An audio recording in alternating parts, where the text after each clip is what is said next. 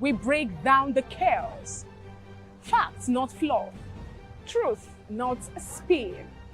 We discuss not just politics, but a glimpse into the future. Voice of the People Television. Now you have more than a voice. Good evening, Africa. My name is Mamakore, actor, model, producer, and I'm giving a big shout out to VOP TV, man. Keep watching. Don't change the dial. Thank you, and God bless you. My name is AY, and of course, I represent the voice of the people, and that's why I'm on VOP. AY say so. Hi everyone, it's your girl Miriam Tima from the Real Housewives of Lagos and the Real Housewives Ultimate Girls Trip Africa. Shout out to VOP, the voice of the people. You already know. Stay. This is VOP TV. If you're not watching VOP, I don't know what you're watching. Maybe you're watching your weight. Bye. Hello, beautiful people. This is Wale Ojo, and you're watching VOP, Voice of the People. Hi guys, you already know who it is. This is New Energy. Flyers whatever live. Keep watching VOP TV. Thank you. Hi, people. Ginny Albano here. Guys, please keep watching Voice of the People.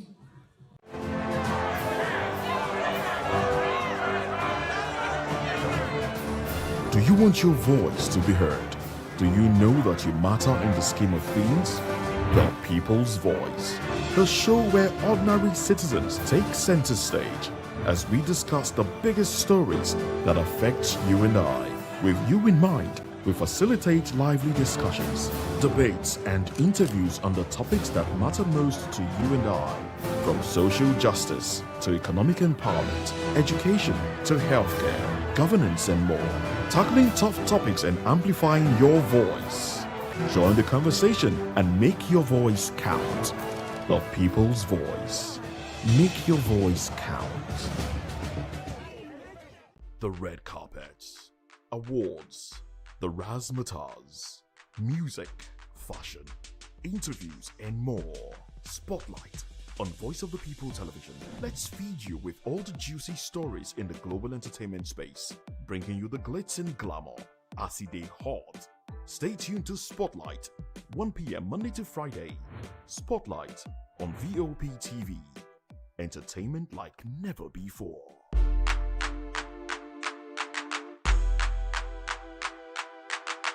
Are you ready for the extraordinary? Something big is happening on your screen. Introducing VOP TV. Now streaming on SLTV channel 264. From breaking news to captivating conversations, news analysis, giving you all sides to the story. We break in-depth discussions on the issues that matter, from politics to sports, entertainment, and lifestyle. VOP TV on SLTV channel 264. Join us as we redefine what television means to you. Voice of the People Television, VOP TV. Now you have more than a voice.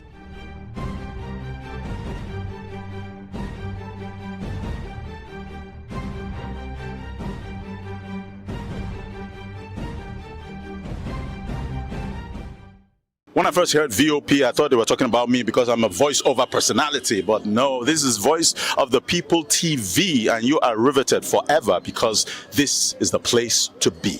Yo guys, your boy Chella. Shout out to VOP TV. I love you guys. Salut, salut tout le monde. Suspect 95. Là, on est sur VOP TV. On passe un bon temps.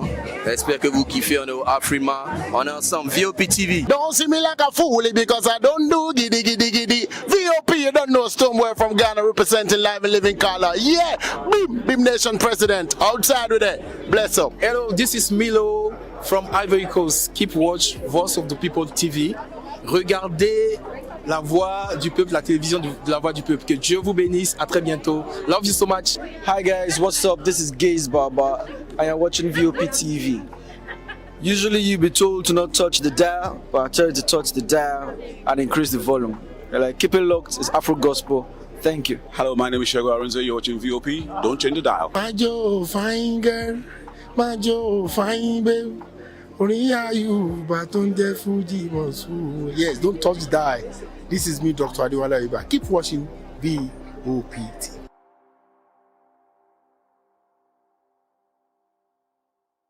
Welcome to the locker room, the home of football talk that matters.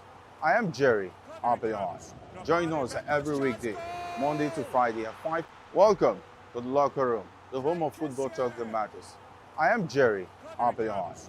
Join us every weekday, Monday to Friday at 5 p.m. Nigerian time, as we share the hot takes and hot debates in the exciting world of football. And joining me are the usual suspects, Ikechukwu and Mayowa, as we break down all the hot takes and everything that's happening in the football.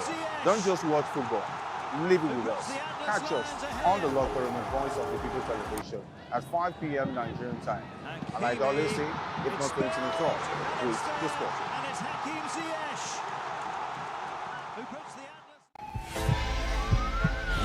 This is Health Check, your weekly guide to better living, smarter choices, and trusted answers. From everyday wellness to urgent health issues, we've got you covered. Health Check, only on Voice of the People television, where your health has a voice.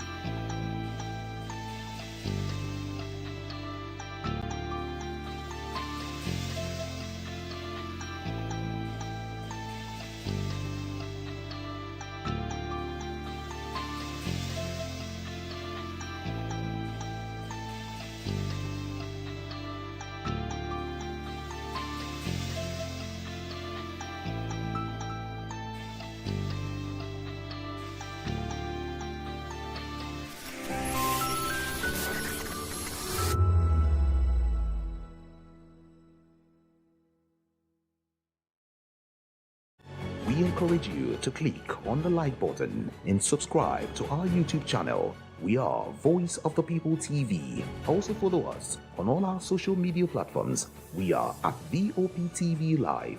Visit our website www.vop.ng for fresh and trending news. Also watch us live on SLTV channel 264. VOPTV, Voice of the People Television. Join us as we drive into the world of politics through insightful interviews with prominent political figures, both serving and former governors, ministers, senators, legislators, party chieftains, activists, and analysts. Get first-hand information into the decision-making processes that affect our daily lives. Highly engaging one-hour program that brings political discourse into focus. I am Chukwuma Okoro. Political Lens, Monday through Friday, 6 to 7 p.m. Join us. In a world where truth is the ultimate power and opinions scream the loudest, it's time to wade through the noise. Hunger no get drum! Hunger no get religion! And scan the human interest and trending topics that matter. Stay tuned to The Issues, your plug to the stories making the buzz, from politics to science and technology, social justice, and more. Let's tackle the tough questions and expose the truth. The Issues, on Voice of the People television, Mondays to Fridays, 8 to 9 p.m. The Issues. Don't just react, understand.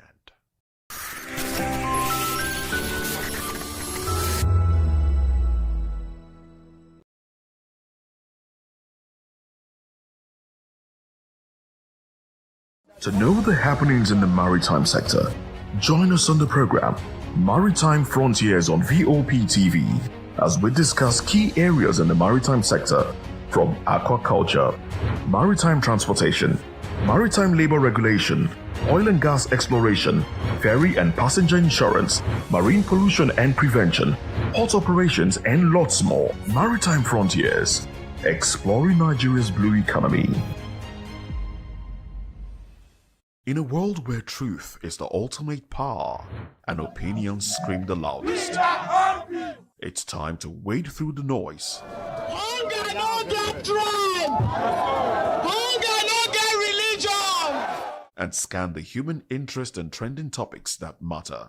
Stay tuned to The Issues, your plug to the stories making the buzz, from politics to science and technology, social justice, and more.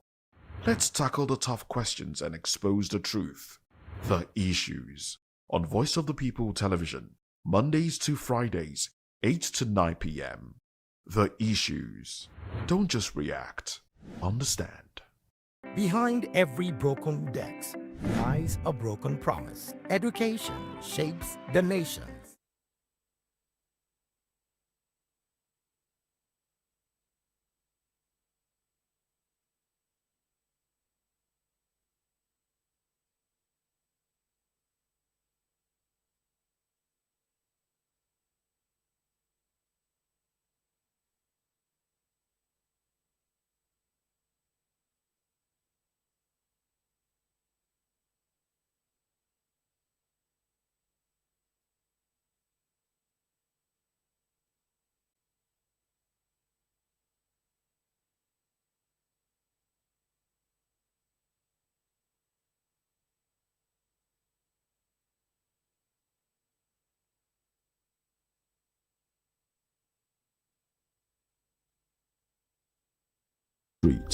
We go to bed empty hunger. To the blaring horns of a hustling city, the loudest voices of the common man got a medium to be heard. This particular administration, they were coming unprepared. It's not a bad thing to renovate the president's lodge. Through top-notch programming, unbiased reportage of news, sports, business, entertainment, and cultural documentaries, Voice of the People 90.3 FM became a symbol for 21st century media. And now, a new baby is born. Voice of the People Television, VOP TV, youthful, full of vigor and penchant for excellence in the continent's media space, exposing the wrongs, applauding the rights, dissecting the news without fear or favor, through factual and accurate stories and contents. Corruption kills three things that makes a society. Representing the interests of the people and giving them a voice. Voice of the People TV is here to stay towards building a fair society. VOP TV, Voice of the People Television, truly a voice for the people.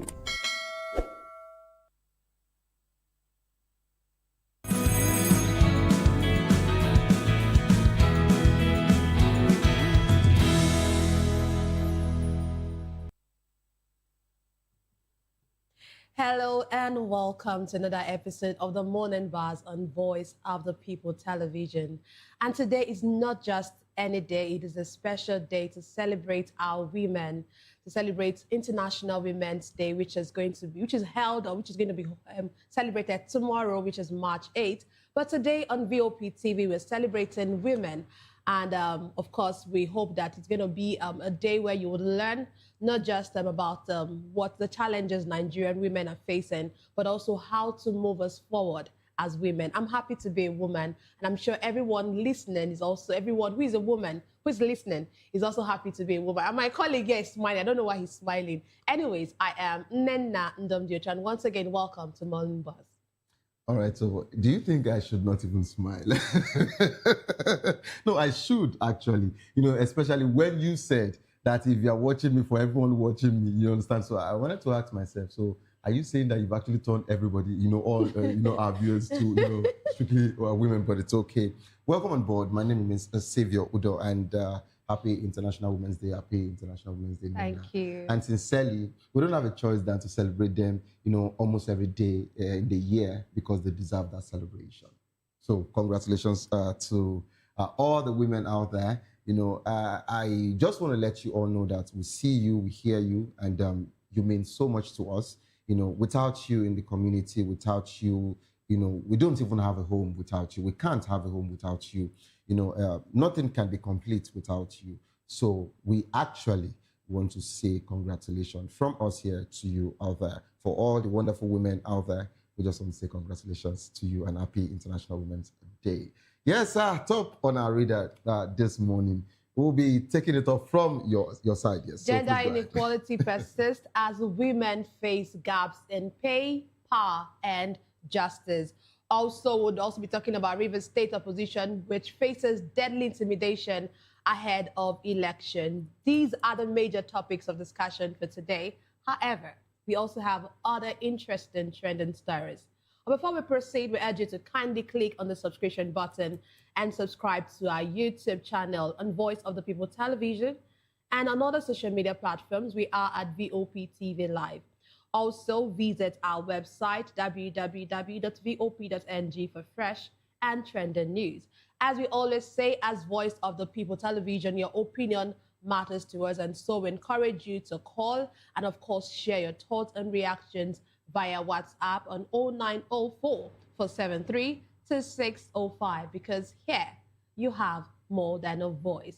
Okay, we're going to be starting with this. President Bola Ahmed Tinubu has inaugurated an 11-member committee to establish the Grid Assets Management Company. This company limited, a new entity aimed at tackling Nigeria's chronic power sector challenges, including stranded electricity, grid management, and transmission inefficiencies. Shared by the Chief of Staff, Femi Gbajabiamila, including key ministers and energy experts. The committee would also review the legal and operational status of assets under the Niger Delta Power Holding Company, NDPHC, and the National Integrated Power Project, NIPP, for GAMCO's pilot phase.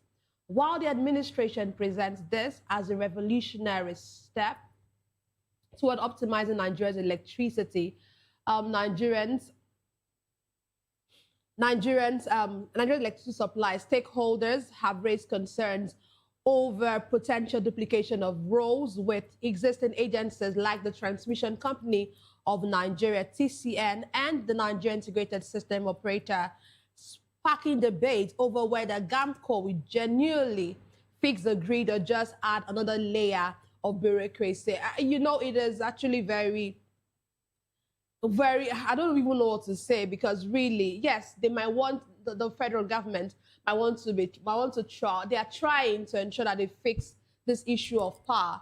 But it looks like this is a duplication of offices, and that is what Nigerians are crying foul about. That we already have TCN, Transmission Company of Nigeria, which is supposed to be in charge of transmission and all of that. We have the Nigerian Integrated System Operator, all still in the power sector. Now you are now bringing up another one, which is GAMCO. Yes, it consists majorly of the ministers, and the chief of staff is the one who is chairing this particular would I call it I don't want to call it a ministry. It's not a ministry, but this particular management company, and we know it looks like how much can they do? Because Nigerians really need power. Power has become a very big issue in our country. Our president actually told us while he was campaigning some years ago that if he doesn't fix the power sector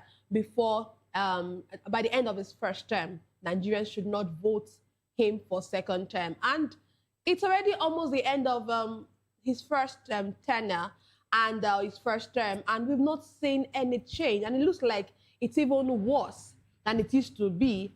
And does it look as if he's trying to, do something just to make it look as if he's doing something before his second term? Let me sound like one of his media, aide, Boala. I just finished watching the interview between Boala and the Al Jazeera broadcast journalist. And let me use the word, I'm not aware. So for every major conversation that was asked, he said, I'm not aware. So I believe, I don't also know if they are aware of this particular one. But let me mention this. No matter the board, no matter the new agency that is to be created, no matter the new company, no matter the new team or committee that wants to be created, to actually look into the power sector, that is not the problem. The problem is actually in deployment of solution. it is not about meetings. So in Nigeria, we have 1,001 offices that are not functioning. And that's the reason why it is always very easy for them to constitute a committee. It's very easy for us to do meetings over and over again. But my question, if you're actually constituting a committee or a new agency to actually look into this particular power situation, the power sector in the country, what has the other one been doing for years? Are you saying they are not reporting to you? Are you saying that they've not been giving you, reports as regards to what we are lacking and what is our major problem? But for Aso Rock to actually decide to go off our Nigerian grid to use solar, it means that this meeting would continue again in the next 4 years, and its tenure will be done, and they are good. And the new person would come in again, campaign about electricity. Today, the reason why I'm coming this hard is because I have to face the fact. The fact remains that until our Nigerian government decide to fix all of the situations in this country, it won't be fixed. They know our problem, they don't want to do it. And why am I saying they don't want to do it? They would give you indices, they would give you, 1,001 things on the paper, they would try and make it sound well. But we're talking about proof of concept. We're talking about reality. We're talking about how is your indices, your numbers, your data that you're giving to us, how is it reflecting in the life of a common Nigerian? Do you know how bad it feels when a governor came in with the same time this administration started, and the same governor, who happens to be, of course, fortunately, he happens to be the governor of your state. The governor came in, and in less than 4 years, that same governor has actually eradicated darkness from a particular community who has not seen light for 20 years. So that means there are communities in this country who have not actually seen light for 2 decades, 3 decades. So as the government not failed them, we have to face reality. As the government not failed them. So this is a governor stepping in now, not from their political party. And don't forget, the previous governors, the predecessors of this man, Alex Oti, actually said, for everything he has done, they rubbished it. That, he's not doing anything new because all he has just been doing is to paint the roads that they actually, constructed. And when we actually look at those roads, Nina, I tell you this for free, these roads are not even graded. These are bushes that they never did. I saw a particular community that is close to the canal, and Alex Otis stepped in. Did not just grade the road, he actually poured asphalt. Of course, asphalt is what we call Kruta, or what we have on our express. That's what we call that particular stuff. He actually poured asphalt. They fixed the road, did everything. Now, it didn't stop there. They went through that canal, they cleaned it up. Now they have a free flow. No issue of drainage situation or what have you. No, there is a free flow. Communities can actually go about that inside a very core area of the village. So what we are saying here is that the Nigerian government has been failing Nigerians when it comes to the electricity sector, the power sector, whether we like it or not. We were talking, I think 2 weeks ago, and I mentioned it on this table that the earlier we face reality, the better for us. The reason why my children don't know if there is the difference between Nigerian NEPA and whatever is because I have solar. So whenever the light is off, they know that the light is still on, so they don't know. But is it a proud thing that we cannot even, is it even a crime that we cannot enjoy 24 hours light in this country? And I tell you this, you see this particular committee, this committee is being created so that it will look again. They know how to raise Nigerians up, so they are about to work again because they want us to be calm, to see through the election. And guess what? A particular axis, around those Orisumbari axis, when once you take this 7 and 8, through this Ajawa State to Orisumbari, through Kenu, this area, so many people have actually called on the government for over 3 years plus. To my greatest surprise, while I was coming to the office for my show yesterday, I realized, they came, they poured asphalt, they fixed it. You know? That's because they're jeering themselves for That's the what I'm election. saying. So why should it be that it is only when election is closed, that is when your government will start, creating Say your committees? government. No, yeah, your government. They'll start creating committee. You understand? On a more serious note, for me, I would have wanted us to talk about, more of women and leave the power sector. No, because if we start on this note, we might actually feel, very bad. Because I'm saying this because whether we like it or not, Nina, let's call a spade a spade. You see this power sector situation, it will still linger. So I think our Nigerian governments have actually, mastered that act of, playing a bait with Nigerians. They get to do something that will drag us again, give us hope a little.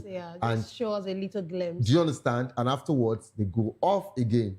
And when they're about to need us again, they know how to, bring us in. Is that actually the way to go? It just tells Nigerians that there's a need for us to take our destiny into our hands. And how do I mean our destiny into our hands? By ensuring that we do right and vote right. Of course, you have conscience. You know what you're facing in your homes. You know that you've not had. Why are you smiling? No, I'm smiling. You know that you've not had power. I'm smiling because when I said vote right, but on a serious note, not when you're given 1,000 naira, 5,000 naira. Now you are making it clear.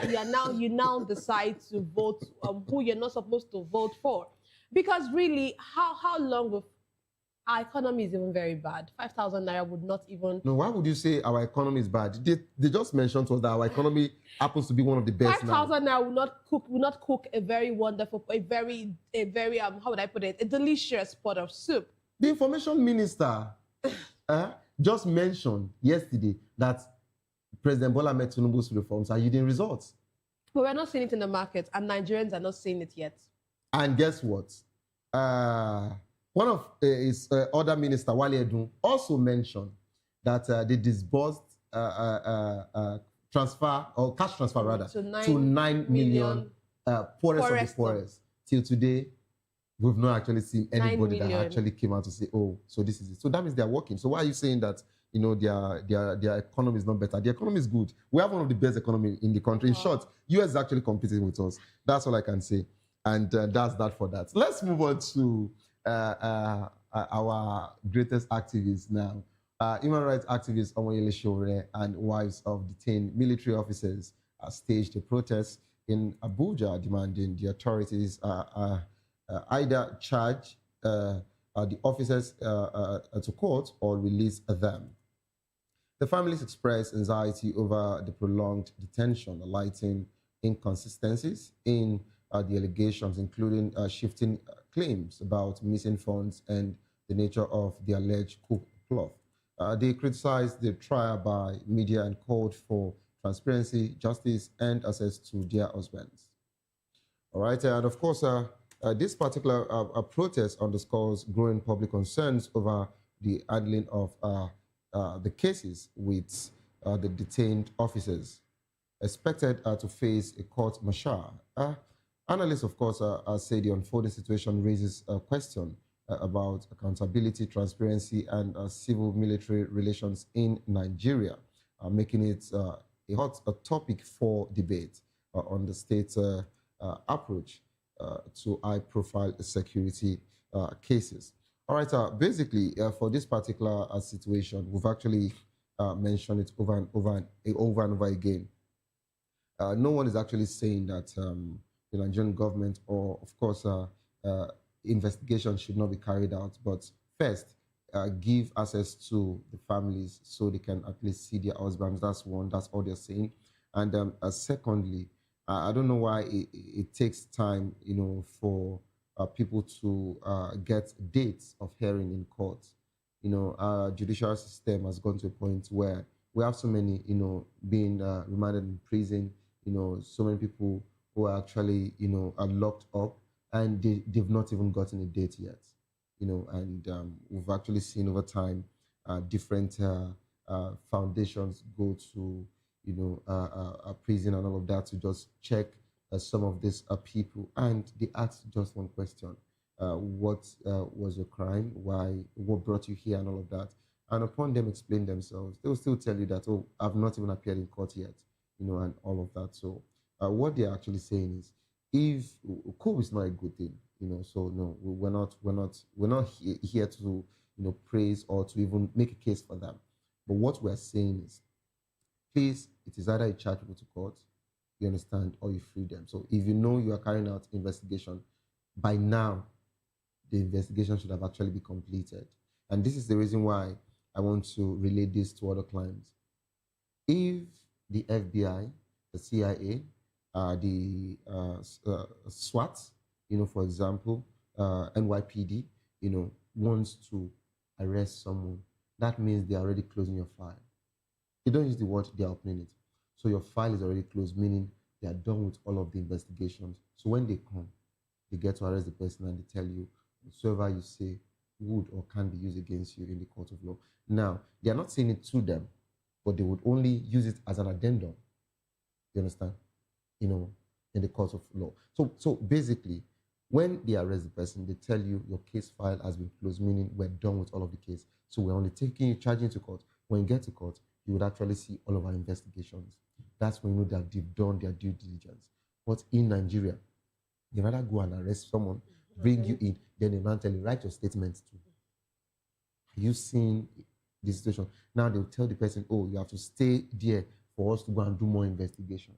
So you were not sure of the investigation and you arrested. Do you understand? So this is the reason why some people are actually saying, if you want to arrest these people, or of course you've arrested them, instead of just detaining them, it is either you charge them to court or you release them.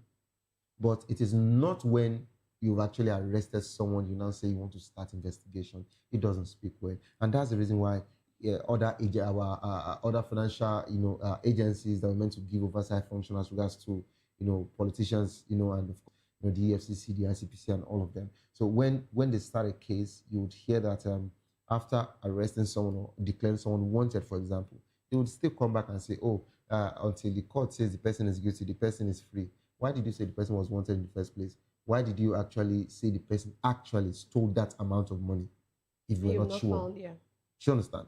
So what we're just saying here, it's not a good thing. You understand? I'm someone's father. I'm also someone's husband. So when you deprive my family from seeing me, I know how they will feel. You understand? I'm not saying what they did was good, was okay. But what we are saying is, first, give their wives access, give their families access, to them. That's first. And secondly, why is it taking time for them to be charged to court? Do you understand? You have all your evidences, including the Nollywood actor, right? Yes. So, who happens to be a veteran. So the thing is, if you have all your evidences, if you've actually done, your investigation, then charge them to court. That's all I would say. But of course, I want you to speak from the wife's angle. Speak from the woman's angle. It's not a laughing matter actually. But it's not. You know what I laughed was because when you said speak from the wife's angle, because really I was actually going to speak from the wife's angle. Because I know I listened. I didn't watch the video, but I listened. I was listening to a station and I heard how emotional. I didn't need to see her to know that she was going to break down at some point, which she eventually did while she was talking. Because I want to imagine not seeing my husband. I'm a very emotional person. And I cannot not be with my husband. And then I will now not see my husband for... Don't smile. I don't know why you're smiling. No, I'm not. I promise I'm not. I'm not now see my husband for just a month and months, running into months. It just breaks the heart to know that these women they know it's even bad that their husbands have been charged for something as grievous as what they've been charged for or with. Yeah, for. And then you are still not allowing them even access to the men. At least, if I can see him, I could hear his own side of the story.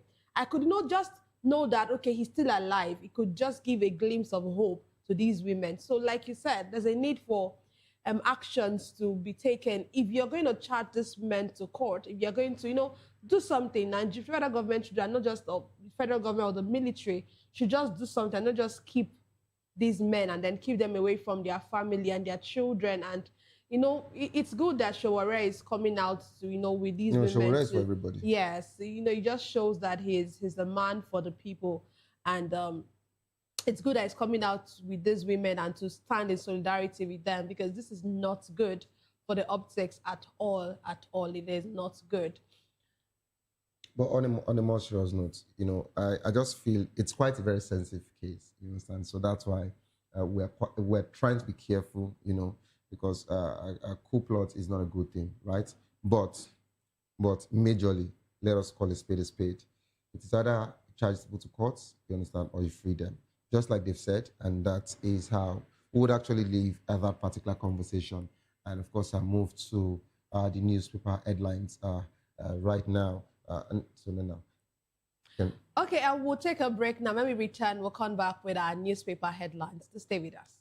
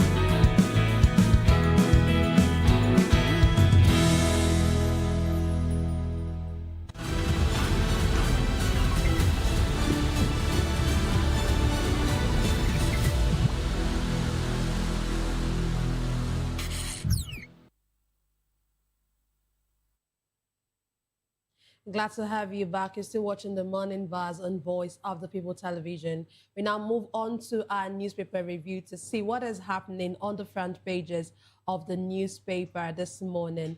We're starting with Saturday Punch, and on the banner headline for Saturday Punch, we have Nigerians lose millions in dashed Umrah dreams. And the sub-rider of that is intending pilgrims lament financial losses to cancel trips. Another sub-rider under that particular headline is, I paid 13 million naira. Everything now messed up. It's painful. Also, another headline we have above the masthead is ADC kicks as president post 65 ambassadors. Another headline we have there is 2027, 4 ministers to quit Tinubu's cabinet. Of course, another headline that is there is deadly rise of fraudulent surgery hospitals. Okay, we also have another headline here. Atiku will be condemned Borno massacre.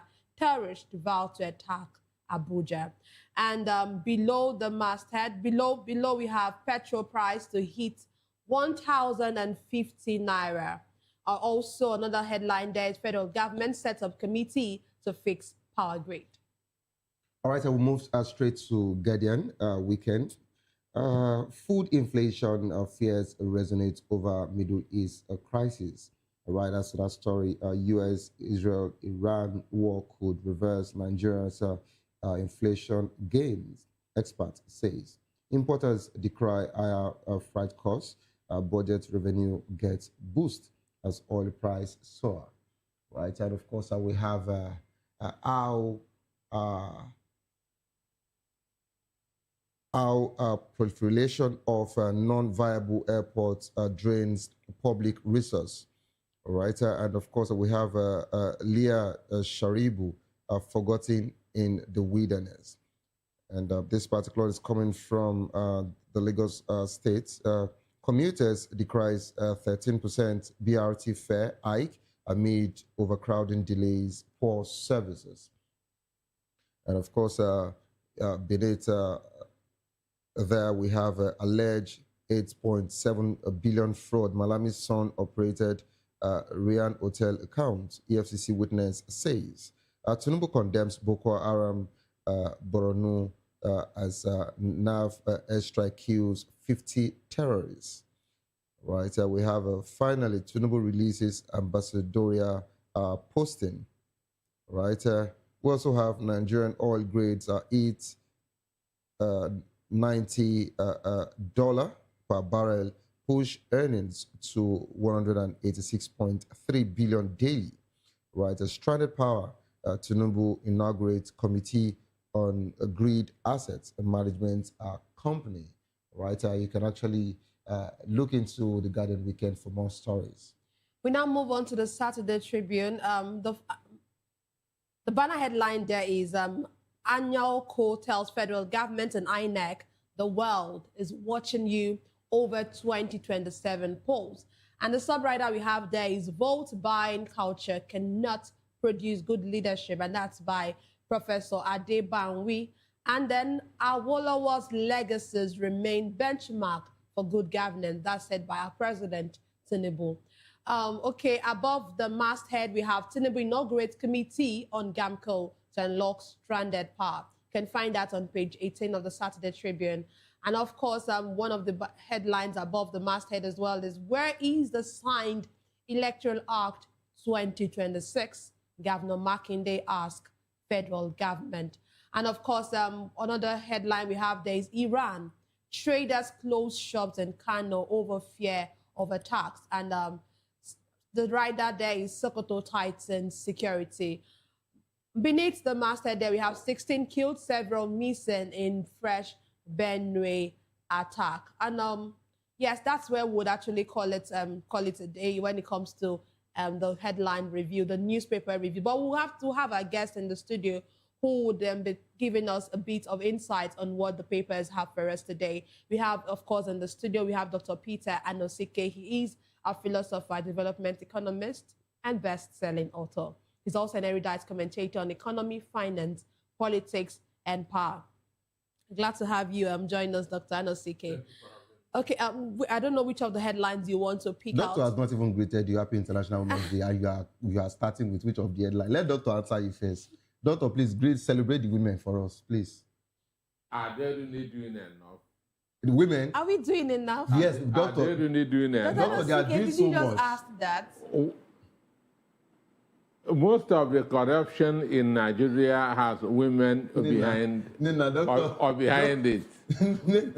Doctor is not. The Doctor Omar is a preacher of love. The Omar Farouk, the better Edu and that's. But Doctor, notwithstanding. Yes, I was just going to say Doctor, that. notwithstanding, these are just few numbers out of all the wonderful women we have in our women are land. actually doing a lot. Women are holding forth in every aspect of the economy. Dr. Anosike, even if you might not want to agree, I'm a woman. I know how much I'm doing as a woman. Doctor, and I know and I'm sure you know, Dr. you know Anosike. these things. So, I'm Doctor, sure he knows. leave politics now. Leave the women that have done one or two. Yes, and now, we know that some let's women, celebrate we know all some the women haven't today. been good. They've not done it well. Yes, we can mention them who have. But Doctor, don't forget that we have the higher number in men that have actually, has stolen so much from this nation. All these bandits and terrorists who gave birth to them. Dr. Anosike, please, let's not go Doctor, officially, can you actually say Happy International Women's Day? Let's move from here to the newspaper response. Well, I was just cracking jokes. I know. Then I was already like, where is Doctor coming from this morning? I'm telling you, like, how? Women, for me, I believe that women are the improved species of human beings. Understand me? Because God created men first and now improved on the women. Understand? So that's the reason why they are tolerating us, but it's okay.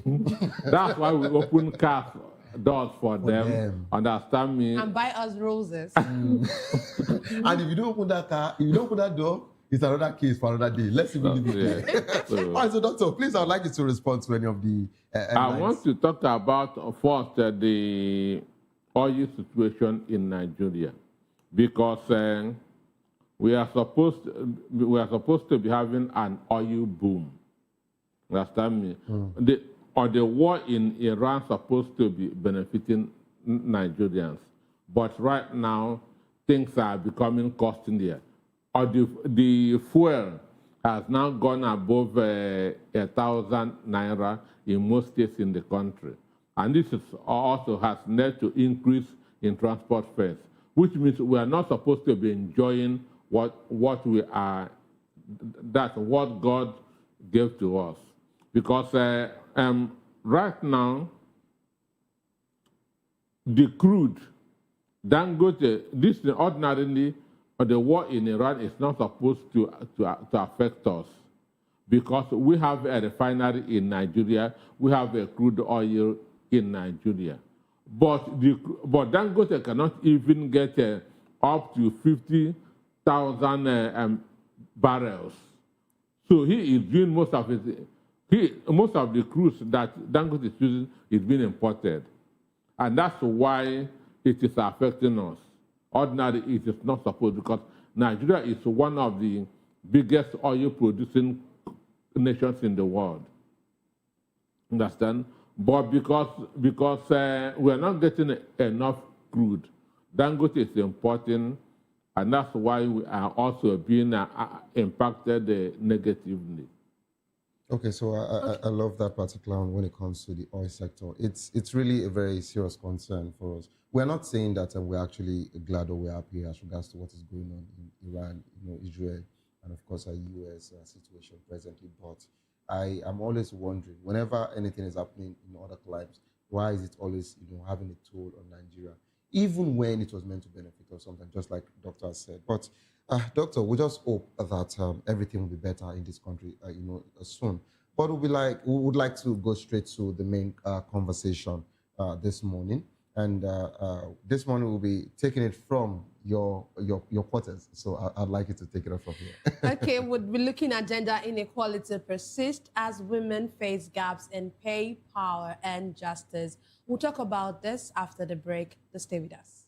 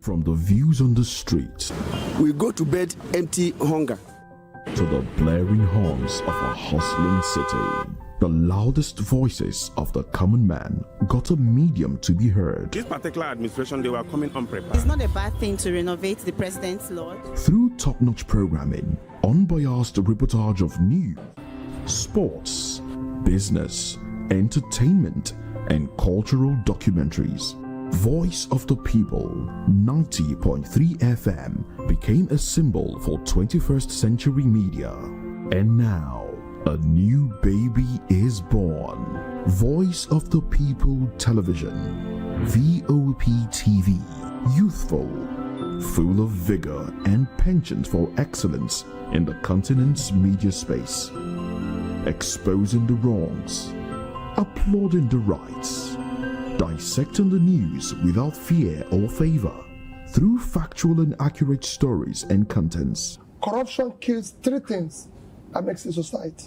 Representing the interests of the people and giving them a voice. Voice of the People TV is here to stay towards building a fair society.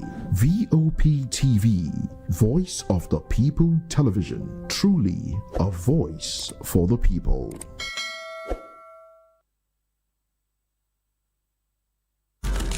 In a world where power shifts with every headline. In a nation full of questions. In a world filled with noise, the truth needs a voice. The policies that shapes our world and the economy that determines our future. Every hour, every day, the grapevine keeps buzzing. And together, we are committed to telling the stories that shape our world because your voice is our focus. Don't forget, our voice matters the most. Let us come together and share our concerns.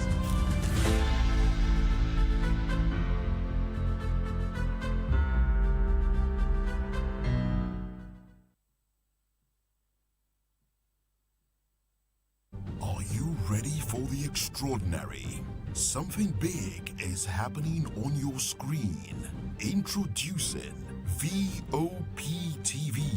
Now streaming on SLTV channel 264. From breaking news to captivating conversations, news analysis, giving you all sides to the story. We break in-depth discussions on the issues that matter, from politics to sports, entertainment, and lifestyle. VOP TV on SLTV channel 264. Join us as we redefine what television means to you. Voice of the People Television, VOP TV. Now you have more than a voice.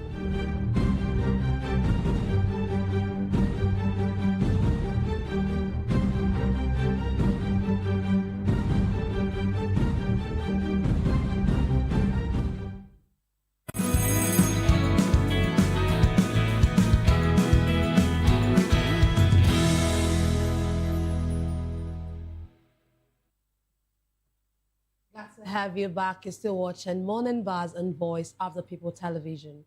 Despite decades of global advocacy, gender equality remains far from reality. A new report by the UN Women reveals that no country has achieved full legal equality between men and women, with women globally holding just 64% of the legal rights of men, discriminatory laws, weak enforcement, cultural norms, and conflict resolution situations continue to widen the justice gap.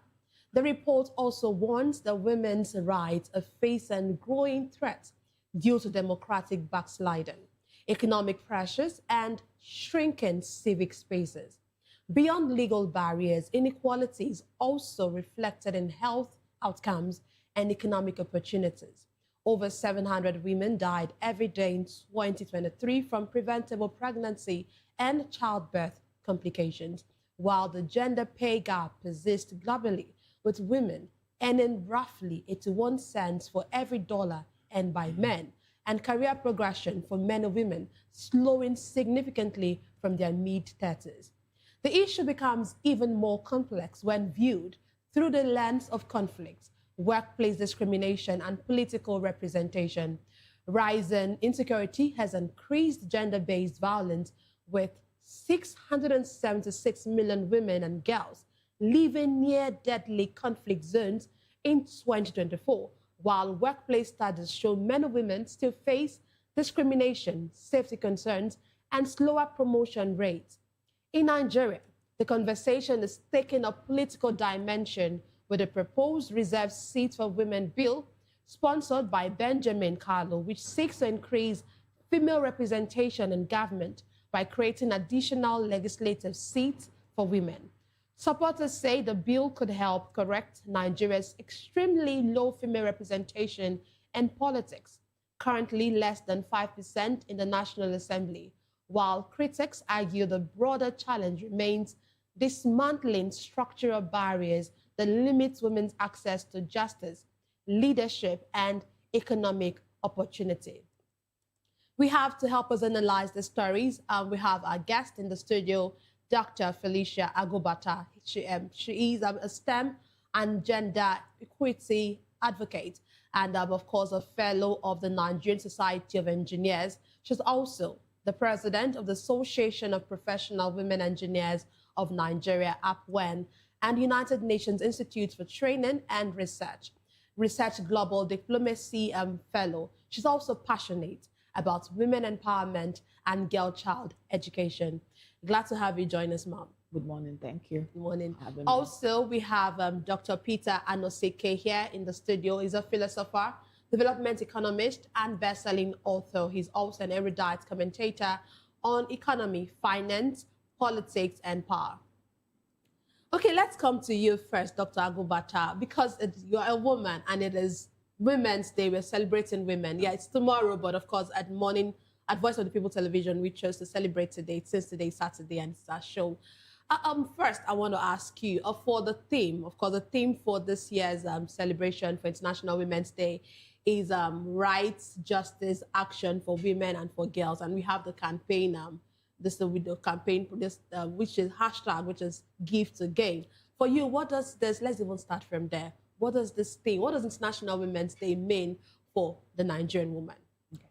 Thank you so much for having me. I must tell you that International Women's Day is a day where, for us as women, we celebrate accomplished women who have held themselves, who have actually held the fort for other women, upcoming women, who have not necessarily performed and broken barriers, but have led that advocacy in ensuring that we have more women come up, that women excel in whatever they do, and also ensure that we have women empowered in all spheres of their lives. So this is a day for us to celebrate them and acknowledge the price that they paid, acknowledge what they have done to maintain women being in this particular position. I must tell you that for us in Nigeria, we're not yet where we want to be, but I must tell you that the train have definitely left the station. We are no longer where we used to be. So we must acknowledge the impact of few women who have made sure that women are not neglected. That was why we are talking about equality in law. Equality in law is equity. Give women equal opportunity, equal rights, equal opportunity, equal representation in every sphere of life. That is what women are asking for. You know, you said something about that we are not there yet as women, but we've made some improvements. Okay, can you just speak to those improvements where you think women, where have we actually done well in, I want us to use Nigeria now because of course we're Nigerian women. I'll just give a few examples. If you look at in leadership, few women that have been entrusted in key leadership positions have always made the women folks proud. Look at in the financial sector. Most of the leading banks in the country are being held by women. And most of the top 5 banks in the country, their balance sheet, one of the best banks in the country is being led by a woman, Zenith Bank. Then if you look at Nigerians presently, we had the first female president of the foremost professional engineering institution in Africa, Nigerian Society of Engineers. It was led for the first time, we had a female leading this association in 67 years history. The association was formed in 1958. For the first time, we had a female elected in 2024. In 2024. That was the first time. And if you look at the parameters, if you look at the things that she did while in this position for the past 2 years, it was phenomenal. The visibility, the collaborative tendencies for the society in terms of people wanting to do business with the society increased. She changed the dynamics. She changed the way things are done in the association. If you look at the Federal Airports Authority of Nigeria, for the first time, we are having a female lead the agency since inception of FAN. Look at the phenomenal things she's doing at the airport in terms of, not just in terms of ease of movement of passengers, in terms of reconstruction work that is presently going on in the country now. That airport has been there since like 40-something years ago. For the first time, the government is thinking about what? Reconstructing the airport. That is leadership. That is government. Then also look at other agencies where you have first female. We have the first female CEO of Shell, Eloho. So she's left there now. Presently, we have the first female leading Midwestern Oil, Elozino Olaneyo. We have the first female leading Pipeline Association of Nigeria, Engineer Ngozi Adeleke. She's also the president of Women in Renaissance. These are women doing sterling things. Now, if you not talk about what about the exports we've taken outside the country? Convoy, Amina Mohammed, then becomes the first female to lead the World Trade Organization. These are Nigerians in leadership position. But like I said earlier, we are making progress. But we must do what? Continue with the advocacy. It must be intentional. It must be incremental. We're not yet where we want to be. But definitely, it's no longer business as usual. It's no longer business as usual. Thank you very much. You know, you're a career woman, and there's so much. I don't know, should I say inequality or discrepancies when it comes to career? It looks like men. Sorry to my male counterpart. I'm not trying to, but that is what it is. But it looks like sometimes the men get to have higher pay than the women, and sometimes the women are burdened or are limited by some certain limitations. Can you speak to that?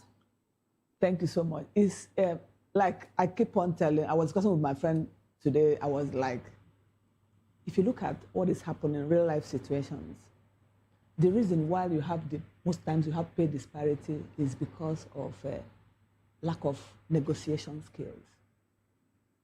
And we have to, if you look at the men are, sometimes they say that men are born natural leaders. It's not like that. They were not born natural leaders.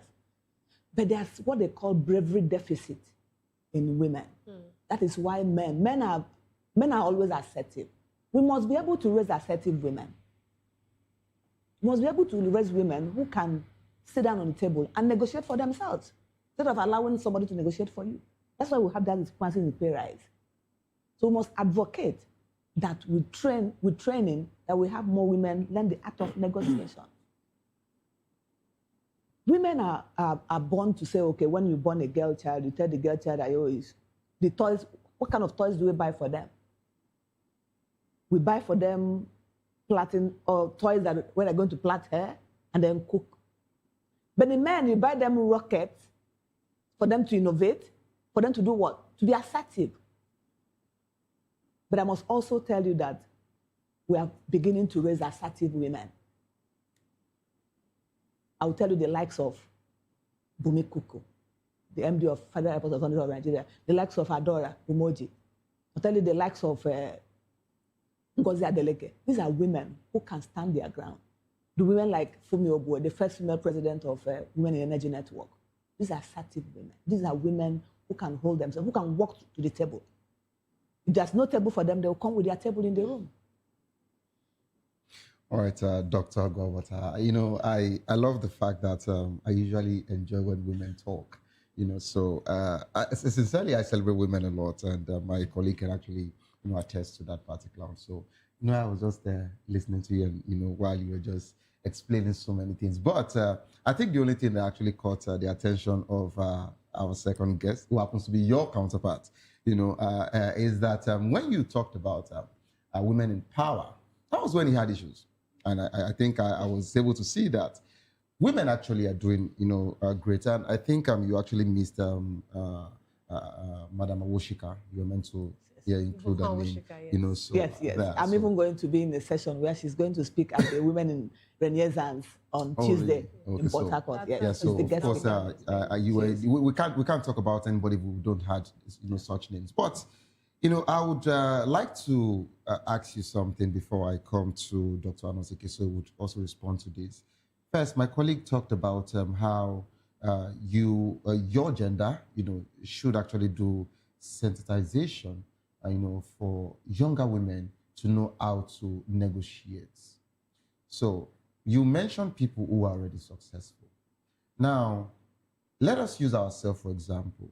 You know, there are some places we might get to. Just like you said that men know how to, you know, negotiate. They have this leadership, you know, instinct in them. And of course, maybe women are having deficit as regards to that area. And when it gets to bargain, we actually know how to bargain and get maybe better pay over your gender. You know, there should be a way that you have to balance that particular eye. Otherwise, it will still look like women are being sidelined. You understand? And when it comes to power, women say have a lot to do. When it comes to politics, basically, women have a lot to do because the same way you have so many, you have the likes of Oduwole who is doing fine, you know, and we have likes of them. That's the same way you also have the likes of Better I Do. Yes. Who actually give you people bad name. Let's call it spade a spade. Do you understand? And that's the reason why you would hear people say, oh, what a man can do, a woman can do better. Meaning what?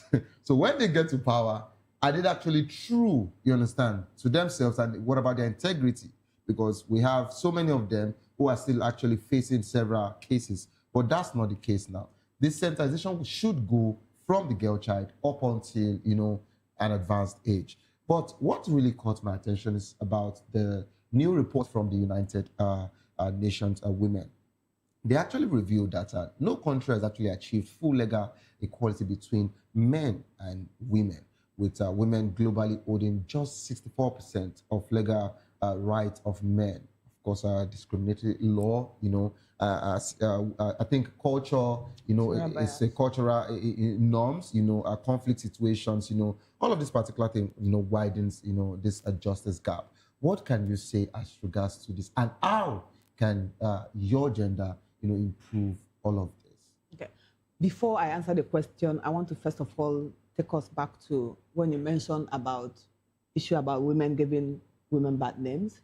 I want to tell you that corruption is not gendered. Okay, I love that. Yes, corruption is not no, gendered. I love that. Yes. Doctor, you are fed. Yes. Corruption is not gendered. So we cannot take the, because one bad egg. Yes. We can't. Yes, corruption is not gendered. We also have cases of other men and more men to be precise. Yes, more men to be precise. Then when it comes to, we have to be intentional. When it comes to what can we do to ensure that these disparities and the rest of them, we know what the problems are: cultural stereotypes, biases. Like I said, I can relate with early in my career where I was told that, oh, you cannot do this particular way because I'm an engineer. I was like, why? He said, no, you cannot do because this is actually something for the men. I said, no. In school, we are taught the same courses. We pass through the same exam. Even the benchmark for acceptable performance is universal, the same. Nobody was being scored A or B because of your gender. No, it's based on what you've written. So why will I not come into the workforce and you are deciding for me what should be my role? Let it be open. Give me equal opportunity, equal right for me to do the same work. And then you can now judge us. Give us the same training. So that comes down to what can we do? We need to be intentional with our training. We need to be intentional with our advocacy. We need to, because a lot of people are not even knowledgeable. A lot of people are not even aware about some of these biases. Talk about someone in Afghanistan that are talking about the women in Afghanistan who are actually praying for liberation, to be rated in terms of having their equal opportunity for them not to cover their heads and the rest of them. This is an equal opportunity. So in the country, I must tell you that government is already, I'm happy with the government policies governments are making in ensuring that women are represented. But for us as women, we must also take the bull by the horns by making sure that we collaborate with relevant agencies, both government and men. We cannot achieve anything through competition, but with collaboration with the right organizations and the right people, we'll get there. So we have to be intentional. We have to be decisive. We have to continue. We have to ensure that we'll do what? That we'll do the right thing at the right time. And the time is now. Especially now that the government is looking in that direction. Especially now that the government is setting up policies. Especially now that the government is making policies and legislation to ensure that women come up. It's never happened before. This is the first time we're having a policy, government policy, legislate. They want more women to come into leadership positions. But most times you ask yourself, if they ask more women to come to leadership, how many women will be ready? Are you ready, Nana? No, is your wife ready? My colleague is ready. That's what I'm saying. She's so we very need to be sure that more women are ready to take up this position when it comes. Because we talk about access, give equal access to everybody. But when that access comes, what do you do with it? What do you do with it? I love that. I love that. What do you do with it? I love that. Is it when the access comes, you now tell me that, oh, you have a 3-month-old baby that you are not seeing? But I think I would need, before, I know he wants to ask Dr. Nosike, because before we bring in Dr. Nosike, this aspect you just talked about, the nursing of babies, is actually a big issue, because personally, I had faced career breaks because of giving birth to children. Because every time, the first place I worked, my appointment was actually terminated because I had a child. Not because I said I didn't want to work, but just because I had a child, and then I was sent my termination appointment during my, termination letter rather, during my maternity leave. So it's a big deal. We can't even run away from that fact that these are things that women face. But how can women, even with childbirth issues, how can women still, you know, because you brought it up when you talked about you can't be, an opportunity cannot come and you say you have a 3-month-old baby. But these things exist. We can't run away from it. Sometimes even the men don't even help matters. Because they'll tell you... we wouldn't want to start throwing shades at us. We are still on this table. We're not throwing shade. We're not going to shake the table. We're not shaking the table. No, please, we don't want to shake the table. We're not going to shake the table. But it's actually important, because sometimes women have this, some women have this resentment, because it looks like they are just there nursing babies, and then the men are out there doing big things. So how can we ensure that there's a balance before we allow Dr. Anisike to come? I'll start first with the family. The root of the family is the man and the woman. That's the family. You must have a support. For those of us who have good support base, it looks as if it's that all that rosy. But for some that don't have, we encourage them. Ask for help when it's needed. I'll give you an example. I had a mentee who I had to tell, she was to go and do a PhD program abroad, fully sponsored. Well, she has never worked for, she's graduated almost 7 years. I said, it's an opportunity for you. She had a 9-month-old baby. I told her, I said, you have to leave the child with your mom. Your husband, what did your husband say? The husband is accepted that the mother should come in and live with them and stay with the baby. She left for the US. Today, within 3 years, she had her green card. All the family, they are all traveled. She works for the US government presently. Dr. Guabata, do you know some men? Exactly. That's where I'm coming. I'm talking about support from the home. But I'm saying that this support doesn't come, everybody doesn't get all this level of support. But for us as women, we must also be, in the African context, where we come from, Nigeria, where we come from, respect is highly reciprocal. If you respect your spouse, respect the family you come from, don't compete with your spouse. It's collaborative. The man is actually meant to be the head of the home. I've never seen a home where, except in 1% deviant cases, 1% of the cases, where a woman that is submissive, supportive of the man, allows the man to be the head of the home, that things like this will come up that the man will not support you. I said it's only 1% of the cases, deviant cases. So most times, for us as women, this equality, people are taking the equality to be mathematical equality. No, it's equality in law, which is equity, equal opportunity. It doesn't say that one you must have, if the man has one, then you must take the second one. What it said is equity, equal opportunity, equal access, so that you can do what? You can thrive. So for the women, I must say that we must encourage one another. We must support our family base. If you have a good supportive family, that's why it comes from family background. It's going to be rosy. I'm a career woman. I had my children when I was, my children were 4 months old when I traveled for my first training. Because I had a supportive husband and family. My sister-in-law had to move coming from the village to come and stay with my children while I traveled for a 2-week course. Why am I saying this? It's support. We must ensure that we have peace at home. If you have peace at home, thriving in your career, I've not seen any career woman who is legally married that achieved whatever the person achieved without support from the husband. Very true. I've had our revered Mrs. Awoshika speak about how the husband stood by her and how she also stood by the husband for them to achieve whatever they achieved today. Nobody is an island. That was why I said collaboration. Even within the family unit, we must collaborate, not competition. Okay. Dr. Gwabata, I have so much to ask you, but let me come to Dr. Anosike now. I want to lace up a conversation here now. You know, you talked about respect, you talked about collaboration, you know, from the home front, and of course, you talked about how women are actually, some women are mixing, you know, gender equality, you know, to be about give and take, one, and not about the equity, meaning equal opportunities. You know, doctor, let me bring it to your decks now. We have a natural patriarchy kind of setup in Africa, but let's come to Nigeria, where we feel that women should not have a voice where we are speaking.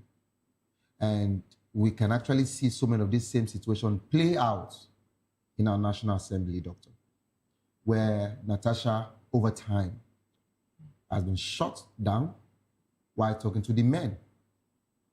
We've seen several cases where Senator Ireti, to be precise, has been, you know, called by Minister of FCC, and he even said that she can't even, you know, get back to that particular house again.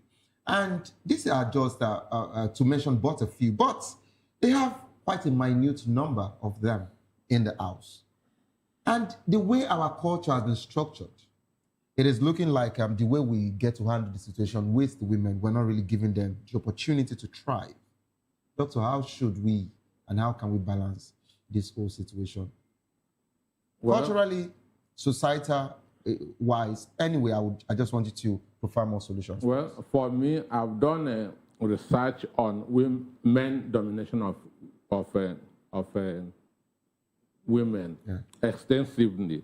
One, I didn't see it in the Bible. There were nowhere in the Bible that God said that men should dominate women. It's not in the Bible at all. Understand me?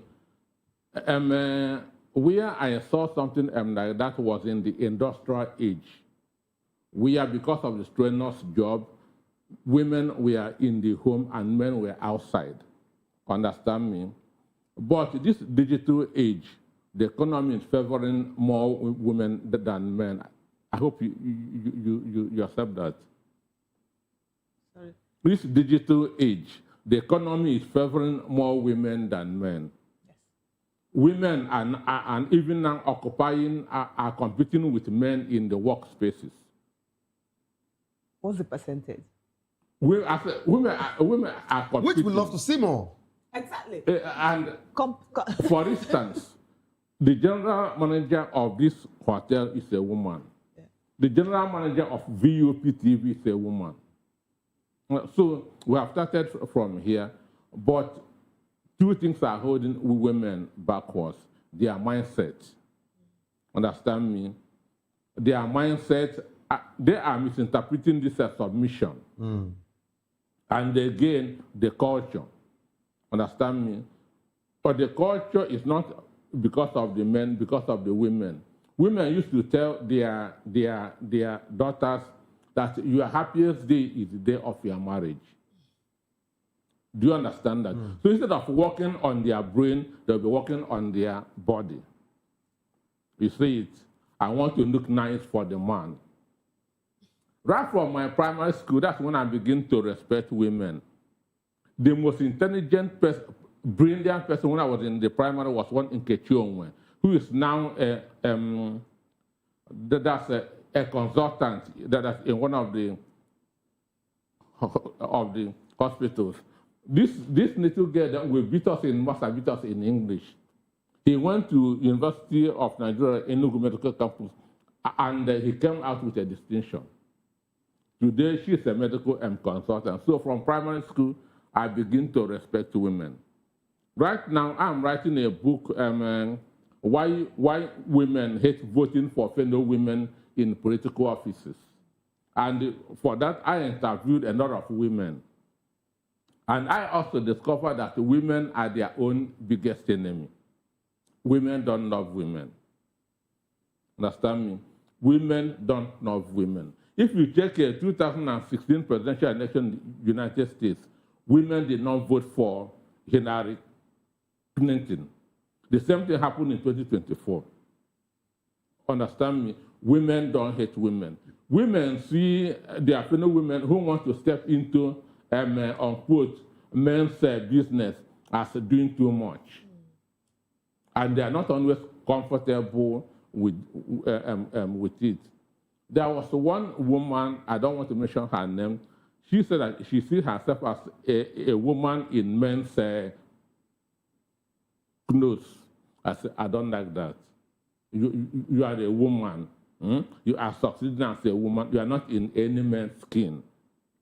So if you can see that, that mentality, women should be themselves. They should be who they are.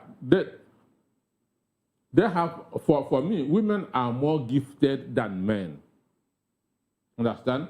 And the society is not really holding them back. It is them that are holding themselves back. Do you know that some of the protests that women embark on are sponsored by men? That women are doing that to protest for equality, men is bringing the money. I'm in the civil society, I know what I am talking.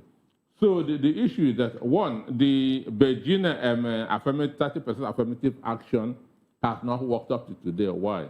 Women are sabotaging it. And the 50-50 will not also work because women are not united in pursuit of whatever they want. Understand me? If a woman becomes so outspoken, the other women will just calm down. No, that is not what a woman is should be doing. Natasha is succeeding because she has changed her mindset.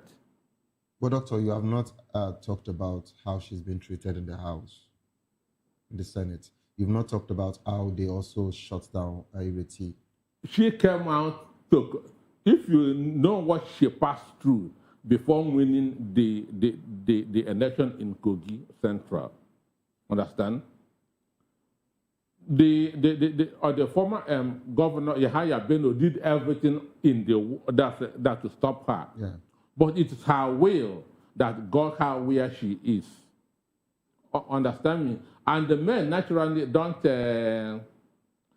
tolerate women. Understand me? So how do we balance it? That's the hook. That's what I want. How do we balance it? It's a change of mindset. We should start encouraging our children right from the cradle. There's nothing for men and for women. My son is in a football academy. My daughter is in a football academy. I cannot say that football is for boys. It's for both. Do what makes you happy. And the parents should encourage their children. Understand? There should be no discrimination. When you begin to discriminate from the basics, that's where this mentality comes. No, I'm a woman, I shouldn't do this. She talked about the kind of toys that you give. When you begin to give a rocket boosts your mindset. It makes you assertive. Then the one that is given how to impregnate her, understand, is already down there. So homes also contribute. That's why all the Bible says, teach a child the way he or she should go. Oh, doctor, I never knew you were actually a preacher. You're taking us to theology now, but that's wonderful. No. So doctor, you're a preacher of the word. Okay, doctor, let me come back to... Madam should know that the main problem of the women is their fellow women, not men. Okay. I love where you actually, drop because if you know Mayan Adetiba reasons like a man. Understand me? She thinks like a man and she behaves like a man. That's why she got to the top of the engineering profession. Yes, she was the first female president. First female. Association of Consulting Engineers of Nigeria, and also the Gamma of FIDIC, that's the African one. But I must tell you, if I come into that, I must tell you, you talked about the leadership why we have women, the DJ of VOP and whatever of this hotel. What's the But on merit. No, I know. What's the percentage? Like I said earlier, I said, we are not where you wish to be, but we are no longer where, we are not yet where we're supposed to be. Let's take an example, the whole board of NNPC. There's no female in that board. No, because it's actually, that's one. They that's what I'm want to saying. really take more money. No, no. We're not, it's not that. Women have shown resilience. Women have shown competence. We're not saying that they should call us to the table because we are women. Oh, we want to give us. We're not talking about tokenism. We are saying bring us to the table based on our competence and skill. And I must tell you that competence and skill is not gendered. We have women, both men and women, who are equally competent and skillful in the country. Check most of the boards of parastatals in the country. How many women are in those boards? That's where we need to start from. So when we say that because the MD of so and so this hotel and the station are women, what's the percentage? It's not up to 5%. But are they really showing up enough? I said it before. I talked about access. Yeah. Talked about access. That was why few women who have been privileged, if you look at the essay to the president on energy, Mrs. Olu, she has done so much for the women. She has been able to, within the short period she's been there, she's been able to provide access for the women.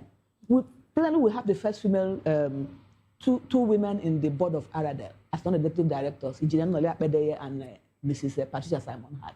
It's never happened before. More women are coming into boards because one thing is this: if you give some women access, they do what? They create more access for more women. Fumi Obwe is someone who has also done excellently well in creating access for more women.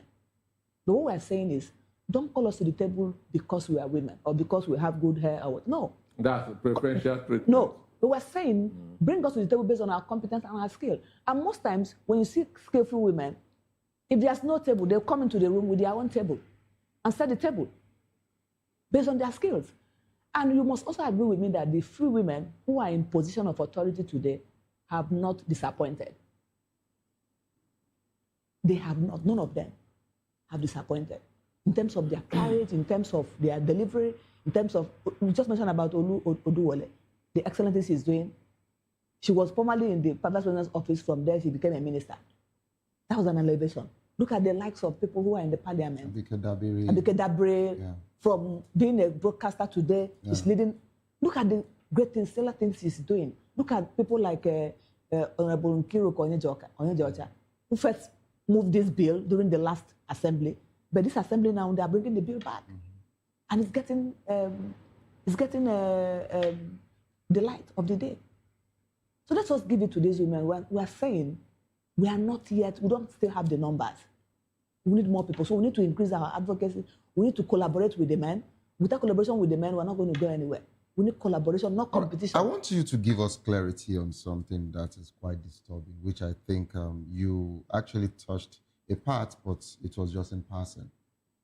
So let me just give a backstory. Doctor mentioned that, of course, the person who competed in his school days, was also a girl who happens to, she's a woman now who's doing fine now. Yes, and yes. Let me just give another instance. Okay. In 2000, Mo, that's Abudu, a book, that's the Sorrows of Satan. It was a 200 and something page book. I gave her today. Tomorrow morning, she called me, come and take your book. Do you understand that? I say this woman is a go-getter. Yes, sir. Understand me? Which means she read that book overnight. Yes. That's why I decided to, from that time, I was in the Sun newspaper. I said I will start giving this woman all the publicity that she needs to get, because she used to say something, if you can think it, you can achieve it. Understand me? So for 10 years, I was just seeing a woman who knows where she is going. Understand me? So it's a mindset. Yeah. That's why she's leading an empire. Yeah, so for life. Yeah, for someone like it's a Muabudu, mindset. of course, you would actually give it to her. And not only that, not only Muabudu, of course, when we talk about filmmaking, we have Kemi Adetiba who's doing fine and the likes of them. But when Doctor said that, that actually, gave me a nostalgia, because I also remembered that all through my secondary school, I had just one person called Awao. She's now an IT consultant. She lives in Canada with her family now. That was the only person that gave me tough time. From just one till our SS class, it is either I take first or she does. So it was head to head all through. And my question is, why you? But today, of course, I can answer the question. She's quite intelligent. So when I see women, competing, I love it. But you said something. You said in your words, there is no successful woman today. There is a career woman that did not get support from the home, that didn't have a supportive husband. And you've also forgot to talk about the other side of some career women who actually decided to leave a family to pursue career, walk away from the family. Some divorce, some ends it, just because they feel the family is their problem of holding them down, and they have to face it. They have to go, to the detriment of husband and children. No, we have to balance it. Yeah. So you have to balance this particular conversation. Is your family a problem as regards to your ladder in climbing? And so many women today, when it comes to that of the submission doctor talked about, they're in competition with their husband. And that's why it is looking like it is difficult for them to even climb up. So I'd want you to give clarity. Okay. That's actually very dicey and dicey, tricky but I question, just but have it's okay. to give my That's one fine. sense. What I'm saying, I'm someone who believes so much in family. Okay. If you look at those ones who you think are in quote successful without the family, something is lacking. Behind those glamour, they are crying. They have moments of regret. Do you understand me? They have some moments of regret if they tell you, they are going to sit down with you and tell you the truth. But what I'm saying is this is, do not allow your quest for knowledge or wealth be cloud the imagination of the family that you are rooted in. You can say, okay, the family doesn't matter. Eventually you achieve what you wanted. At some point you need a family. I've not seen any human being that have existed that have said to hell with family and is happy at the end. Nobody. I've not seen. Maybe one major deviant. Maybe the family is not there, maybe the husband is late or something. But most of the people who, out of peer pressure, out of pressure from the society, decided, I have to make it, let me leave this man is disturbing me, let me go all out and get this career. Most times, when they achieve that career success, there's something missing in their life. The family is no longer there. That's even why even some of the people who are CEOs, it's also happening. Some of us who maybe you leave for work by 5, you get up by 5 a.m., you are going to work, you come home by 11. Your family is also suffering somehow. But you must also plan and find a way to balance it up. It's not easy, but what I said, support is very, very important. Somebody must do what? Must give that support for the other one to do what? To move. That support is very, very important. We must collaborate and find a middle ground where when this person is going to be here and when this person is going to be there, how you're going to take care of the children when this one is out. But if it's okay, that's why some people, after getting to that peak of your career, your children are somehow, it's either they didn't turn out the way you want them to turn out. Then you start to regret. Most of the so-called CEOs who have, or some of the so-called elites who have their children schooling abroad, that's the next problem. They've retired now. The kids are all abroad. They are all to themselves in their mansions. Nobody take care of them. The kids, you call them, they'll tell you, Dad, I'm off to work. I'll call you later. Some of them might not even call. So you cannot leave family cohesion and balance out of someone's career. No. You might achieve the career and then what next? Look at even the president of the country. You can see that cohesive family. For the first time, you are seeing the son and the wife and even the children. Everybody is together. You think that if the president did not support the wife to run for the Senate at the time she ran, that she would have been successful in the Senate? No. You think that if your wife is not supporting you in this your career, that you will even thrive?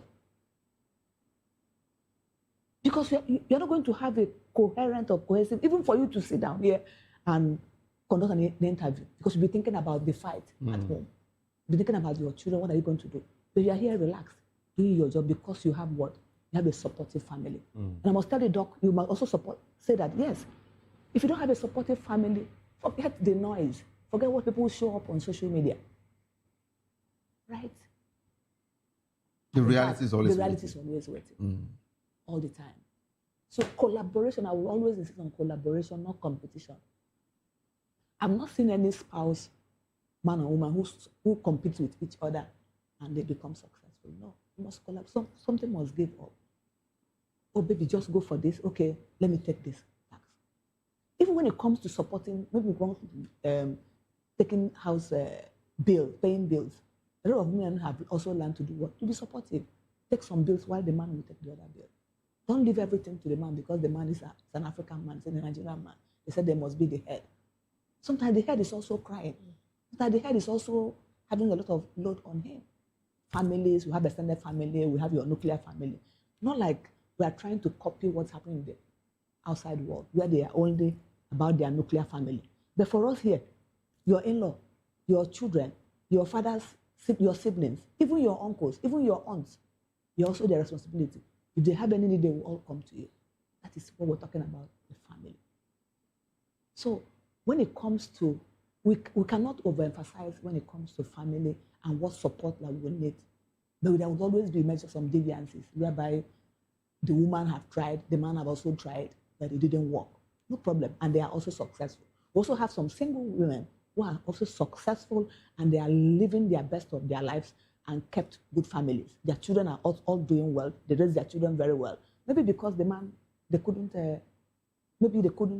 cope and they divorced. Doesn't mean that the woman cannot also be successful. There are. It wasn't the fault of the woman. It was also, so there are some that it was also the fault of the man. But the woman also rose in his career and was able to do stellar things and became the best she could, while also raising godly children and keeping a good family without the man. It's possible. But we're talking about the majority. For the majority, the family is very, very key. Family is key. Thank you for your extensive analysis on this. Like, you really, really shed light, especially when you talked about collaboration and not competition. Because that is where many people are not getting it right. So many people just feel like, okay, because you are a man and I'm your wife, I need to compete with you. If you are doing A, I also need to do B. But it doesn't really work that way. Sometimes you give for the other. Sometimes you have to stay low for the woman to rise, and sometimes the woman has to stay low for the man to rise. But while Dr. Anosike was talking, there was something he mentioned which is key. And that's why the fact that I would want to say, okay, maybe it might not be in all cases, but we can't run away from the fact that it is what happens. Women often compete with other women. And then we have this thing. They pull their fellow women down. Yes. That's the word. Okay, that was the case word. They pull their fellow women down. We're not, I'm sure it's not in all cases, but we've seen this happen. I'm sure even in the workplace, you've seen it play out even in your career as a woman. And sometimes it looks like, so this is a two-way thing. You're going to speak to how women can begin to support each other. What can we do? How can we get away from that point? Because there's actually a need for us to get away from that point. Another thing again is sometimes some people would say, and I'm sure every one of us on this table have also seen, when women are staying in that place of authority, they are wicked. It looks like... No, it's a mental problem. So they feel that yes. I have to show them. Show them. So it's a mental problem. And that's why sometimes some younger women would say, oh, I don't want this woman. I was talking to some girls because I do some things with girls. And then a girl said that, we talked about friendship and how it is good to keep. I'm deviating sort of. And how it's good to keep. And this girl stood up and said, no, I don't like girlfriends. Girlfriends are bad. I prefer to have the male friend. I'm like, you can't run away from the fact that there are good friends out there.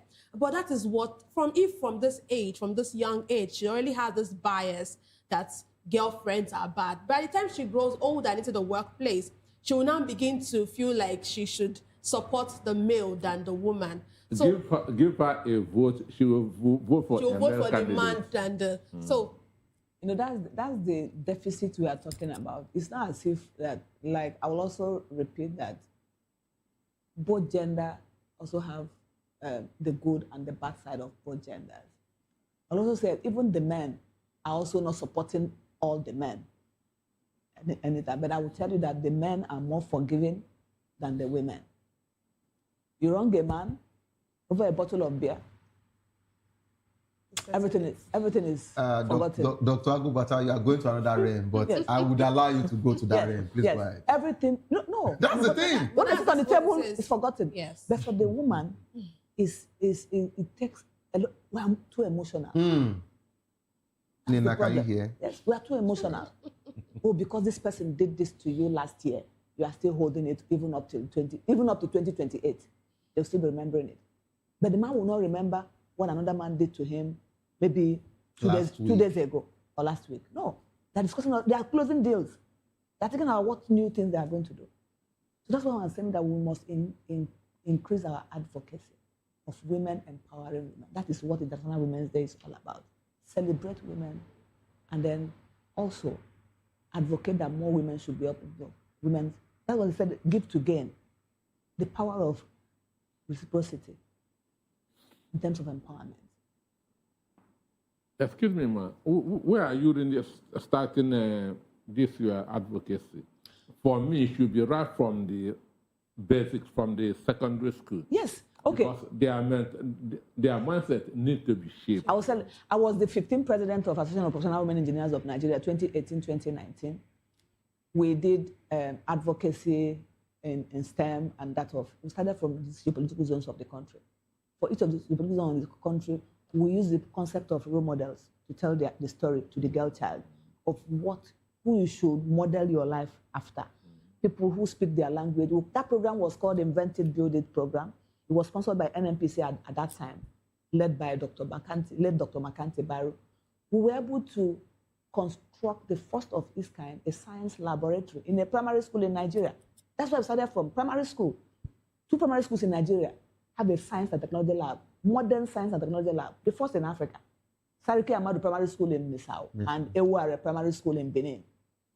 And we also, after that, we were able to get sponsorship from Royal Academy of Engineering on She Engineer, Invent It, Build It. What was that supposed to do? If we gave scholarships to students, 81 pupils during the Invent It, Build It program, did the lab, but we're like, okay, what do we do? What kind of system do we have running in the schools? Because if you give scholarship and the school is not well equipped, the teachers are also not well equipped to mentor all those ones. We also developed a policy, D&I policy for professional engineering institutions to ensure that women come into leadership, that women are mentored. We created a She Engineer 30% club. All right, Doctor. That's the mentorship we're pressed club. for time. Thank you. And Thank you. I would have wanted you to go on and on, of course, but time would not permit us. Okay, so thank you so much, Dr. Felicia Agobata, for coming. And hopefully I'll see you, shortly or soon, again. I still have 1,001 questions to ask you, but I'll let you go today. Okay, thank you for having me. So happy International Women's Day. Oh, thank you. All right, happy International Women's Day. They've started their family meeting, but we'll have to. Family meeting. But we say collaboration. No, we're not competing. I love that. The likes of Dr. and yourself. And please don't forget that they're actually ladies in red. So I'll leave I'm with telling you. All right, so we'll have to move to the next conversation. River State opposition faces deadly intimidation ahead of elections. You don't go nowhere, please. More of this conversation would, be brought to the table, and of course, a word dissected together. Don't go nowhere. Stay tuned. We'll be right back.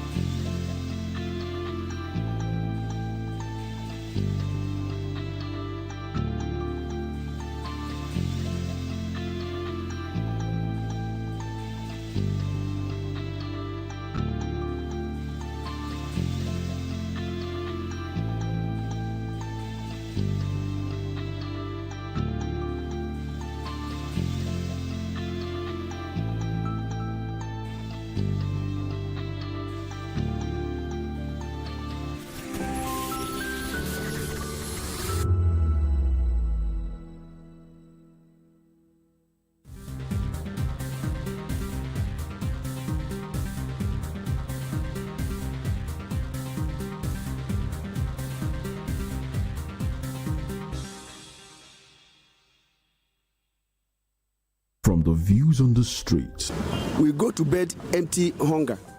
to the blaring horns of a hustling city, the loudest voices of the common man got a medium to be heard. This particular administration, they were coming unprepared. It's not a bad thing to renovate the president's lodge. Through top-notch programming, unbiased reportage of news, sports, business, entertainment, and cultural documentaries, Voice of the People 90.3 FM became a symbol for 21st century media.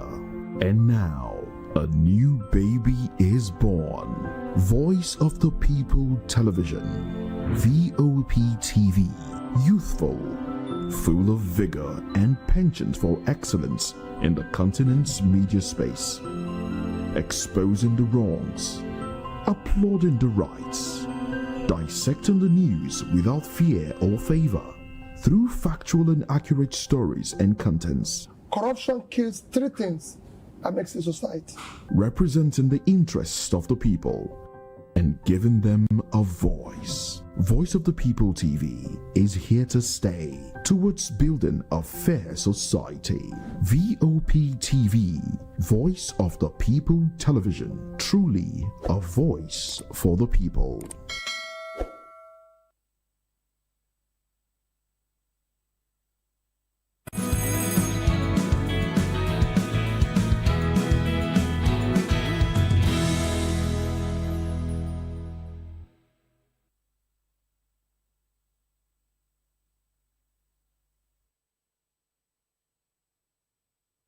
Glad to have you back. It's still the morning buzz and Voice of the People television. Let's move on now. Tensions around opposition politics appear to be rising again after the convoy of former Rivers State Governor and ex-Minister of Transportation, Rotimi Amaechi, came under attack along the Ubima-Umuanwa Road in Rivers State. The incident occurred as Amaechi traveled to his hometown to formally register as a member of the African Democratic Congress ADC.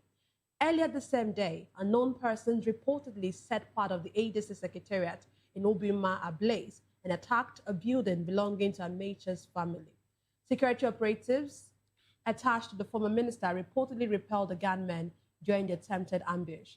Amaechi has since condemned the incident as intimidation and urged security agencies to identify and prosecute those responsible, while also calling on his supporters to remain peaceful. The development adds to growing concerns about the safety of opposition figures and political activities ahead of future elections. Similar disruptions have recently affected opposition gatherings, including an attack on a political meeting linked to Peter Obi, where suspected thugs reportedly damaged property and forced participants to disperse. Analysts say such incidents raise critical questions about political tolerance, the protection of opposition voices, and the broader state of Nigeria's democracy. With opposition leaders alleging intimidation and authorities yet to make arrests in several cases, the debate now centers on whether Nigeria's political environment is becoming increasingly hostile to dissent and competitive politics. Still with us in the studio to analyze this story, we have Dr. Peter Anosike. Dr. Peter, let me come to you, of course. Some weeks ago, we heard about the one that happened in, we've been having many, but there was one that happened just 2 weeks ago that Nigerians raised hell about, which was on Peter Obi. And now we're still on that one, and I mean, still on the ADC. What is happening? Is it that our position, is it that the ruling class or the ruling class doesn't want opposition to thrive in Nigeria? Well, I want to start by saying since the ruling party don't want that to have free fair election, let Donald Trump also decide who will rule Nigeria in 2027. Understand me? Let Donald Trump also decide who will rule Nigeria in 2027, because this thing will not continue that to happen. In Edo State last week, ADC billboards were all pulled down. You have 30 governors, you have 86 senators, but still you are afraid. Understand me?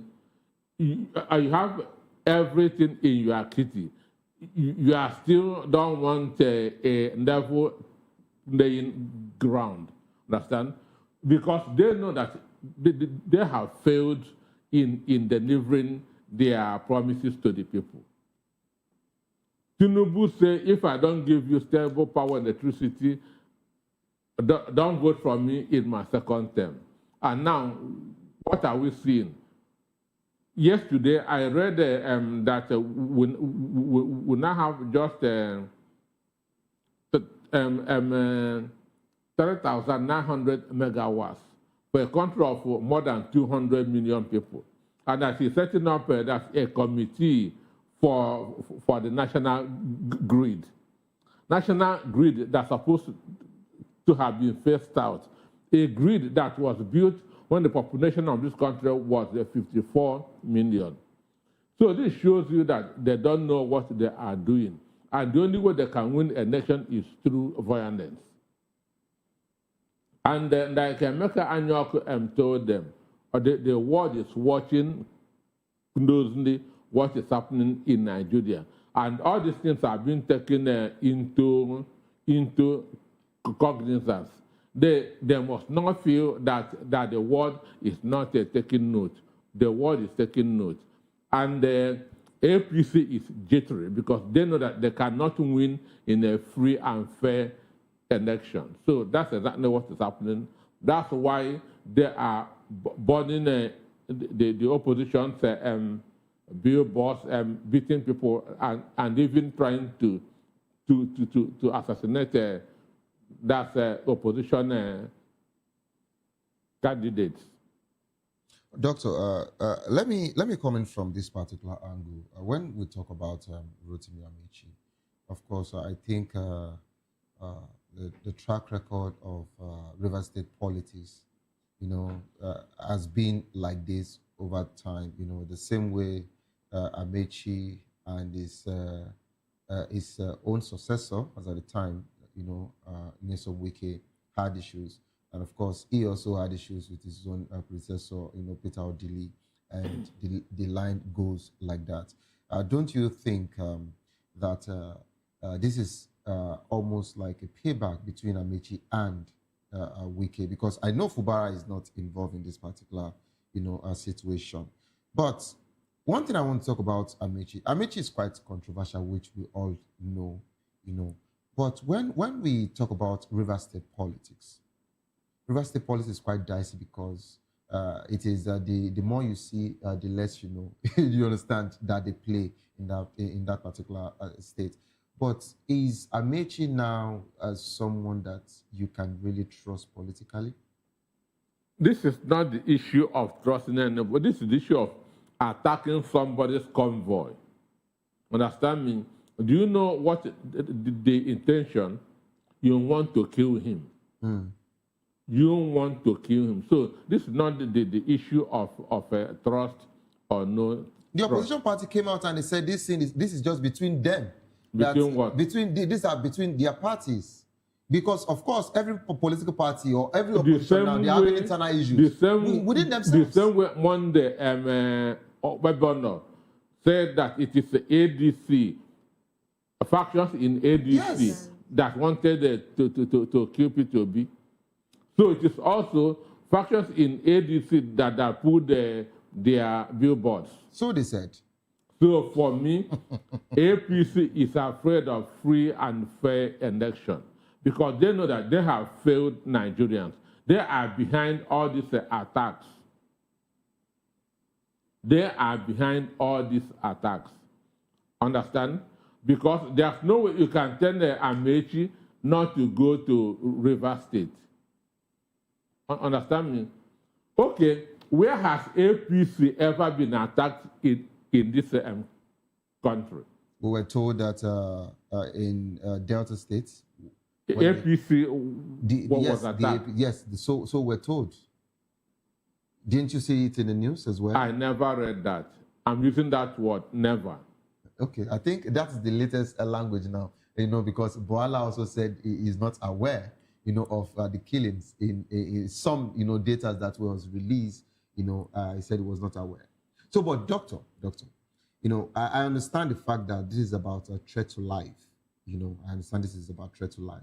But I would want you to talk about River State politics, and let's just leave that of the threat.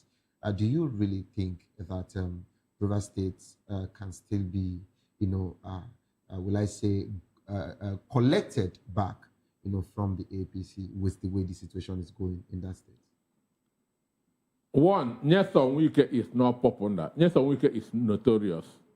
That's a very big difference between popularity and being notorious. Okay. Nyesom Wike is notorious. And he is not popular. If there's a free, fair election in River State, they will show Nyesom Wike how they feel about him. Understand me? But he knows that that he's not popular, that the people don't like him. That's why he wants to win at all costs. That is why he wants to win at all. That's why he wants to win at all costs. What we want in 2027 is a free, fair election, and then that will decide who is who in the country. Just like what happened in Abuja, nobody can tell me that that APC is popular in Abuja because the election was not free and fair. So it's only free and fair elections that will let us know popular candidates. So Nyesom Wike is notorious and not popular. All right, thank you so much, Doctor, for that final thoughts as regards to River State politics. But this is how far we can actually go. It's quite painful that the time is not enough. No matter the time that has been allotted, it's not always enough. And just for the records, Doctor, your president have actually approved the ambassadorial list finally, and he's actually sent them to different countries. Let them go and enjoy themselves. That's a disgrace to the country, because so that's not what Nigeria can boast of. Okay, so let's just leave that particular one. That should have actually been the trend, but let's leave that particular one. Nina, once again, happy International Women's Day to you, and happy International Women's Day to you all. Please don't forget that the views expressed by our analysts are solely their own and do not reflect that of VOP media. Don't give up because it is not over. Tough time doesn't last, but tough will do last. Whatever you face will soon give up, and you will definitely smile again. My name remains Savior Udo. Enjoy your weekend. And I am Nenna Ndomdiotra. And of course, once again, happy International Women's Day to all women out there. Of course, like our guest said, collaboration is the key and not competition. So let's collaborate with our male counterparts. Thank you very much.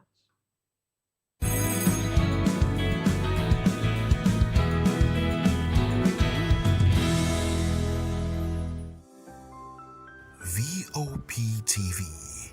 Now, you have more than a voice.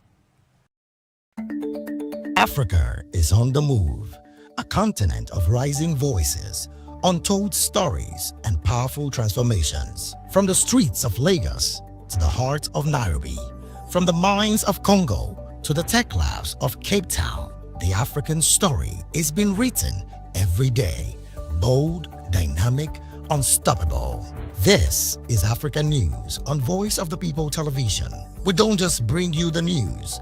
We analyze and bring you Africa's heartbeat, the politics that shapes our nations, the economies that drives our future, the cultures that defines who we are, the voice that must be heard.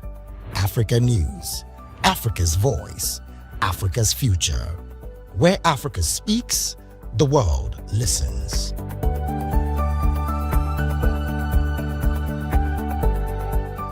Good evening, Africa. My name is Bamakore, actor, model, producer, and I'm giving a big shout out to VOP TV, man. Keep watching.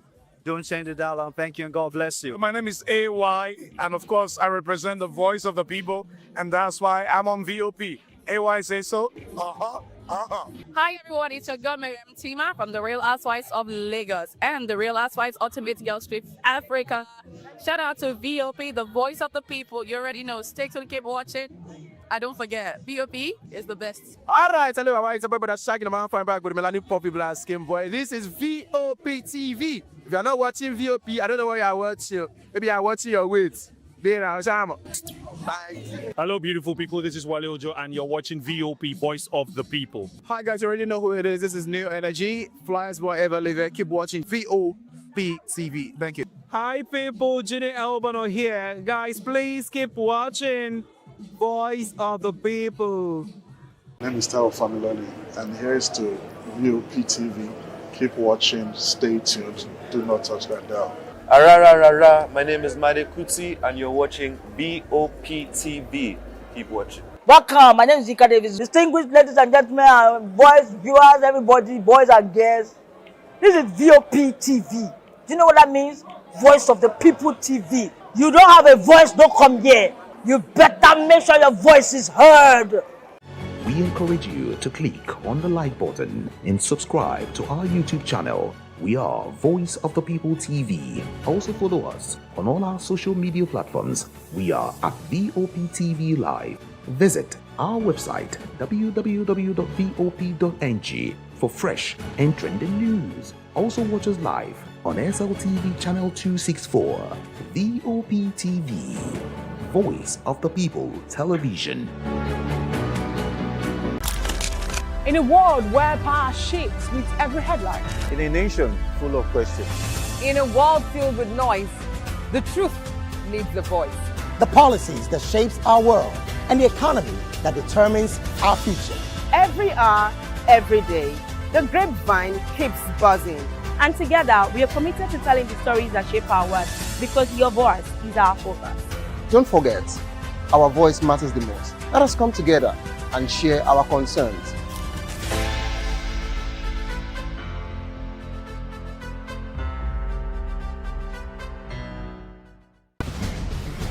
Join us as we drive into the world of politics through insightful interviews with prominent political figures, both serving and former governors, ministers, senators, legislators, party chieftains, activists, and analysts. Get first-hand information into the decision-making processes that affect our daily lives. Highly engaging one-hour program that brings political discourse into focus. I am Chukwuma Okoro. Political Lens, Monday through Friday, 6 to 7 p.m. Join us.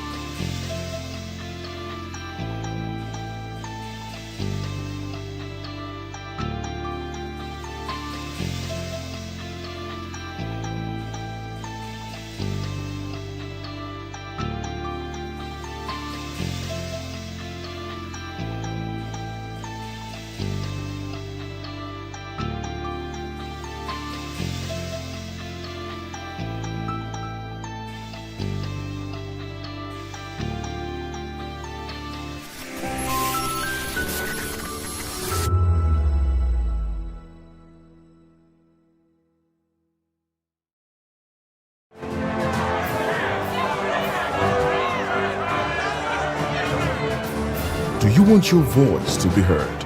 Do you know that you matter in the scheme of things?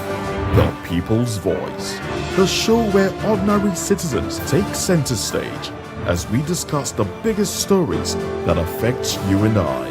With you in mind, we facilitate lively discussions, debates, and interviews on the topics that matter most to you and I. From social justice to economic empowerment, education to healthcare, governance, and more. Tackling tough topics and amplifying your voice. Join the conversation and make your voice count. The People's Voice. Make your voice count. In a world where power shifts with every headlines, news breaks and events happens, we bring you unbiased and explicit information on politics, economy, and state of the nation. We break down the chaos. Facts, not fluff. Truth, not spin. We discuss not just politics, but a glimpse into the future. Voice of the People Television. Now you have more than a voice. I'm Sarah Nystrom from Sweden, aka Chief Omobawale, Communication Queen. Keep watching VOP TV. Hi, I'm Samantha Jacobs, representing the States. Miami's in the house, and I want to make a shout out to VOP TV. I'm a humanitarian, and I'm also a rep in the film industry and the art industry. I help dreams come true, and I help you keep on that path. Shout out to VOP TV because you're helping people stay on their path too. Cheers. All right, my name is John Odibo. Keep watching Voice of the People because it's a fantastic station to be with all the time. Thank you very much. My name is Pastor Elvis Ciro, the convener of the Voice Achievers Award, and keep watching VOP. Yes, that is the channel for all the people. No color, no race. Thank you so much. Yo, ladies and gentlemen, this is Abbas Sunkan from the Netherlands. I am a designer and I'm here in Eco Hotel and Suits. Keep watching VOP, the voice of the people. Don't touch that dial. This is African News on Voice of the People Television, where we don't just bring you the news, we bring you Africa's heartbeats, the policies that shapes our world, and the economy that determines our future. African News on Voice of the People Television. Stay with us.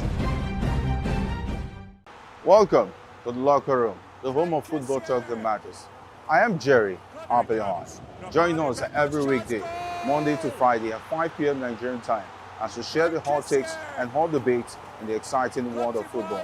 And joining me are the usual suspects, Ikechukwu and Mayowa, as we break down all the hot takes and everything that's happening in the football.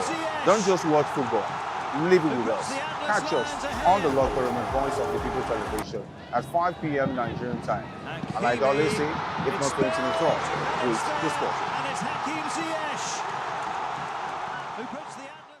Are you ready for the extraordinary? Something big is happening on your screen. Introducing VOP TV. Now streaming on SLTV channel 264. From breaking news to captivating conversations, news analysis. VOP TV. Now you have more than a voice.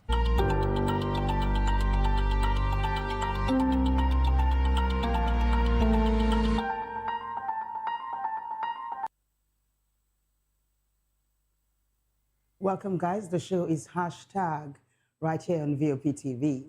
My name is Vivian Oguche, and it's a pleasure to have you join us. So this is where we're going to tell you all things topical and all things trending. And for starters, we'll begin with hashtag coup.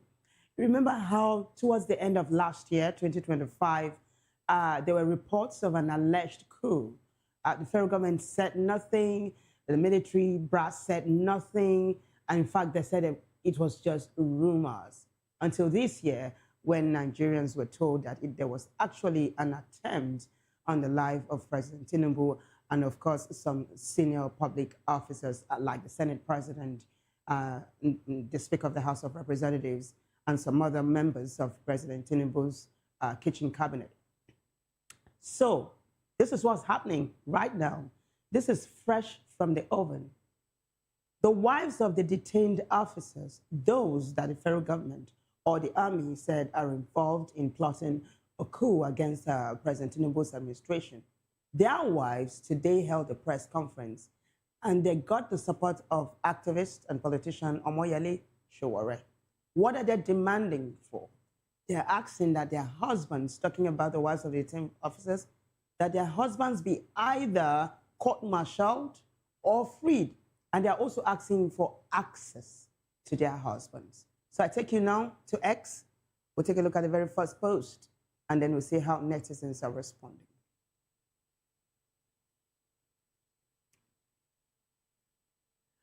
Well, we'll take a short break. We'll be right back. Stay with us.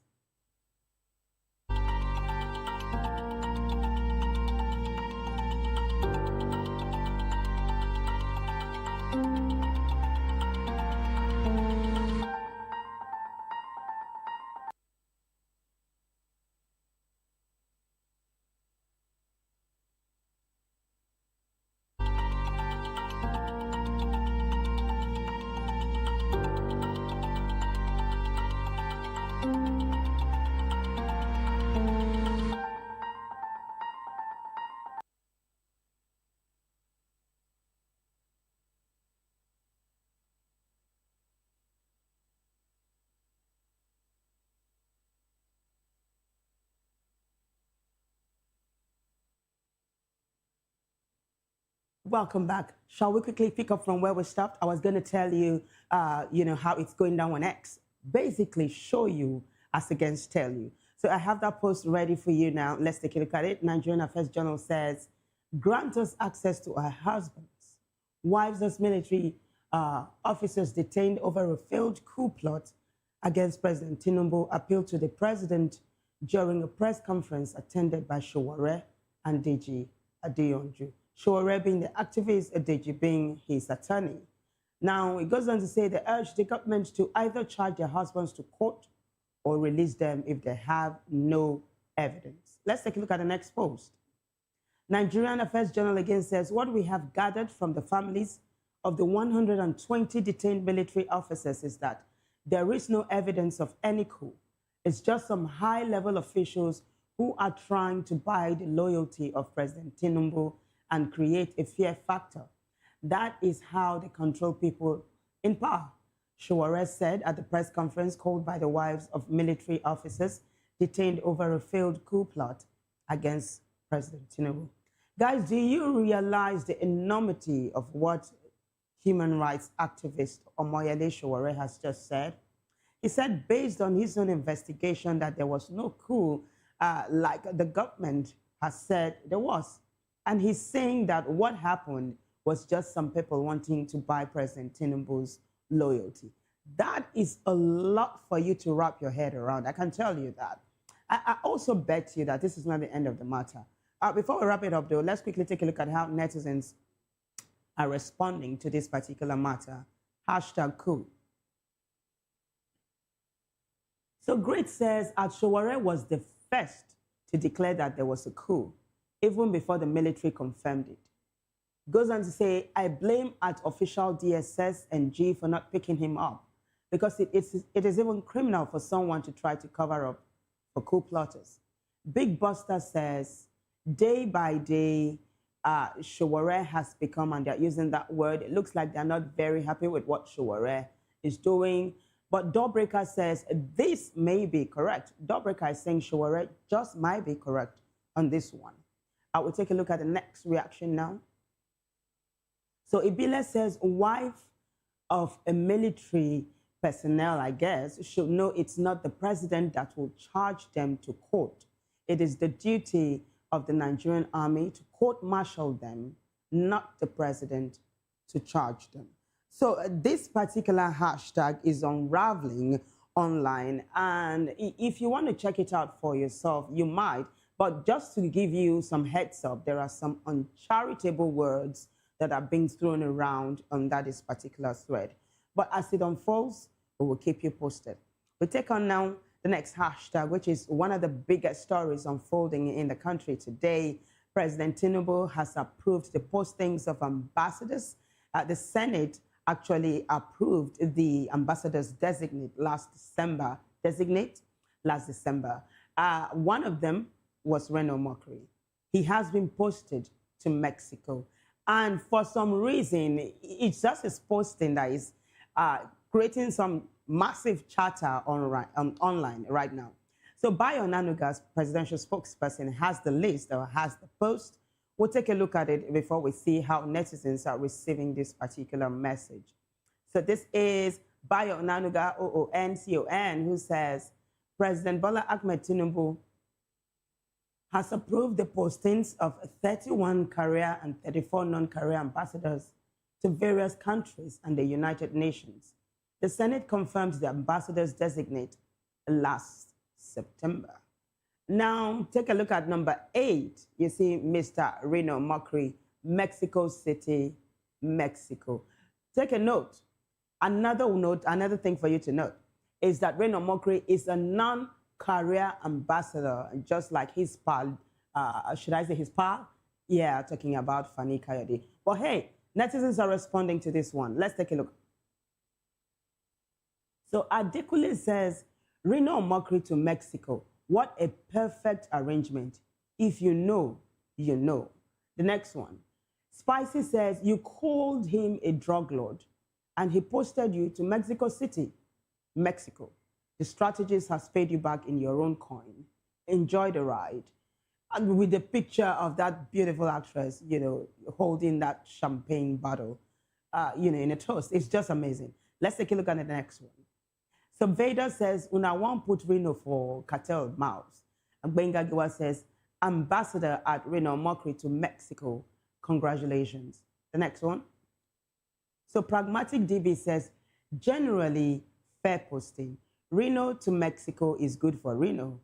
Fans Coyote should have been posted to a Middle East country. It's talking about Fani Coyote, Femi Fani Coyote. But let's take a look at the next post for you to know exactly where Fani Coyote is. Take a look at number 22, Femi Fani Coyote. He's going to Germany. It's a good one for him, yeah? Another one that's got tongues wagging, actually, is Senator Jimo Ibrahim, UN Permanent Representative, in a good way. Also, take a look at number 24, Ajimobi Fatima Florence, Austria. Ajimobi Fatima Florence is the widow of the late governor of Oyo State, Senator Ajimobi. So that's how this one is panning out and is gaining lots of traction online. Another one, actually something that just broke just before I came on board, is breaking. This is breaking news. ADC, that's the next hashtag, hashtag ADC. So a court has dismissed ex-ADC presidential candidate Kachuku's case against his own party. So it looks like it is Uhuru now for the ADC. The party is welcoming the court's judgment and netizens are responding. Some netizens are saying, look, you guys, it is not all over. You need to get your act together and ensure that you give the opposition or the incumbent party a run, or the ruling party a run for its money next year. So I take it to the first post now. It is hashtag ADC. So this is African Democratic Congress saying congratulations to all opposition members and Nigerians who continue to believe in democracy and the integrity of our political institutions. Today, the Federal High Court dismissed the suit filed by Dumebi Kachuku and others against the ADC, affirming that issues relating to party leadership and membership are internal and non-justiciable. This is a moment to move forward together. If you have been on the fence, now is the time to join the ADC and participate in building a party that can get Nigeria back on track. So we'll take a look at the responses now. So Fabro Monk says, don't be fooled. This case will come up again, and that time it will knock you off the balance. You better have a plan B. And then Huck or Cook goes on to say, build the party all you want. If you don't have a clear plan on how you're going to remove APC, you will fail. More reactions? This is Atiku Abubakar now, who is reacting to this development. He says, former Vice President Atiku Abubakar says, I have been briefed that the Federal High Court in Abuja has dismissed the suit brought by anti-democratic elements collaborating with the ruling party to have the coalition, African Democratic Congress, ADC, deregistered, effectively signaling the end of the opposition's last stronghold. Today's victory at the court demonstrates what we can accomplish when we unite. And then he goes on to rally the voters. Now, people are reacting to his post. A couple of them, we have it. Let's take a look. Senator Idris Haruna says, this is a welcome development for democracy and political freedom. The decision of the Federal High Court to dismiss the suit seeking to deregister the African Democratic Congress shows that the judiciary can still stand firm against attempts to weaken the opposition. A strong democracy requires a strong opposition, and efforts to silence or eliminate alternative political voices only harm the nation. This victory should encourage unity among those who believe in credible leadership and a better future for Nigeria. Kudos to everyone who stood firm. When the people come together with a shared vision, progress becomes possible. This is Bayo Chibuzo. Wow, interesting combo. Bayo Chibuzo says the fix to Nigeria's problem is unity, but it is difficult to achieve when the people are not truly a nation. So we wrap up that particular one now.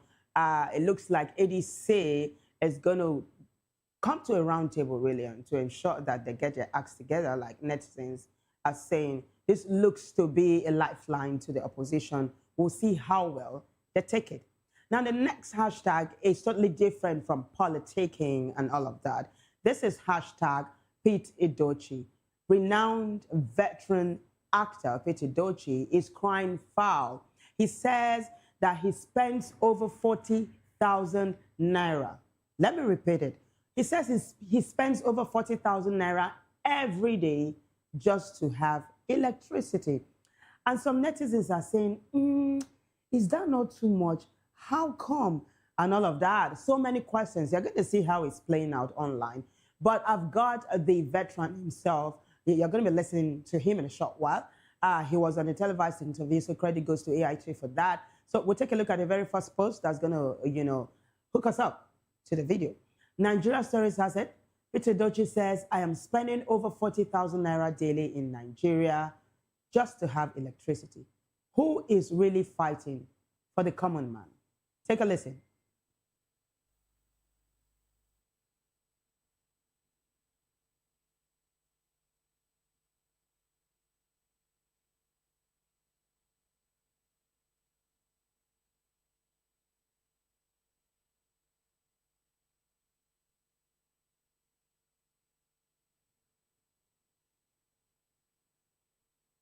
Well, I understand that the technical department was unable to get us that video, so apologies to you.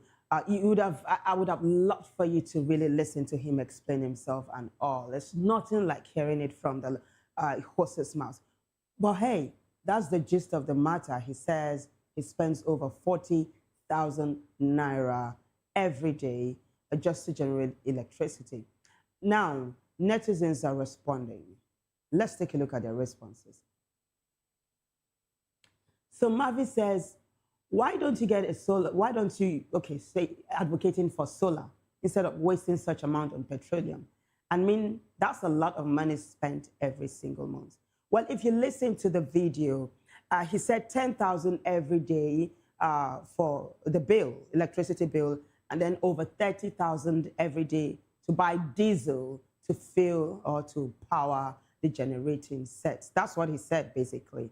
So the next reaction would give you another very, I don't know, it's mind-boggling reaction. Are you running a factory? Is what XSLBM is asking. Well, he's not running a factory, according to what we heard him say, but he's got generating sets to power every day. More reactions? This is Freeway V that says people who don't have some of these basic gadgets could think, say, it a lie. He will comfortably have more than 3 refrigerators in his house, at least 4 to 5 ACs, other major gadgets that consume light. He's not a poor man, and if you tell him making the manage. My house, we only put on 1 out of 2 ACs and freezer, and we still spend 10,000 naira every day, both NEPA and fuel. The next reaction?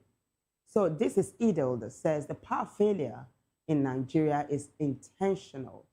The availability of power in Nigeria will revolutionize the economy and make Nigeria a powerhouse. That will affect all the billionaires in the country and their Western counterpart. Generator sales parts, which Nigerian, let me take that again. Generators sales, which Nigerian happens to be the highest consumer, will die. I'm trying to wrap my head around that one. Corrupt government officials won't be able to raise imprest for gas and diesel. A lot will change. Well, talking about power failure in Nigeria being intentional, the president today, he just fired a salvo, and he set up a committee to ensure that there is steady power supply and no more grid collapse. And that takes us to the next hashtag, which is hashtag power sector. So Bayo Onanuga has that particular post now. Bayo Onanuga being presidential spokesperson, like I said earlier on, he said President Tinubu just put up a committee together to ensure that there is steady power supply and no more grid collapse. If you can take a look at that post now. So Bayo Onanuga says, towards optimizing the power sector, President Tinubu inaugurates Committee on Grid Asset Management Company, GAMCO. President Bola Tinubu on Friday constituted an 11-member committee to ensure the smooth sailing incorporation of the Grid Asset Management Company Limited, GAMCO. The committee's constitution followed the Federal Executive Council's approval of the company's establishment at its Wednesday meeting. In proposing GAMCO, President Tinubu hopes to fast-track a quick fix solution to the endemic problems of stranded power, grid management, and transmission in the country's electricity sector. The Chief of Staff to the President, Femi Gbajabiamila, who performed the inauguration on behalf of the President, said the committee was critical to the realization of President Tinubu's aspirations in the power sector. Now, netizens are responding. Let's quickly take a look at the first response. And what Ms. Alkali just did was to put up these screenshots. And then Ms. Alkali says, let us not forget this. So you see the Nation, Daily Trust, Vanguard, The Punch, national dailies actually, with headlines like, don't vote for me if I fail to fix electricity. A quote attributed to Tinubu according to The Nation. Daily Trust, fix power or reject me, Tinubu tells Nigeria. Vanguard says Tinubu stakes re-election on electricity reform. And The Punch says electricity first or no second term, says Tinubu. Daily Sun says no power, no vote, Tinubu. These days says judge me by electricity supply, Tinubu. The internet doesn't forget. So is the president trying to make do to fulfill his promise? It's what we are trying to see. Fingers crossed. More reactions. Let's take a look at the next one. So this is J.A. Olaoye saying, at Grok, just point out the core of the message. Well, the core of the message is that the president is trying to ensure that there's steady power supply in the country. And then this is Chukwu Alaso, who says, can anyone remember anything that we formed committee on that eventually worked? That is a tricky question, if you ask me. More reactions. So this is APC Advocate. APC Advocate says the government should have a hold on GAMCO and we see where we go from here. Scoot says another money-consuming committee with no real impact, filled with career politicians who would budget billions to be advised by experts, only for it to end up wasted. We've seen this before. OBJ, Yar'Adua, JEJ, PMB, they all set up these committees that burned funds and delivered nothing. Okafor says, another bureaucratic setback. When you already identify the grid insufficiency capacity, why not outsource the expansion of grid and invest more in distribution channels to improve the supply of power for end users? So, looks like netizens are trying to pick the president's brain and they're trying to give him a run for his money. They're saying, sir, we've got our eyes on you, make it happen. It's not rocket science, is it? So let's see if it's going to work. If there's going to be steady power supply in Nigeria, that definitely is going to be dream come true. We move on now to the next hashtag, hashtag Obasanjo. So you do know former President Olusegun Obasanjo is an octogenarian. He celebrated his, wait for it, 89th birthday on the 5th of March. Now, this is generating lots of chatter online. I can tell you that. I'm not going to summarize. I'll just take you straight to X so you see the posts and the videos. And I can promise you Charlie Boy is featuring center, right, left, center in this video you're about to watch. But first, we'll say congratulations to the former president. And of course, he's so agile for his age. Let's take a look at the very first post now. And then I have the video for you, like I said. This is Instablock Niger. 75-year-old Nigerian singer Charlie Boy surprises former President Olusegun Obasanjo with a huge gift during his 89th birthday celebration. That was on the 5th of March. Charlie Boy has the video. He put it up. So credit goes to Charlie Boy for the video. Take a look, guys.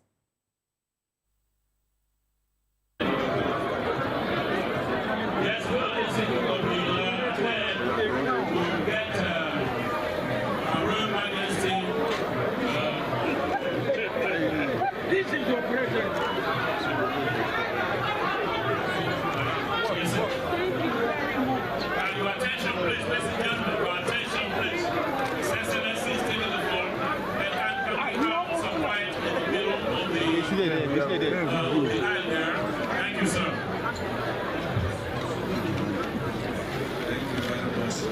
Your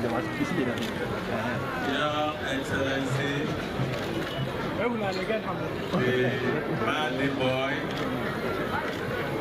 at 89. First, we have to thank the Lord Almighty for giving us an icon in this country who has done his best.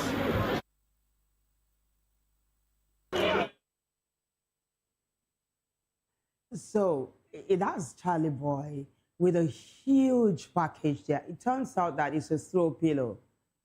It's beautiful. And did you see the huge kiss the former president gave to Charlie Boy, who returned it? The relationship between these two is a very strange one. And lots of people are wondering, now waiting join the two of now together, I know. But you're going to find out exactly how this relationship was bettered and how it has come to stay.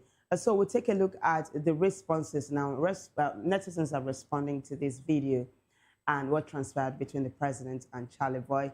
Let's take a look at the very first one now.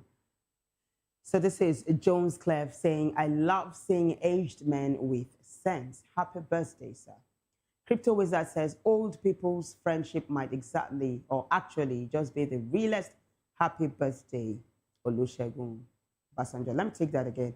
Old people's friendship might actually just be the realest. Yeah, there's supposed to be a full stop there. It goes on to say, happy birthday, Olusegun Basanjo. There's another one. So this is a member, Agbendi, who says, area father knows his father. Kudos. Viceroy says, wow, this is impressive. So let's take a look at what member said. Area father knows his father. What does that mean? Well, the area father, talking about Charlie Boy himself, put up a post this year, February this year, actually, to explain his relationship with the former president. So that's him saying, when you mention the kind of relationship we know too common for this country, you go talk about Charlie Boy and Olusegun Basanjo. Many people don't understand them at first. How rebel way they always challenge government, take day close to former president. But life no be black and white like that. Sometimes now respect and understanding the build bridge where people no expect. Baba Obasanjo sees something inside Charlie Boy where plenty people miss. He see courage, he see consistency, he see man wey stand for him truth, whether rain fall or sunshine. And Charlie Boy too see beyond uniform and title. He see elder wey don't pass through war, leadership, pressure, and still stand strong. Their relationship no be noise relationship. Now quiet understanding. When them talk, now two strong minds wey they reason Nigeria matter. Them fit argue, them fit disagree, but bitterness no dey. Respect dey intact. Now it was a lengthy episode, but this actually is the gist of the matter. It seems that the common denominator here is the mutual respect both men have for each other. And there is nothing that cannot soften. Respect a man, you have his heart. I understand that. Well, Charlie Boy put up this video of the two of them together having good times. Take a look.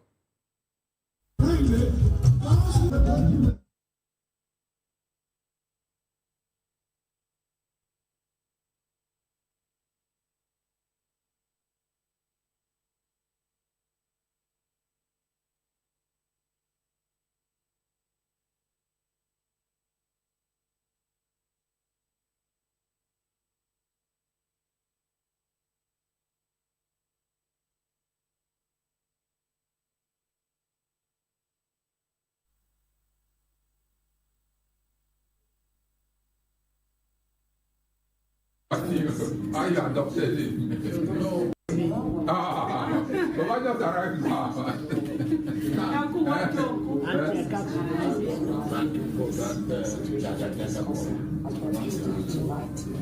Oh, Charlie Boy, you know, he proposed him yesterday. He was talking about you.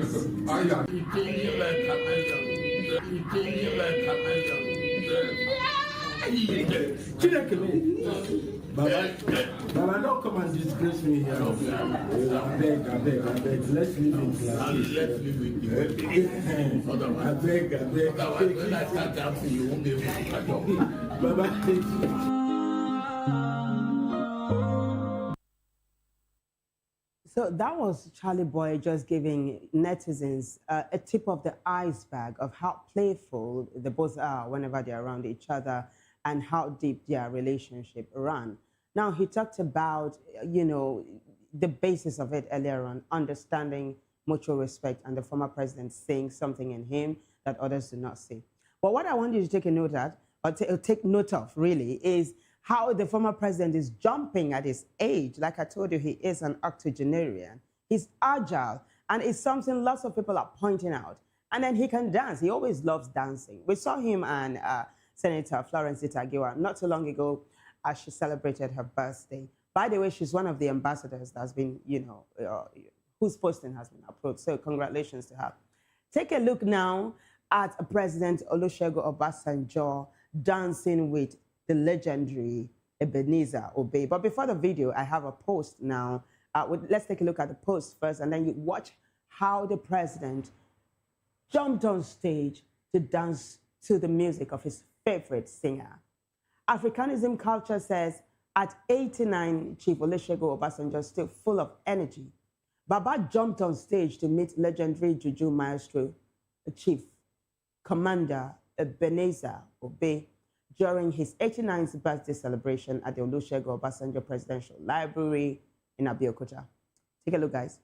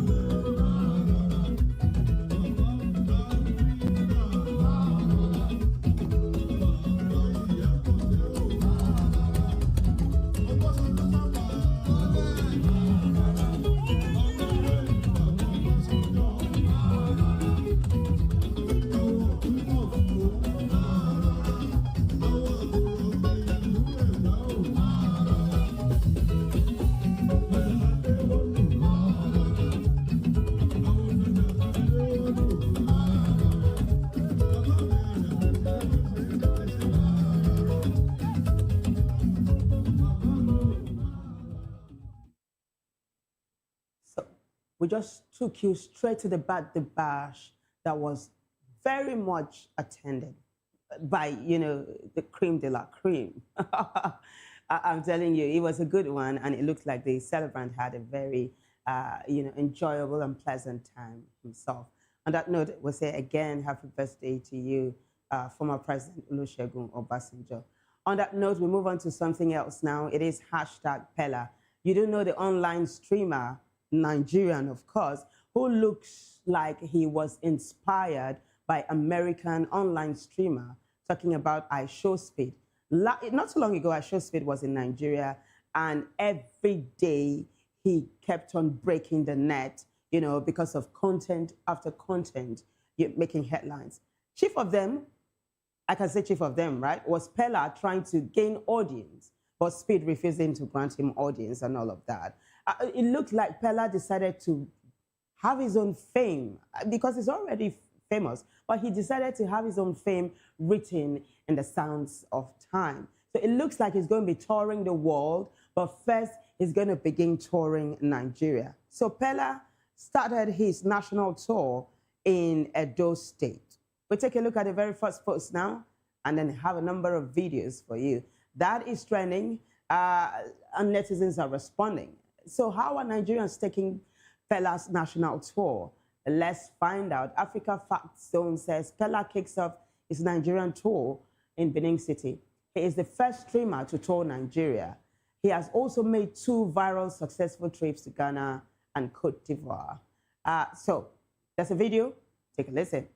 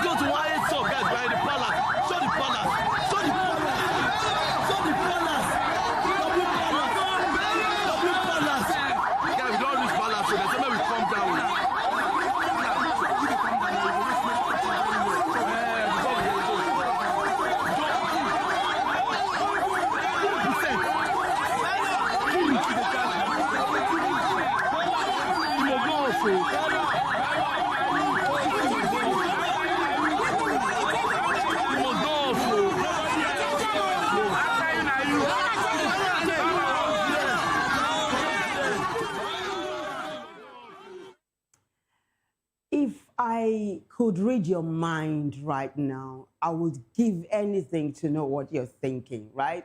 What do you think? Is this as successful of that of Spade? Well, let's find out what netizens are saying. Is Pella's national tour a success? Well, I think it's too early for us to call it, don't you think? This is the first one. This has been in. Let's take a look at the very first response now. It is #Pella. KC Village says, faking speed already. Nigerians are, and then they are using that word. But Nigerians are very respectable and creative, wouldn't you say? This is Eyade Banji that says, whatever it takes to survive in Nigeria, keep doing it. Act foolish if you must. Act funny if you can. Stay serious when it counts. Play the political game if you have to. Consistency is the only way out. One day you will blow. Because consistency really is a rare currency. Stick to it. You will win one day. Let's take a look at the next post. It is #Pella. And we'll have lots of videos for you. Some of them very hilarious. Because eventually he went to the palace of the Oba of Benin. And of course, he met the queen. Can we take a look at the next post? So this is J. Josh says, show the palace. Cameraman, no one here. But we saw, excuse me, we saw the palace at some point. This is AIS that says, waiting in where for hand, I beg. Adewale says, not bad anyways. It's a nice idea. And then this is Prestamo who says, the boy they try. I'm not one to discourage kids. By the way, Pella and his lady Jarvis have announced that they are engaged, and they've been engaged since 2024. I just wanted to slip that in. Let's take a look at the next post now, shall we? So this is SKB saying, Pella greeted a chief in the Oba of Benin Palace with Kabiesi, and he was corrected immediately. He also asked if they could help him hold the rain from falling. So this is what happened, right? He didn't greet the royalty correctly, and then he saw that the weather was changing, and it looked like it was going to rain. So he was rushing, you know, his fans and all of that. That it looks like it's going to rain, it's going to rain. And they were like, calm down, it's not going to rain. He now made a request. Abi una fit hold the rain for me because una sabi do am. It's hilarious, I can tell you. There's a video, guys. Take a listen. Okay, please. Put it down. All cameras down, please.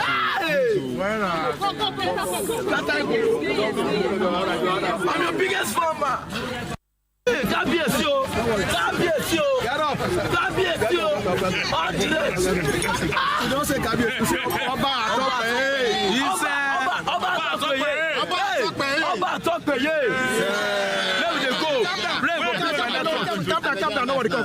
Calm down, come. Let's go. Network. Sorry. Yeah, rain won't come. I beg now, no, help hold the rain. On the old rain where we are beg. The old rain, where they help hold one. Sorry. Me the help hold the rain. No worry.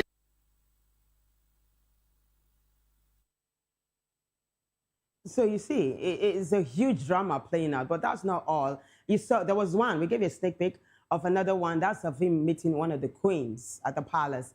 So Pella met the queen, and she gifted him lots of gifts and all. But the thing is, he wasn't allowed to come closer, and he was like, okay. So this is the tradition. I know near queen and all of that. There's a post. Let's quickly take a look at the post, and then I'll show you that video. It's still #Pella.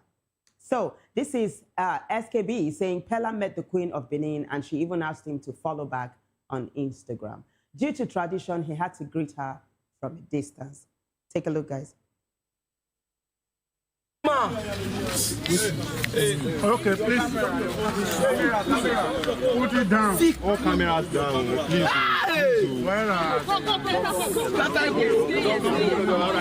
I'm your biggest fan, man. I will follow you back. I swear to God. You have some gift for me. Thank you. God bless you, man. Oh, that's beautiful. See, Queen. God. Sorry. Give her. See, Queen. Hey, they bring them. Bring it to over. Jesus, she give me a frame.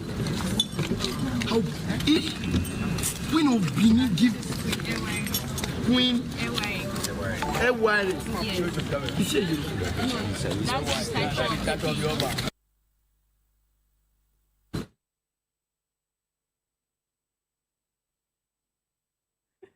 So it looks like Bella is on a roll. He's actually having a ball right now, and he's trying to get it right about, what he was taught to say and all.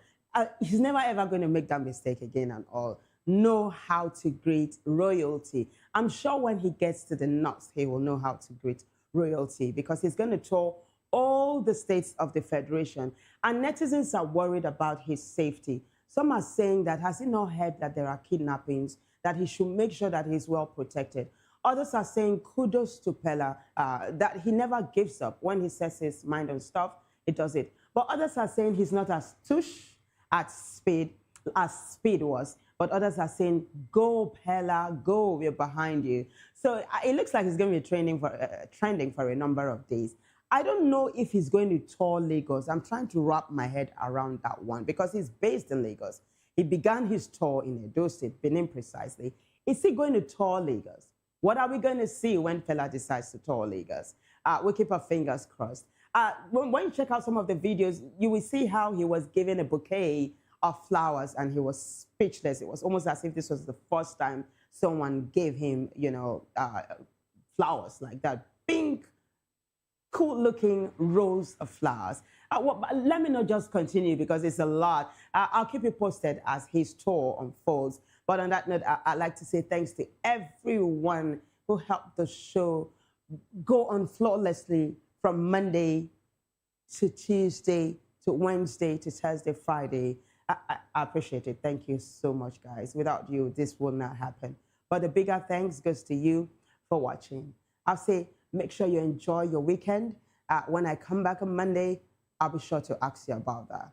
Until then, I am Vivian Uguche, and bye for now.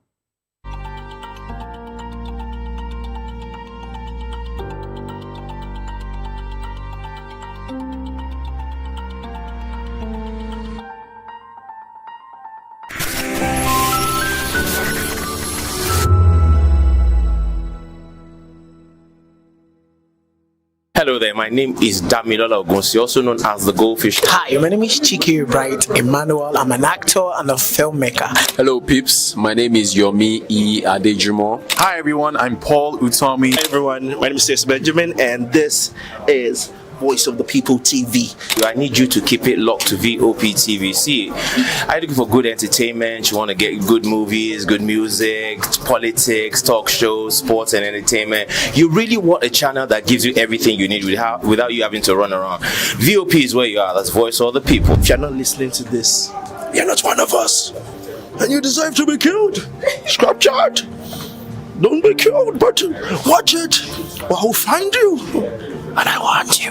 And you are locked on VOP TV. Don't go nowhere. This is where the juice is. This is where all you need for entertainment, politics, movies, and whatnot. And keep watching VOP TV. So keep it locked because I'm locked already, man, and it's money back guarantee. So you're gonna have a good time because I do. And please keep watching VOP TV. I want to actually, I beg you, subscribe, watch it. If not, whatever you see. You better not touch that guy because VOP is the plot. The red carpets, awards, the razzmatazz, music, fashion, interviews, and more. Spotlight on Voice of the People television. Let's feed you with all the juicy stories in the global entertainment space, bringing you the glitz and glamour as it is hot. Stay tuned to Spotlight, 1 p.m. Monday to Friday. Spotlight on VOP TV. Entertainment like never before. My name is Tao Familoni, and here's to VOP TV. Keep watching, stay tuned, do not touch that dial. My name is Made Kuti, and you're watching VOP TV. Keep watching. Welcome, my name is Ika Davis. Distinguished ladies and gentlemen, boys, viewers, everybody, boys and girls. This is VOP TV. Do you know what that means? Voice of the People TV. You don't have a voice, don't come here. You better make sure your voice is. This is Health Check, your weekly guide to better living, smarter choices, and trusted answers. From everyday wellness to urgent health issues, we've got you covered. Health Check only on Voice of the People television, where your health has a voice. In a world where truth is the ultimate power and opinions scream the loudest, it's time to wade through the noise. Hunger no get tribe. Hunger no get religion. And scan the human interest and trending topics that matter. Stay tuned to The Issues, your plug to the stories making the buzz, from politics to science and technology, social justice, and more. Let's tackle the tough questions and expose the truth. The Issues on Voice of the People television, Mondays to Fridays, 8 to 9 p.m. The Issues. Don't just react.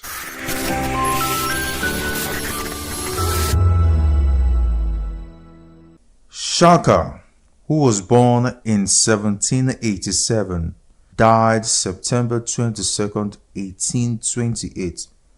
Zulu chief, founder of Southern Africa's Zulu Empire. He is credited with creating a fighting force that devastated the entire region.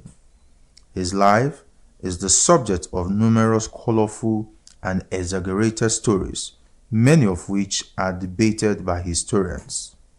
Shaka was the son of Senzangakona, chieftain of the Zulu, and Nandi, an orphaned princess of the neighboring Langeni clan. Because of his parents belonged to the same clan, their marriage violated Zulu custom, and the stigma of this extended to the child. The couple separated when Shaka was 6, and Nandi took her son back to the Lengani, where he passed a fatherless boyhood among a people who despised his mother. In 1802, Langeni drove Nandi out, and she finally found shelter with the Desheni, a subclan of the powerful Mtetwa. When Shaka was 23, Dingiswayo, the Mtetwa paramount chieftain, called up Shaka's Letsani age group for military service. For the next 6 years, he served with brilliance as a warrior of the Mtetwa Empire. Senzagakona died in 1816, and Dingiswayo released Shaka from service and sent him to take over the Zulu, which at this time probably numbered fewer than 1,500, occupying an area on the wide Mfolozi River. They were among the smallest of the more than 800 Eastern Nguni Bantu clans, but from the day of Shaka's arrival, they commenced their march to greatness. Shaka ruled with an iron hand from the outset, melting out instant death for the slightest opposition. His first act was to reorganize the army. Like all the clans, the Zulu were armed with oxide shields and spindly throwing spears. Battles were little more than brief and relatively bloodless clashes in which the outnumbered side prudently gave way before extensive casualties occurred. Shaka first armed his men with long-bladed, short-hafted stabbing assegais, which forced them to fight at close quarters. He then instituted the regimental system based on age groups quartered at separate crowds and distinguished by uniform markings on shields and by various combinations of headdress and ornaments. He developed standard tactics which the Zulu used in every battle. The available regiments, known collectively as the Impi, were divided into 4 groups. The strongest, termed the chest, closed with the enemy to pin him down, while 2 horns raced out to encircle and attack the foe from behind. A reserve, known as the loins, were seated nearby with its back to the battle, so as not to become unduly excited, and could be sent to reinforce any part of the ring if the enemy threatened to break out. The battle was supervised by indunas, or officers, who used hand signals to direct the regiments. An MP consistently covered 50 miles a day, living off grain and cattle requisitioned from the crowds it passed, and accompanied by boys who carried the warriors' sleeping mats and cooking pots. In 1827, Nandi died, and with his mother's death, Shaka became openly psychotic. About 7,000 Zulus were killed in the initial paroxysm of his grief, and for a year no crops were planted, nor could milk, the basis of the Zulu diet staple, be used. All women found pregnant were slain with their husbands, as were thousands of milch cows, so that even the calves might know what it was to lose a mother. Early in 1828, Shaka sent the Impi south in a raid that carried the warriors clear to the borders of the Cape Colony. They had no sooner returned, expecting the usual season's rest, than he sent them off to raid far in the north. It was too much for his associates, and 2 of his half-brothers, Dingane and Mlangana, together with an Induna named Mbopa, murdered him in September of that. VOP TV. Now, you have more than a voice. I'm Sarah Nystrom from Sweden, aka Chief Omobowale, Communication Queen. Keep watching VOP TV. Hi, I'm Samantha Jacobs representing the States. Miami's in the house, and I want to make a shout out to VOP TV. I'm a humanitarian, and I'm also a rep in the film industry and the art industry. I help dreams come true, and I help you keep on that path. Shout out to VOP TV because you're helping people stay on their path too. Cheers. All right, my name is John Odibo. Keep watching Voice of the People because it's a fantastic station to be with all the time. Thank you very much. My name is Pastor Elvis Ciro, the convener of the Voice Achievers Award, and keep watching VOP. Yes, that is the channel for all the people. No color, no race. Thank you so much. Yo, ladies and gentlemen, this is Abbas Sunkan from the Netherlands. I am a designer and I'm here in Eco Hotel and Suits. Keep watching VOP, the voice of the people. Don't touch that. In a world where power shifts with every headline. In a nation full of questions. In a world filled with noise, the truth needs a voice.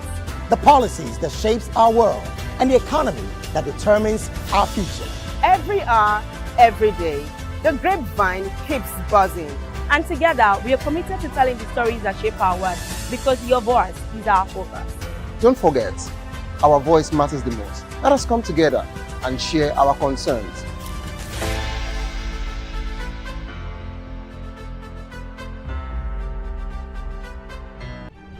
In a world where power shifts with every headlines, news breaks and events happens, we bring you unbiased and explicit information on politics, economy, and state of the nation.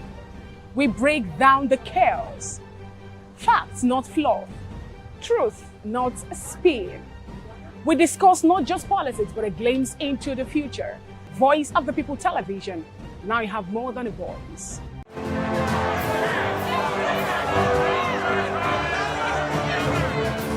Do you want your voice to be heard? Do you know that you matter in the scheme of things? The People's Voice, the show where ordinary citizens take center stage as we discuss the biggest stories that affect you and I. With you in mind, we facilitate lively discussions, debates, and interviews on the topics that matter most to you and I. From social justice to economic empowerment, education to healthcare, governance, and more. tackling tough topics and amplifying your voice. Join the conversation and make your voice count. The people's voice. Make your voice count. To know the happenings in the maritime sector, join us on the program Maritime Frontiers on VOP TV as we discuss key areas in the maritime sector from aquaculture, maritime transportation, maritime labor regulation, oil and gas exploration, ferry and passenger insurance, marine pollution and prevention, port operations, and lots more. Maritime Frontiers, exploring Nigeria's blue economy. Are you ready for the extraordinary? Something big is happening on your screen. Introducing VOP TV. Now streaming on SLTV channel 264. From breaking news to captivating conversations, news analysis, giving you all sides to the story. We bring in-depth discussions on the issues that matter, from politics to sports, entertainment, and lifestyle. VOP TV on SLTV channel 264. Join us as we redefine what television means to you. Voice of the People Television, VOP TV. Now you have more than a voice.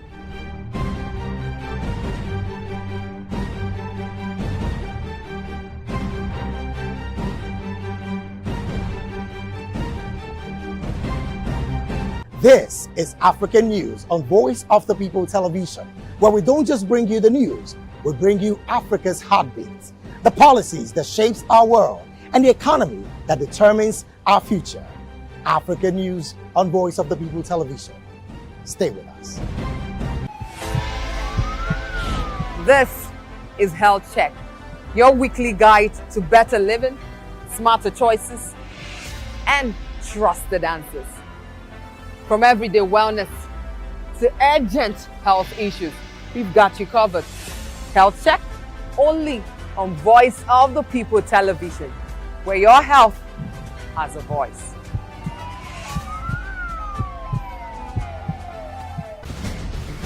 Join us as we drive into the world of politics through insightful interviews with prominent political figures, both serving and former governors, ministers, senators, legislators, party chieftains, activists, and analysts. Get first-hand information into the decision-making processes that affect our daily lives. Highly engaging one-hour program that brings political discourse into focus. I am Chukwuma Okoro. Political Lens, Monday through Friday, 6 to 7 p.m. Join us. Africa is on the move, a continent of rising voices, untold stories, and powerful transformations. From the streets of Lagos to the heart of Nairobi, from the mines of Congo to the tech labs of Cape Town, the African story is being written every day. Bold, dynamic, unstoppable. This is African News on Voice of the People Television. We don't just bring you the news, we analyze and bring you Africa's heartbeat, the politics that shapes our nations, the economies that drives our future, the cultures that defines who we are, the voice that must be heard. Africa News, Africa's voice, Africa's future. Where Africa speaks, the world listens. My name is Tao Familoni, and here's to VOP TV. Keep watching, stay tuned, do not touch that dial. Arararara, my name is Made Kuti, and you're watching BOP TV. Keep watching. Welcome, my name is Zika Davis. Distinguished ladies and gentlemen, boys, viewers, everybody, boys and girls. This is VOP TV. Do you know what that means? Voice of the People TV. You don't have a voice, don't come here. You better make sure your voice is heard. In a world where truth is the ultimate power and opinions scream the loudest, it's time to wade through the noise. Hunger no get tribe. Hunger no get religion. And scan the human interest and trending topics that matter. Stay tuned to The Issues, your plug to the stories making the buzz, from politics to science and technology, social justice, and more. Let's tackle the tough questions and expose the truth. The Issues on Voice of the People Television, Mondays to Fridays, 8 to 9 p.m. The Issues. Don't just react.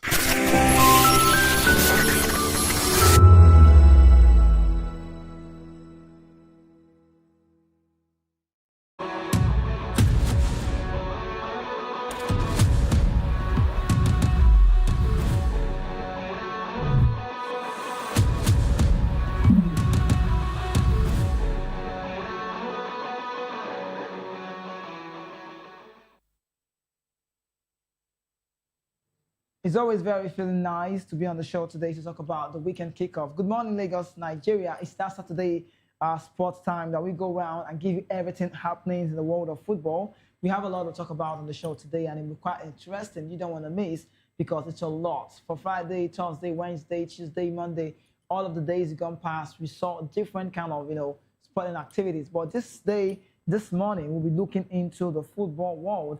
And we'll start off with one, which is really out there and so bad for some African nations like that of the Nigerian side, because this is the female football. And when it's about female football, we talk about the WAFCON tournament coming up. And we are no small side on the women category of football. Super Falcons to the world, Super Falcons anytime, we are good to go. Look at the measures, look at how far it's come.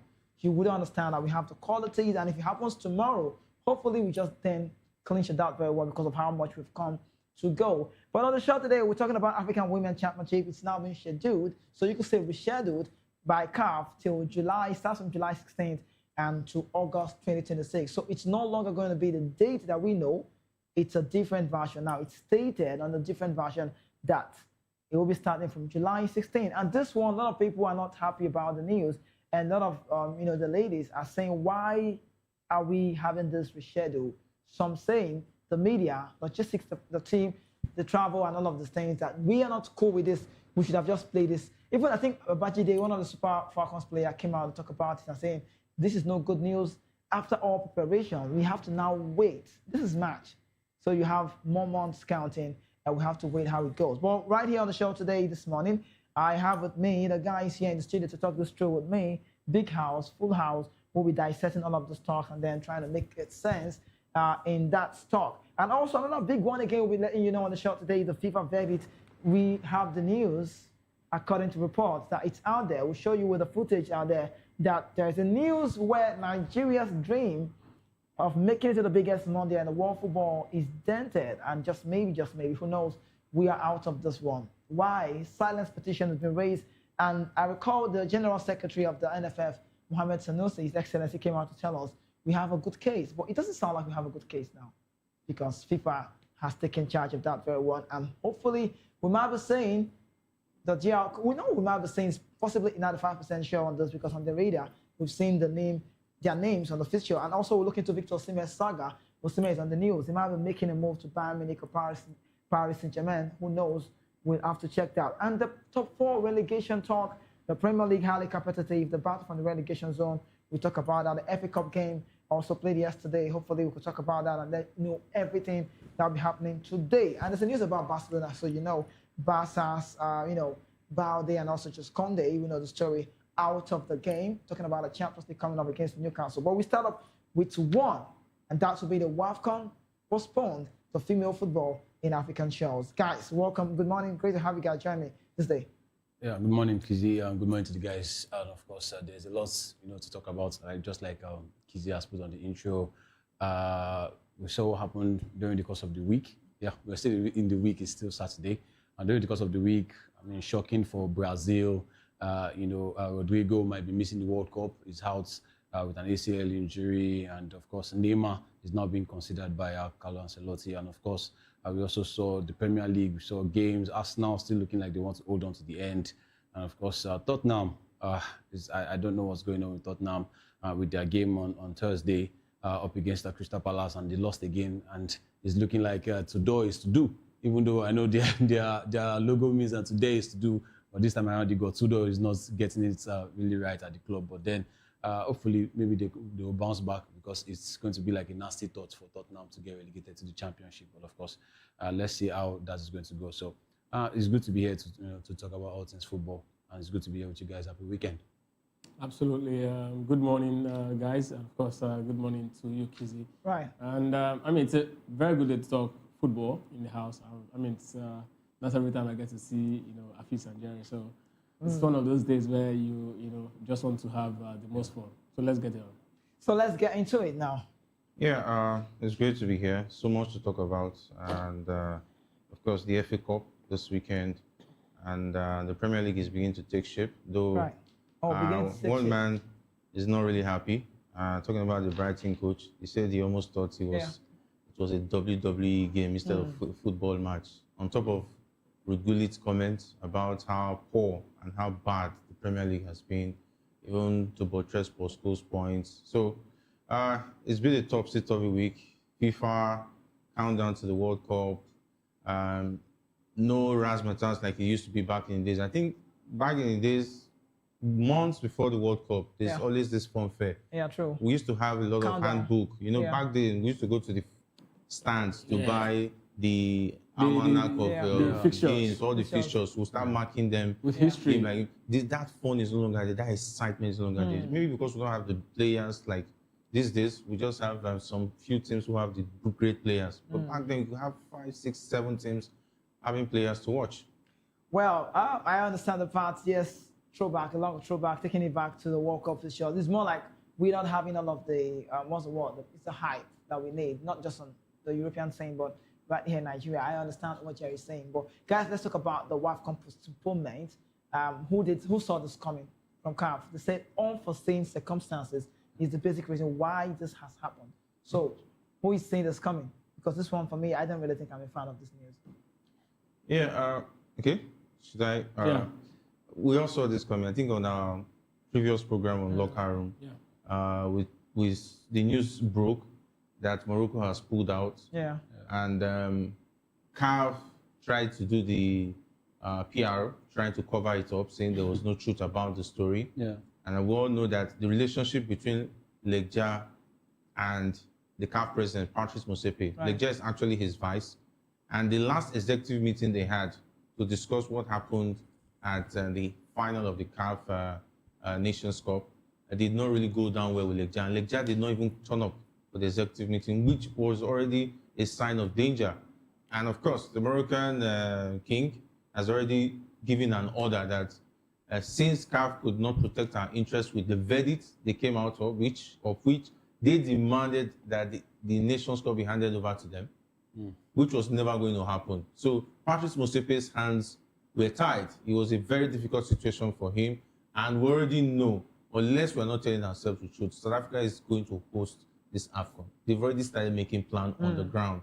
CAF has already, the South African government has already given him the full backing, knowing that the Moroccans are trying to mess him up. Yeah. The Moroccans are trying to make the whole of Africa think that they are the only country that can host, that is good enough to host the AFCON or the WAFCON. And it's just that Patrice Motsepe puts himself in this situation. Anyway, it's just a carrot stick situation. He chose the carrot thinking that he was going to enjoy it for a long time. And of course, Morocco wanting to win at all costs. And I think it's even dangerous to have such a country hosting a competition like the African Cup of Nations. A team that wants to win at all costs. Who doesn't understand the meaning of fair play? You win some, you lose some. That's football. That's football. But if a host nation does not have this at the back of their mind, it's dangerous to the fairness of football. Wow. Of course, I mean, still towing the line, Jerry, actually, made. I recall, I think about a month ago, there was a particular edition of the Sport Republic. I think you were the one handling that edition. You spoke about Peace Mabe, who was actually the Deputy Minister of Sport of South Africa, how she came out and said South Africa is actually ready to actually host the WAFCON. That's actually when the smoke started coming up. Where before Gaty Mackenzie, who is actually the Minister of Sport, also came out and said no, there's actually no credence to that. But later now he has actually come out to say a few days ago that yes, South Africa is definitely going to host. But the truth is, this is an embarrassment to football. We have to agree. This is to a football big or to African football? to football generally, because I mean this is 2026. We shouldn't be seeing this, right? I mean there's no conflict, major conflict in Africa that's actually causing this. There's no bomb anywhere that's landed in any part of the Arab nation. No, it's the truth. If something has happened maybe in Egypt or in Libya, we would have said okay, that's the reason why we are moving. Now Or maybe they are afraid of this. no, bombs going around. Jerry. Maybe it will get to As at when the AFCON was being played, there was no crisis in the world. Iran and US was very much tension, but no crisis. Now see, I recall the last time this thing happened in Africa. That was '96. South Africa ended up hosting the AFCON. You recall, and they won it. But it's not the female version; it's the male. Kenya was supposed to host. Kenya actually pulled out a few months to the AFCON, and South Africa actually took over and won the championship. CAF sanctioned Kenya, sanctioned them, and they missed the next AFCON. Would they do the same with Morocco? They should ultimately do. No, because we saw their press. They should not be a part of this WAFCON if another country. Exactly my point. We saw their press conference, their press release. Nothing of sorts came out. Yeah. Nothing of sorts came out. And if that happens, trust me, CAF has not just thrown African football in the garbage. They've made a complete mess of the entire. If I were to be a businessman who wants to actually, I would definitely not want to invest in Africa because this is terrible. If Morocco gets to be in this one and the next one. Yes, this one. This one and the next one. You mean a big sanction? Yeah, exactly. They should sanction them. They should be banned for 6 competitions. Absolutely. Yes, this one. No, this should be banned for 6 competitions. No, this one and it should send a message that you don't. For instance, okay, Mosepe was doing everything to settle this issue. He tried as much as possible to plead with Legja. Legja closed the door.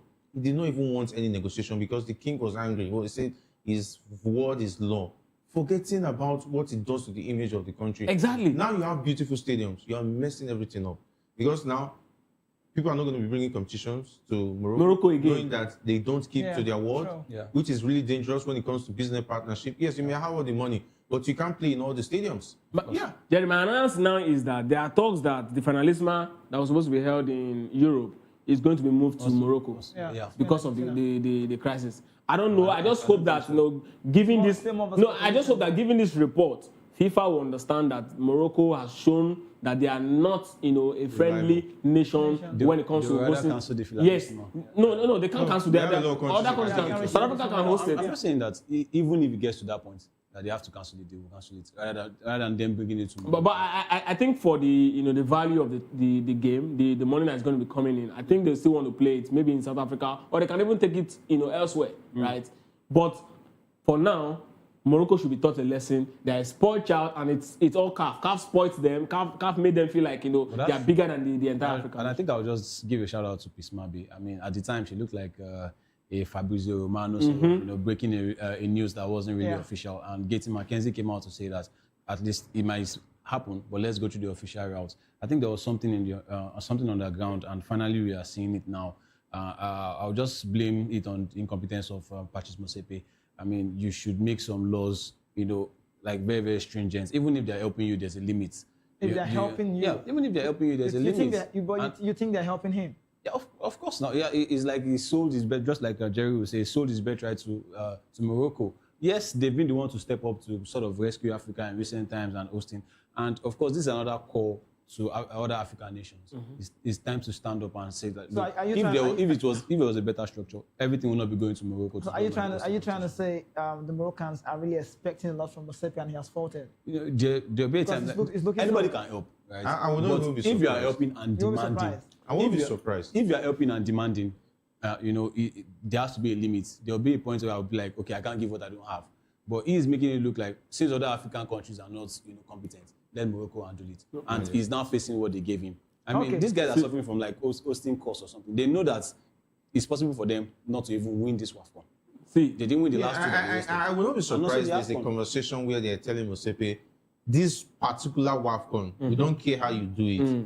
Assure us that we are going to win. That we are going to win. If they can't win the last one. Yes, and they wanted to win the last one. Their players still went on to win the women's African football. And even the ref that officiated the final was suspended after the last WAFCON. But that's all deserved. Let's keep that aside. So they've been showing the signs. No, I'm talking about Gideon Chebak. I mean, that was exactly. But guys, we need to Okonkwo move. even didn't make the top 3. We need to move. We need to move. It's a lot about. Which was of course the Let's move on. handwriting. It's a lot about Morocco football. Talking about how Morocco has come, and then let's just move on. We need to go on. The truth of the matter is, a lot of money have been spent in Morocco. I know how this works. They've spent a lot, but sportsmanship, football, they are not showing that they understand what fair play means. Everything cannot go your way, and it's more like it's a fire brigade way. They want to just get it right, and then it's a Morocco team. But we just hope Patrice Motsepe can stand his ground, regardless of whatever it is. He is a CAF president. He is a South African, so I don't care about where he's coming from. I really care about the job. He needs to make sure everything goes well. Let's take it back and see what happened in the past. Measures should be taken, strict measures as well, not just mere measures, big one. Morocco is a nation, not bigger than the rest of the nations in African football. So regardless of them having a nice facility, it's a nice place to Let's give them, they have World Cup standards. Yeah, they have it. They have it. I'm also how many African countries can so we're not taking that away from them, but I think this is one of the reasons why they feel they should own it all. And like you said, they've spent money and they want to also make revenue. Morocco is a very when it comes to the Arab Africans, right? Yeah. When it comes to those parts of Africa, Morocco is a very strategic part of that. They are very influential when it comes to football. And I recall that when the heat was on between the Super Eagles of Nigeria and Libya, the incident at the airport, and I think it was the Nations Cup qualifier, that incident. It was AFCON qualifiers. Yes, yeah. AFCON qualifiers, where the blocks of the Arab African nations were actually threatening Motsepe that it was Morocco who stood behind him and said, what, we're definitely going to do this, we can push through. And take out Egypt in Africa at this point. Morocco is actually more like the biggest, in terms of, what they've done for football. Right now, they are. So that exactly, they had that influence and they pushed through. But they are doing it the wrong way.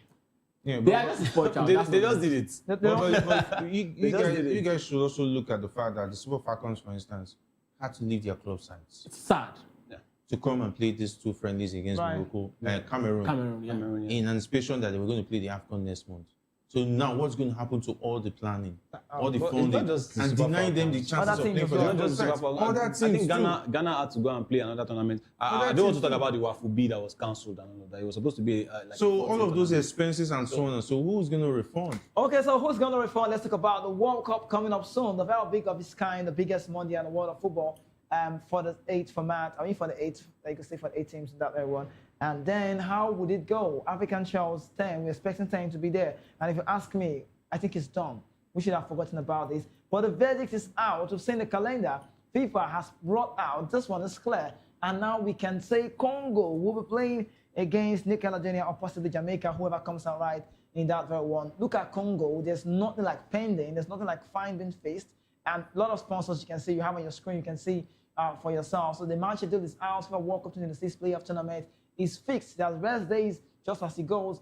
And no Nigeria, we're not talking about Nigeria being here, but the verdicts from, let's say the silence from FIFA has just been what people have been talking about. If you know we are not going to be in the World Cup, I use the word we because I'm Nigerian, let us know. But I've always said it from onset, there's no World Cup for Nigeria, and we should let this be. Congo makes it right on this part, even though we know if they go on investigating it the right way, possibly we might pick out some stuff. But the fact that FIFA has been silent, and guys, we've been waiting for this verdict for a long time. I recall the General Secretary of the NFF, Mohamed Sanusi, came out to say, we have a good case here. But after all of this pending and waiting and petition being silenced, I think it's time for us to move on. I've been saying it from the onset. Now you have the FIFA, you saw it for yourself.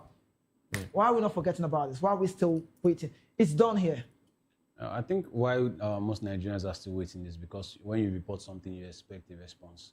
I want to believe so. But also there are some cases where when they get to, I want to go to the medical field now, when you get to, maybe the emergency ward or something, they call it dead on arrival. And they rather not attend to it. So I think FIFA's silence might just be, based on both. Maybe they're still taking time to process it, or trying to say this is dead on arrival. We've seen it, but we don't acknowledge it. But of course, just like I said, when you submit something, you expect a result. And even if I want to stretch it further, maybe they are actually assessed it and they be like, okay, it's not only Nigeria that is affected, because just like I used to, say even on our sister shows, I'll be like, Cameroon was also affected because some of these players, in fact, all of these players that were even accused played against Cameroon. Yeah. And they contributed to scoring a late goal against Cameroon. Cameroon can also have, a good say in this one. So maybe they are looking at saying, okay, look, we can't disrupt this tournament further, but that is on them. They should have responded earlier. It's not about, we have about 20 days. You said? No response yet. No response yet. And yes, up until today as we speak, it is still DR Congo. When you check their, their official handles, it is still DR Congo. I was even speaking to Ikechukwu off air, sometime when I said, there are cases where we see like CBD to be decided, but we are not seeing that. It is Congo that is there. And also, with what is even going on in Asia and all of that, it is still Iraq that is there as well. So I think they are just going on with what they have until any change happens. But just like I said, when you lay a claim, you should be expecting results. So the response is not coming. It's not forthcoming. But could there be a late response from FIFA?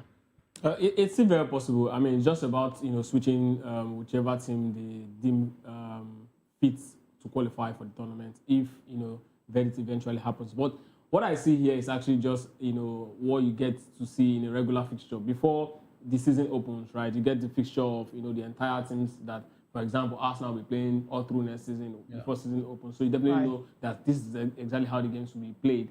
And of course, the time that these games will be played. So this actually came immediately DR Congo qualified. So right. So I think it was just a leak, not like it's a FIFA confirming that okay, we made a statement and we didn't actually see any. Nigeria has a case. Nigeria really doesn't have a case, for this petition. So therefore, DR Congo is going to the World Cup. That's not the case with FIFA, right? It's just FIFA briefing journalists and then based on document they already have or image of what the playoff will look like that they already have. That's exactly what they actually react to. So let's wait it out. I just hope that the NFF will now take their job serious by pressing FIFA to come out with a statement. Is this your stand? Let us know. If this is not your stand, let us know, because it doesn't even make any sense. There's absolutely no time and nowhere in the world where a petition is given to FIFA and FIFA will just keep mute. They will definitely respond either yes or no, and they've not done that as we speak. But of course, from what we can see, it's still very much. If you go back to the FIFA website, I think Afis was talking about it earlier. We had this conversation. We had to go back to the FIFA website.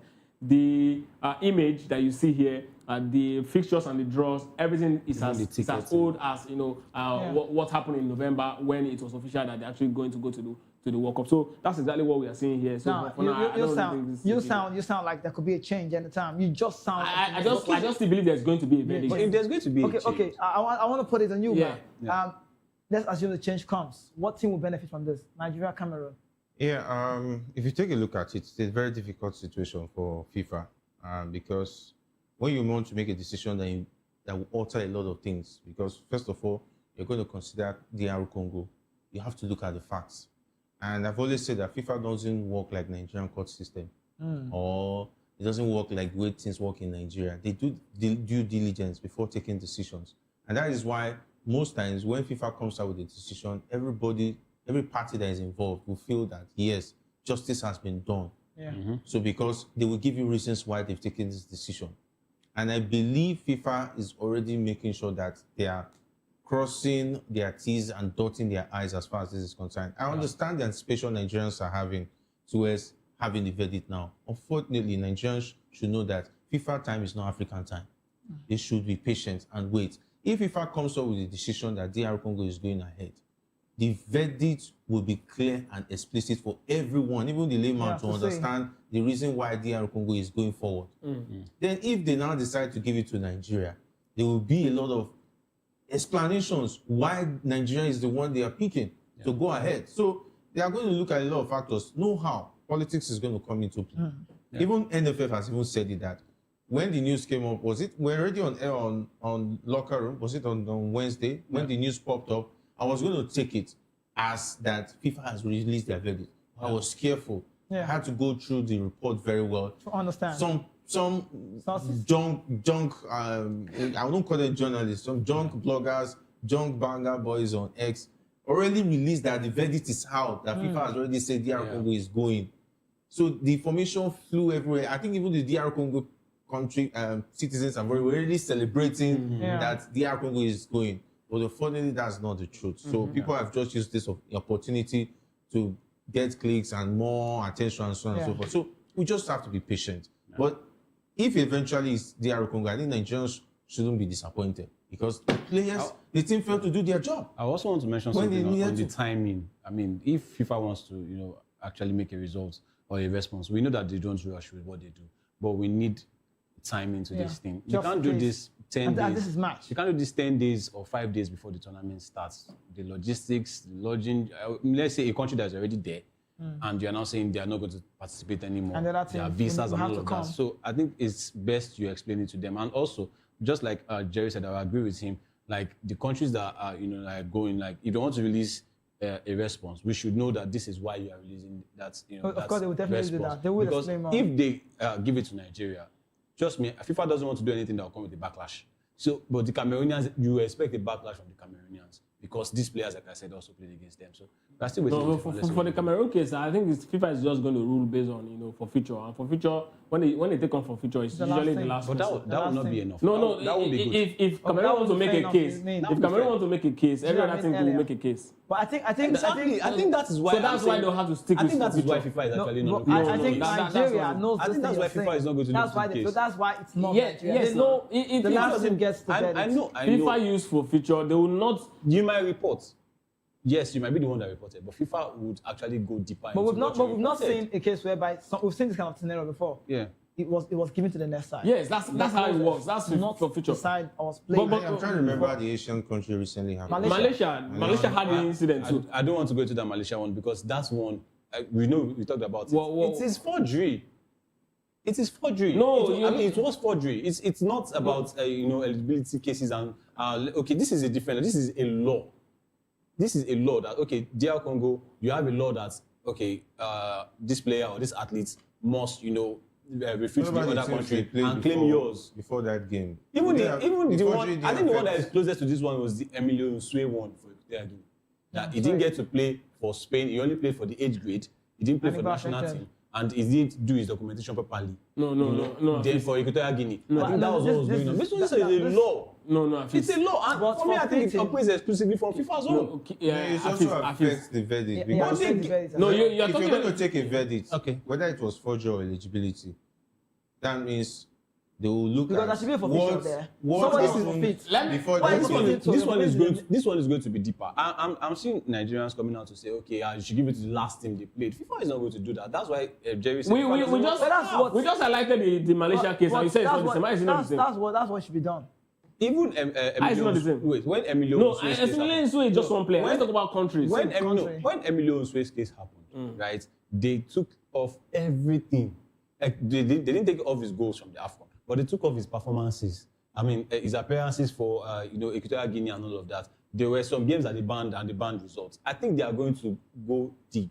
You can't just give it to Nigeria because they were the ones that reported and they were the last game. You're missing something here. I think that's not going to be fair. Kizzy is missing something here. We have a precedent, and if in court, if there's a precedent to any case, you will most likely win that case. It is when there's no precedent. This is the first time it's happening. That so many technicalities will come in and they will start looking at in this case what should we do, in that case what should we do. The Malaysian case was even highlighted by a FIFA chief who refused to actually speak, who decided to speak behind camera. Right now, the coincidence in these two cases that in Malaysia the government officials, the governing body deceived FIFA by registering their players. It's the same case with the DR Congo. It was alleged that the people who were running the DR Congo football also deceived FIFA by registering the players. Right. They said that these guys can actually play. So we've agreed that they will play. But the filing has not been done before they played. That's the issue. What if DR Congo comes out to say, okay, there was an exception for athletes? You don't understand. No, you don't get. They said a lot about it. See, Kizzy, let me explain to him. Jerry is FIFA. You now, you are DR Congo. You want me to play for you. Mm-hmm. And then, because there's an exception for athletes, right? But normally you have to actually file. Okay. You have to file and say, this guy will play. Yeah. Now, you've communicated. But they already did. That's what I'm saying. They already did. Kizzy, you've communicated, but you are yet to get response. And you allow the player to play. That's where the issue is. Anyway, so people are aware about it. Absolutely. Well, that's what the problem let's move on, guys. Let's move on. It's not going to be fair if they give it to Nigeria. Okay, so you don't even want Nigeria to go to World Cup. No, I'll chase it to clear Do they deserve to go to the Okay, let's say do your job on the field. No, regardless of any weight. No, his name is Omar. No, okay, you know what? Let's say it this way, right? There's a talk about this, right? Let's just move on to the next way. First, we might write up with this. There's a talk about this verdict, you know, FIFA talk. Now, the talk is clear. Everybody knows. What I think, my opinion, is that for the fact that FIFA knows time constraint is a lot. Yeah. We just have to be logical about this and understand. I don't see this coming Nigeria's way. I don't see it going to either any of the team's way. I think it's a Convoy thing. But one thing might not be inevitable. They would have to still tell us, exactly, give a report to a nation that filed, which is Nigeria. Normal. But I say it, and I'm going to reiterate it. I feel this is my opinion. Don't say VOPO. Put it on me. Put it on me like Akon style. I'm saying FIFA knows all of these things. They know what it takes for you to say Nigeria is playing, Congo you're not. What a coach will do to get his team, visa issues and logistics. They know all of this thing. Look at this is March. Yeah. Look at the date today. What's the date today? The condition of the world is also a thing we need to also factor in. No, I know. They might even, as you speak, they might even move the playoff. Right. Yeah. So maybe that's another reason why FIFA is yet to give a response. But you think it was going to go come Nigeria's way? Because Mexico is supposed to host that championship.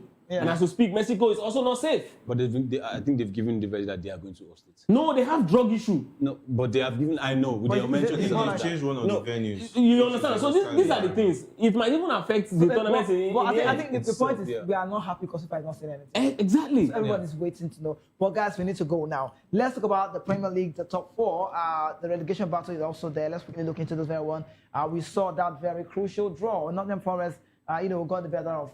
The draw felt like they won the World Cup. Victor Pereira, and they've been battling. And when you play with, you're playing for Evangelist Marinaki's side, you know the pressure he brings to you. Now look at the table. Look how this goes. And a lot of Arsenal fans have done the permutation saying that nobody believed that Nottingham Forest would have stopped City. Everybody was waiting for the last day. It happens to be the judgment day at Etihad. Well, Arsenal fans are also, they've done a lot of calculations here, saying just go with the mentality flow, win all of the games, play the last game at Etihad, even though you lose. 1 point, take them through. I'm just saying. I don't think Arsenal will lose at the Etihad. I think if Arsenal will lose the league, it will have to come with those lesser sides. Yes, those teams you cannot really predict. But I think Arsenal will most likely. So do you see Arsenal win all of the games now? They might not win all of the games because we also have to look at what City will do. You know. But what I'm saying is. But I think Arsenal just need to win all the games. That's yes, they need to. That's the first thing, right? But then I'm looking at worst case scenario.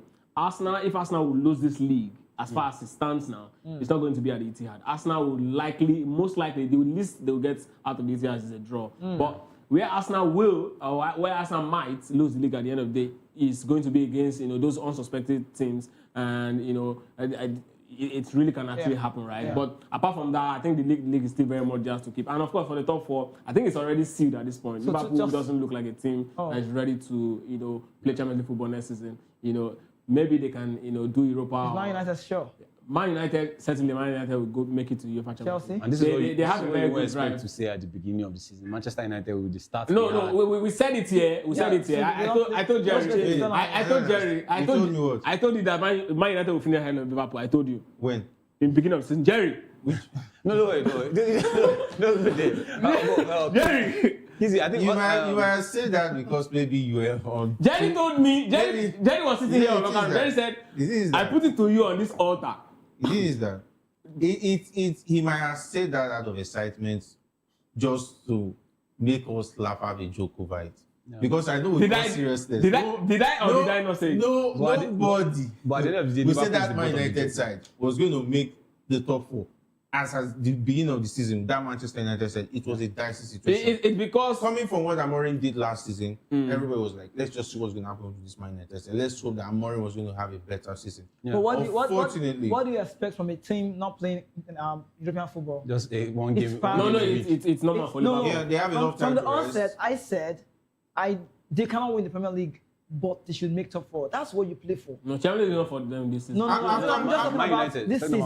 I'm talking about Man United now, not Man United. Okay, Man United will top four. That's the priority. Yeah. That's why they let Amorim go. Yeah, after spending so much money, for instance, of course, they refurbished the attack. And of course, 2 seasons ago, they did that to the defense. Give Amorim all he needed. And you're not playing Champions League, you're out of the FA Cup. And I think they're out of the Carling Cup too as well. So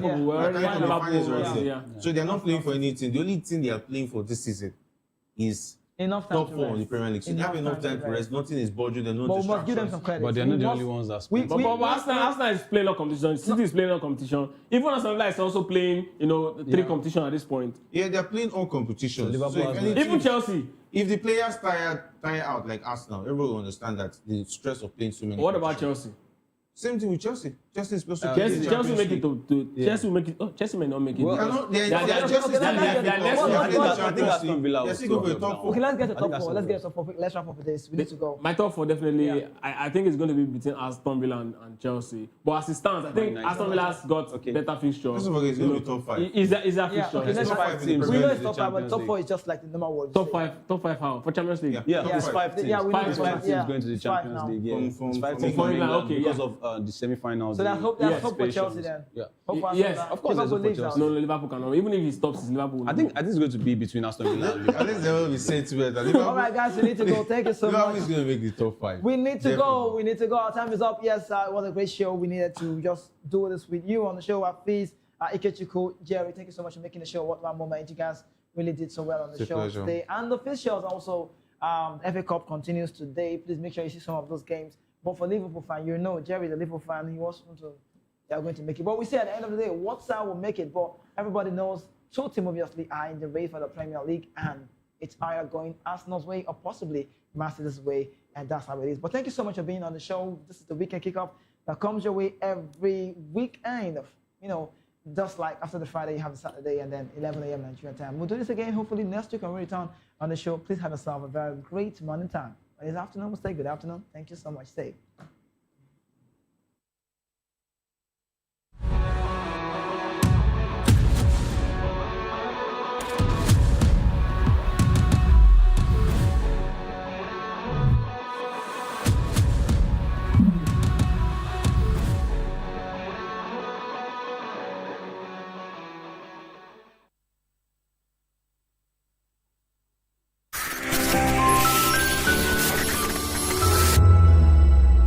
Behind every broken desk lies a broken promise. Education shapes the nations. But who is asking the right questions? Introducing Edu Dialogue, the show that goes beyond the surface, exposes the cracks, the corruption, and the silence in Nigeria's education system. Edu Dialogue, Saturdays, 3 p.m., only on VOP TV. We break the biggest stories, from missing funds to policy failures. We ask the tough questions and demand real answers. Edu Dialogue, this Saturday, 3 p.m. on Voice of the People Television.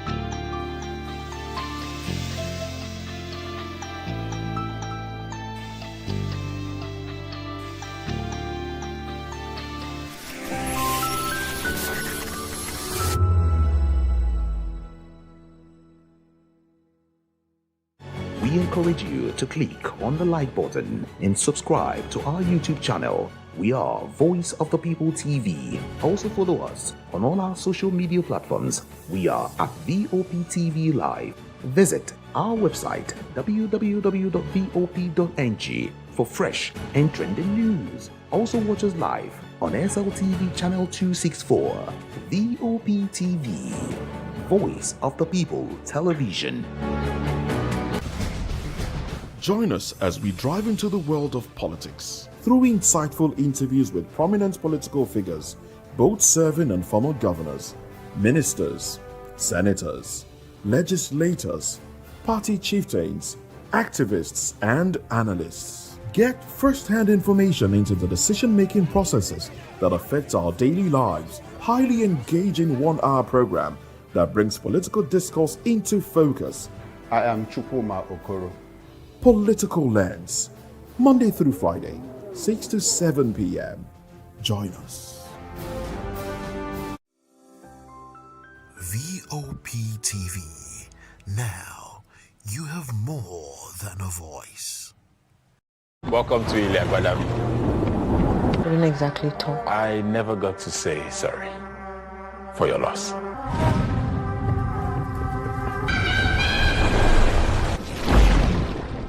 You're where? My sister's apartment. So you have Hello everyone, yes, we are live at the movie premiere of Thicker Than Water. Here in Iliagbadami, we practice our own religion. This movie and story tells of the deep things that binds us together. And yes, the movie is directed by Yomi E. Adejumo and is produced by Joshua Enakahere. And trust me, it's a beautiful evening. And we have a lot of cast like Bimbo and Demoye and the rest of them. I'm sure you don't want to miss this. Stay tuned.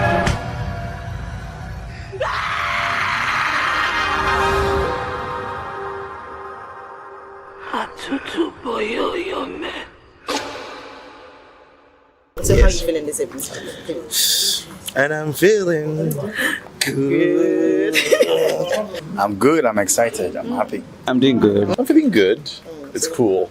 What really inspired you concerning this movie? Okay, so I think what really got me into the film, because as I said before, the script came from the director, the initial idea, and then we built on that, right? What really got me into the film was the fact about how it ended. Yeah, it ended in a way that most people would not have foreseen. You know, sometimes it's so easy to predict. Oh, the good guy wins always, but this time we decided to change things, switch things up a little bit. Was there anything that was really challenging? Yes. What thing was that? So first of all, the whole ritual bit, the end bit, it was challenging. We had to shoot it in 2 days. In the forests, it was dark, it was mosquitoes, it was cold, so that was one of the most challenging. And then for the other one, because we had a bit of an issue with our locations, so we had to compress certain days, right, into one night. So we had to do, I think about 4 days, we had to shoot everything in one night. So yeah, that was quite challenging. All right, I know this movie is out now. And yes. What do you expect people to experience? What should they experience? What should they expect? I want them to be surprised. I want them to be surprised. I want them to not expect the end coming, basically, Though there are clues here and there, for you to follow, to think, oh yeah, blah, blah. For the most part, I just want them to be surprised as to how it all, wrapped up. And, it's something is about creating conversations, and I hope it's able to do that for the audience. So what role did you play? So in the movie Thicker Than Water, I played Ola. So what's about Ola? Well, Ola begins. This is a story of love in its entirety at the core, and we get to see the lover boy who Ola is before they transform into what they transform into, which is also powered by love as well. So this becomes one of the opportunities where I get to play, a smooth lover boy who's really in love with his woman, and I get to be a preacher of love in this film. That true love actually does exist. So was there any challenging scene for you? Well, basically, yes. I mean, as an actor, the scenes are always challenging because you're not playing yourself, you're playing a character. And in this one, and when it comes to, playing love roles as well, on-screen chemistry is very, very important. You need to be in sync with whoever you're playing with. I mean, the fact that you are both fantastic actors doesn't mean that when you come together on set, you will be good together as lovers. So that's one of the things that Bimbo and I had to work on before we got on set and all that. So we're really comfortable. We've been friends, but we're not more comfortable with each other and all that. So yeah, I'm playing Ola, his mindset at the location where we played him. So it's not like me. We played him. He played in a certain kind of area which you see when you watch the film. So you have to also shift your mind to be a man who fits that area. You can't go and play in Shagamu and use Lekki, vibes, that kind of thing. I'm from Shagamu, so that's why I said it before everybody comes and beats me. So yeah. So what would you expect people to see in this movie? Because I think the movie is coming out, and what do you expect the people to who is watching actually to expect? So the thing is that I want people to embrace storytelling. We didn't tell this story with fluff and fat and trying to be bougie. We told it like an original story in the location where it happened. So we want people to actually enjoy real storytelling now without all the flash and dazzle and the razzmatazz. We're also taking bold steps in Nollywood now. We're entering into some new genres like horror, like thriller, and all that. A lot of people have they're feared to go into it. The old Nollywood has some of that, but the new Nollywood, a lot of people have just like leave this one. But a lot of new directors, like this director, they are taking bold steps, getting into this genre, trying to tell a story. So yes, the fact is, people are going to love this. You never see the end coming, and that's what I love most about this film. It's not the end that anybody would or should expect, So that's why it's a great film. It's a very great film. Were there no fun time on the scene?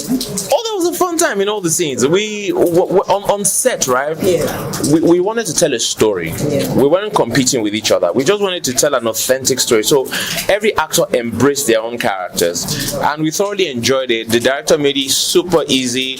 It was a director he is a director you can relate to, so you can actually come with your views about his scene.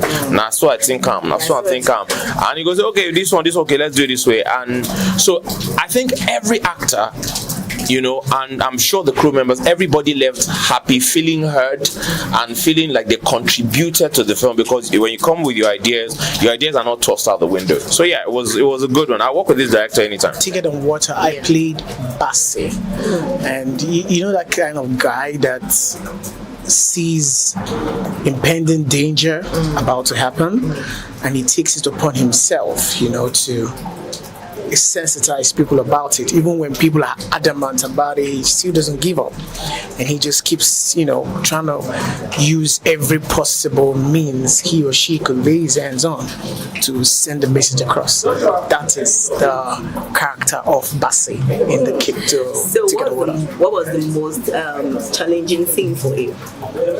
On the whole production or on the set? The whole production. First of all, the whole production. I think that was the first time I had to film in that part of Lagos, because I had difficulties locating there, because we shot the movie in one of the remote parts of Ikodu, and I had never been there. So what was it like? Were you scared? Not scared. I don't know. It was a mixture of mixed feelings. I'm like, okay, what am I expecting? What not? But this is the life I chose. So whatever the call calls, we go. So that was just my major challenge. But when I got there, saw the layer of the land, and obviously I had amazing cast and crew and set, and it was just like walking familiar waters. Yeah. So what was the most emotional part for you from the scene? From the scene, the character died. That part. That character died. You know what I mean? Okay. Not to spoil the movie for you anyway, but it's that was just that part, because enough said. I beg.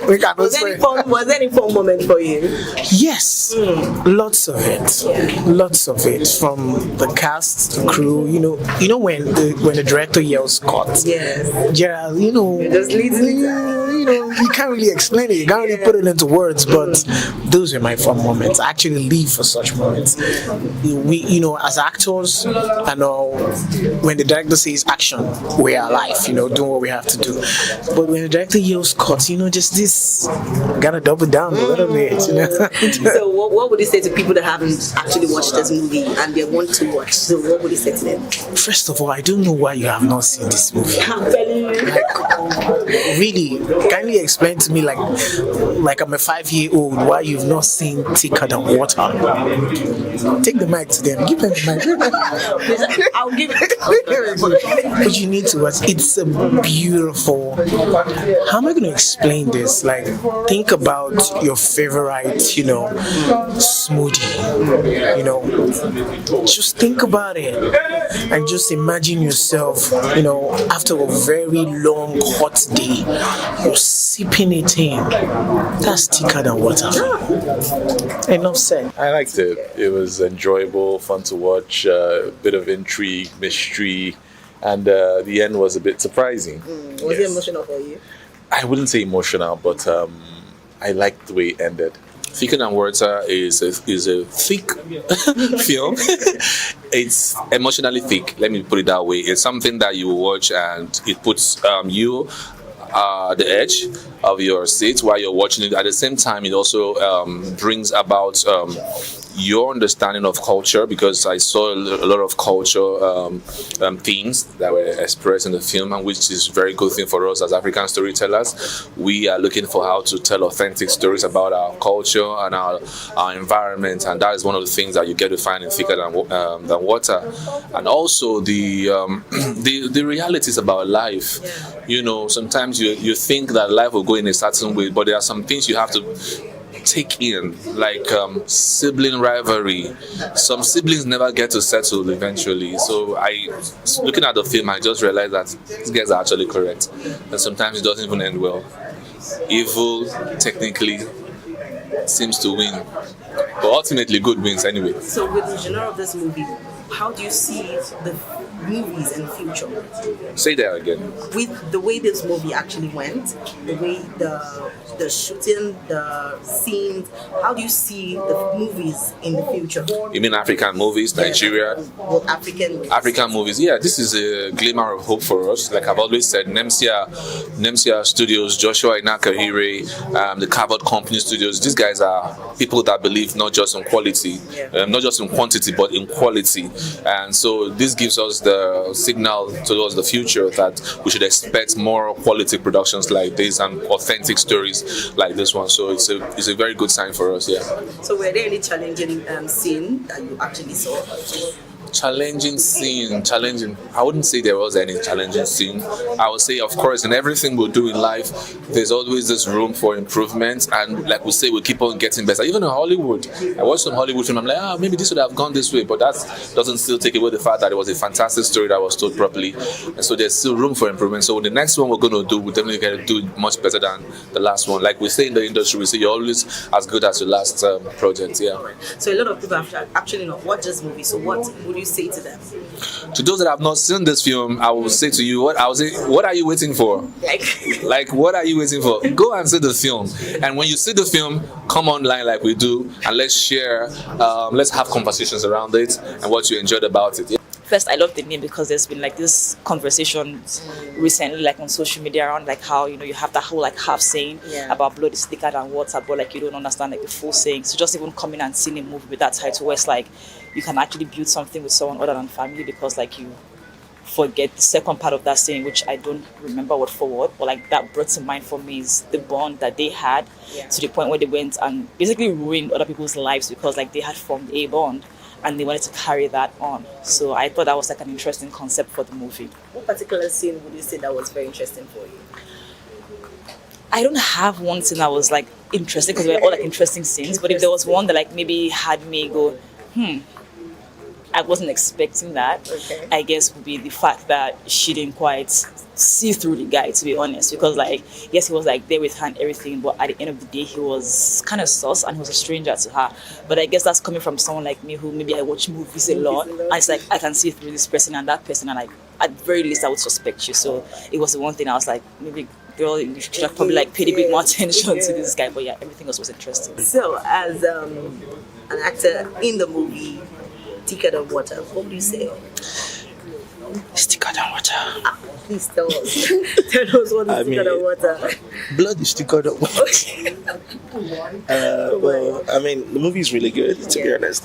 From the script, when you read the script, you will never get to read it. But it's a lot. But I remember getting it. I got the script and I read through it, and they're like, read it and get back to us if it's something you want to do. So I was like, oh, okay. And I read it, I was like, tiny. Oh, tiny. And I was reading, Then there's something you always do. You always want to see your character. But I was like, I was moving with this story and I forgot I had the character. And I was like, shit, Tiny was supposed to be somewhere.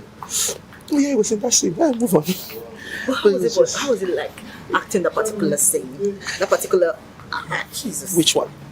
You know, like the man. I don't want to call the name. Madman. Yes. It was mad. Don't worry, I'm not mad. Okay. I'm not mad, don't worry. My mother had me tested, so I'm not mad. Yeah. Actually, he's actually fit. But anyways, it was will I say explorative? It was a good moment to also delve into that kind of character, because you see people around you all the time who are most times quiet. They just walk around the streets and like you ignore them. You tend to ignore them or you avoid them if they're coming too close. But trying to be into that space and trying to figure out, okay, what's going through this guy's mind. Yeah, it wants to say a lot, but because of the spoilers, can't watch it. Oh my But God. it was quite it was an experience doing that. I remember talking with the director. It was very open, because I was like, oh, I'm doing this way, and I was like, chill, relax, chop rice. This is what the script says. If you want to do it this way, you can check this. Look at this nuance of this character from this movie. And he sent me like a list of movies I had to go and watch.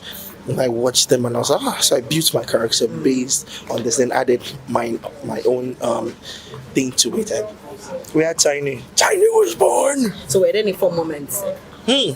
Fun moment. What's a fun moment, I see? One fun moment is when they're putting makeup on me. I think it was annoying. You know, but I was running myself. I'm putting makeup. I'm a guy. I was like, oh, Tiny, bring your tea. Then they're not putting their. You people are proving, at least buy me lunch first. You have to buy a guy dinner before you take the guy. But I mean, it was all good. But those were like fun moments, and like there was so many, and because I was kind of always away. It was a personal thing from all the other characters. Not like I was trying to be this thing shy. I was shy. Yes. I was super shy. Yeah. All right. But I just had to, because Tiny is someone that is a socially awkward character. Yeah. So I had to be away from them personally. I just went away from each of these characters, and that's one thing I did to try and get the best of this character. What would you say about Thicker Than Water? Thicker Than Water was is a really great film. I really enjoyed editing it. I was the editor for this film. And through the process, first of all, I read the script and I loved the story. When the producer told me about the film, sent me the script, I loved it. I also loved the fact that the film ended the way it ended. Yeah, it was really exciting. Interesting fact is I didn't really get the ending until I was editing. So I was just watching my cut and I was like, oh wow, it's the sister that's in this body. And I was like, I blew my mind because I didn't get it, all along. So and then I loved working with all the guys in the post-production team, the sound designer, the colorists, the VFX guys, and it was amazing. And I loved the thoroughness from the director, and he's very intentional about everything he wanted, and I just have to do everything I can to achieve everything, which was really good. And then I loved the cinematography. It was really amazing. I had a lot of materials to work with. That's the joy of any editor. So during the process of your editing, were there any scene that was challenging for you, that you felt that was challenging? The ritual scene. Oh my God. This is what happened. I edited every scene and I left that one. And that scene, I think they shot it in 2 days or so, 2 nights or so. So it was a lot of materials. And what I did was I just finished editing every other thing, and then I took some days off to calm my head, and then I went back to that scene. And it took me, I can't remember how long, but it took me a while to cut that scene. And then after that, I sat with the director, and then we now fine-tuned everything. Nice. So people that have actually not watched this movie, what would you say to them? You need to watch it. You need to watch this film. Go to Amazon Prime now and watch this film. This is I would say it's the best horror film from Nollywood. And yes, this is where we draw the curtain for the movie premiere, Thicker Than Water. Trust me, it was a beautiful evening, and it was a beautiful movie. Trust me, this movie didn't just talk about the sacrifice. It talked about the love. It talked about the bond. It talked about the sacrifice that family, the ties that family shares together. And trust me, it was a beautiful movie. I'm sure you don't want to miss this. You have to watch this. And yes, this is VOP TV. Don't forget to follow us on all our social media handle and subscribe to our channel for more inspiring updates. Until next time, I am Precious Agumanu, aka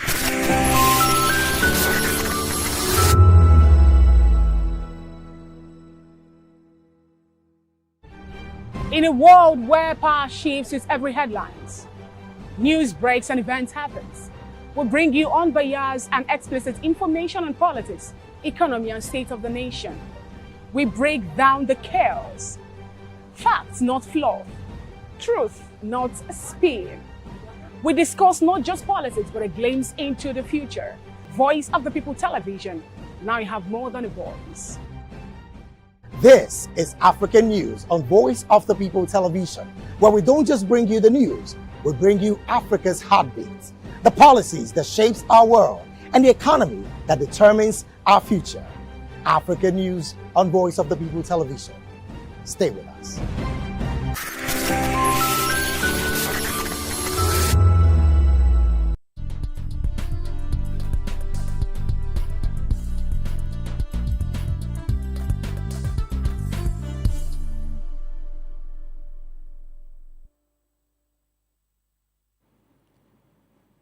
Good day and welcome to Reporters File on Voice of the People Television. I am Nnenna Ndumdiotop.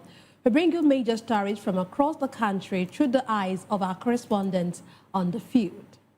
We begin in Lagos, where a new cashless payments policy by the Federal Airport Authority of Nigeria is drawing concern from motorists and commuters. FAN says cash will no longer be accepted at its pay points, including access gates, car parks, and executive lounges, as part of its Operation Go Cashless initiative aimed at improving efficiency and security at the nation's airport. However, since the policy took effect on the 1st of March, commuters have been grappling with heavy traffic gridlock at the airport access gate. Voice of the People Television's Matthew Ogunswada reports. Cashless policy by the Federal Airport Authority of Nigeria, motorists and commuters at the airport access gate have been experiencing significant traffic congestion. The Operation Go Cashless initiative, according to FAN, is designed to enhance efficiency, reduce security risk associated with cash handling, and promote seamless digital transactions across all airport facilities. In October, we actually launched this program, the Operation Go Cashless, and we did a lot of sensitization, to users, letting them know that very soon the authority would be going cashless. After that, some months after that, we got a directive from the federal government that says that we need to stop cash collections immediately, and which is why we're here today. So we literally did that yesterday. Now, what we've done is that we have created different means in which our users and our passengers can actually make payments. So we've created a contactless card.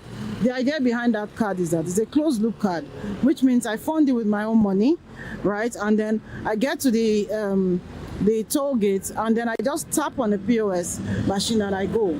So it's basically, it's a 1 second, literally a 1 second process, right? So I just tap and I go. The advantage of that is that you don't have downtime. The card never fails. It always works.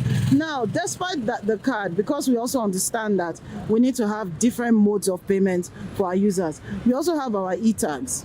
We have the e-tags for those who are actually very frequent users of the toll gate. So you can buy our e-tags. It lasts for a year. It's a 1-year validity. Once you buy it, you paste it on your car. Anytime you get to the gate, you just drive away. Nobody stops you. Why some commuters describe the initiative as a welcome development that aligns with global best practices, others express frustration over network failures, prior to implementation. Anything that has to do with cashless is a direct point of payment, so it goes directly into the authority.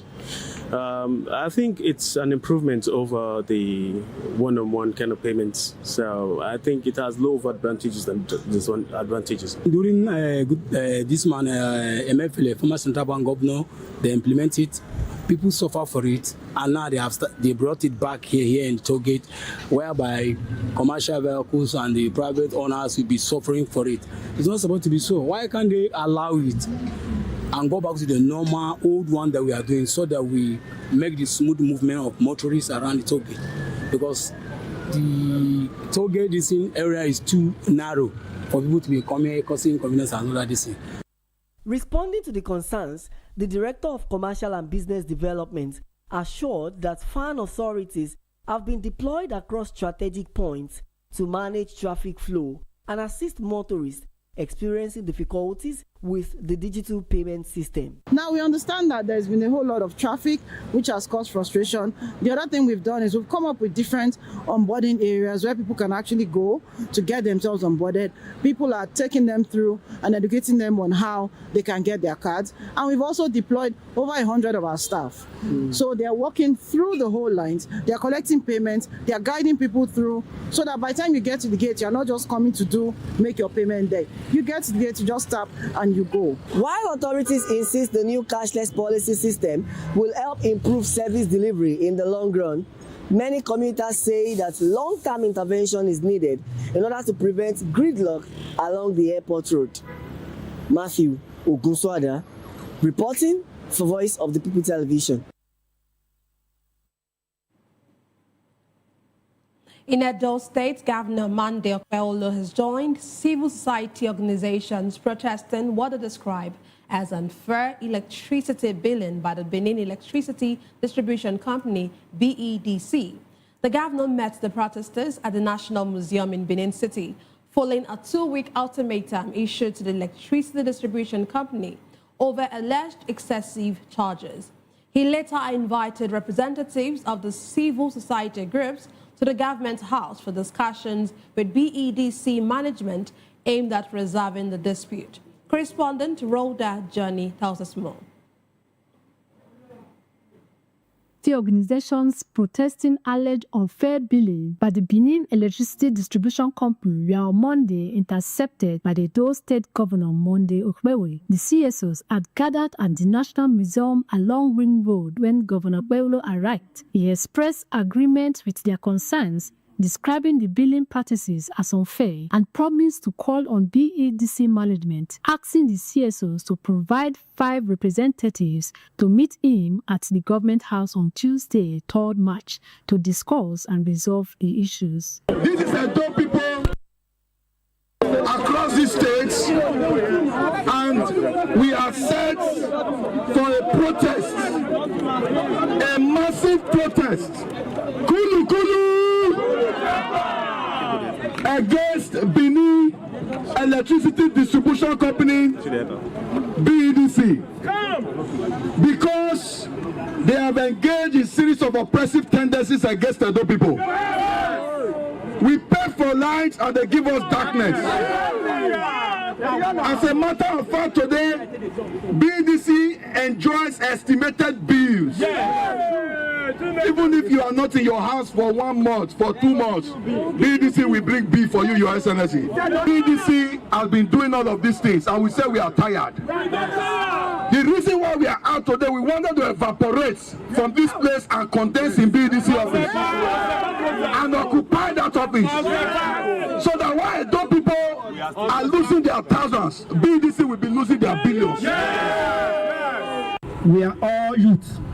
Is that not so? Yeah. Are we not Edo youth? Yeah. So I've come to join you on the protest.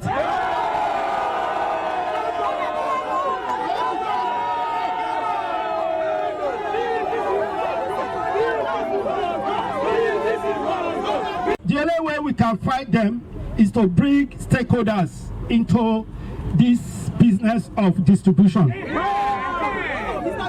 The monopoly. Yes. I want to let you know we will break the monopoly. And that monopoly does not belong to one man. So how do we do it? We have to operate like the way telecom operates. Bringing different stakeholders, bringing different companies so that we can have light. We can have alternative. Is it an alternative we know? Efforts to reach BEDC management for comments were unsuccessful at the time of filing this report. Brother Johnny, EOP TV News.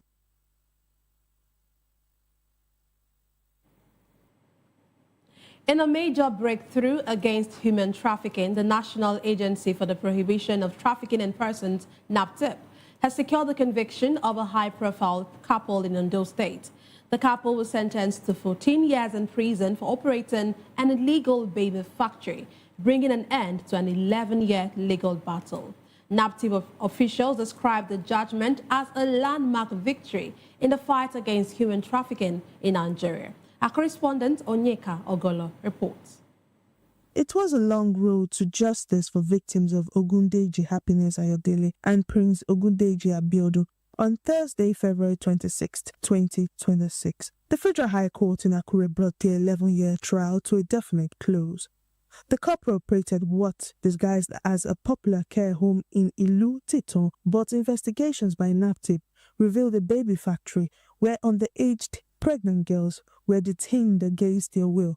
Their babies were then harvested and sold to highest bidders as priceless commodities. Justice F.A. Olubanjo sentenced the pair to 14 years in prison with no option of a fine. But the punishment didn't stop there. In a double-barrel judgment designed to strip the convicts of their ill-gotten wealth, the court ordered the following: property forfeited of 8 cars and 2 bungalows to the federal government, cash forfeited of 4 million found in a car trunk during investigations, restitution of 1 million naira each to be paid to 3 victims who testified, funded by their auction of victims' remaining assets. NAPTIP Lagos Zonal Commander Mrs. Comfort Agboko, speaking on behalf of Director General Binta Adamu Bello, called the verdict as a landmark conviction. She emphasized that the 11-year wait for justice serves as a warning to human traffickers that they cannot escape the law, regardless of their social status or how long it takes to prosecute.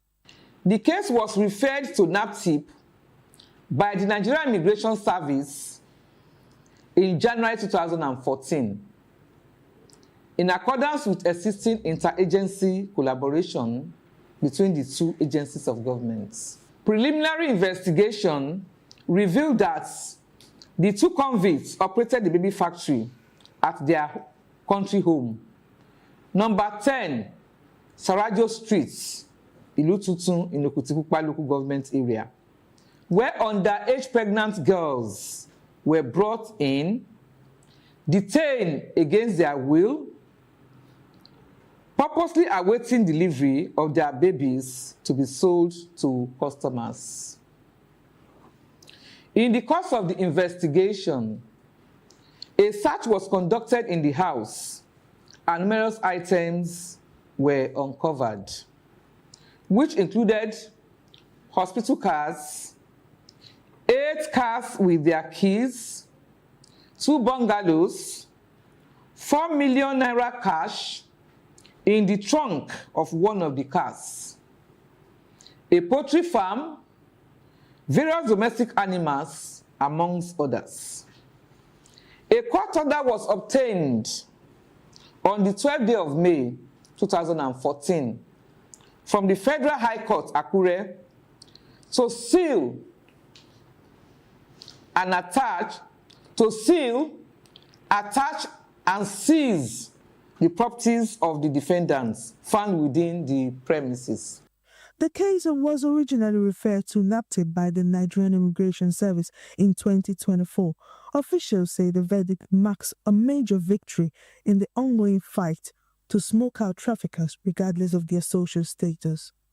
From NAPTIP office in GRA, I am Monica Ogolo reporting for VOP TV.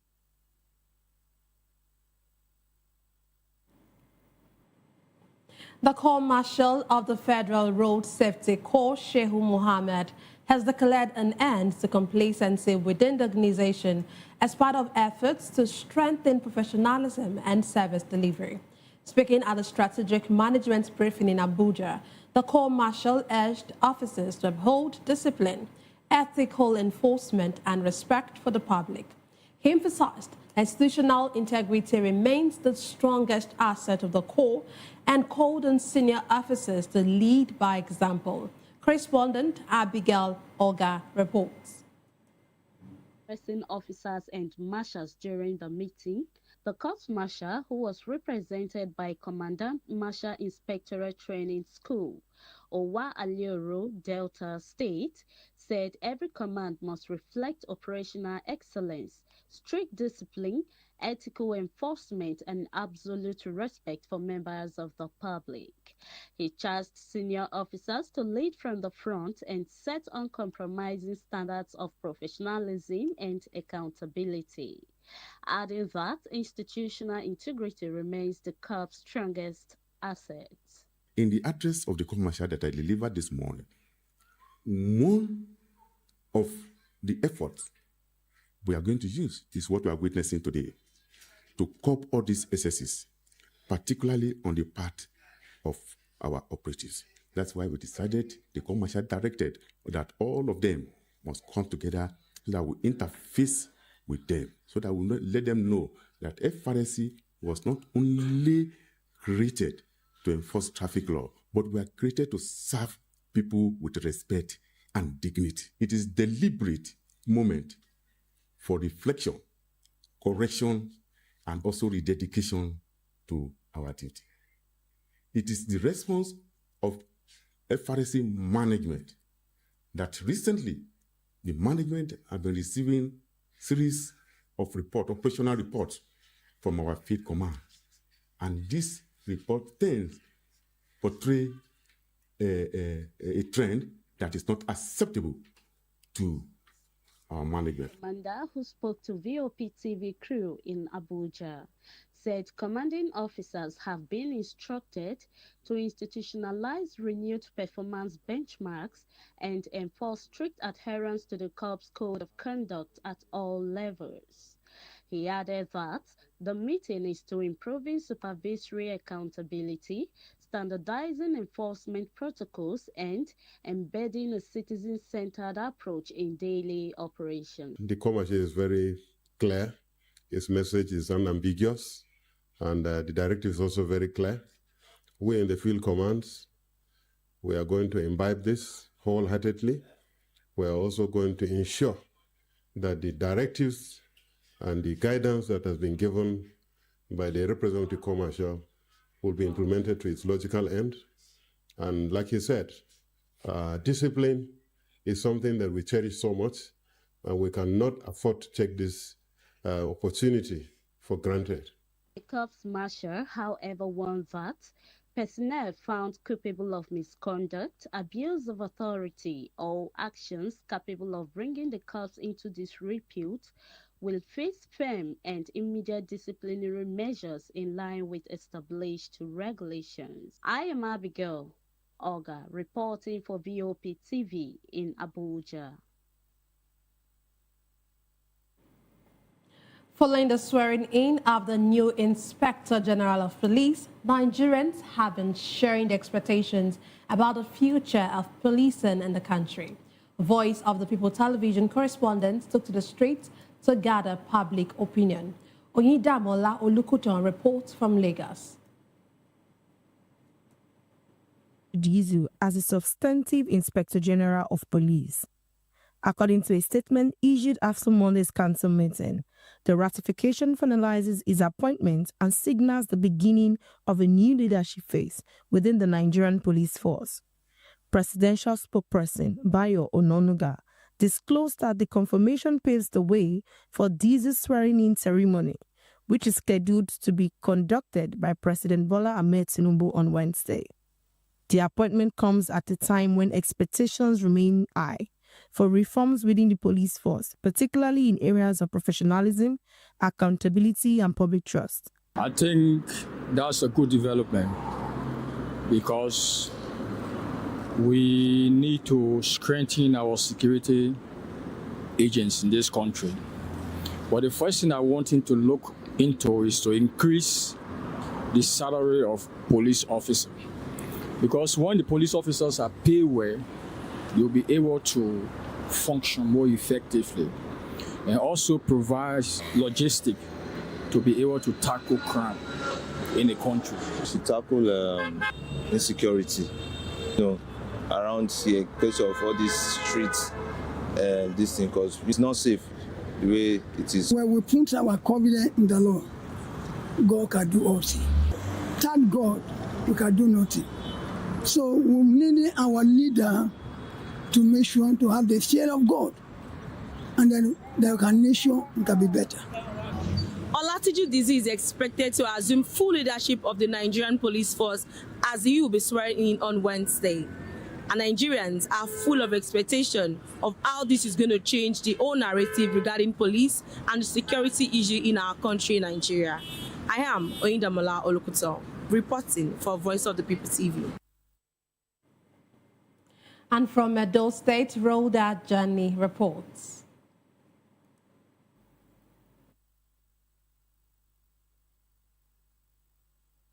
To the service and well-being of the people of Nigeria, so help me God.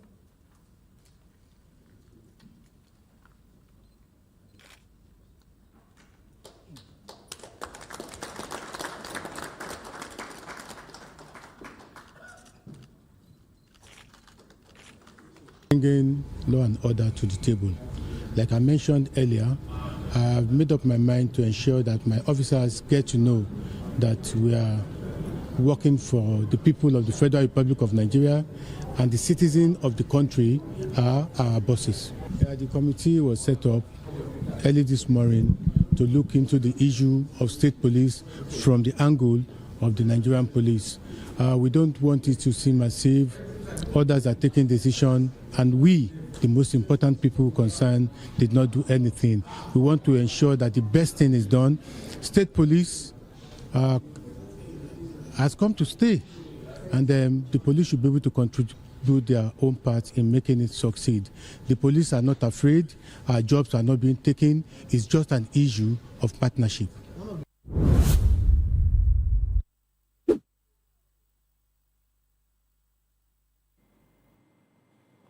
Residents of Life Camp Junction in Abuja have raised concerns over the increase in heaps of refuse along major roads in the Federal Capital Territory.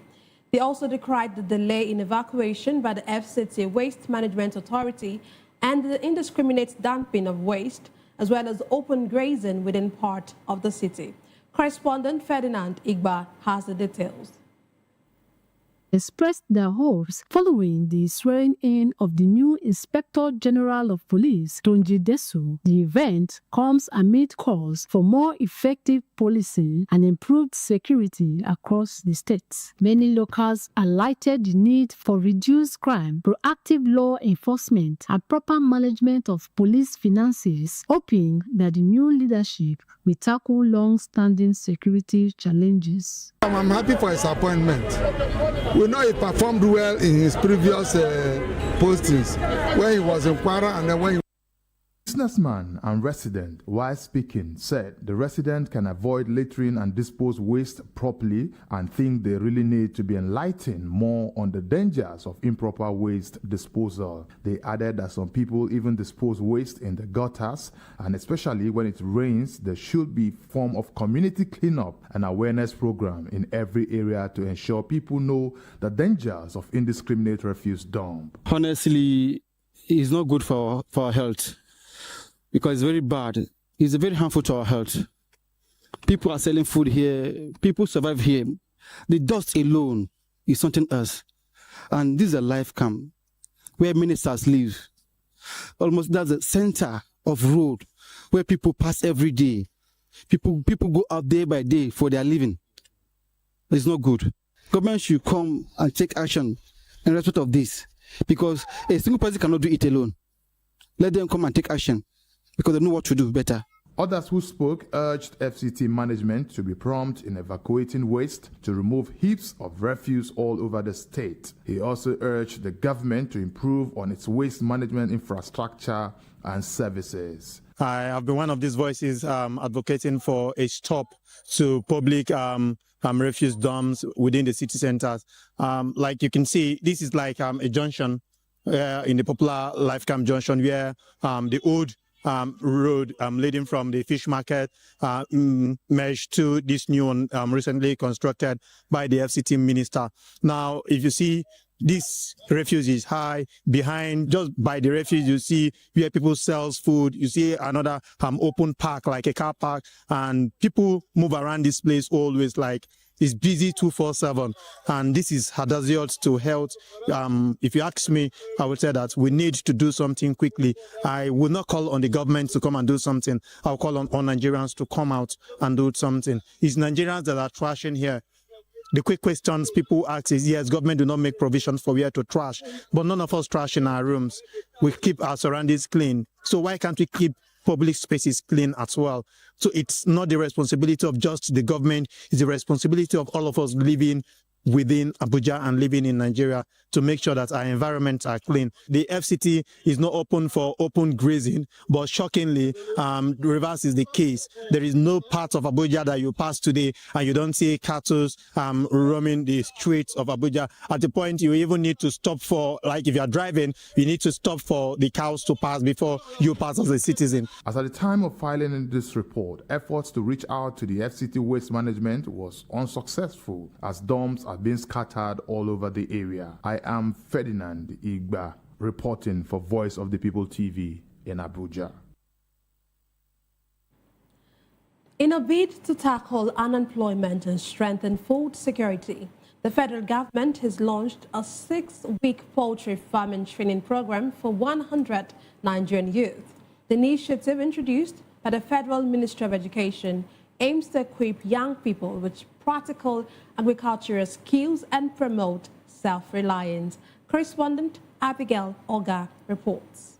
The Federal Ministry of Education, assisted by the World Bank, in collaboration with Olidi Global Consult NIG Limited, TVET Center are mandated to train 100 Nigerian youth free on poultry farming and on completion with global recognized certificate and starter pack will be given all participants.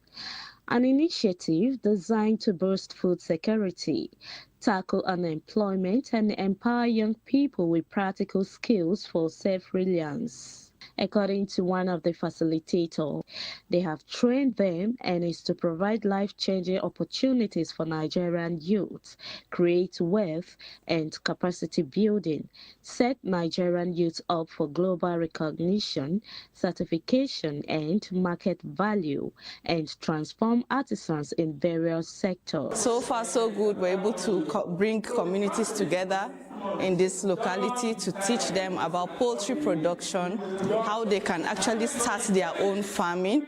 It's an empowerment program for the youths. The government is trying to encourage them to go into farming business, poultry farming business, so that they can make good use of this opportunity to establish themselves, walk into the farming sector with confidence, go into the farming sector with confidence, and so that they can do something productive for themselves. Before now, I thought it's just going to the market to buy chicks, to just train them just the way we train local chicken.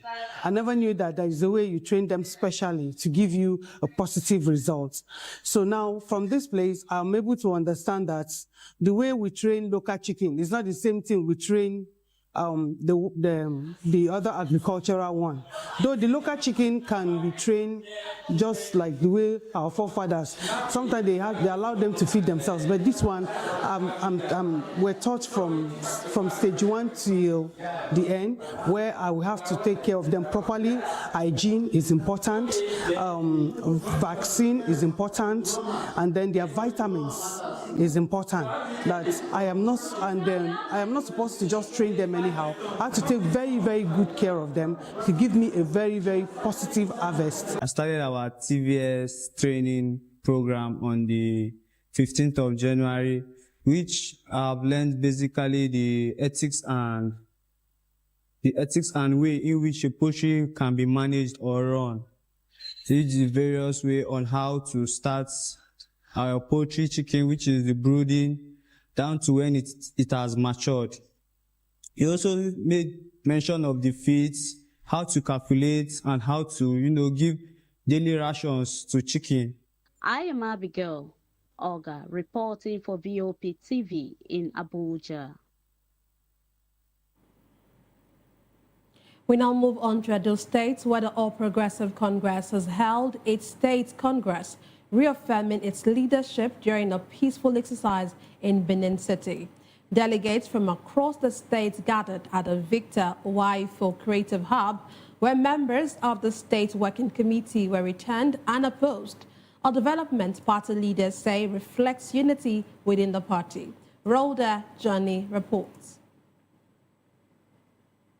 Held its State Congress on Tuesday, March 3, 2026, at the Victor Waifo Creative Hub, with delegates from all 192 wards participated. The Congress re-elected the existing State Working Committee, returning Jared Tenibi unopposed as State Chairman. The election was conducted through voice affirmation and supervised by Honorable Kabiru Ajana. Your Excellency, sir, the positions vacant here are the State Chairman, Deputy State Chairman, State Secretary, Assistant State Secretaries, Vice Chairman South, Vice Chairman North, Vice Chairman Central. For the State Chairman, we have Emperor Jared Tenebi.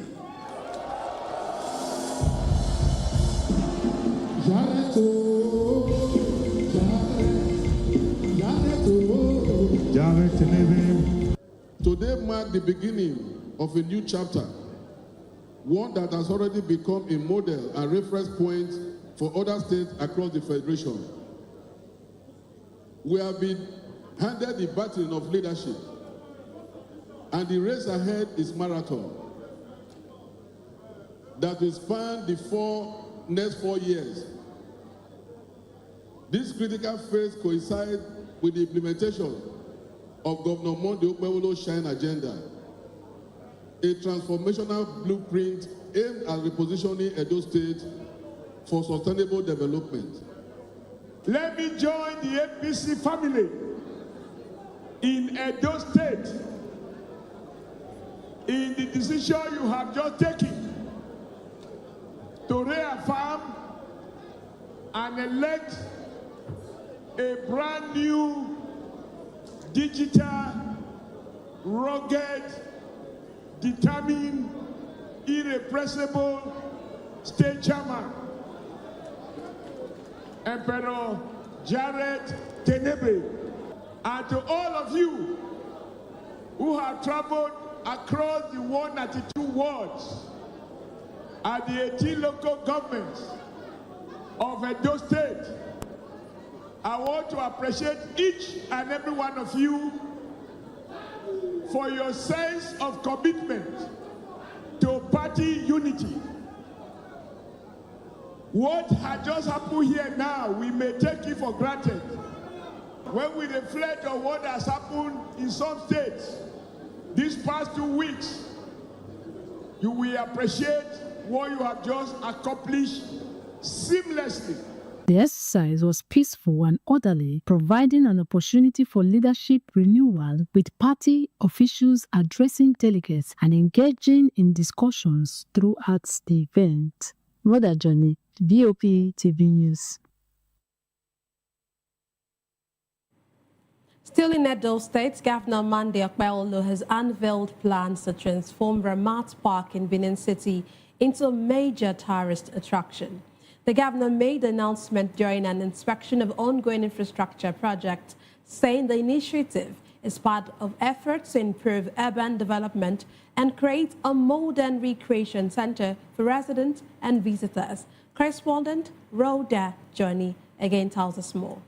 Edo State Governor Monday Okpebholo has unveiled plans to transform Ramad Park in Benin City into a major tourist attraction during an inspection of ongoing infrastructure projects in Edo South Senatorial District. During the visit, the governor inspected the Convoy flyover, erosion control works at the parks, and the construction of Saple Road, Benin City, linking nearby communities. He said the park would be redesigned as a modern relaxation and tourism hub for residents and visitors. You can see the speed at which these people have taken this project.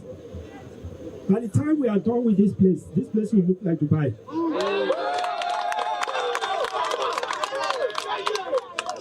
We are not stopping just on flyover. We are going to build a park here so that this place will be useful. People will come in here to come and relax. Business will go in here. That will make this place a tourist attraction. That is what Edo should be known for. So we are here to serve Edo, and I thank God that the Edo people are supporting us with their prayers. A representative of the contractors, Mr. Lee, said work on the project was progressing steadily and approaching completion as the state government continues efforts to improve infrastructure and the city's outlook. Your Excellency, you are welcome to the site. And let me just tell you the progress of the work by briefly. Till now, we have finished all the flyover, both the superstructural wall and the superstructural wall. Now the only remaining is for the Palapa and the median. And about the returning wall, we have finished all the backfilling with the subsun. And very soon, maybe in the next 10 days, we start doing the cement stabilization. And about the road work, we have finished this service land by the right with earthwork, and we are about to do the stone base, maybe also in the coming week. And we're going to finish the major wall along the Ramad Park and the flyover by April. Maybe there remains small work by May. I think we can finish all the work by May. Rhoda Johnny, EOP TV News. As being a formidable force on the global stage, she chaired the board of Gavi, the Vaccine Alliance, from 2016 to 2020, playing a pivotal role in improving access to immunization in low-income countries. In March 2021, Ngozi Okonjo-Iweala made history by becoming the first woman and the first African to serve as Director General of the World Trade Organization. In 2022, Dr. Ngozi joined the Group of 30 known as G30, an independent body of distinguished policy makers from around the world. In November 2024, she was reappointed to serve a second term as Director General of the World Trade Organization. Dr. Ngozi's contributions have earned her numerous accolades. She holds honorary degrees from prestigious institutions and has received national honors. She is listed as one of the 50 greatest world leaders, the top 100 most influential people in the world, the top 100 thinkers, the top 3 powerful women in Africa, and many more. Despite the global responsibilities, Ngozi remained deeply connected to her family. She is married to Dr. Iyemba Iweala, a neurosurgeon, and together they have 4 children, including Uzodimma Iweala, an acclaimed author. Her life story serves as an inspiration, demonstrating that integrity, perseverance, and vision can drive transformation. Dr. Ngozi Okonjo-Iweala's journey reflects profound impact one individual can have on the world. Her legacy continues to inspire new generations of leaders.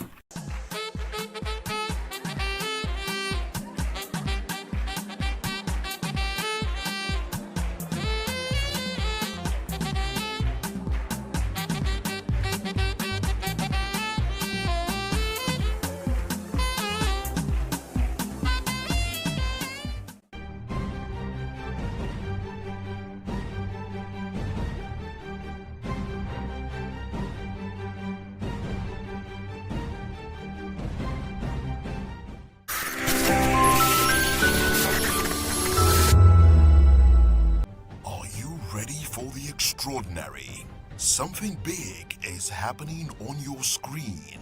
Introducing VOP TV. Now streaming on SLTV channel 264. From breaking news to captivating conversations, news analysis, giving you all sides to the story. We break in-depth discussions on the issues that matter, from politics to sports, entertainment, and lifestyle. VOP TV on SLTV channel 264. Join us as we redefine what television means to you. Voice of the People Television, VOP TV. Now you have more than a voice.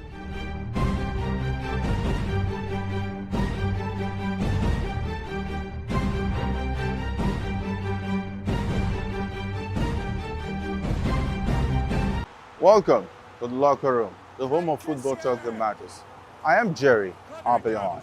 Join us every weekday, Monday to Friday at 5 p.m. Nigerian time, as we share the hot takes and hot debates in the exciting world of football. And joining me are the usual suspects, Ikechukwu and Mayowa, as we break down all the hot takes and everything that's happening in the football. Don't just watch football, live it with us. Catch us on the locker room and Voice of the People Television at 5 p.m. Nigerian time. And like I always say, if not 2012, with the sport. This is African News on Voice of the People Television, where we don't just bring you the news, we bring you Africa's heartbeats, the policies that shapes our world, and the economy that determines our future. African News on Voice of the People Television. Stay with us.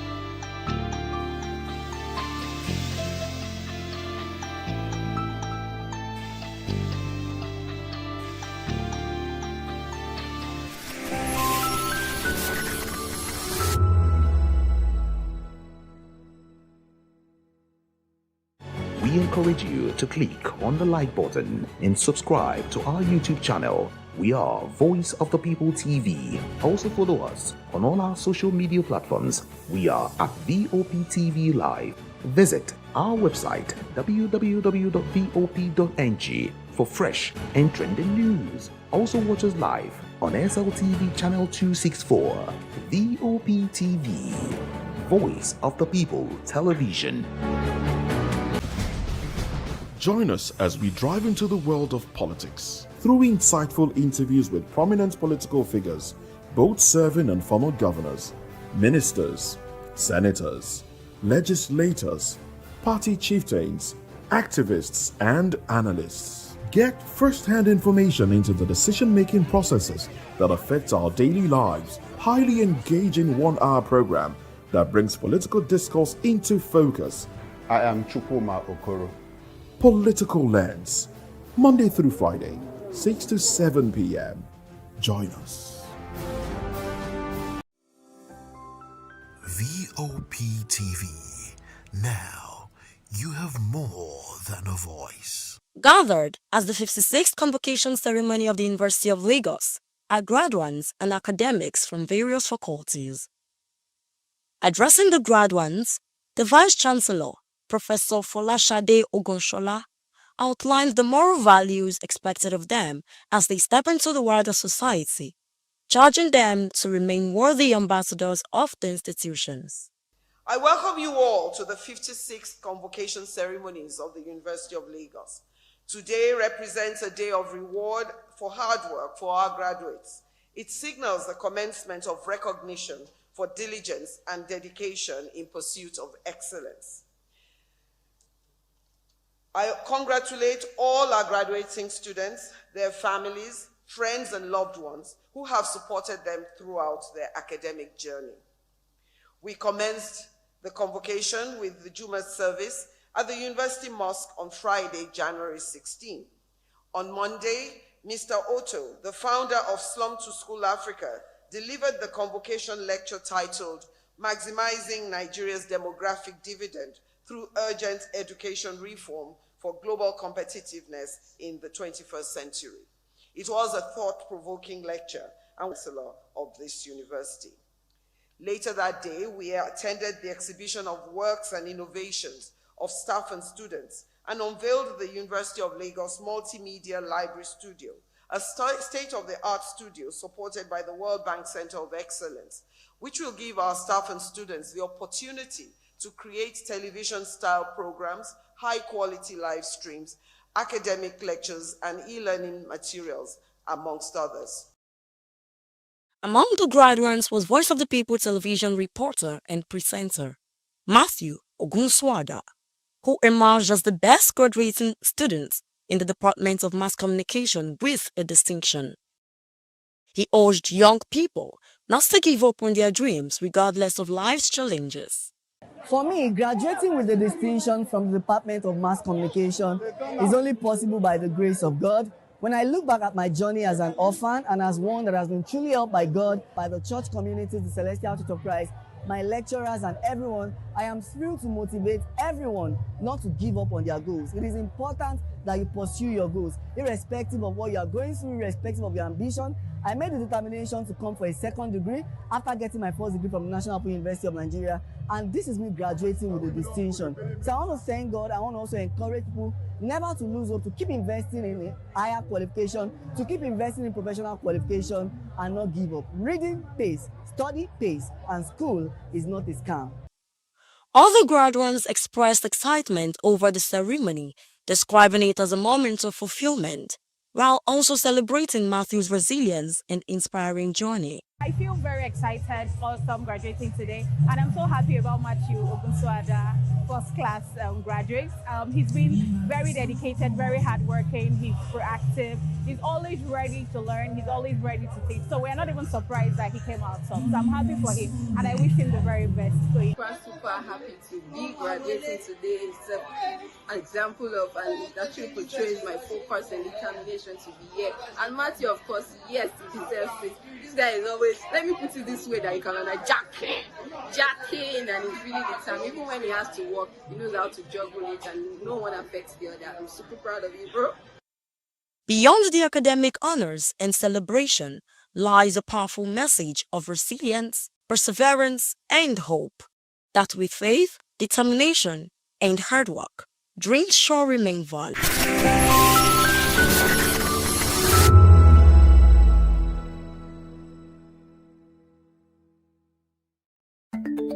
Africa is on the move, a continent of rising voices, untold stories, and powerful transformations. From the streets of Lagos to the heart of Nairobi, from the mines of Congo to the tech labs of Cape Town, the African story is being written every day. Bold, dynamic, unstoppable. This is African News on Voice of the People television. We don't just bring you the news. We analyze and bring you Africa's heartbeat, the politics that shapes our nations, the economies that drives our future, the cultures that defines who we are, the voice that must be heard. Africa News, Africa's voice, Africa's future. Where Africa speaks, the world listens.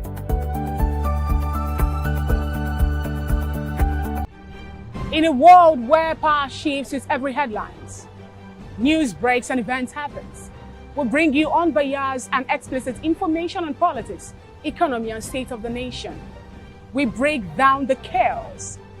Facts, not fluff. Truth, not a spin. We discuss not just politics, but a glimpse into the future. Voice of the People television. Now you have more than a voice. Hello there, my name is Damilola Ogunsi, also known as the Goldfish. Hi, my name is Chiki Bright Emmanuel. I'm an actor and a filmmaker. Hello peeps, my name is Yomi E. Adejumo. Hi everyone, I'm Paul Utomi. Hi everyone, my name is Stacey Benjamin and this is Voice of the People TV. I need you to keep it locked to VOP TV. See, I'm looking for good entertainment. You want to get good movies, good music, politics, talk shows, sports and entertainment. You really want a channel that gives you everything you need without you having to run around. VOP is where you are. That's Voice of the People. If you're not listening to this, you're not one of us. And you deserve to be killed.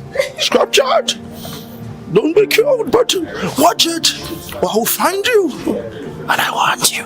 And you are locked on VOP TV. Don't go nowhere. This is where the juice is. This is where all you need for entertainment, politics, movies, and whatnot. And keep watching VOP TV. So keep it locked because I'm locked already, man. And it's money back guarantee. So you're going to have a good time because I do. And please keep watching VOP TV. I want something to actually, I beg you, subscribe, watch it. If not, whatever you see, you better not touch that dial because VOP is the plot. The red carpets, awards, the razzmatazz, music, fashion, interviews, and more. Spotlight on Voice of the People television. Let's feed you with all the juicy stories in the global entertainment space, bringing you the glitz and glamour as it is hot. Stay tuned to Spotlight, 1 p.m. Monday to Friday. Spotlight on VOP TV.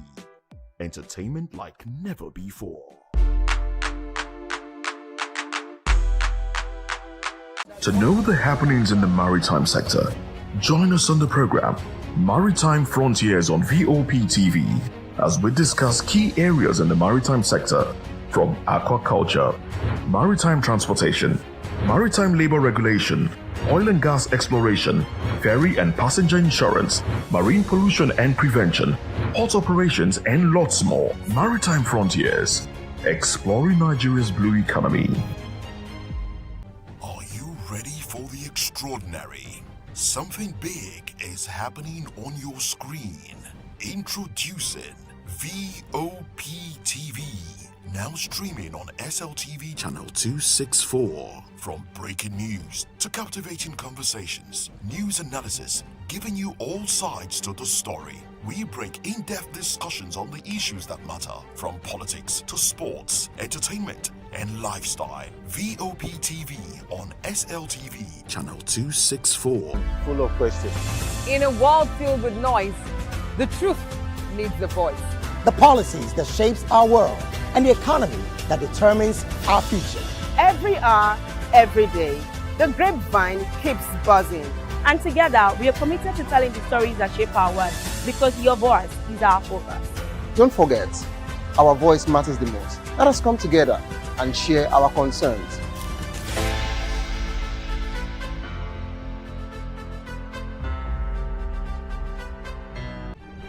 In a world where power shifts with every headlines, news breaks and events happens, we bring you unbiased and explicit information on politics, economy, and state of the nation.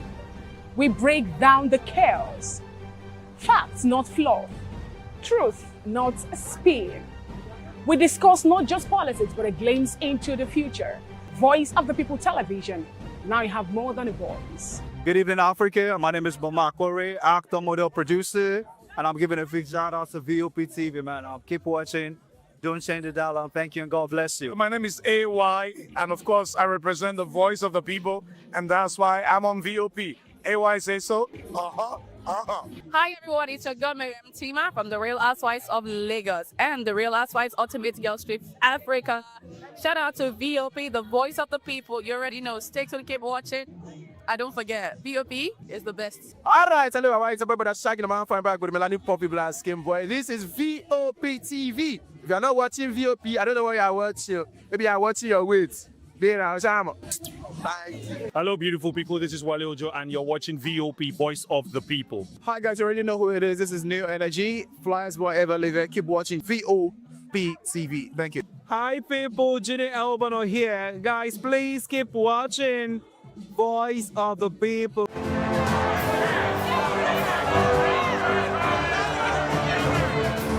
Do you want your voice to be heard? Do you know that you matter in the scheme of things?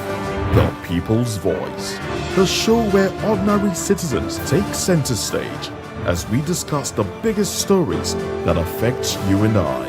With you in mind, we facilitate lively discussions, debates, and interviews on the topics that matter most to you and I. From social justice to economic empowerment, education to healthcare, governance, and more. Tackling tough topics and amplifying your voice. Join the conversation and make your voice count. The People's Voice. Make your voice count. Welcome to the locker room, the home of football talk that matters. I am Jerry Ampelon.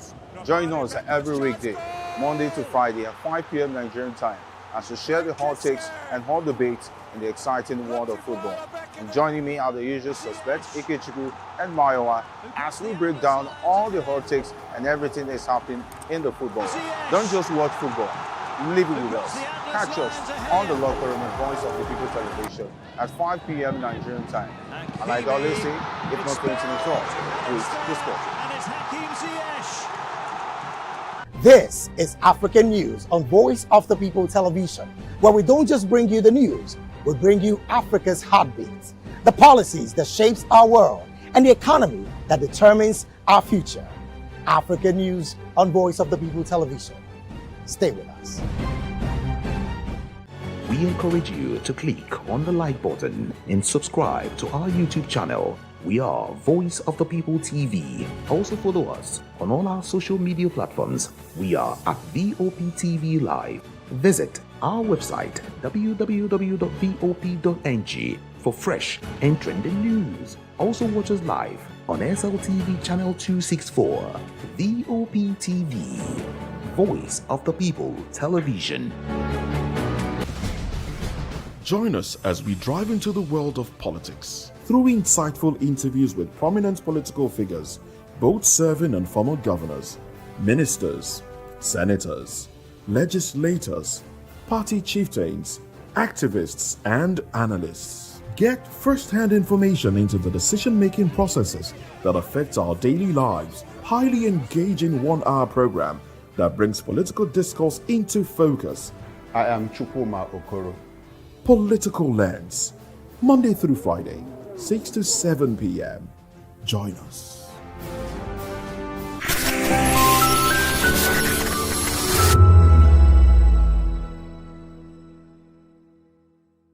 We are live at the Echo Hotels and Suites for the 9th Afrima Awards, the All African Music Awards night, and it's lovely. Everyone is bustling, everyone is excited. We have a lot of nominees, people hoping, they could win for this year's Afrima Awards night. And trust me, it's a lovely evening, and we are all excited. So yes, we have a lot of people, and I'm sure you don't want to miss every bit of it. So please don't go anywhere. Stay tuned. Hi, good evening.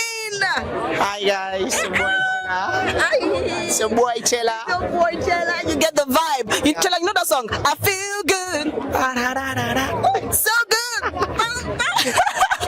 Okay, so Chela, we like to meet you. A lot of people are still yet to know. So let's meet you. I'm Chela. I do music. I do sweet melody. Nothing is less than sweet melody. If you don't know, no. All right. So tell us, who styled you? Because I've been asking this question a lot of times. Your dressing is top notch. I'd like to know who styled you. Okay. His name is Osabigi. Osabigi on Instagram. Yeah, that's his name. He styles me, inspired by me. I inspire him and he styles me. That's it. All right. So Chela, we are here at the Afrima, the 9th Afrima Awards night. So what are your expectations this evening? Yes, good vibes. Expectations, I expect the good ones. I also expect to get one home. It's not bad, but yeah, I thank God for being nominated, and yeah. So tell me, as an artist, what can you say about African music? Oof. We're doing good, we're going wide. People are loving it. Everybody, every part of the world, they're loving Nigeria, African sound for real, yeah. So, and it's good, it's nice, and we feel good to like be able to reach out to them, to be able to like make them love our sound. And it's not even easy to make people love what they don't know, and to make them know it and also love it. So it's a nice thing, and Africans, our sound is sweet, and we know that. So it's natural, raw. Yeah, you get the vibe.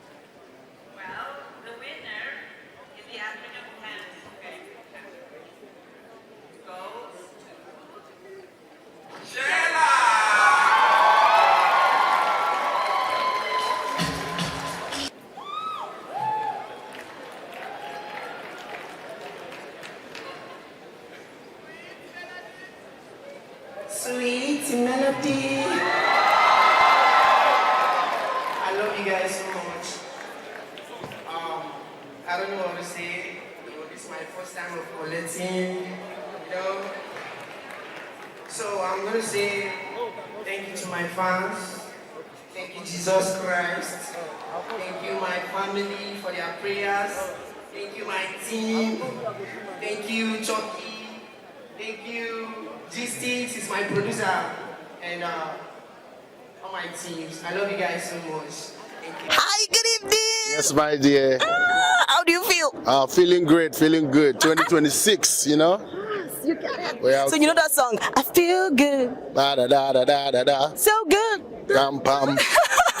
So tell me, would like to know your name for you, please? My name is Stoneboy, Stonebwoy from Ghana, representing Afro dancehall reggae music. You don't know. If you don't know, you don't know. All right. Please, by the way, you look amazing. Thank you. Please, who styled you? Tell us. This is from Kenneth Tete, one of the very amazing designers and fashion designers. He makes these clothes. You feel me? We don't just put them together, and I co-put them together. Co-stylist. But the maker is Kenneth Tete from Ghana. Shout out to Kenneth. Yeah. And yes, we are here at the 9th Afrima Awards night. So what are your expectations for this evening? Great moment, great experience from all performers and nominees. Another moment to escalate or elevate African music to the world, and we're here for it. Shout out to all the media teams, all the bloggers who are carrying our messages outside of the continent into the world. So you don't know, Afrima 9th edition, I'm out here for it. I'm like a pro of Afrima, you feel me? So some of us are here as enablers to the scheme, not only nominees, you feel me? Like having won 4 times in reggae dancehall category and being nominated right now as well. Best African music is just like blessings, to still be here and doing it and contributing to this effect. So as a musical artist, tell me, how do you see music in the whole? African music. Music is a spiritual tool. It's a gift first and foremost. It's a gift first and foremost that comes from the Most High. You can't force to buy that gift. You have to be gifted with it.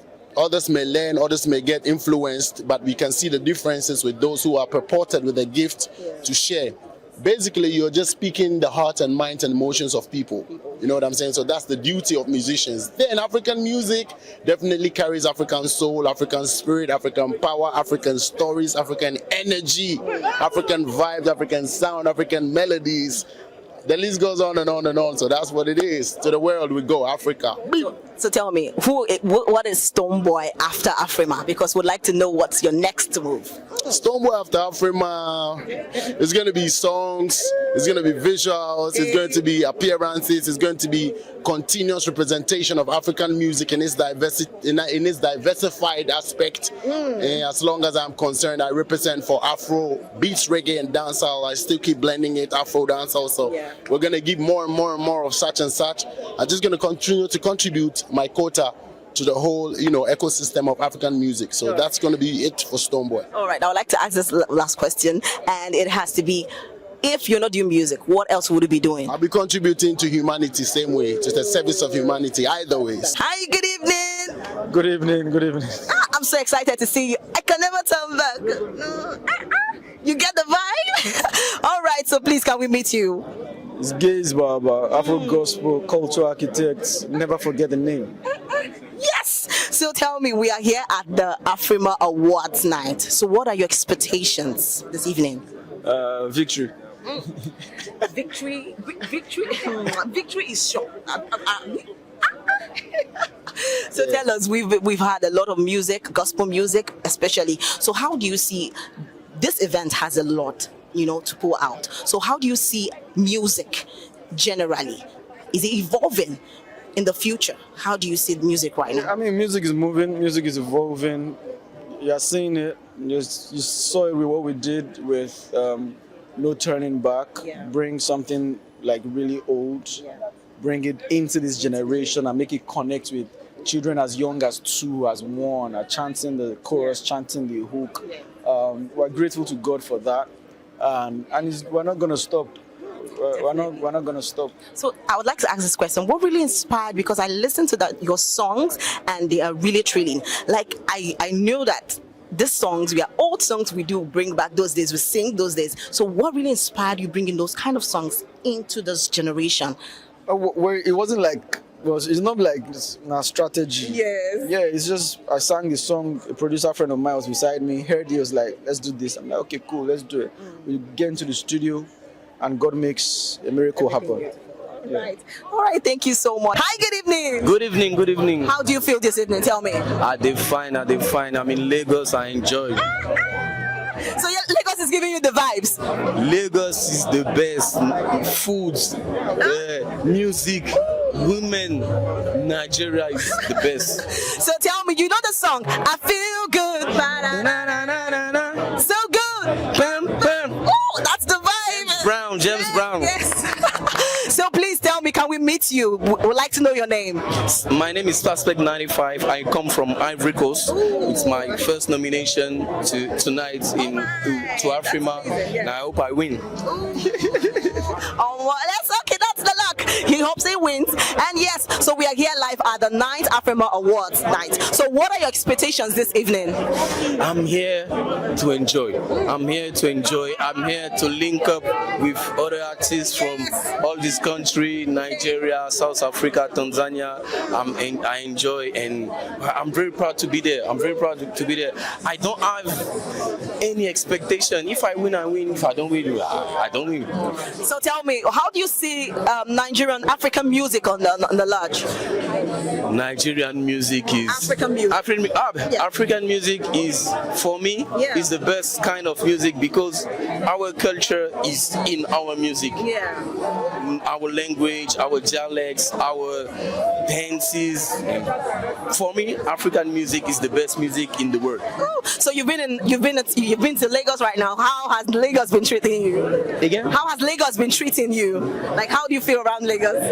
People in Lagos, people in Nigeria are very fine with Ivorians. We are Afcon winners, so you treat us well. Yes. So how do you see the African music in the future? How do you see African music in the future? How do you see it like revolving over and over again? Upgrade. African music is the way the things go. African music in 28, 29, all over the world, we will be the bosses. All right, thank you so much. Do have an amazing evening. Hi, good evening. Hi, good evening. You look amazing. Please tell me who styled you. Thank you. So tell me who styled you. I'm dressed by Esther today. Ooh, she did a really good one. She did. Okay, so please can we meet you? I am Sabrina Love, all the way from Cameroon. Ooh, so we have some Cameroon in here. So tell me, this is the Afrima, the 9th Afrima. So what are your expectations this evening for the award? I'm expecting to have fun. I've been having fun so far. Since the first day I came here, I've been having fun. So I'm expecting to have more fun, and also I love a lot of artists that have been nominated, so I'm expecting all of them to win. Nice. So do you want any artists to actually perform this evening? Of course. Okay, tell me who. I love to see Koffi Olomide perform today because I love Rumba and I love Dombolo. Yes, and I feel like a lot of great performers are nominated, so I just want to keep the surprise in my head and feel everything live. Clock it. All right, thank you so much. Do have an amazing evening. Hi, Hi, good evening. Hi, how you doing? I'm good. How do you feel? I feel great. I feel great. I hope there are drinks inside because I just don't want to watch music. Oh wow, that's so interesting. So you're not here about the fun. You just want. No, if the music, I watch the. I would love to sit near you because I love people like this. You know, we are always realistic. We need drinks. Please. Thank you. The heat in Nigeria is too much. The economy is too much too. All right. So tell me, we are here at the Afrima Awards this evening, and what are your expectations? Though you're not nominated or anything, but how do you feel about it? I expect Charlie Poppy to win. I expect Rema. I expect Davido. I expect even Wizkid to win for best choreographed video. Yeah. But Davido to win best African collaboration. Burna Boy best album or best artist. So tell me, what kind of genre of songs do you like listening to? Eclectic. So I listen to all kinds and everything. I can listen to 28 Grams by Burna Boy. Then I switch to Lahore. From Lahore, I go way back to Lighter.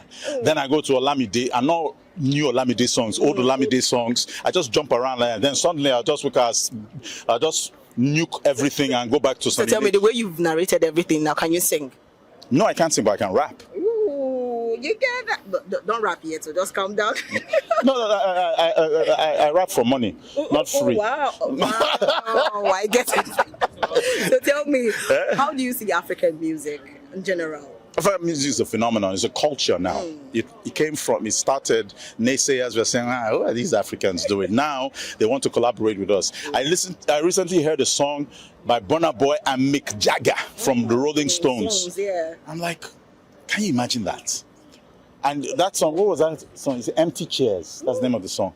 I was like, Burna Boy's lyrics are so, Empty chairs. He says his enemies that used to be on the internet and on the streets, his enemies are now going to his sold out shows looking for empty chairs. Lines they cry. Oh my God! So actually, I know you're only here. You've already said you're not only here for the the songs, for the drinks. You're also here for the drinks. Yes. So do have a beautiful evening. And if I see you, I'll throw a drink your way. Oh my God! Thank you so. Hi, good evening, sir. Good evening. Oh, how you feeling? I'm fine. I'm feeling good. All right, you know the song. I feel good. Yes, all the time. I take it to Fuji level. Okay. You started from America. Most landing in Africa. All right, please, we'd like to meet you. Yes, my name is Dr. Adewale Ayuba, a Fuji musician, born in Nigeria, loaded.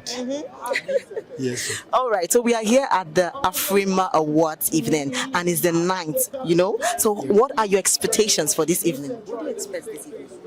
It's what I'm giving out that matters to me. Because I want to show it to them that this is Africa. Yes. I have a home advantage. People like 99% of your crowd knows your songs. Yeah. You give it to them fully. Yeah. That's it. So we're talking about African music. Yes. How do you see African music in general? Are you still even calling it African? It's already gone. I'm telling you the truth.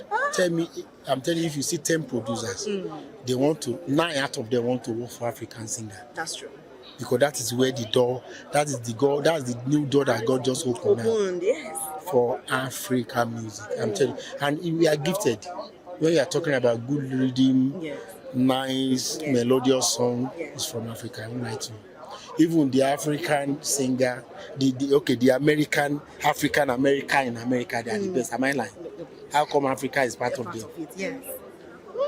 So I'd love to ask this question. A lot of people, the genre of songs we've heard, generally a lot. A lot of people love the Fuji. A lot of people love the kind of songs we do here. So how do you see this in the future? How do you see music, African music? I know you've talked about African music and how do you see it evolving? Because there's a lot right now after Afrima. How do we see African music in the future?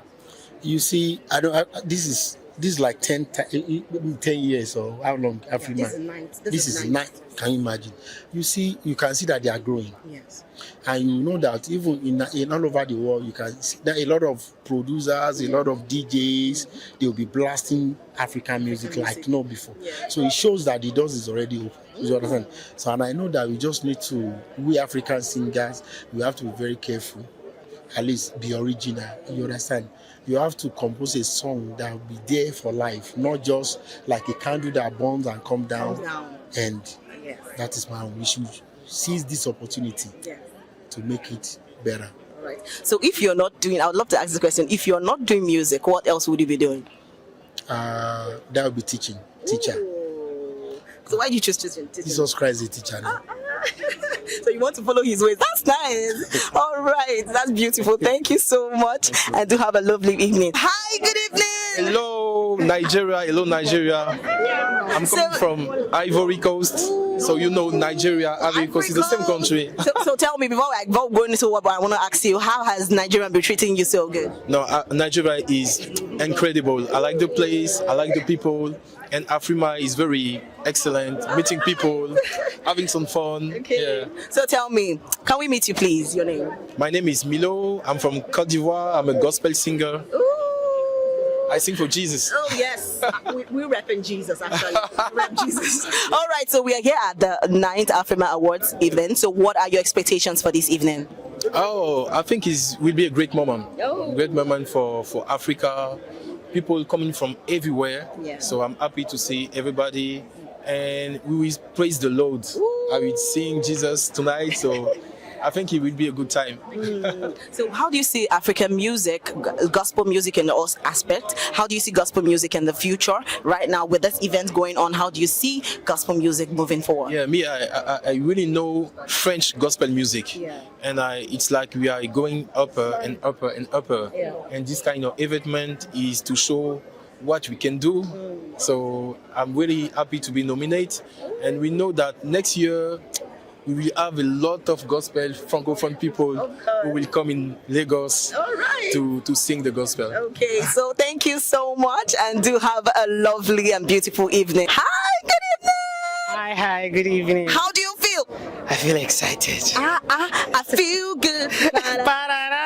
So good. So tell me, can we meet you please? Yeah, my name is El Nayan. I'm an artist and I'm out for one of the biggest awards in Africa. Yes, I'm excited. Of course. And so it's the 9th edition of this Afrima. Yes, consistently. You could imagine. Shout out to you, Afrima. So what are your expectations this evening? I want to see that tension where they're saying, and the award goes to, you know, the tension. I want to just see, I want to experience that. Oh my God. So what would you say about African music on the whole? African music? Yeah. Man, like for the people that have been doing it before us and all of that, it has been so encouraging. And we that are coming, I'm sure them Wiz, OBO, everybody, they've told you that there are people coming. We are coming. Because they did one, we are doing 10. So you guys just chill. African music, you've not even seen the best of it yet. Of course. It's just starting. All right, do have a beautiful evening. Thank you so much. Hi, good evening. Hi, how are you? I'm good. How do you feel? Tell me. I'm feeling great. I'm feeling normal. Really vibes, oh. I'm feeling great. I'm feeling normal. So you know the song, I feel good. So good. I know that. So please, can we meet you? Hi, my name is Angel. Yeah. So who is Angel? We'd like to know who Angel is because all this spice is not... Okay, Angel is the stylist. The stylist for tonight, the host. Fowl's the bad guy. So, yeah, stylist to the host. So tell me, you styling the host, how has it been for you? I think this is my third time on Afrima as a stylist, and it's a great feeling to be called back again. And also the host tonight is also a long-time client. You know, yeah, so it's a great feeling to be working on this. Right? Yeah. All right. So, what are your expectations for this evening? Like, it's the 9th Afrima Awards night, and it's already buzzing, and everyone is happy, excited. So, what are your expectations this evening? I think I am expecting to see a lot of surprise tonight because. In the African space in the last 1 year, there's been a lot of surprises, a lot of surprising features. There's been a lot of people you don't even expect to see doing some certain kind of music. So I'm expecting to see a lot of surprises tonight and new great talents as well. All right. I forgot actually to tell you that you look amazing, by the way. All right. Okay, do have a beautiful evening. Thank you so much. Hi, good evening. Hello, what's happening? How do you feel? Ecstatic. Ooh, you know that song, I Feel Good. Ooh, so good. All right, so please, I would like to know you. Yo, my name is Embrayo, aka The Pen. Singer, songwriter, producer. So we are here at the Afrima Awards. Yeah. What are your expectations for this evening? Because it's all buzzing already. So what are your expectations? Yeah, I'm just here to have fun, just enjoy the show. Whereas I don't know if everybody, if you know, I was nominated for the Songwriter of the Year. Of course. Yeah, so that's why I'm here.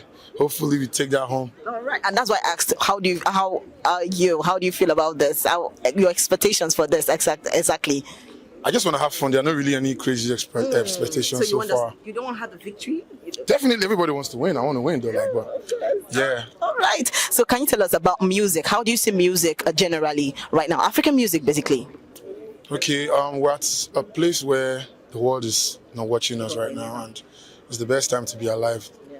Being, a musician and a songwriter, creative in this space, coming from this part of the world. Yeah. So I'm just really happy, and I'm optimistic to what the future holds. Okay, thank you so much, and do have a blast. Thank you so much. This evening. And guys, trust me, this is where we draw the curtain. I don't want to go, but then we have to.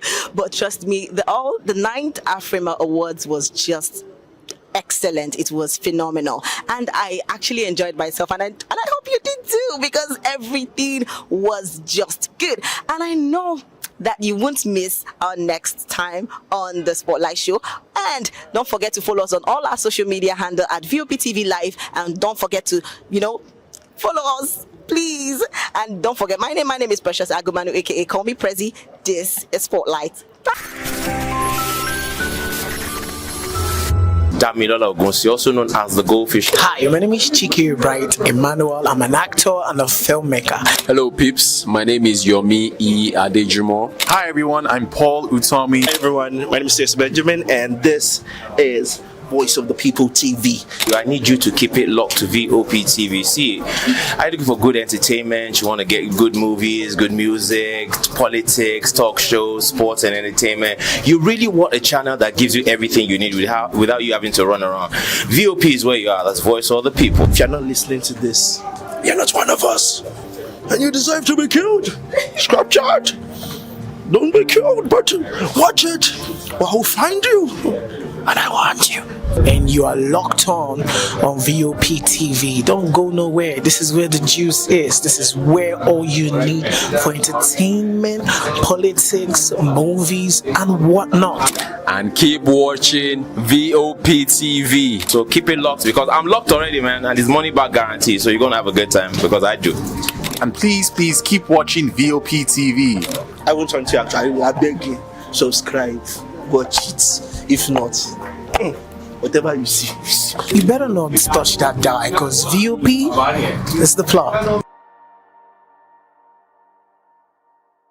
The red carpets, awards, the razzmatazz, music, fashion, interviews, and more. Spotlight on Voice of the People Television. Let's feed you with all the juicy stories in the global entertainment space, bringing you the glitz and glamour as they hot. Stay tuned to Spotlight, 1 p.m. Monday to Friday. Spotlight on VOP TV. Entertainment like never before. To know the happenings in the maritime sector, join us on the program Maritime Frontiers on VOP TV as we discuss key areas in the maritime sector, from aquaculture, maritime transportation, maritime labor regulation, oil and gas exploration, ferry and passenger insurance, marine pollution and prevention, port operations, and lots more. Maritime Frontiers, exploring Nigeria's blue economy. My name is Tao Familoni, and here is to VOP TV. Keep watching, stay tuned, do not touch that dial. My name is Made Kuti, and you're watching VOP TV. Keep watching. Welcome, my name is Zika Davis. Distinguished ladies and gentlemen, boys, viewers, everybody, boys and girls. This is VOP TV. Do you know what that means? Voice of the People TV. You don't have a voice, don't come here. You better make sure your voice is. This is Health Check, your weekly guide to better living, smarter choices, and trusted answers. From everyday wellness to urgent health issues, we've got you covered. Health Check, only on Voice of the People television, where your health has a voice. Behind every broken desk lies a broken promise. Education shapes the nations, but who is asking the right questions? Introducing Edu Dialogue, the show that goes beyond the surface, exposes the cracks, the corruption, and the silence in Nigeria's education system. Edu Dialogue, Saturdays, 3 p.m., only on VOP TV. We break the biggest stories, from missing funds to policy failures. We ask the tough questions and demand real answers. Edu Dialogue, this Saturday, 3 p.m. on Voice of the People television. In a world where truth is the ultimate power and opinions scream the loudest, it's time to wade through the noise. Hunger no get tribe! Hunger no get religion! And scan the human interest and trending topics that matter. Stay tuned to The Issues, your plug to the stories making the buzz, from politics to science and technology, social justice, and more. Let's tackle the tough questions and expose the truth. The Issues, on Voice of the People television, Mondays to Fridays, 8 to 9 p.m. The Issues. Don't just react, understand. In a world where power shakes with every headline, In a nation full of questions, in a world filled with noise, the truth needs a voice. The policies that shapes our world and the economy that determines our future. Every hour, every day, the grapevine keeps buzzing. And together, we are committed to telling the stories that shape our world, because your voice is our focus. Don't forget, our voice matters the most. Let us come together and share our concerns.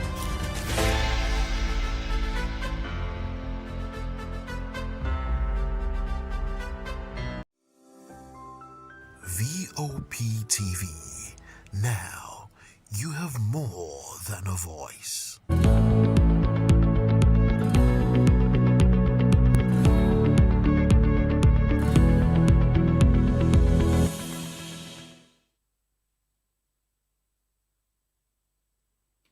All right, hello and good day. Welcome to Health Check on Voice of the People television, the program where we have meaningful conversations about your health, your well-being, and how to live better every day. I am Praise Peters, and it is always a pleasure to have you join us on the show. Well, before we dive into today's conversation, remember that you can stay connected with us on all our social media platforms at VOP TV Live. And you can also watch us at VOP TV on SLTV channel 264. So wherever you're watching from today, whether at home or at work, or maybe when even catching us during a break, thank you for making Health Check a part of your day. Now, to the conversation for today, the global health community marked World Obesity Day, a campaign designed to draw attention to the growing challenge of obesity around the world. And while the day itself may have passed, the issues it raises are still very, very relevant, because obesity is no longer just something we hear about in distant countries. It is increasingly becoming a reality in many communities, including here in Nigeria. Health experts has warned that obesity is rising globally, and projections suggest that by 2035, nearly half of the world's population could be living with overweight or obesity. But beyond the statistics, there are real people and there are real lifestyles. You know, many of us know someone struggling with weight, someone, trying different diets, exercise routines, detox drinks, and sometimes the results can still feel frustrating. You know what I'm talking about. And there are also many misconceptions about obesity, really. Some people believe that it is simply a matter of eating too much. Others believe it is purely about willpower. But the truth is far more complex.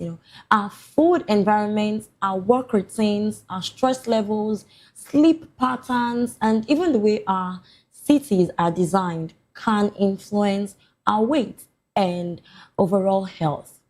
And obesity is not just about appearance. It is closely related and linked to serious health conditions such as type 2 diabetes, hypertension, heart disease, and stroke. So today, we are having a very important and honest conversation about this. What it really is, what it is becoming, why it is more common, and what we can do to live healthier lives. And of course, I'm not doing this conversation alone. Joining me in the studio today are two respected health experts.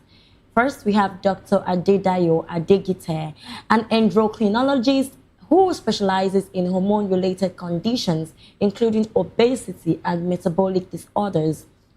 Also joining me today is Dr. Charles Adeogun, a wellness physician and public health advocate with a strong focus on preventive health and lifestyle medicine.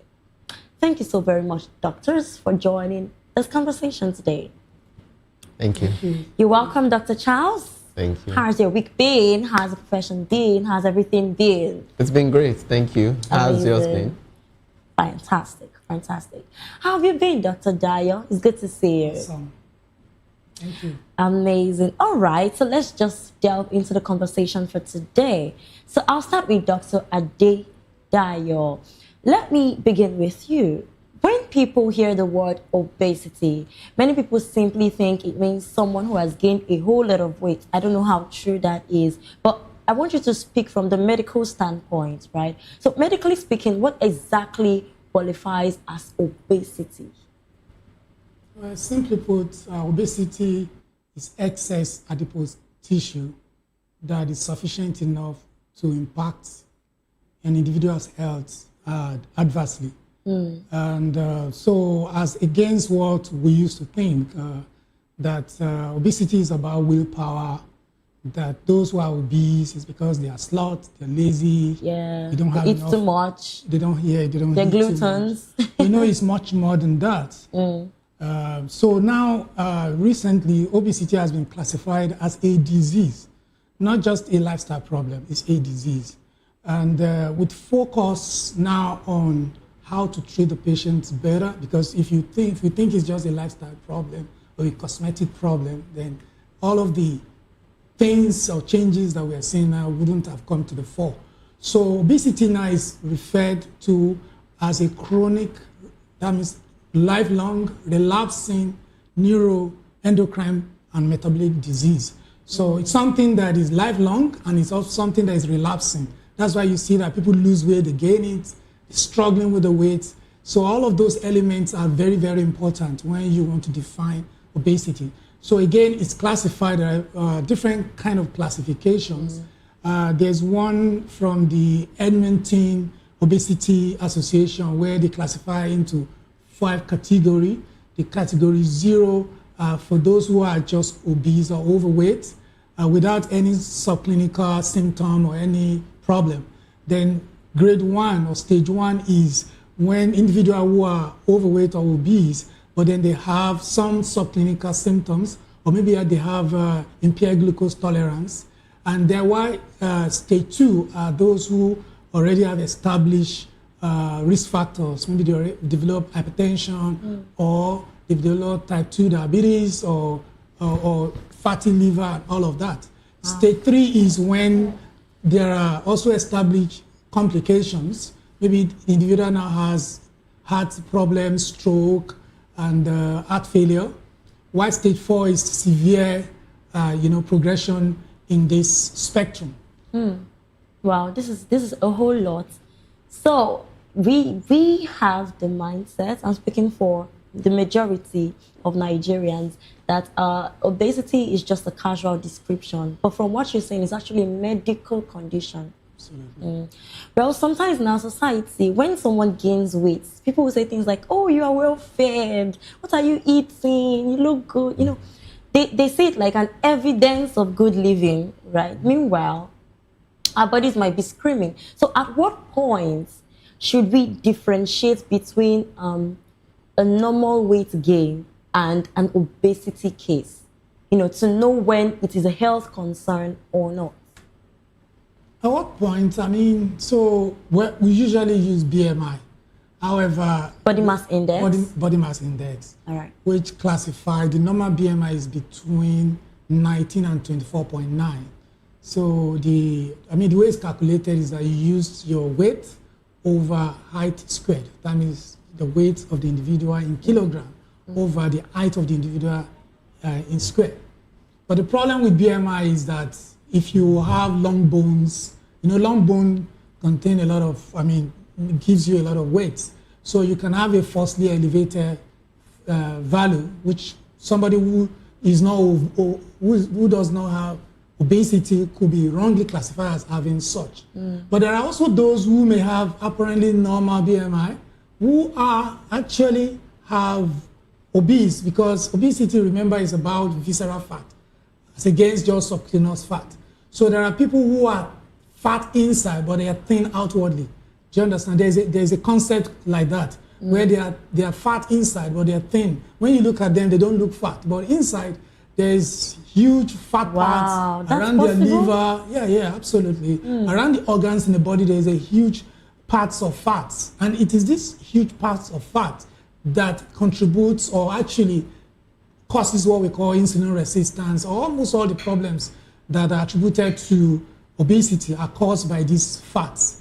So we use more of, now we focus more on the waist circumference, because that predicts whether you're going to develop all this problem or not, as against the BMI.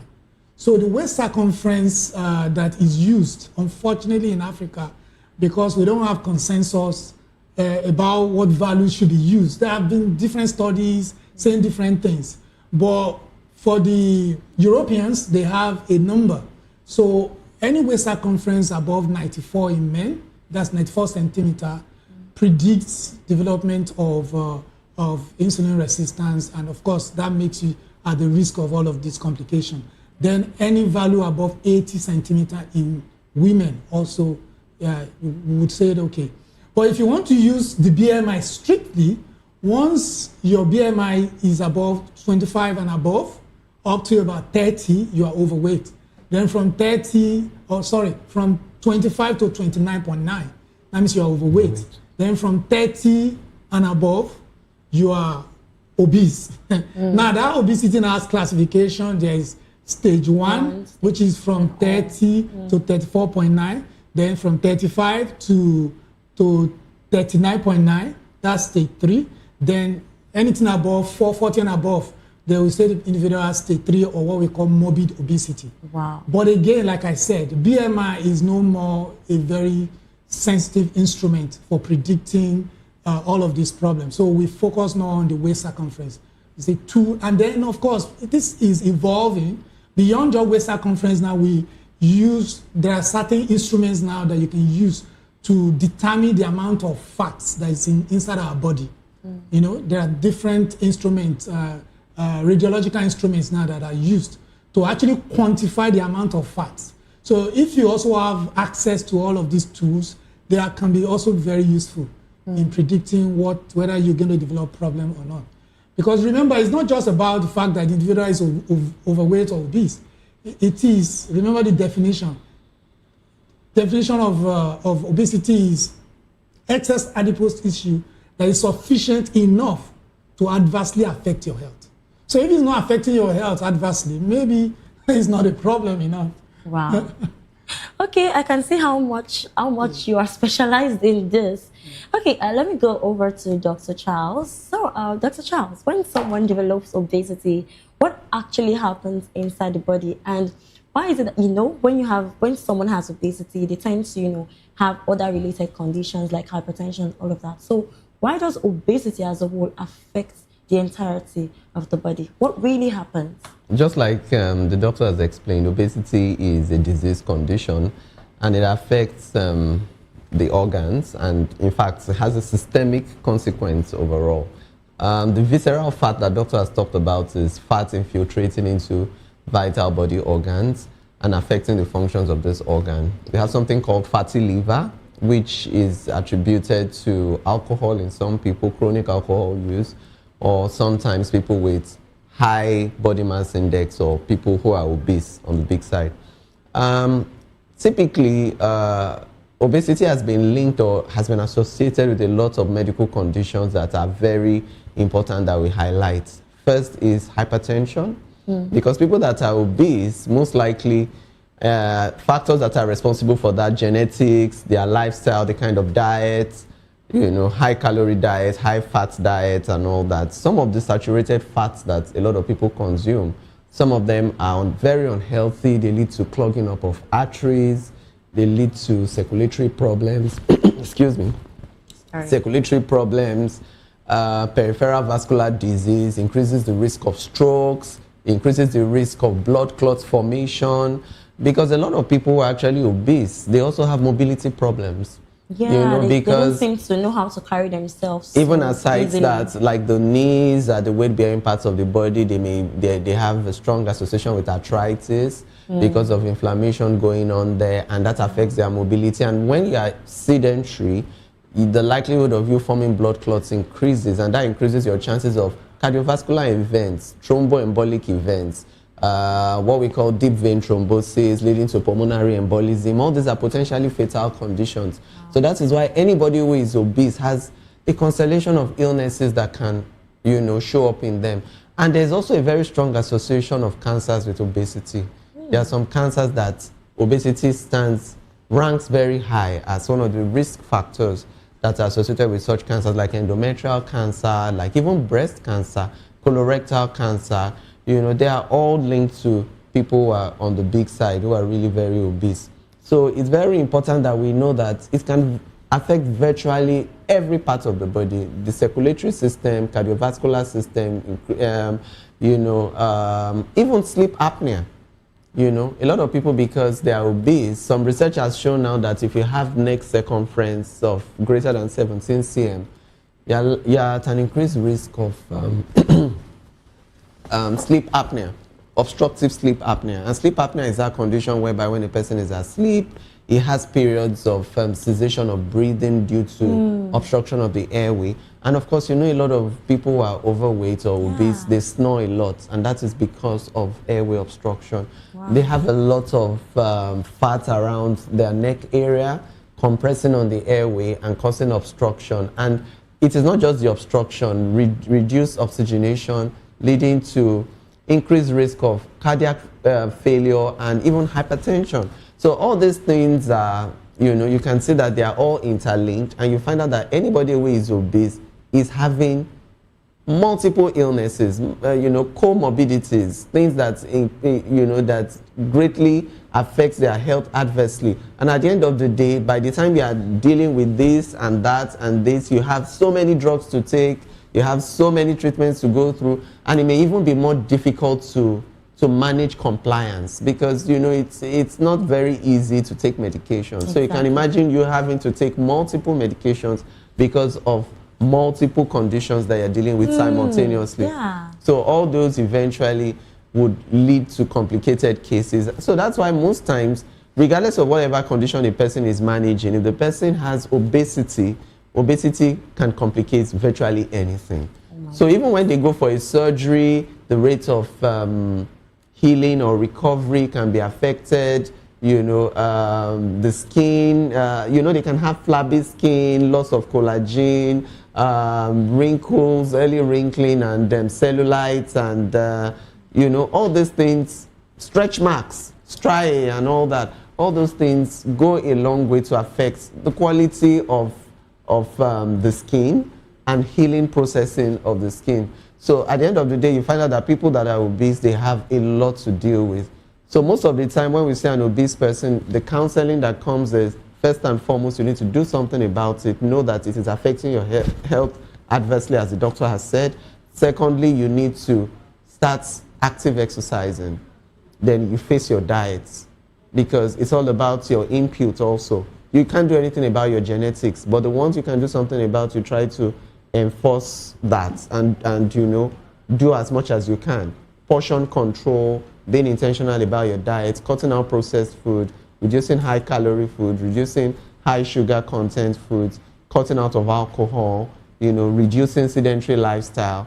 You know, all this to a large extent would help significantly manage the health of the person. So it's the work of the endocrinologist and the nutritionist or dietitian to give the proper you know, path, follow-up, you know, to making sure that the weight is properly managed and the person, you know, gets to the target weight, because it won't happen overnight. Nobody would weigh so much and then drop overnight. So, and discipline and consistency on the part of the patient is very essential. You can't do it for just 1 week and then for the next 3 weeks you are doing anything you want to do. So if you really want the outcome you want, you really have to be disciplined and be consistent with what you have to do.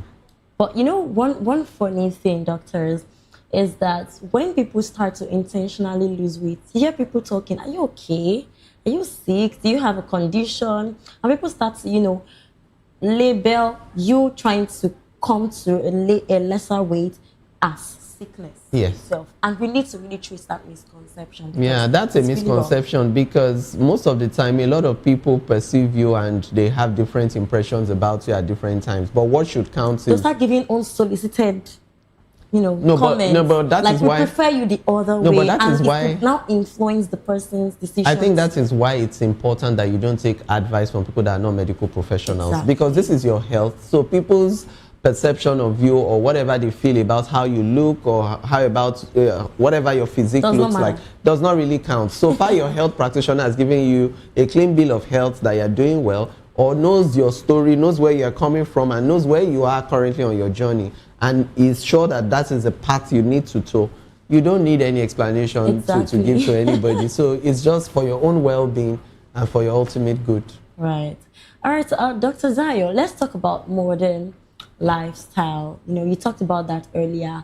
Many people today live extremely busy lives. You know, we wake up early, rush to work, sit behind the desk for hours, sedentary lifestyle, like you said, deal with traffic, get home tired. The earliest option is fast food. Like the easiest option is fast food, and we both know that fast food is not as healthy as, you know, we take it. So how much has this modern lifestyle contributed to the rising obesity problem? Huge. Contributed a lot. So obesity, irritability, that means the risk of developing obesity, the genetic contributes only about 40 to 70%. The rest is as a result of epigenetics, which is how these genes are modulated by environmental factors. And one of the major environmental factors is our lifestyle. Like you've mentioned, the kind of food we eat, trans fats food, high-laden calorie food, and of course, the lifestyle, we sit behind the desk for hours, sedentary lifestyle, we don't have enough time to rest. We take calls. We rarely even take The other time walks. we talked about the fact that when you don't sleep enough, I mean, sleep deprivation is a major cause of, so we call all these things obesogenes. That's what we call them. All these things, because they modulate your gene towards accumulation of adipose tissue. So you don't sleep well, you spend just 3, 4, 5 hours to rest in the night, or at the time you're even resting is outside your circadian rhythm. You know, our body has a time clock. And if you don't sync into that time, we run the tendency of having these problems that we're talking about. So the risk of developing excess fats is higher when we are outside our circadian rhythm. So that means when you're sleeping by 1 a.m., that's not the time your body clock is set for you to sleep. Yeah. Yes. Wow. But you're not talking about, you know, taking walks, random walks, How important is that in managing obesity? Very, very important. So, but working in Lagos, taking random walks in Lagos seems like you're wasting your time. Seems like a big project. No, you can walk within your household. So I always ask my patients, where do you live? That's the first question. If they live in a place with high traffic, or maybe there's likelihood of security threats to their lives, I tell them, okay, just walk. You can even walk within your room. You can walk maybe up the stairs and down. So walk is walk. How you do it doesn't really matter. If you cannot afford to buy like equipment like treadmill in your house, you can make do with cheap options. And the cheapest way to exercise is walk. Yeah. You don't pay for anything to walk. You don't have to go to the gym to walk. No, you don't have to. All right. So, doctor, still about food habits and all of that. You know, sugary foods and all of that are kind of most convenient to us. It is most convenient, and culturally, in many homes, refusing extra food can feel like an insult. So if you say, do you want more? Yes, I need more, and all of that. And before you know, you find yourself eating more than you should. So how do we even manage this, really?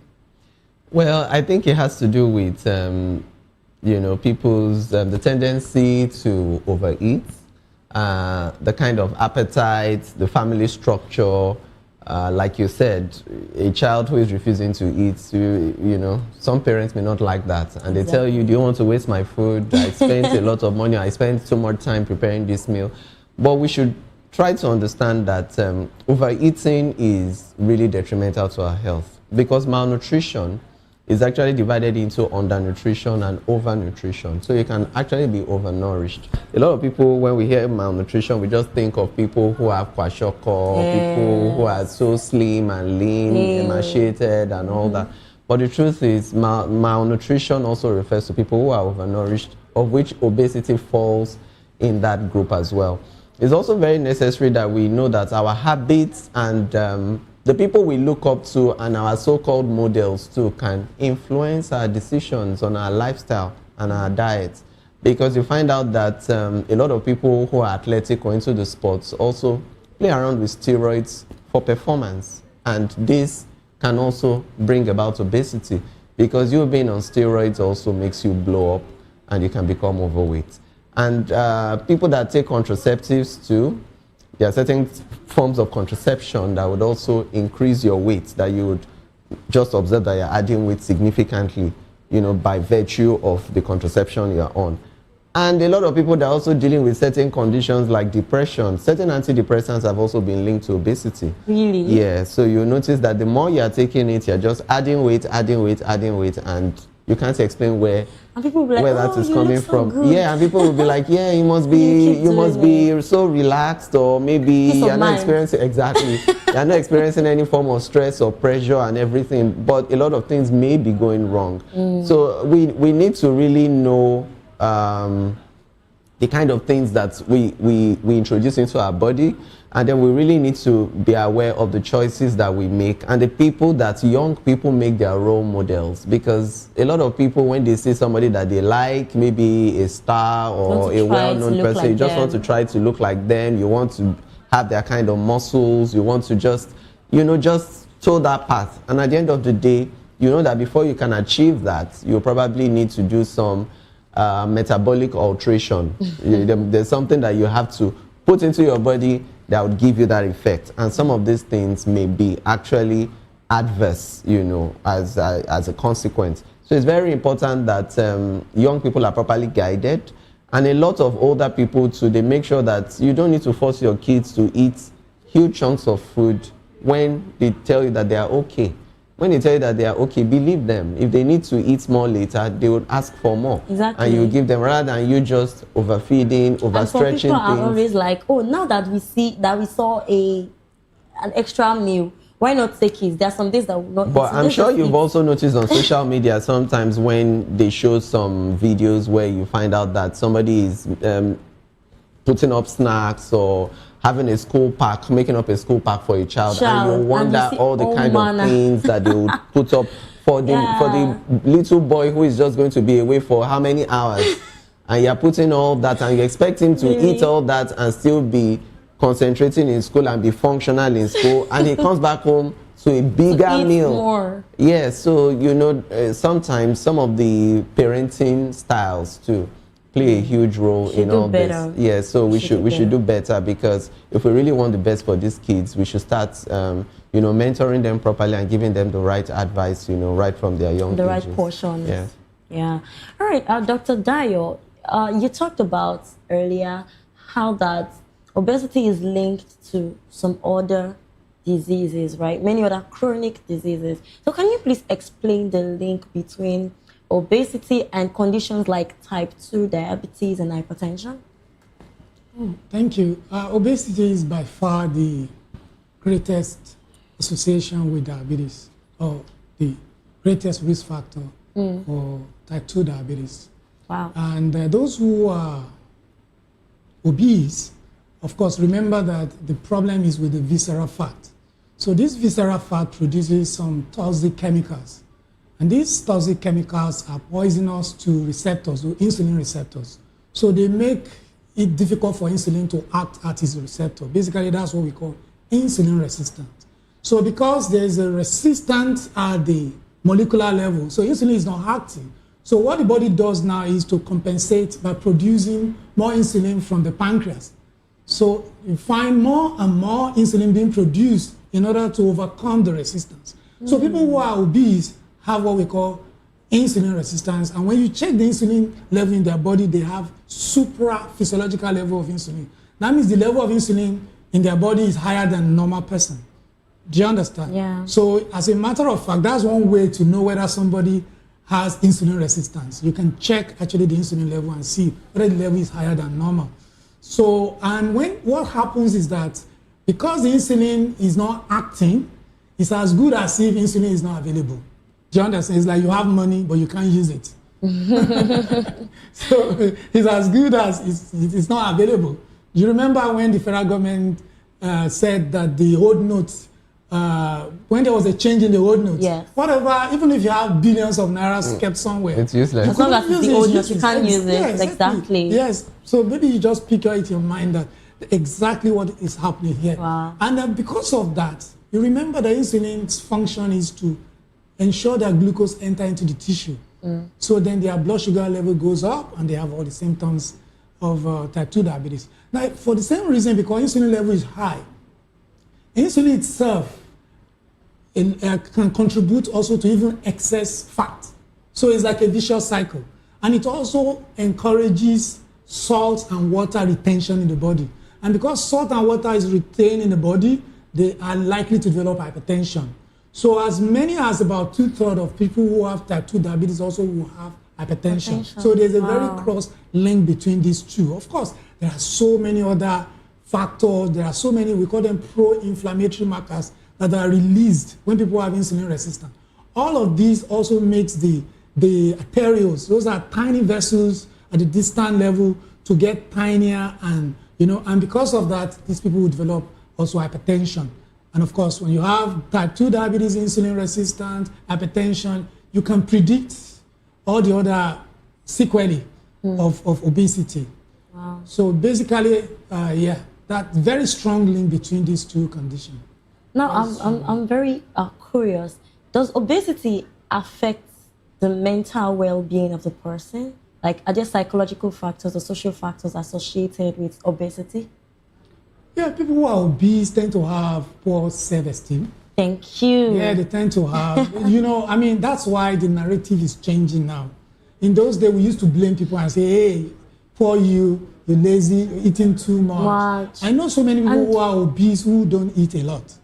Do you understand? Yeah. Because again, if the other time we were talking about the epigenetics, how even people developing obesity are programmed through the intrauterine life when their mother conceived them.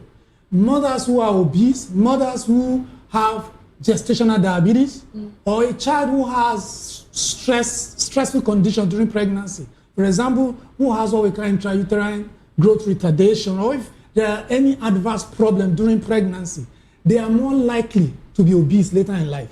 Wow. So any stressful condition that a baby goes through during pregnancy make them to be at the risk of developing obesity even in later life. Of course, because all these factors modulate the gene that contribute to developing obesity in one way or the other. So if somebody goes through all of that during intrauterine life, how do you blame them for being obese later in life? Do you understand what I'm saying? Also, what happens to you during your early life? So I think the other time I mentioned what we call the thrifty gene, if you remember. Yeah. So let me give you the typical thrifty gene hypothesis. Somebody was brought up in, with due respect to people in Ajegunle or somewhere, or maybe one area. Okay. So maybe, or somebody was brought up in a very poor resource environment. Let me put it that way. Okay. So with due respect to people who were brought up in poor, no. most of us were brought up in poor resource areas. Yeah. And then with very little calorie intake. Maybe the child eats only 100. And then the child now grew out of life. So the body has learned to depend on little to survive. Yes. So this child now, had a great break, got a very good job, and now began to eat more than, or even eat what is now normal. What the body does is because the body is used to conserving energy. So the body retains, let's say the child is eating, let's say 10 calories, and let's say that 10 calories ordinarily should have been enough for the body. But the body will store maybe like 8 out of that 10 in form of fat for this individual. Because this body over the years has learned to depend on little. 2. Now she is taking 10.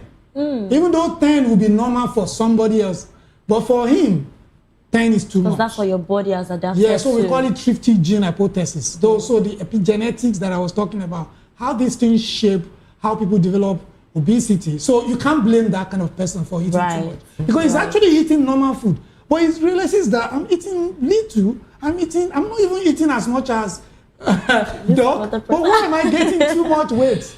So this is a major problem.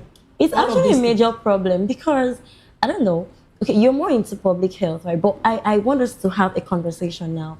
I am online and I see some people dance with their big bodies, and then you go to the comment section and the person would have so many backlashes like, oh, you are so big, you are so fat, you can't even move your body well.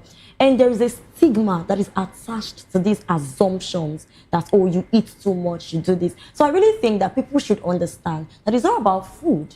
It's not just about having so much to eat and all that. It is more than that, really. So we should do better in understanding this. So, all right, doctor, I want us to talk about the myths around weight loss, right? The internet is full of advice. Detox drinks, miracle diets, quick fixes.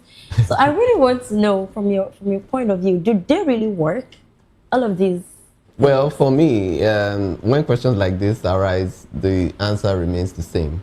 Yeah. Your health professionals are the best people to go to get quality advice, quality guidance, so you don't run into problems. Because you don't want to use your money to buy what will kill you. You don't want to use your money to buy what will complicate cases for you.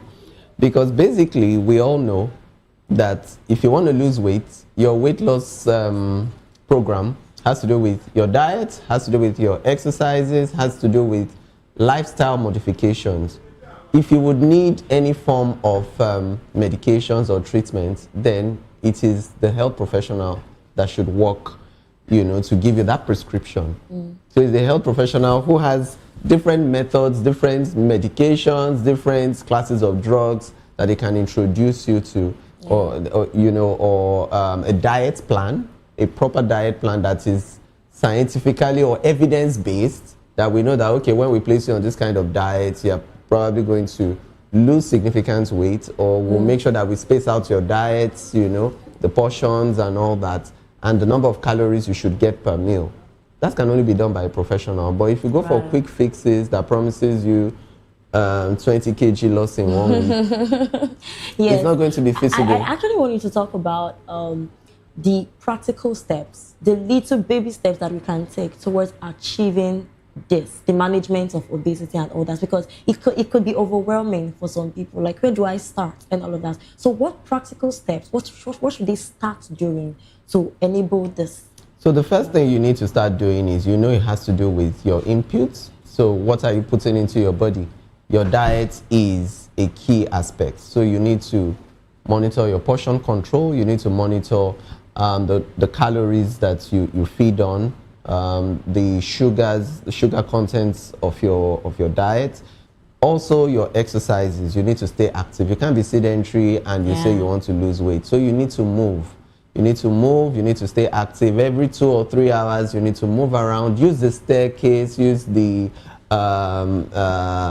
take your walks on the roads in a safe environment, that is. And then you try as much as possible to cut off the sodas. If you drink alcohol, you may need to stop drinking alcohol, because all those also increase your chances of truncal obesity. And then for a lot of people that also use skincare products that are very high in steroids, introducing steroids into your body in whatever form, can also still increase your chances of obesity and having stretch marks and the rest of them. Then it's also important that you monitor your sleep-wake cycle. Doctor was talking about circadian rhythm. Your sleep also is important. You go to bed at the right time and you get the normal hours of sleep that is expected of you. Your body needs to get properly rested so that you don't have high cortisol levels. Which is about 8 hours, right? I don't want to fix a particular number of hours for people, because I don't want to say it's unrealistic. But that is ideal. That is ideal. In a normal setting, if everything works according to plan, if everything is normal, yes, 8 hours of sleep will be ideal. All things being equal. But they are never equal. Most times they are not equal. So, but at least get the number of hours of rest that will keep your body refreshed. I mean, when you wake up, you should feel refreshed. You should know that this was a rest period, and your energy levels feel refreshed, clarity of mind. And sleep truly, not like you are sleeping and your head is still processing a lot. And that happens a lot in Lagos. A lot of people just shut their eyes and their minds are everywhere. Exactly. So it's very important that. Exactly. My God. A lot of things to meet up with, especially when the month is running to an end, or maybe a quarter is running to an end. There's so much pressure. You have a lot of obligations and all that. And all that. So it's important that you keep all that in check, and then you make sure that you go for your regular visits, and you have a scale, because you don't want your mirror to tell you, am I losing weight or not? You have lots of assumptions. Exactly. Wrong assumptions, mostly. So you have a scale, monitor the trend of your weight, and notice how well you're doing, and observe how much of the kilos you are shedding off. Because when you keep a record, that is how you can actually track your progress. Yeah. All right. On a final note, Dr. Dayo, we would like to wrap up. So if you would share one key message that you would like viewers to remember about obesity and healthy living, the communities, the governments, everybody, what would you want us to know about it? Well, that obesity now is a disease, and that it's not your fault that you're obese. Yeah, of course, you have some responsibilities, but then, we now know that it's not just about you, but there's a lot you can do about it, and there's a lot we need to learn and know about obesity. And one thing that we didn't talk about is what we call the endocrine disruptors. There are a lot of chemicals that we consume every day that mimic or block the signaling hormones in our body. Some of them are in plastics, cans of the food that we eat, like BPA, one of the chemicals. The other one is also phthalates. There are quite a number of chemicals that actually disrupt our hormones and make us to gain excess weight. So we need to begin to talk to the government to control some of these things. We need to find alternatives, because they actually play a significant role in the emergence of obesity we are seeing in our time. So beyond the days where you say it's about food that you eat, we know quite a number of things are the undercurrents of the obesity in our time. All right. Well, thank you so much. This has been a very insightful conversation. From all we've talked about, really, we can understand that obesity is clearly a complex health issue influenced by lifestyle, environments, culture, your health systems, and all of that. But as we've heard today, making healthier choices and creating supportive environments can go a long way in improving our well-being. I want to sincerely appreciate Dr. Dayo and Dr. Charles for being a part of this conversation. Thank you for having us. Thank you so much and for sharing your expertise, really. And to our viewers, thank you so very much for watching Health Check today. I am Praise Peters. Remember to follow us across VOP TV on all our social media platforms, and you can also watch us on SLTV channel 264. Until next time, please stay informed, stay active, and take very good care of your health. Bye for now.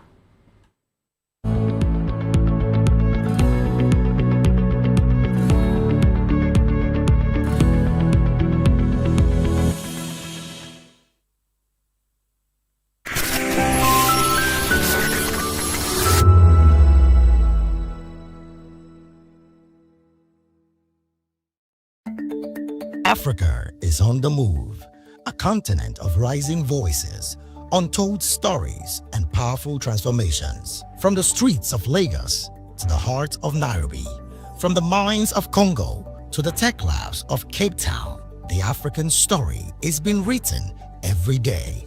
Bold, dynamic, unstoppable. This is Africa News on Voice of the People Television. We don't just bring you the news. We analyze and bring you Africa's heartbeat, the politics that shapes our nations, the economies that drives our future, the cultures that defines who we are, the voice that must be heard. Africa News, Africa's voice, Africa's future. Where Africa speaks, the world listens.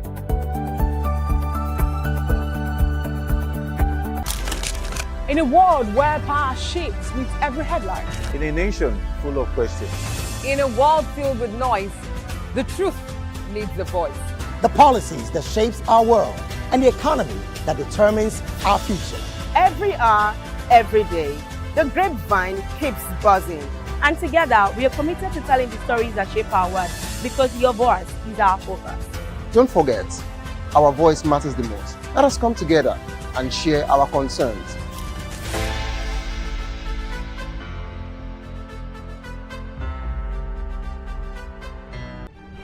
In a world where power shifts with every headlines, news breaks and events happens, we bring you unbiased and explicit information on politics, economy, and state of the nation.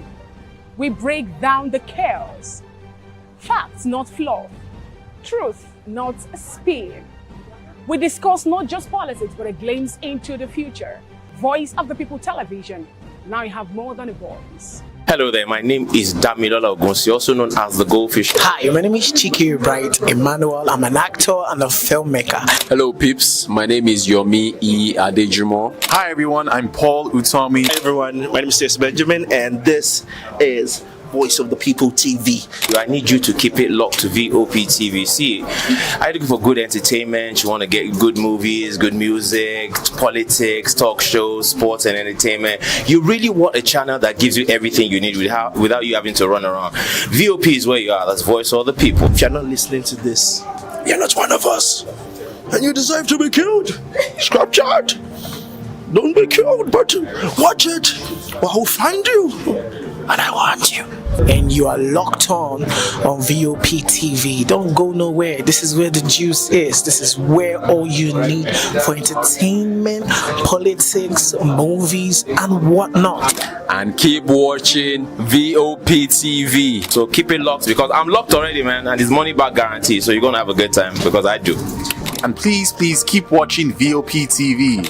I won't want to actually, I beg you, subscribe, watch it. If not, whatever you see. You better not touch that dial, because VOP is the plot.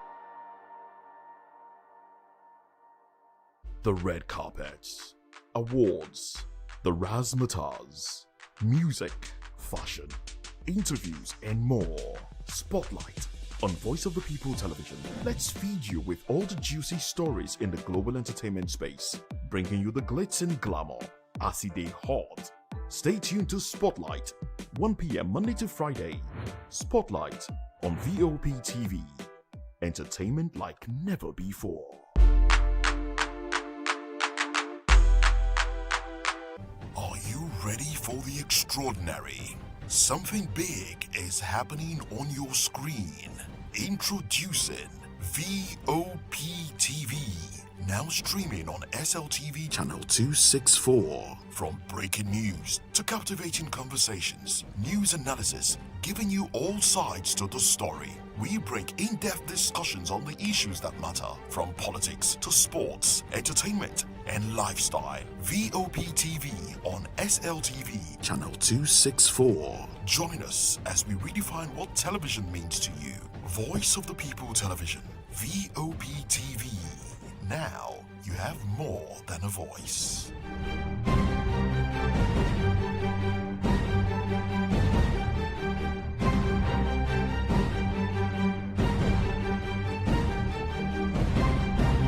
My name is Tao Familoni, and here is to VOP TV. Keep watching, stay tuned, do not touch that dial. Arararara, my name is Made Kuti and you're watching BOP TV.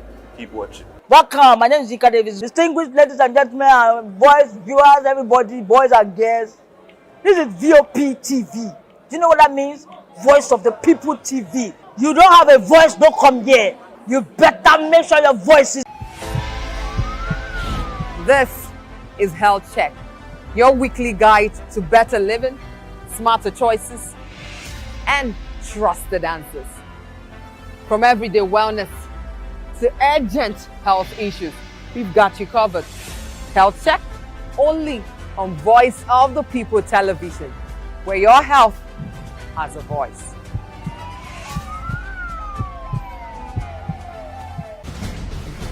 Join us as we drive into the world of politics through insightful interviews with prominent political figures, both serving and former governors, ministers, senators, legislators, party chieftains, activists, and analysts. Get first-hand information into the decision-making processes that affect our daily lives. Highly engaging one-hour program that brings political discourse into focus.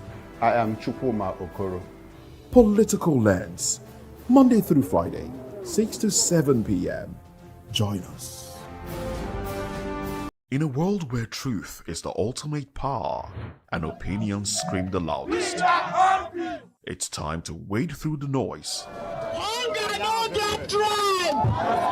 Hunger no get religion. And scan the human interest and trending topics that matter. Stay tuned to The Issues, your plug to the stories making the buzz, from politics to science and technology, social justice, and more. Let's tackle the tough questions and expose the truth. The Issues on Voice of the People Television, Mondays to Fridays, 8 to 9 p.m. The Issues. Don't just react.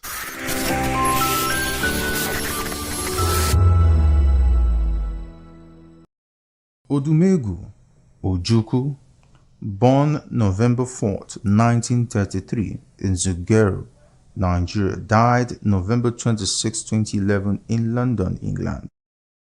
The Nigerian military leader and politician who was head of the secessionist state of Biafra during the Nigerian Civil War.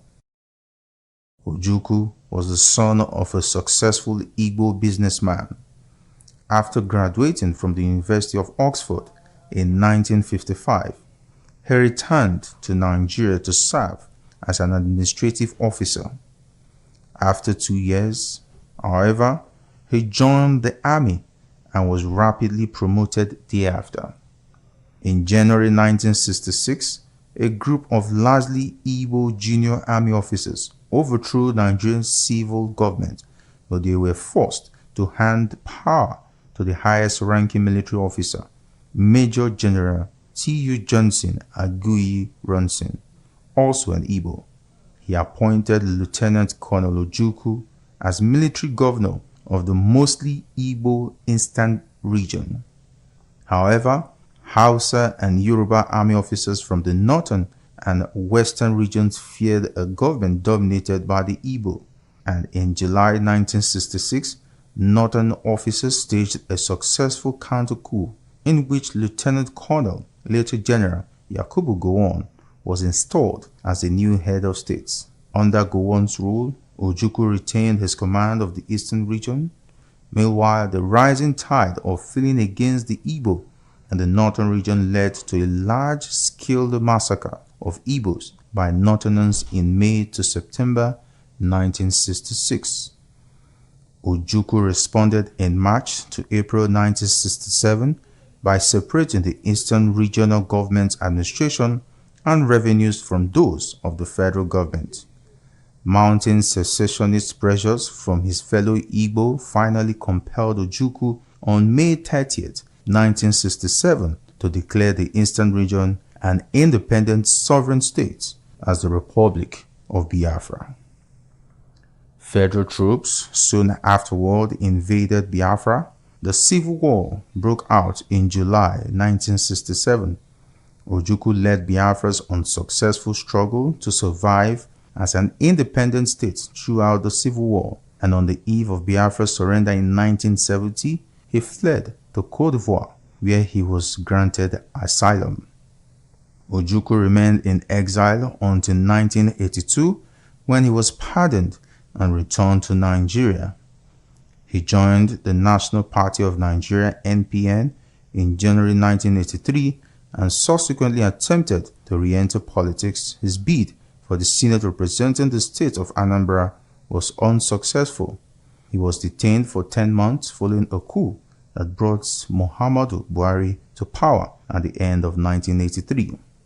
In 1993, he once again joined a political party, this time the Social Democratic Party, but he was disqualified from running for president. A member of constitutional conferences in 1993 and again in 1994 and 1995, he, along with other former Nigerian leaders, was consulted in 1998 by Abdulsalam Abubakar, the military head of state, as Nigeria once again began the process of converting from military to civilian rule. In 2003, Ojukwu, representing a new political party that he helped form, the All Progressive Grand Alliance, unsuccessfully ran for president. He ran again in 2007 but was defeated by the ruling party's candidate, Umaru Yar'Adua, in an election that was strongly criticized by international observers as being marred by voting irregularities. Ojukwu had several honors and titles bestowed upon him during his life, including the honorary chieftaincy title Ikemba of Nne. VOP TV. Now you have more than a voice. Africa is on the move, a continent of rising voices, untold stories, and powerful transformations. From the streets of Lagos to the heart of Nairobi, from the mines of Congo to the tech labs of Cape Town, the African story is being written every day. Bold, dynamic, unstoppable. This is Africa News on Voice of the People Television. We don't just bring you the news. We analyze and bring you Africa's heartbeat, the politics that shapes our nations, the economies that drives our future, the cultures that defines who we are, the voice that must be heard. Africa News, Africa's voice, Africa's future. Where Africa speaks, the world listens.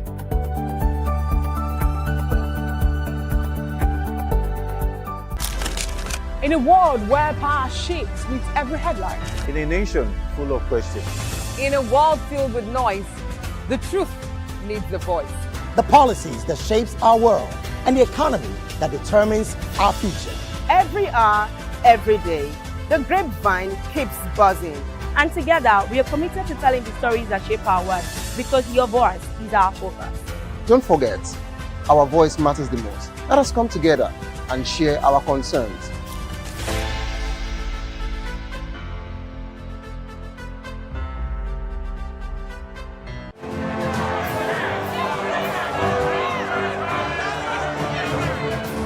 Do you want your voice to be heard?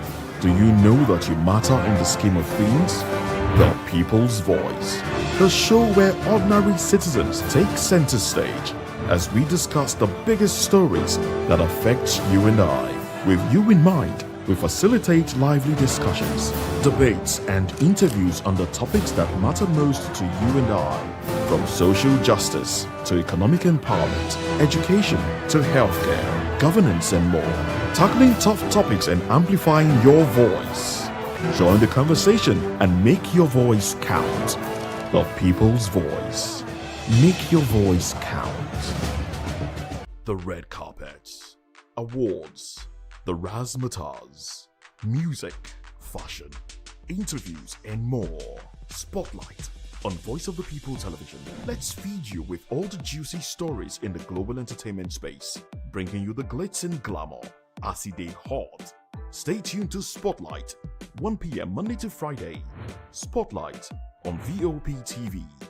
Entertainment like never before. To know the happenings in the maritime sector, join us on the program Maritime Frontiers on VOP TV as we discuss key areas in the maritime sector from aquaculture, maritime transportation, maritime labor regulation, oil and gas exploration, ferry and passenger insurance, marine pollution and prevention, port operations, and lots more. Maritime Frontiers, exploring Nigeria's blue economy. This is African News on Voice of the People Television, where we don't just bring you the news, we bring you Africa's heartbeats, the policies that shapes our world, and the economy that determines our future. African News on Voice of the People Television. Stay with us.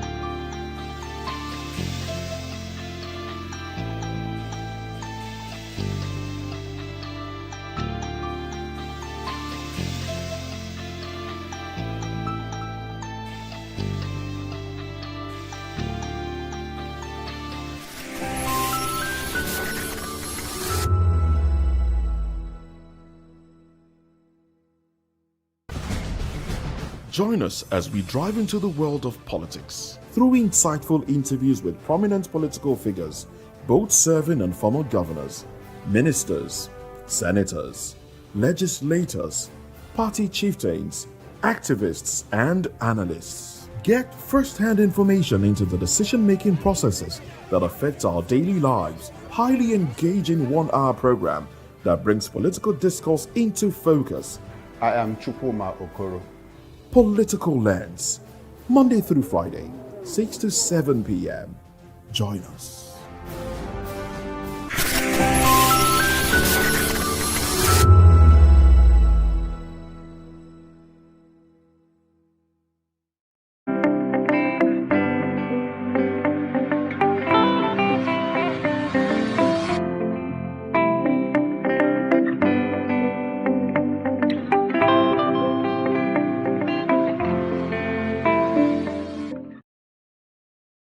Education is the bedrock of national development. This powerful statement by Chief Obafemi Awolowo highlights the transformative role of education in personal growth, societal progress, and national development. Good afternoon and welcome to another edition of Edu Dialogue on Voice of the People Television, the program where we take a critical look at development in the education sector, analyze policies and reforms, and spotlight innovations shaping the future of learning in Nigeria and beyond. I'm Matthew Ogunswada. Today on the program, we'll discuss the expanding role of technology in Nigeria's education system. We'll also explore the relevance of prioritizing academic grades in schools and what this means for students, teachers, and the wider society. But first, let's begin with our opening conversation of the day. Technology in the 21st century has become a major driver of progress across sectors, and education in Nigeria is no exception, with challenges ranging from inadequate infrastructure to a shortage of qualified teachers. Technology is gradually emerging as a critical solution.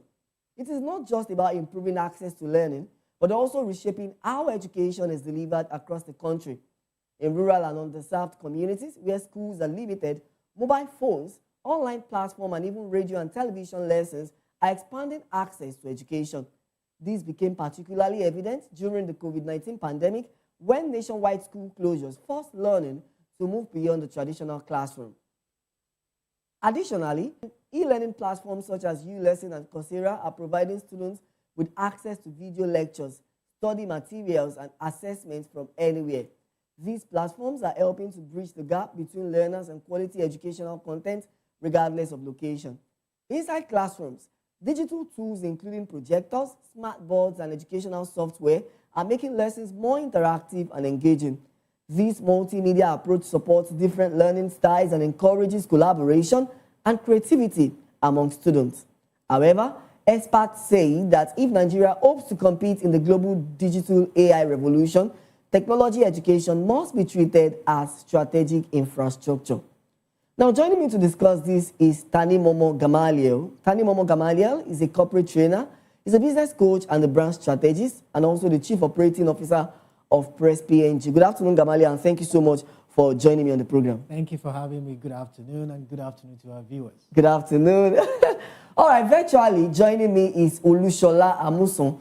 Olushola Amuson is the CEO of Vesti and also the founder of Curators University. He's a social innovator with a focus on technology and education in Africa. Good afternoon, Olushola, and we are very glad to have you join us on Edu Dialogue. Thank you for having me again. It's really nice to be here. Thank you so much for coming. Let me just start with you, Olushola. Now we are looking at technology and the role of technology in the Nigerian sector and, of course, in the education sector. Technology is increasingly seen as a solution to Nigeria's education challenges. In practical terms, how transformative has technology been in improving access to quality education across the country? Thank you very much. I would say that if we go down the memory lane, let's say about 2 decades ago, before technology became ubiquitous in the way it is today, it was very, very difficult to be able to run programs like the now popular part-time programs and also programs by the National Open University and other programs across Nigeria that require technology propagation. That was about 2 decades ago. And if you think about how many more students have been able to graduate through those kind of channels, you would see that in terms of access, there's been improved access as far as that is concerned. You know, I know many conventional federal universities today that half of their master students are running it remotely or attending classes via teleconferencing platforms, first in the days of Skype, all the way to Zoom, pre- and post-pandemic era, as well as Google Meet and other platforms today. So when we think about dissemination access, there's been a lot of changes, and that's in tertiary. But if we come back to secondary and come back to primary, not so much. Also because of the age requirements and the fact that many of the parents actually even want their kids in a proper, well-fitted classroom that is not just going to be coordinated by digital experiences alone. But even with that, you will see that extra lesson teachers for many of our kids in the secondary and primary schools are now delivering online. Students are getting access to language lessons and so on and so forth. So we can say from an optimist standpoint that in many ways, when we compare it to 2 decades ago, there's been a lot of changes in terms of access to technology and how that has led to further transformation. You know, we have, I think those are just a few of the examples that I can give right now. Yes, thank you so much, Olushola. And I love the fact that you mentioned the National Open University of Nigeria, which is where, of course, I finished from. Interestingly, yeah, so I'm a proud alumnus of the school from my undergraduate. But I want to rural and underserved communities where infrastructure is weak. How sustainable is digital learning intervention, such as mobile-based education and radio and TV lessons? Yeah, quite frankly, there is a major gap. There's a deficit in rural communities. And you know, the definition of rural these days has really, really changed. Many of us think that when we talk about rural, we're just talking about anywhere else that is not Lagos. But what we are talking about is even in some parts of Lagos State, in some parts of Osun State, some parts of Oyo State, deep into the communities where some of these communities are not even, they don't even electrify. They don't even have rural electricity. So how easy can it be, essentially? Some of them have computer labs or some intervention that came from philanthropists, but it's not a sustained endeavor. So I would say that there's still a major gap. Don't forget that we're still struggling with the issue of out-of-school children to get even the typical education before we now go to issue of mobile-based learning. I feel like there's been, that have made some things available via TikTok for learning and all of that, but it's not in a structured format in the way it should be. I strongly feel that for communities where at least there is one mobile phone within the villages and all of that, we should go beyond, having teachers. Many Nigerians may not know that teachers still go several miles to access certain schools in rural villages where there is no bridge, where there is no, and it might be hard for those who are watching in urban centers to understand that there are still places where kids can't go to school because the bridge that is connecting the community that has a school is actually broken. So there's a lot more that can be done from that mobile standpoint. I think there should be rural initiatives like the ones that were done in countries like Rwanda, where you can have, tablets and say, okay, this 1 million tablets is for 1 million rural children, and the goal would be to get access to give them that access. The devices have to be loaded because we still have issues of internet connectivity in those areas. So those devices have to be loaded with education content that is structured, that still follows the standard primary education curriculum, follows the standard secondary education curriculum, and follows the standard tertiary education curriculum. Why this is important is that we always feel like we should provide education that is on these digital devices as additional education, like home lesson or how to solve algebra. But what we need to do is to package it in the form that it could fully substitute, in the case of a rural school whose teacher is missing for an entire semester or an entire term, it should be able to replace. I'll give you an example. When I was in secondary school, I had an entire semester or some entire semesters where maybe I lost my physics teacher completely. I wasn't in a war-torn region. It was just like a private school deficiency issue, in that area. And essentially, when we are thinking about this device distribution, especially mobile devices or radio disseminated content, it must follow the curriculum, of those who are going through standard school. What that does is that if a child attends that, there should be a way to accredit that it is mobile learning or radio learning that this student did the past year, a way to assess them, and a way to reintegrate them back into the education system. You talked about reintegrating into education system, Olushola, which is quite pivotal. And I want you to talk about that relating to digital divide, particularly access to devices and internet connectivity. What should be the role of government to ensure that technology does not widen inequality in the education system? The government has a huge role to play, especially in developing countries like Nigeria. I would have said, this is these devices we're talking about, and it's just like notebooks of today, right? The notebooks of yesterday, essentially what it takes to buy school supplies of yesterday, has now been changed or transformed into what we can call these technology devices like laptops and tablets, of our day. However, considering the poverty index and also the challenges that parents face, having to take care of kids alone, there's clearly needs to be intervention from our government that sets up a way to allow parents to own, devices either through loans or through alleviation programs that subsidize these devices. Why? The reason is because if we want our kids to be able to compete, no matter what part of the country they are, if we wanted to be able to compete with their peers in the urban centers and also around the world, we have to give them the necessary tools. And today, if the government decides that this program, this tablet is going to cost 170,000 naira, and decide that they're going to give it to each child, and this child must use it from primary 1 to primary 5, and maybe half of that amount has to be taken care of by the parents and half is done by the government, because I like sustainable initiatives. I don't believe in only handouts by the government, or there is a way that this is going to be marked into, other form of loans in the future, or even deciding that as the kind of nation that we are, we can decide that this will be part of like what corporates are going to pay for, okay, what are we doing with the ITF, money or the taxes we take from corporates? Why can't we create a specific children development fund that is going to provide these devices for the children so that we will not continue to widen the digital divide? Because if we leave it up to the parents, there's so many parents that have not even gone out of poverty. They're not even done with like basic nutrition for the kids. They're not even done with basic care or shelter. You see a lot of people like, still especially in our rural communities, ask their kids to be taken care of by foster parents or what you will call like family members or older relatives, to be able to take care of them without giving them the actual complete, value of what parenthood is. And if you now put the burden of providing digital devices to these parents, you might be looking at something that is not realistic. So I would say that the government must set up something, the Ministry of Education must think about basic primary education in a different way.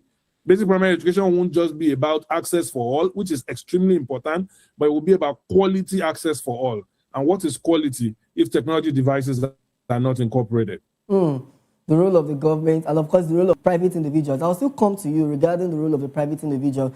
Thank you so much for joining me on the program, Gamaliel. And we're talking about the need for technological advancement and the need for technology literacy in the country. Let's talk about digital literacy now. How would you assess the rate of Nigeria's digital literacy? And then what strategies should be implemented to properly train and equip teachers for technology-driven classrooms? Thank you for having me. And thank you, Shola, for sharing your thoughts earlier. Teachers are critical in education in Nigeria.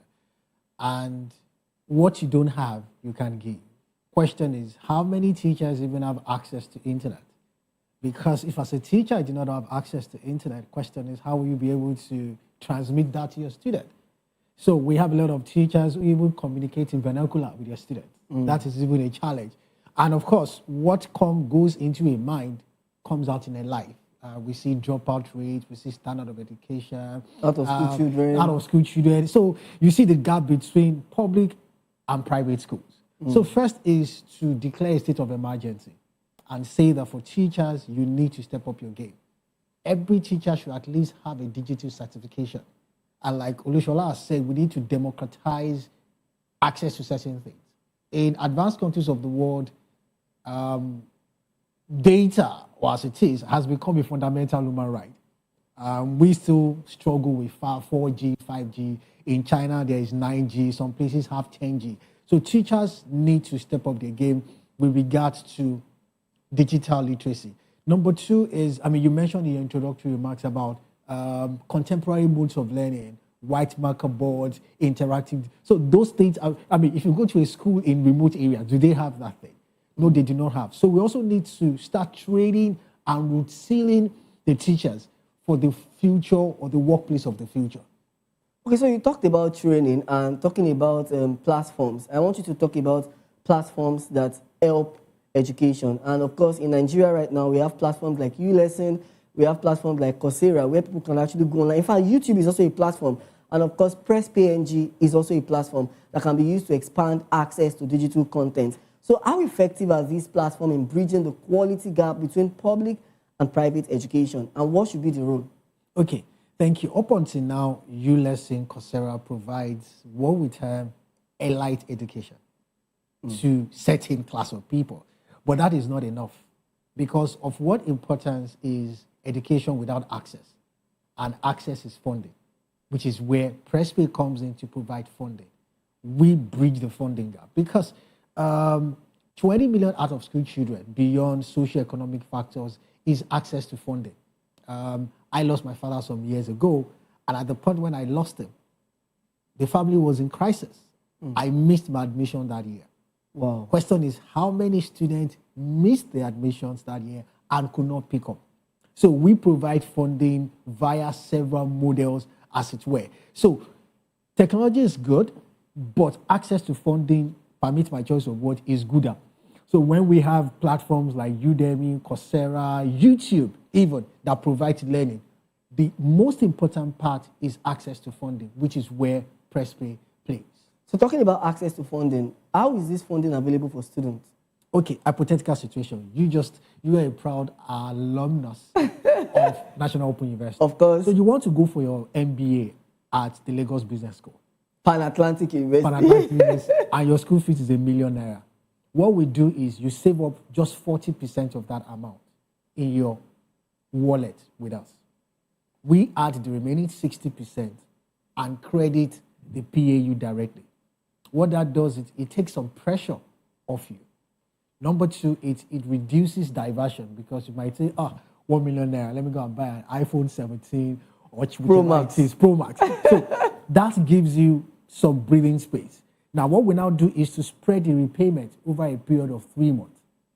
So you are able to have some financial laxity, and then your mental state is also in place because you are not considering what are you doing. So that is what we do. And imagine if that model is available to several parents around the world. Right now, it's school fees time. At least in every household in Nigeria, a student is going to school. As a parent, I now have multiple concerns. I want to pay rent, I want to pay school fees, I want to do oblate, I want to do this. Yeah. How do I prioritize? But if there's a model, and in advanced countries of the world, we have student loans. China, US, all have huge student loan portfolios, and the government has started something similar.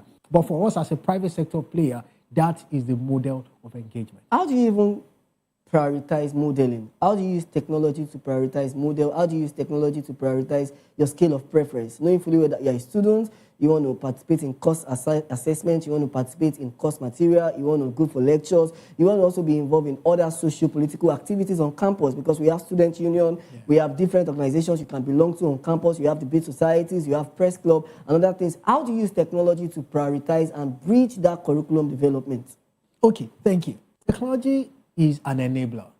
So my fitness wristwatch helps me to monitor a lot of things. Tells me how many steps I've taken per day, how many steps is remaining. The same way technology can be integrated into all facets of life. So technology can help you to apportion, okay, I want to be in school at this time, I want to study online at this time, I want to go online at this time. So technology helps to bridge that divide, particularly if there is access. But again, access is very important. Without, Olushola was talking about tablets. A particular state, my state, if I'm allowed to mention, he came up with something called Opoimo. Opoimo, it was one of the governors, Rauf Adegbeshola, that did it while he was governor. Question is, was that sustained? That year, Osun State had a jump in SSC outcomes because of that model. Can we sustain that model and bring in private sector players to say one child, one tablet per child, and make it a national policy? That would definitely increase our human capital index and, of course, reduce dropout rate in schools. It also deals with sustainability on the long run, which you, of course, mentioned. Sustainability is quite important because it's not enough to just make policy statements. It's okay to actually sustain it for quite a while. So what specific reforms should be introduced to ensure that every stakeholder play, a part in funding, in internet infrastructure, and in curriculum development? Okay, first, let me start from curriculum development. Our current curriculum is outdated. A 17th century syllabus cannot produce a 21st century graduate. It's not possible. So the starting point is to declare a state of emergency. We need to overhaul our syllabus. That's number one. Number two is private sector players like ours need to be encouraged with the government. So government has what we call several funds, from UBEG to the NAPTEC to TED funds. To NEL fund, which is currently for students. So can we bring in partners like Presby to say, you have the data, you have the infrastructure, you are a technology player. Use technology to ensure that, one, there's integrity, there's transparency, there's accountability, and there's widespread data across board. Now, Presby has about 500,000, 600,000 app downloads across board. So imagine outsourcing all those funding requirements to Presby to handle. Then the last one you mentioned was about curriculum development. Curriculum development. And then government has a role to play. Government needs to democratize access to Wi-Fi. A student joins the BRT bus from Akpogbo and is going to Korodu. Can we put Wi-Fi on our BRT buses such that the student, while he's transiting, can begin to check his phone and begin to do online courses, so that the wait between Akpogbo and Ikorodu, a 3-hour gap, is not a waste, because whatever takes your time takes your life. So those are some of the low-hanging fruit that the government can do. Can we put Wi-Fi in public spaces?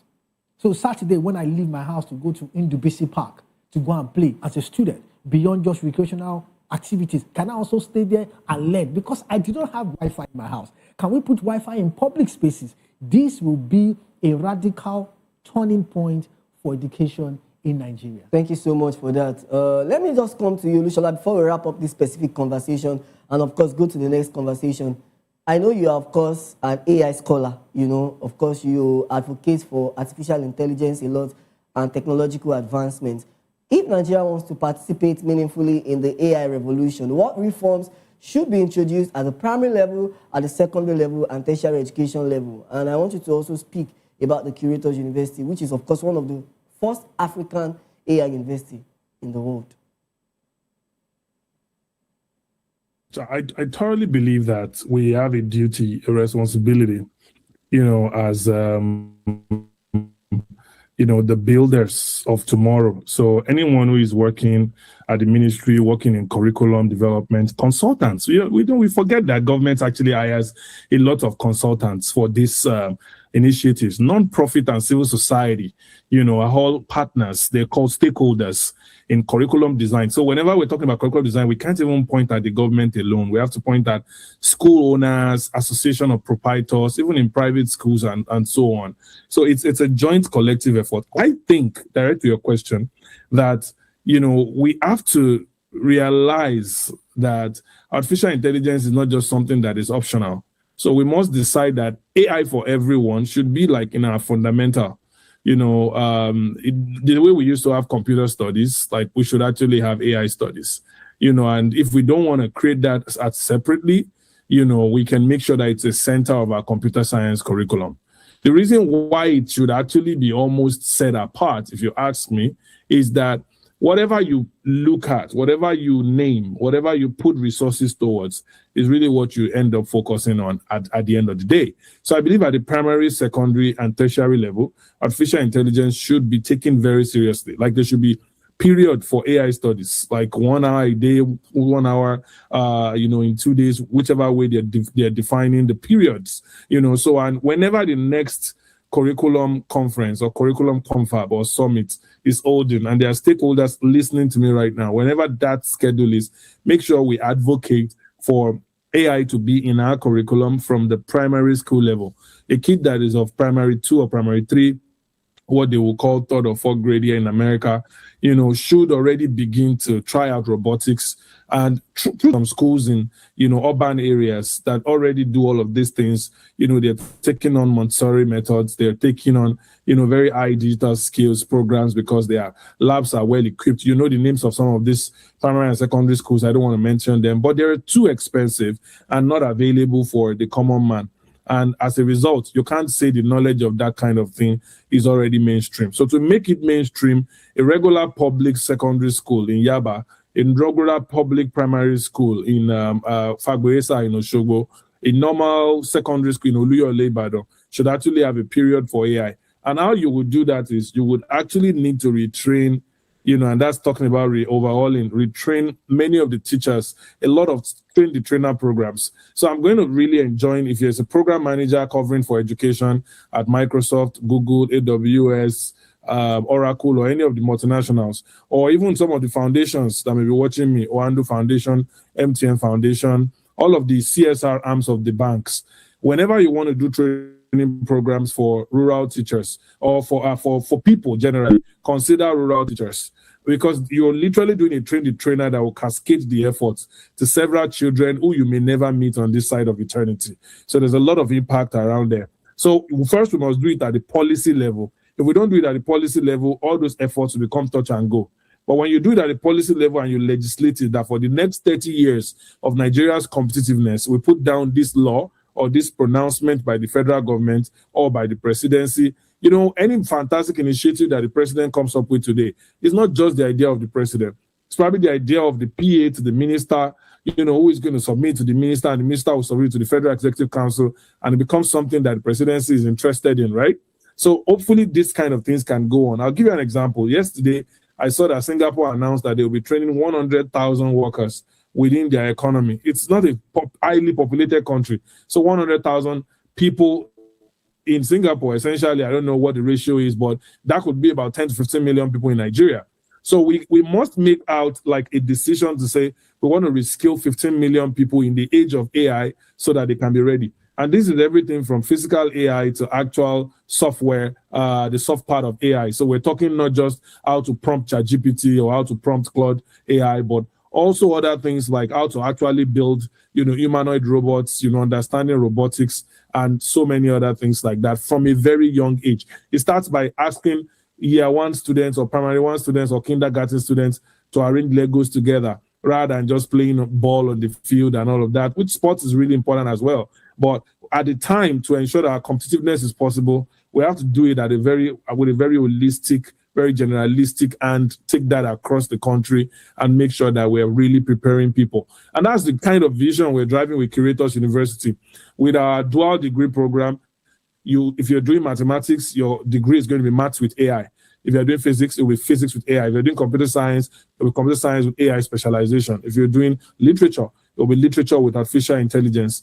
The co-founder of one of the biggest AI companies in the world that's valued at over $600 billion is actually a literature graduate. She's not even a technologist. And because she's a literature graduate, she's given huge context to artificial intelligence at an entirely new level. So our best bet as a country is how we can combine artificial intelligence with the other public domains that we're very familiar with, and make great things come out of there. Thank you so much. How we can combine artificial intelligence with our make public concern as a domain. Thank you so much, Olushola Amuson. You still stay with us for the second conversation.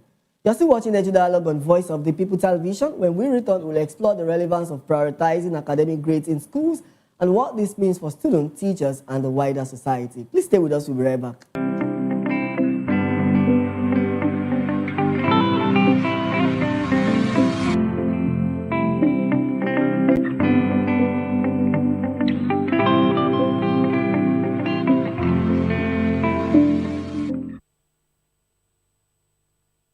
Join us on People's Voice, where we amplify the voice of those that matters the most. Join the conversation. Share your thoughts with me. I am Xavier Udo. Weekdays, Monday through Friday, from 4 p.m. to 5. Don't forget, our voice matters the most. Let us come together and share our concerns. Thank you. 2564 is coming up on Barney 9, right? The 2564 Atlantic Tower. What happens in the hush behind hangar doors? Who signs the papers that gamble with lives? Which truths were grounded before they even ever had wings? If you've ever buckled a seatbelt at 30,000 feet, if you've ever stared out of that tiny window and wondered who's really in control of the skies, it isn't just flight, it's power, it's politics, it's pressure sealed in steel. We're peeling back the clouds from runway risks to sky-high secrets. We're diving deep where most dare not to look. Aviation Scope, every Sunday at 7 p.m. only on Voice of the People TV. We don't just report, we reveal. We don't just ask, we uncover. Because when it comes to the skies, ignorance is turbulence. Aviation Scope, the sky isn't the limit, it's just the beginning. On Edu Dialogue, we bring you fresh ideas and conversations, shaping the future of learning in Nigeria and beyond. Welcome to the locker room, the home of football talk that matters. I am Jerry Arpillon. Join us every weekday, Monday to Friday at 5 p.m. Nigerian time, as we share the hot takes and hot debates in the exciting world of football. And joining me are the usual suspects, Ikechukwu and Mayowa, as we break down all the hot takes and everything that's happening in the football. Don't just watch football, live it with us. Catch us on the locker room and Voice of the People Television at 5 p.m. Nigerian time. And like I always say, if not going to the talk, please discuss. And it's Hakim Ziyech, who puts the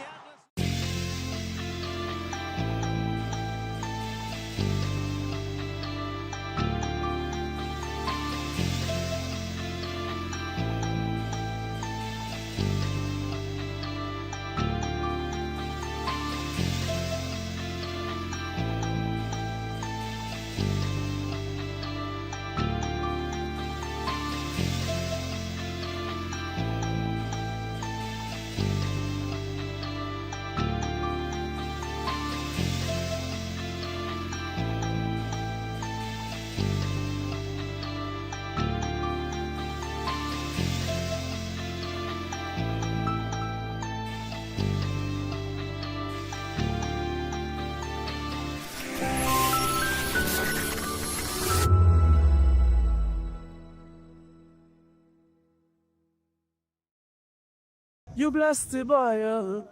The girl is fine, of rice and beauty. Hello, everybody. My name is Mike Abdul. Keep watching VOP TV. God bless you real good. Hi guys, my name is Abiojola, also known as Minister Abe. I just want you to keep watching VOP TV. God bless you. Oretolu Amishe is a banger. My name is Yomi Olabisi Yomi Apala. Keep watching VOP TV. Bàbá ti sọ̀rọ̀ mi dayọ̀, ẹ wá bá mi yọ̀, mo mọ̀ọ́rẹ́. Thank you, Daddy. Mio. Hello, guys. My name is Tosibi. Keep watching for TV, VOP TV. God bless you.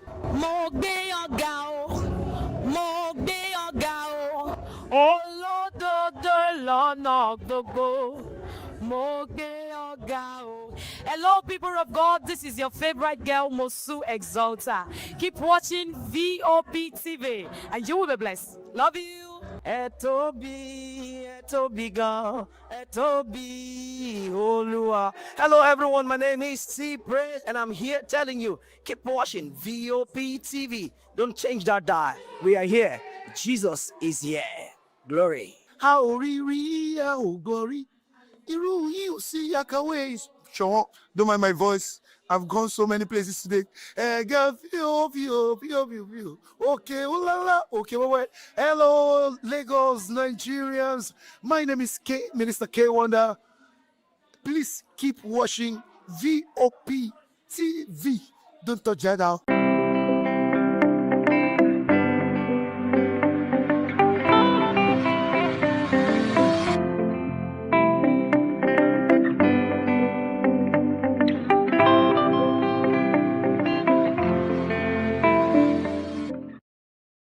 Welcome back to the program. If you are just joining us, this is Edu Dialogue on Voice of the People Television, where we explore education, personal development, and ideas shaping Nigeria's education sector and beyond.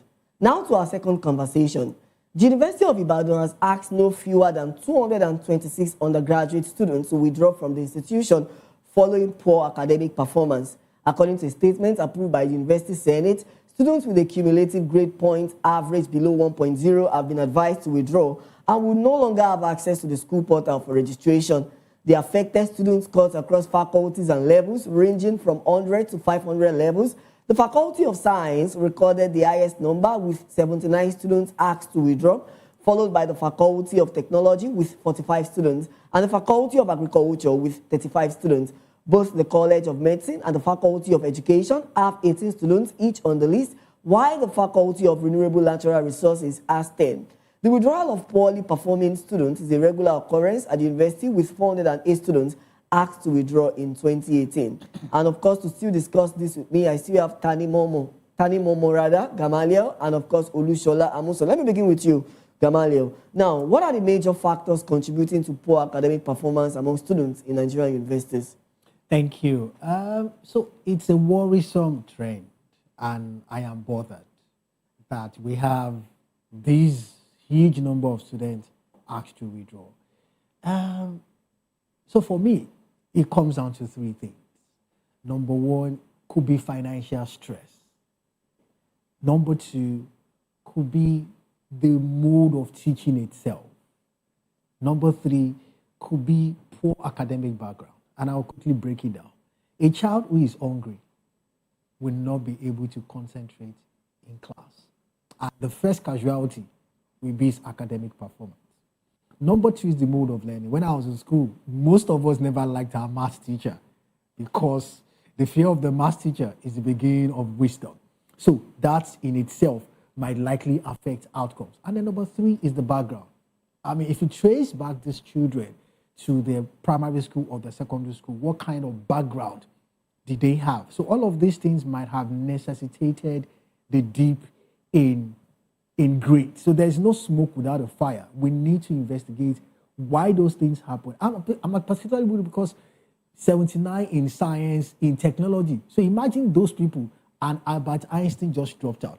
A tech scholar just dropped out. So we need to investigate those things and address them headlong. So what strategies do you think universities can use to support students before withdrawal becomes necessary?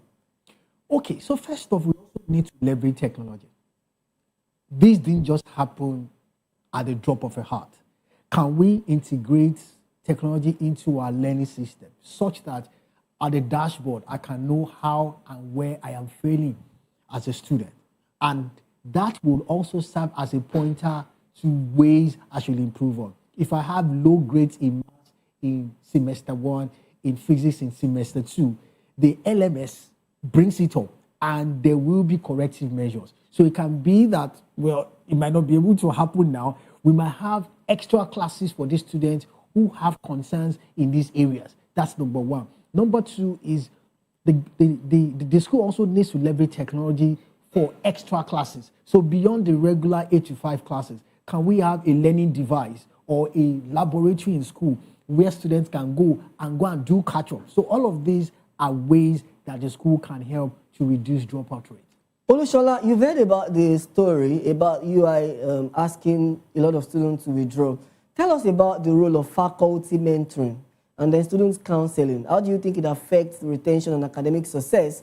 And how can curriculum design better prepare students to meet academic and professional standards?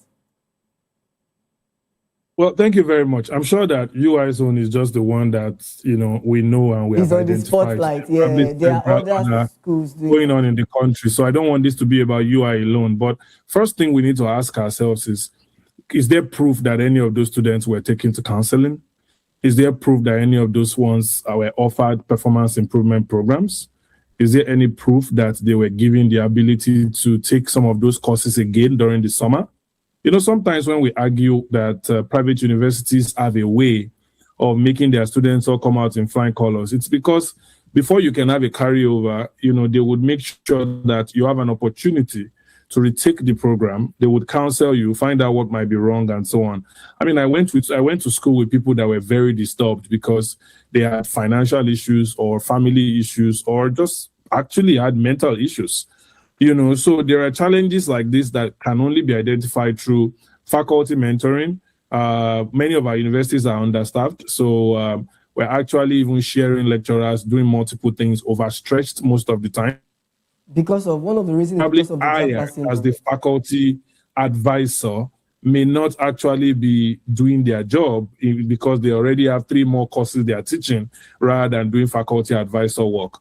So to speak in support of the students, I strongly feel like we need to do a better job, at making sure there are alternatives. And the final one I would talk about, I think may take time to get to the government schools, but maybe private institutions can take hold of, is that there's really no dull students. It's really what we are interested in that differs.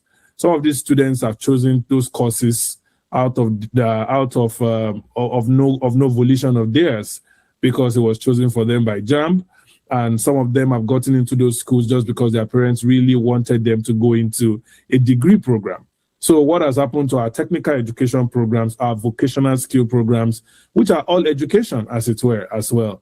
So I would say that imagine if this college or these degree awarding universities could have a way to offer entrepreneurship as a separate part, or vocational skills programs as a separate part that does not appear as substandard, or reduced prestige to this particular type of programs. Because ultimately, if you do like a psychometric analysis for humans on matriculation day, you will find out that there are those who are wired for formal education and there are those who are wired for informal education, but they've all been admitted into the formal education program, and at the end of the day, you will see some of them may not do as well as others, and in very sad cases like this, may even be advised to withdraw. Thank you so much, Olushola. And then I would like to ask you, before you go, the contribution for workforce development. The what? The contribution of education to the workforce development. Right. I think that, if we talk about it on a very broad, simple scale, I have always had the opinion that the universities were just to prepare us for some form of regiment, and that the work we're actually going to do, the workplaces or companies will still do a great deal of training and retraining. And it shouldn't be so, but that's what I have seen these last 20, 25 years. I think very strongly that we have a duty to integrate industry with actual formal education, so that the programs are designed in such a way that they will be truly useful for workforce development. As of today, what I'm saying in reverse is that today's education is really not preparing anyone for workforce development for the most part. Save some domains that are direct, like professionals, medical doctors, lawyers. I would say that because they are professionals in some way. But go check what's going on with business administration faculties in different departments, or agricultural economics and extension, or forestry and wood technology, or materiology, and go and check all of these departments in many schools. They are ill-equipped. They're not being focused on, and many of the folks who graduate out of there would end up turning out to choose other careers. And there's nothing wrong in it, because I want to be careful not to say they become content creators and all of that, but there's really nothing wrong in being able to take on, the opportunities that are existing in your time, like content creation or social media management. But you would realize that if these folks had maybe started doing that and not gone on a four-year degree program, for something they would never practice, maybe they would have been even be successful, and Nigeria would be placed in a better position in the Committee of Nations. So we have to really rethink and sit down and rethink what we are really doing with education, because of the disconnect that exists between it and the workforce of today. It's a large symposium discussion. I'm not sure we can have enough time. Honestly, if not because of time. Thank you so much. Olushola Musa is the CEO of Vesti and the founder of Curators University. He's a social innovator with a focus on technology and education in Africa. Thank you so much for speaking to us.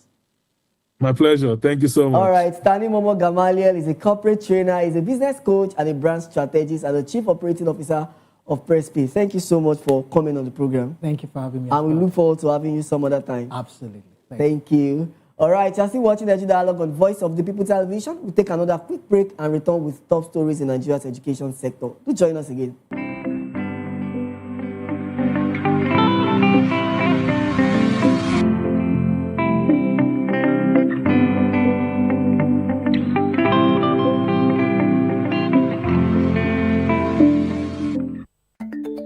Africa is on the move, a continent of rising voices, untold stories, and powerful transformations. From the streets of Lagos to the heart of Nairobi, from the mines of Congo to the tech labs of Cape Town, the African story is being written every day. Bold, dynamic, unstoppable. This is African News on Voice of the People Television. We don't just bring you the news. We analyze and bring you Africa's heartbeat, the politics that shapes our nations, the economies that drives our future, the cultures that defines who we are, the voice that must be heard. Africa News, Africa's voice, Africa's future. Where Africa speaks, the world listens.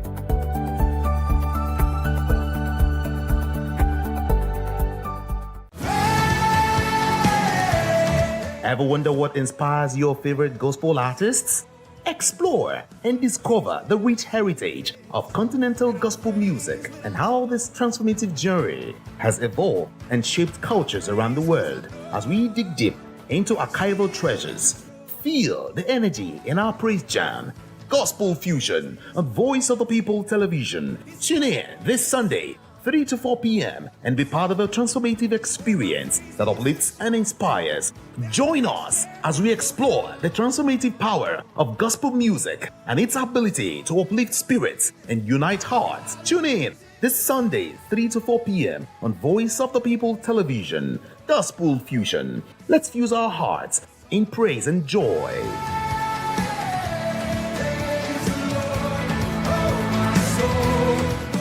Hi, my name is Tosin Mohammed. I'm a gospel artist. Keep watching VOP TV. Almighty Father, you are the mighty Redeemer.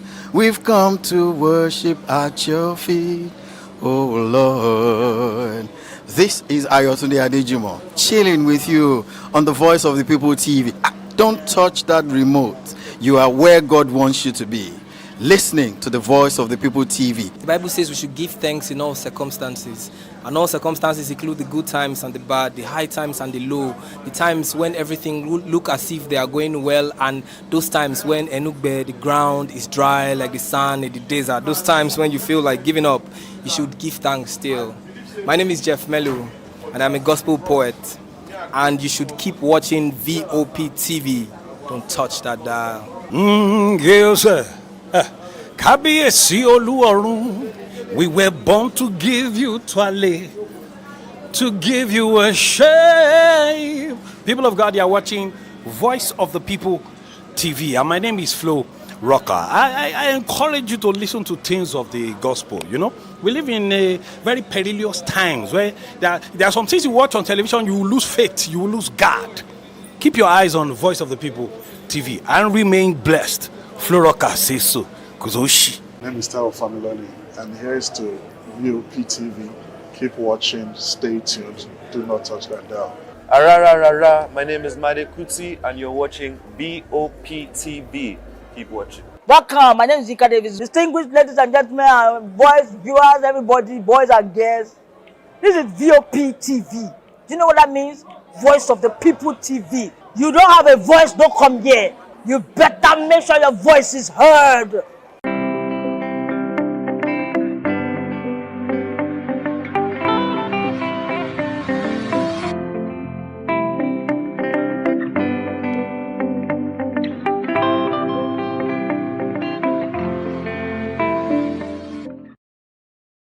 Glad to have you join us on the program. The House of Representatives Committee on Federal Polytechnics and Higher Technical Education has pledged closer collaboration with polytechnic institutions to address challenges in the sector. At the resumed budget defense of the Federal Polytechnics, Committee Chairman Fuad Laguda described these institutions as vital to Nigeria's industrial and technological growth, highlighting their role in developing middle-level manpower crucial to national progress. He called for sustained investment in the polytechnic system, saying that the country's quest for technological advancements cannot be achieved without well-funded and properly equipped technical institutions. Moving on, the Nigerian Education Loan Fund, NEL Fund, has extended the student loan application portal following a surge in application and nationwide interest. NEL Fund's Director of Strategic Communication, Oseyemi Oluwatuyi, said the extension aims to give students more time to complete their application. The move also accommodates prospective applicants who recently became aware of the scheme and institutions starting their 2025-2026 academic session. He also said that the portal had been scheduled to close on February 27, 2026, but Nelfond says the extension ensures all eligible students can access the loan program. And to end the news, let's tell you that the National Universities Commission, NUC, has issued new guidelines to regulate the award and the use of honorary doctorate degrees in Nigeria. The move comes amid growing concern over indiscriminate conferment and the misuse of such honors within the country's university system. According to a public notice on its official X page, the guidelines aims to preserve academic integrity, safeguard the credibility of Nigerian universities, and ensure the conferment process is properly regulated. The Commission said the framework was approved under the Education Act and is part of the statutory responsibility to ensure orderly development of the University of Education in Nigeria. And that's a wrap on Edu Dialogue on Voice of the People Television. Today, we've examined the expanding role of technology in Nigeria's education system. We've also explored the relevance of prioritizing academic grades in schools and what this means for students and the wider society. From global education exposure to digital inclusion, it's clear that the future of our nation depends not just on access to education, but on the quality of knowledge, skills, and opportunity available to learners. For more insights and in-depth discussion, please subscribe to our YouTube channel. On YouTube, we are Voice of the People TV, and across all other social media platforms, we are as VOP TV Live. If you witness news or events in your communities, we'd love to hear from you. Please share your eyewitness reports, event coverage requests, photos or videos with us on WhatsApp on 0814-606-4057. You can also email our newsroom at news@vop.ng. I'm Matthew Ogunswada. Thank you for watching, and bye for now.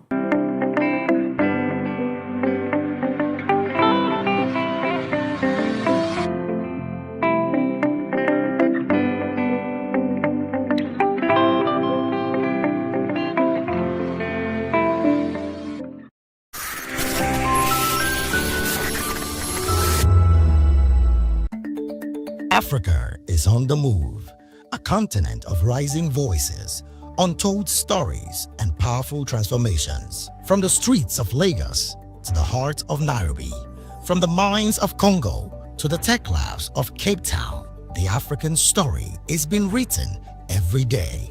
Bold, dynamic, unstoppable. This is African News on Voice of the People Television. We don't just bring you the news. We analyze and bring you Africa's heartbeat, the politics that shapes our nations, the economies that drives our future, the cultures that defines who we are, the voice that must be heard. Africa News, Africa's voice, Africa's future. Where Africa speaks, the world listens.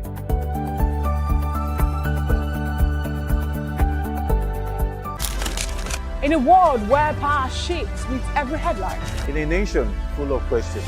In a world filled with noise, the truth needs a voice. The policies that shapes our world and the economy that determines our future. Every hour, every day, the grapevine keeps buzzing. And together, we are committed to telling the stories that shape our world, because your voice is our focus.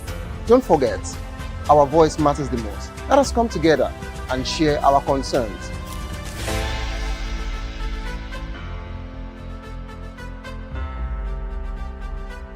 Hello there, my name is Damilola Ogunsi, also known as the Goldfish. Hi, my name is Chiki Bright Emmanuel. I'm an actor and a filmmaker. Hello peeps, my name is Yomi E. Adejimo. Hi everyone, I'm Paul Utomi. Hi everyone, my name is Stacey Benjamin and this is Voice of the People TV.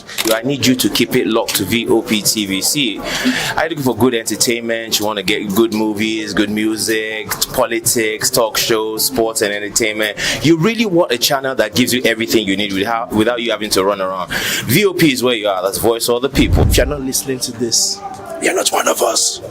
And you deserve to be killed. Scrap chat. Don't be killed, but watch it. Or I'll find you.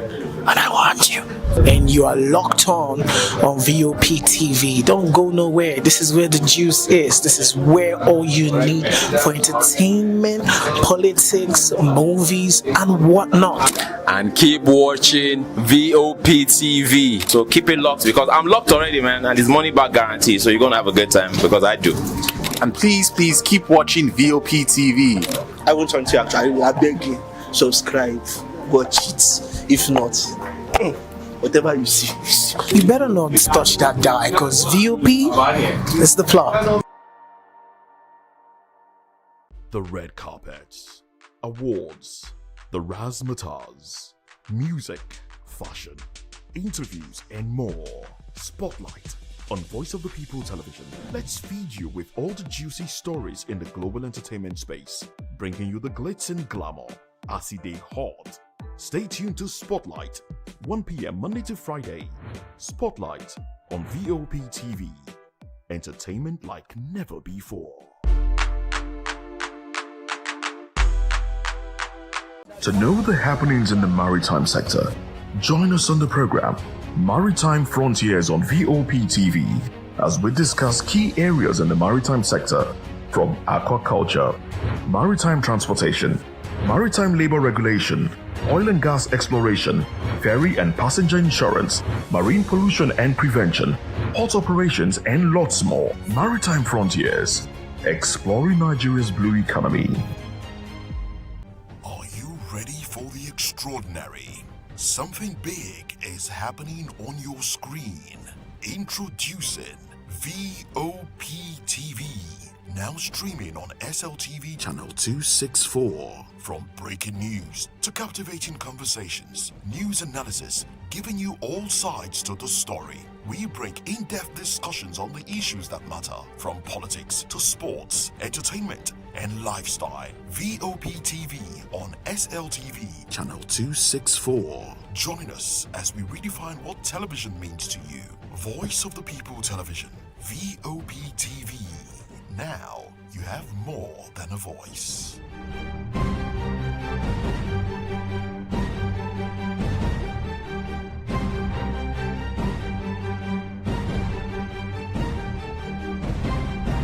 My name is Tao Familoni, and here is to VOP TV.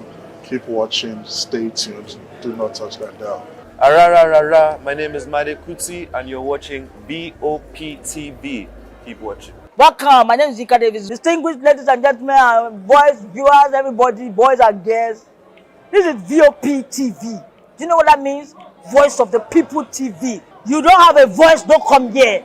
You better make sure your voice is heard. This is Health Check, your weekly guide to better living, smarter choices, and trusted answers. From everyday wellness to urgent health issues, we've got you covered. Health Check, only on Voice of the People television, where your health has a voice. Behind every broken desk lies a broken promise. Education shapes the nations. But who is asking the right questions? Introducing Edu Dialogue, the show that goes beyond the surface, exposes the cracks, the corruption, and the silence in Nigeria's education system. Edu Dialogue, Saturdays, 3 p.m., only on VOP TV. We break the biggest stories, from missing funds to policy failures. We ask the tough questions and demand real answers. Edu Dialogue, this Saturday, 3 p.m. on Voice of the People television. In a world where truth is the ultimate power and opinions scream the loudest, it's time to wade through the noise. Hunger no get tribe! Hunger no get religion! And scan the human interest and trending topics that matter. Stay tuned to The Issues, your plug to the stories making the buzz, from politics to science and technology, social justice, and more. Let's tackle the tough questions and expose the truth. The Issues, on Voice of the People television, Mondays to Fridays, 8 to 9 p.m. The Issues. Don't just react, understand.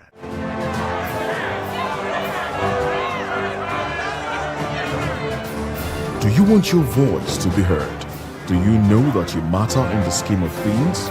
The People's Voice, the show where ordinary citizens take center stage as we discuss the biggest stories that affect you and I. With you in mind, we facilitate lively discussions, debates, and interviews on the topics that matter most to you and I, from social justice to economic empowerment, education to healthcare, governance, and more, tackling tough topics and amplifying your voice. Join the conversation and make your voice count. The People's Voice. Make your voice count. VOP TV. Now, you have more than a voice.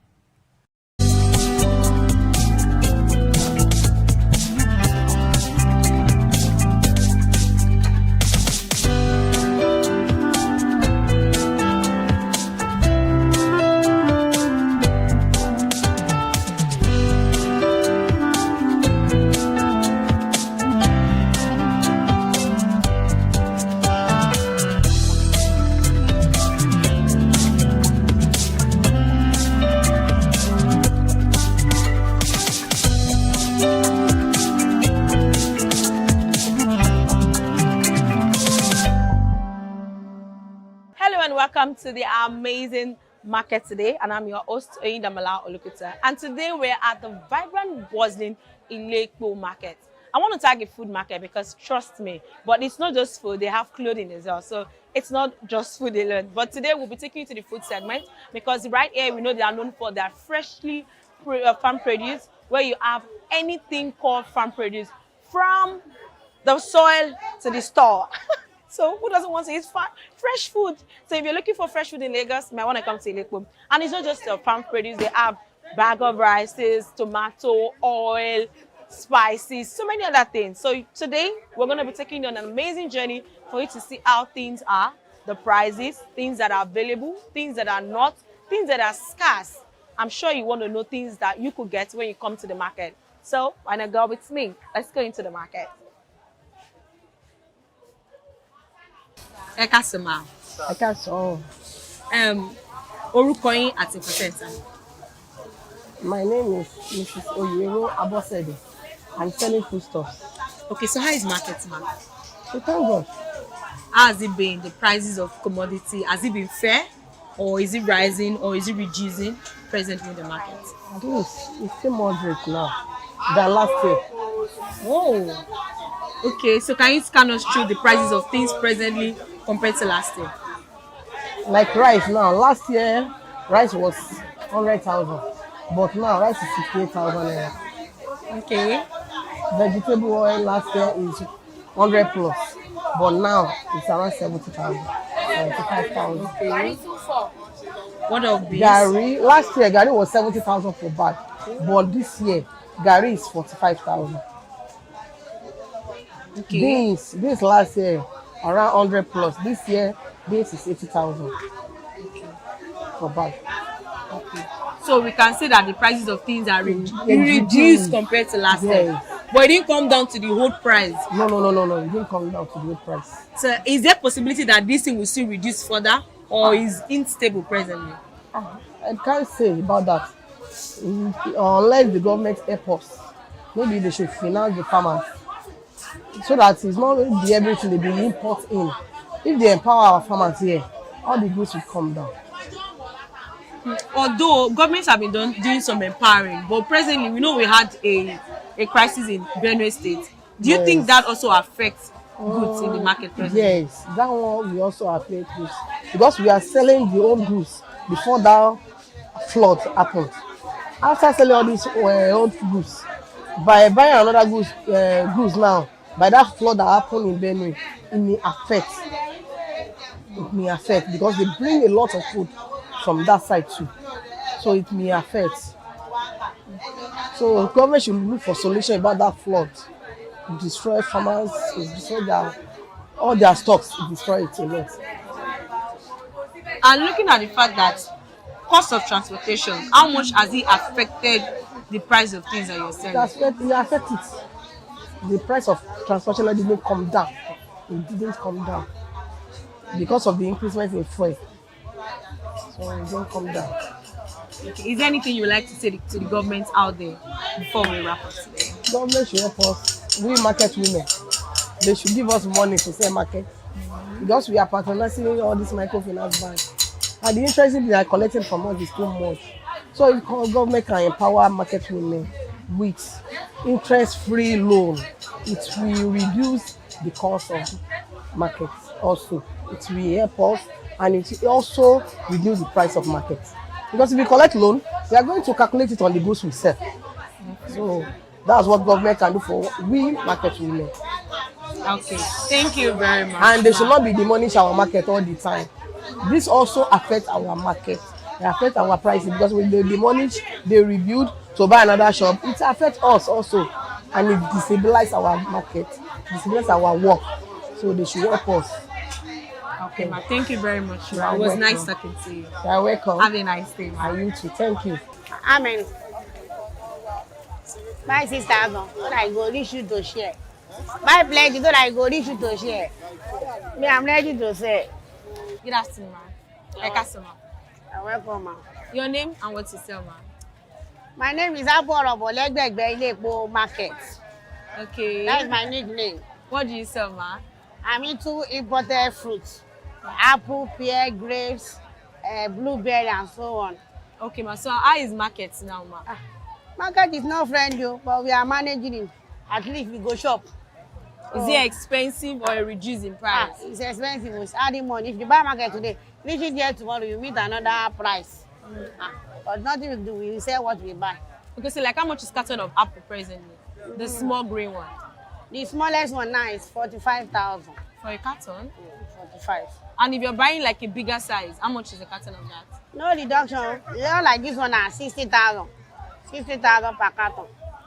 And what about the pears? Pear for now, I think 36,000 at market. And grapes? Grape is 53, 60,000 as of today.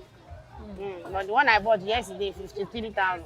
Okay, do you think that there's anything government can do to bring down the price of these imported goods that you sell? knowing that it's dollar based since it's imported.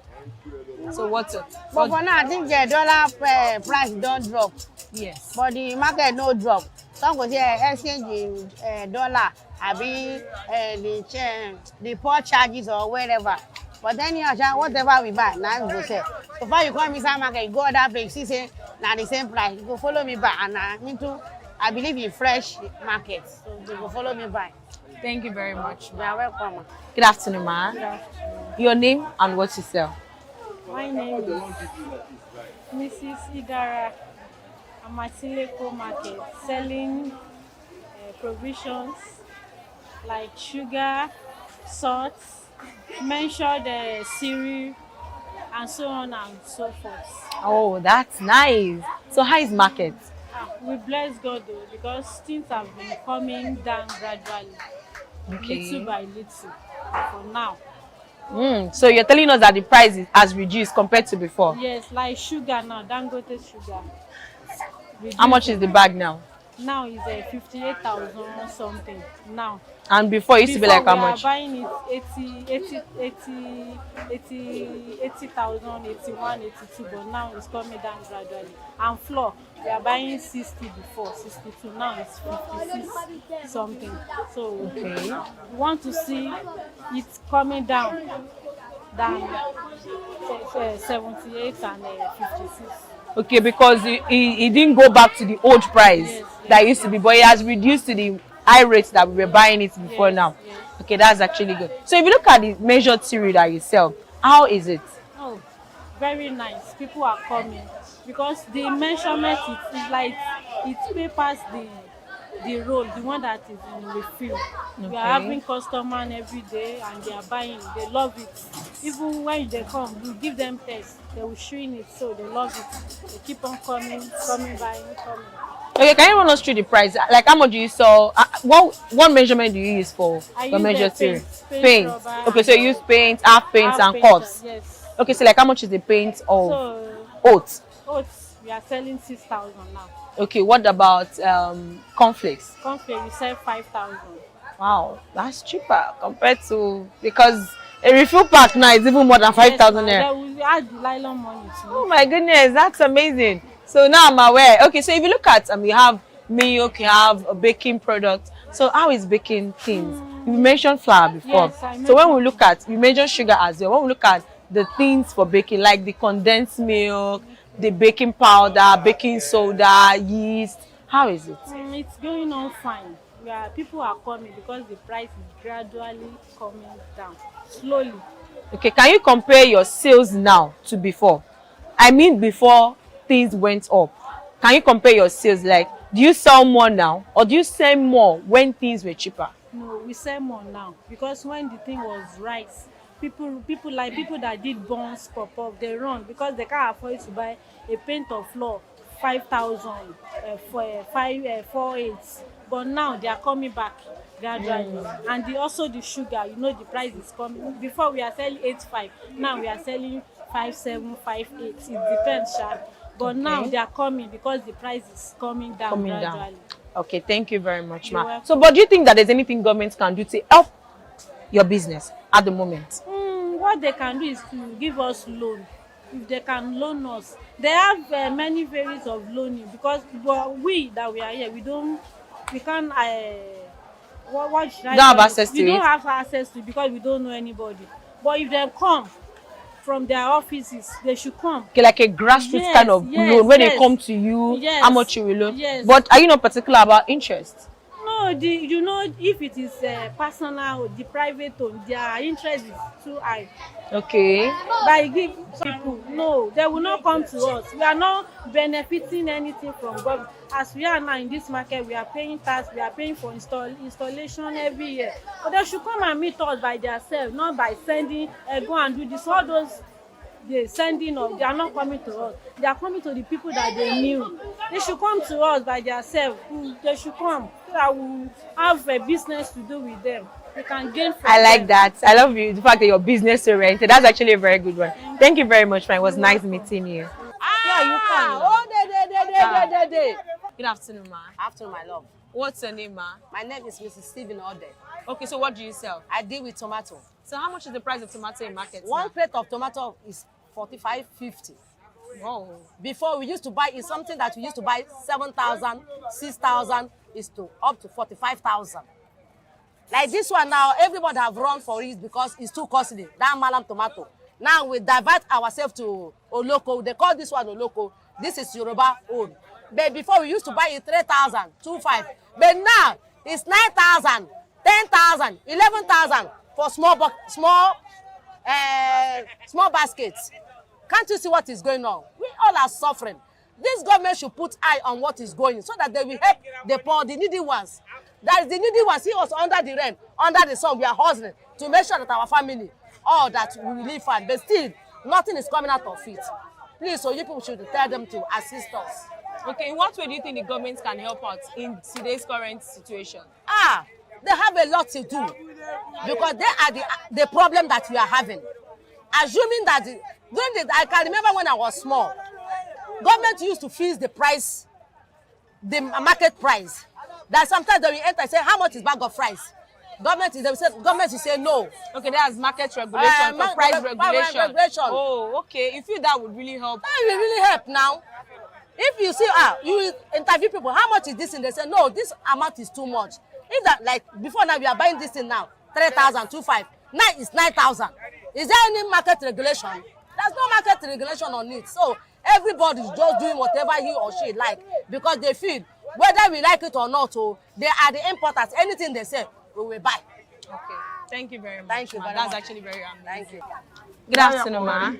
Auntie, good afternoon. Your name, ma? My name is Rose. Rose. What do you sell, ma? I'm selling tomato and tomato. Sometimes anything will come out. Farm produce. Yes, farm produce. Okay, ma. We are into. Okay, so how is the cost of things in the market presently? Now, the thing is very cost now. We are selling Mala own. But this is it now. This Mala own now, crate, this is the crate. It's 50,000. But before, we are buying it 14,000. Sometimes 11,000, sometimes 15,000. But now, they are selling it 50,000. The rentage is too high. Okay, that's why you now shifted to the other type of tomato. One, yes. Okay. So presently now, how is the cost of this one in the market? This one now, the smaller, this is it. This one now is 10,000. Okay. 10,000 naira. This rodo we are selling. This is the patala that they used to have. Then they sell at 40,000, 45. It's too high now. That is why we are shedding it 1,000 like this for the rentage like this 1,000. But because of not everybody have the amount, we are putting it 500 so that some people their heart will reach there.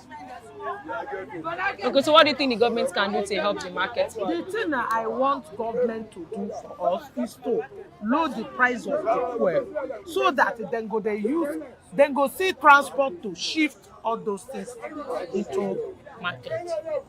Now, the thing we know. So at least the low price of things, at least now they are help us for rice, but it still remains small because not every woman will carry like 5 children cannot buy a derrick of rice 1,000. It's too high now. It's too high for us. Thank you very much, ma. Good afternoon, ma. Afternoon. Your name, ma? Mrs. Olabimpe. Mrs. Olabimpe. Yes. What do you sell, ma? I sell snail. Oh, so how is snail market? How is the business? Thank God, Jerry. Nigeria is not laughing now, but we are pushing it small. Okay, would you tell us that the price of snail, is it that it's increasing or it came down? So we are in rainy season. Okay. It's supposed to shift, but now it's getting rise up because bush have rise. Those people that are taking it from the bush said that they did not see to pick. The water inside the bush is too much. Unless the water inside the bush is dry, that they can pick until the ship price buy. But the one that you are buying now, let's say this is jumbo that we have sold today. We sell it as 70,000 naira for 20. 70,000 naira per 20. We sell per 20 each Each one. Each one we sell. Okay, so what's the cheapest one in per 20? This one Yes. that I have is 5,000 naira. Oh. That is the smallest one. Yes. This one now inside the basket here. It's only 40,000 naira for 20. This one. Okay. See it. It's bush one. It's from Benin. It's from Benin or Ondo State. Okay. Very big. Okay. This one is the follow jumbo. You follow jumbo like this. We sell it 55,000 naira. Wow. Yes. For 20 pieces? Yeah, per 20. This one is medium. We call it medium. Yes.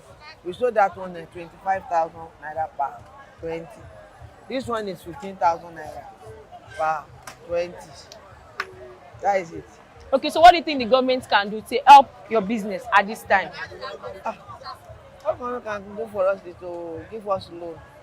If they can raise us to give us loan so that we can easily do the business very well. So that's what the government can do for us, because they can't say government will go and control the price of the cement for us. Definitely. It's what we see inside the bush that we buy to bring the market. So when we have the capital to raise our goods up, so we can make a lot of profit on it. So if the government can give us a loan or a loan, it's okay. Loan can help. Yes, loan can help us. Okay, ma. Thank you very much, ma. Wetin be your name and wetin they say? My name is Abdullah. Okay. Wetin they say? Carrots, cucumber, peppers, spring onions, with cabbage. For fried rice, na fried rice you and salad with that now. So our market? Fine. How much be the price of things for market? Now, shey they reduce abi they increase? They reduce. E reduce, ba? So how much they sell things now? Which one? How much be cabbage? Cabbage is 2,000, 2,500. Carrots nko, how you take tire? Carrots 500, 200. This one's where you tire be salad already. How much they sell am? Na 200. Hey, wow, that's much. So wetin be how much they sell the spring onion and the green tatache? Spring onions 500, 1,000. So things don't come down, but you go wish make it come down well, but I be make it go up back. Make you go up. If you go up, we pay you as seller.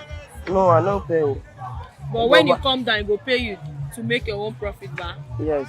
Okay, so bad amowa, Janjima. Ẹ káàsán ma. Kí lorúkọ yín àti iṣẹ́ wo lẹ ń ṣe ma? Èmi Yálábẹ̀kẹ́ lè mi jẹ́ o. Yálábẹ̀kẹ́ ni o. Okay, iṣẹ́ wo lẹ ń ṣe ma? Alágbẹ̀dẹ basement. Okay. Oníṣòwò.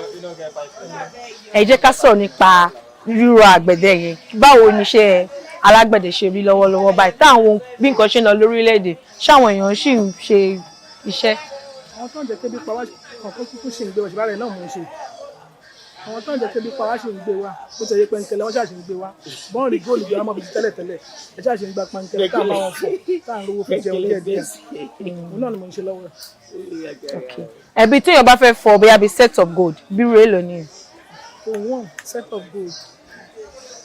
Ó depend lé bó bá ṣe pọ̀ tó.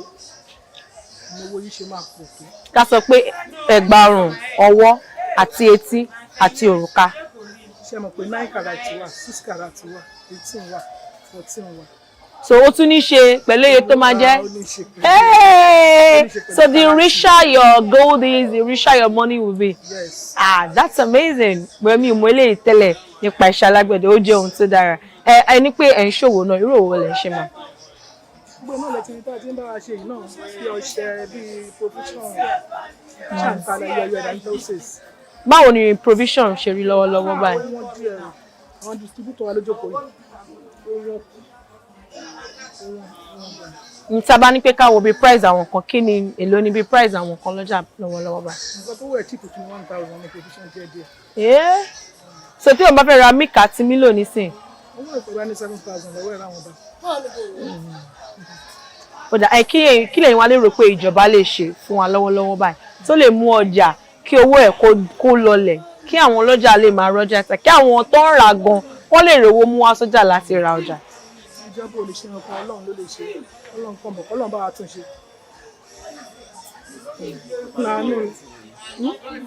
Ó dáa mà, ẹ ṣé gan, ohun tí ẹ sọ ó jẹ́ kókó tó ṣe pàtàkì. Àfi tí Ọlọ́run bá ràn wá lọ́wọ́, Ọlọ́run yóò sì máa ràn wá lọ́wọ́ sí. Olórí wa náà lọ́wọ́. Àmì o, àmì o. Ẹ káàsán mà. Ẹ káàsán. Kí lorúkọ yín mà? Ẹ ṣé. Orúkọ mi ni Alhaja Iswatu Adeogun. Okay, kí làwọn ọjà tẹ́ ń tà mà? Mo ń ta sẹ̀mó, pando, rice, spag, indomie, nǹkan tí mò ń ta nìyẹn. Okay mà, báwo lọjà báyìí mà? Ọjà wà ń bẹ bọ̀ tí ọjà ò yá. Ọjà ò yá. Èèyàn ò rọ́ọ̀ṣì ra ọjà. Èèyàn kọ̀ọ̀kan là ń rí torí ọjà yẹn ti wọ́n jù. Ọ̀dọ̀ ó wálẹ̀ díẹ̀ o sí ti sẹ́lẹ̀ o, mọ̀ ó sì wọ̀n náà. Ó sì wọ̀n náà. Okay, ǹjẹ́ ẹ lè sọ àwọn iye ọjà fún wa mọ̀? A lè sọ. Bẹ́ẹ̀ni mà. Sẹ̀mó 5 kg yìí 7,500 láta. Eléyìí náà Supreme 7,500 the same price. Eléyìí náà 7,500 òun láta. Nílá 10 kg 48. Golden penny sẹ̀mó 48 nìyẹn náà 10 kg. Nina 48. Àwọn eléyìí Supreme 10 kg yẹn ní 14,500. Bá a ṣe tà nìyẹn. Àwọn poundo nǹkan mà? Poundo yẹn kékeré pátá 17. Poundo 1 kg 34. 2 kg 68. 5 kg lélẹ́yìí. 5 kg yẹn 17,000 nìyẹn.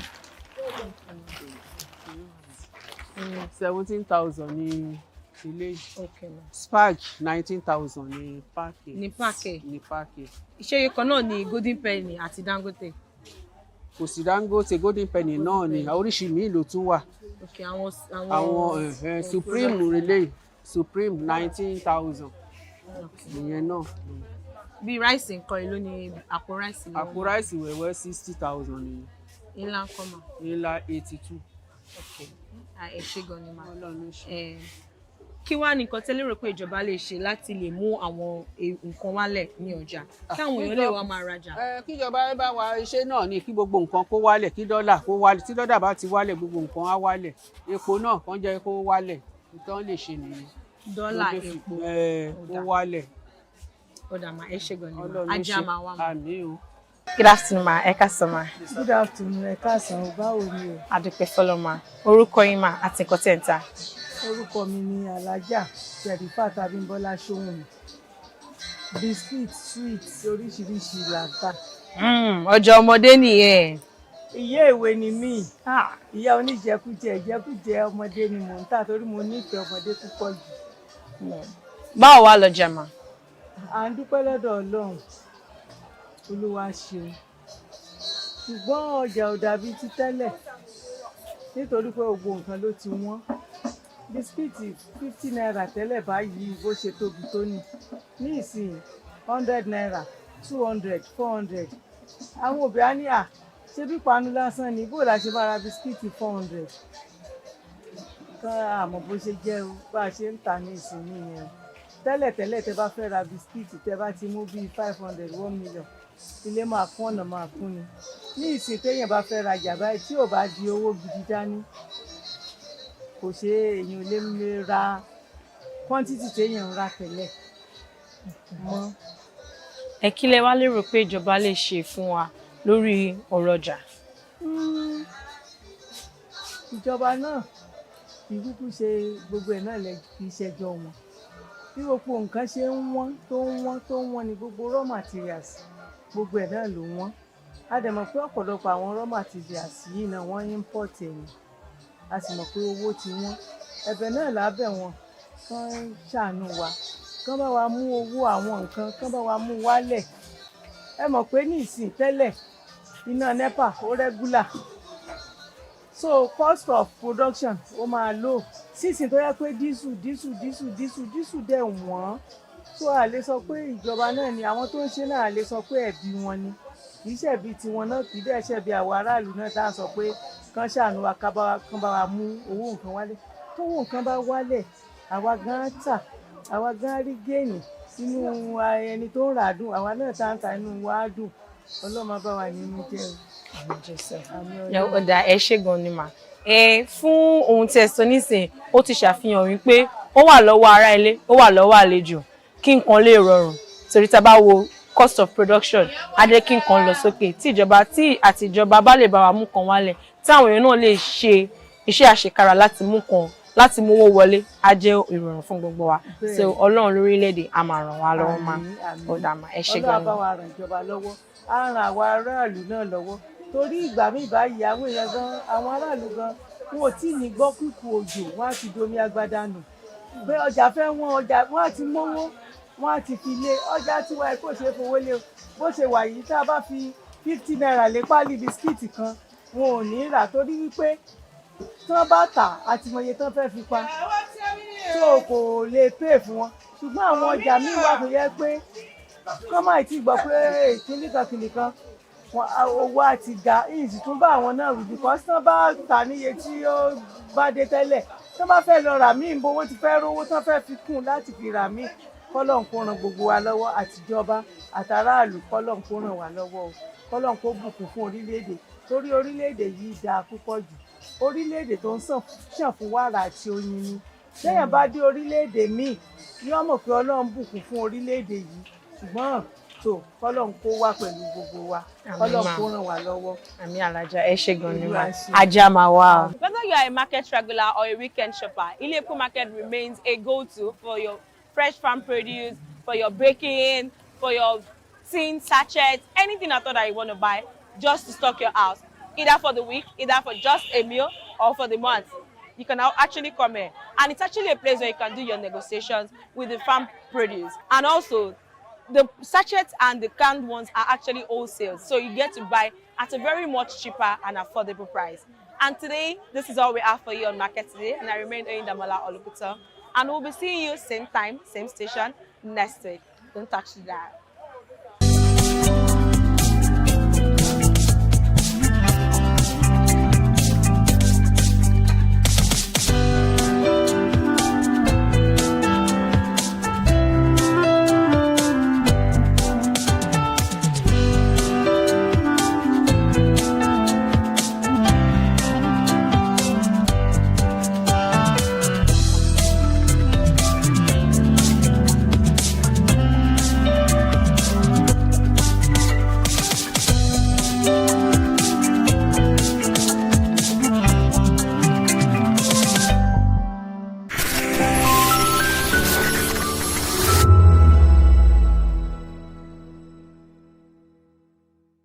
Welcome to the locker room, the home of football talk that matters. I am Jerry Ampelon. Join us every weekday, Monday to Friday at 5 p.m. Nigerian time, as we share the hot takes and hot debates in the exciting world of football. And joining me are the usual suspects, Ikechukwu and Mayowa, as we break down all the hot takes and everything that's happening in the football. Don't just watch football, live it with us. Catch us on the locker room and Voice of the People television at 5 p.m. Nigerian time. And like I always say, if not going to the talk, please discuss.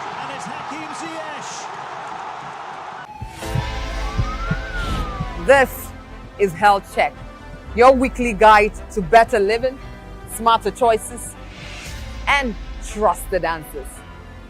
From everyday wellness to urgent health issues, we've got you covered. Health Check, only on Voice of the People television, where your health has a voice. We encourage you to click on the like button and subscribe to our YouTube channel. We are Voice of the People TV. Also follow us on all our social media platforms. We are at VOPTV Live. Visit our website www.vop.ng for fresh and trending news. Also watch us live on SLTV channel 264. VOPTV, Voice of the People Television. Join us as we drive into the world of politics through insightful interviews with prominent political figures, both serving and former governors, ministers, senators, legislators, party chieftains, activists, and analysts. Get first-hand information into the decision-making processes that affect our daily lives. Highly engaging one-hour program that brings political discourse into focus. I am Chukwuma Okoro. Political Lens, Monday through Friday, 6 to 7 p.m. Join us.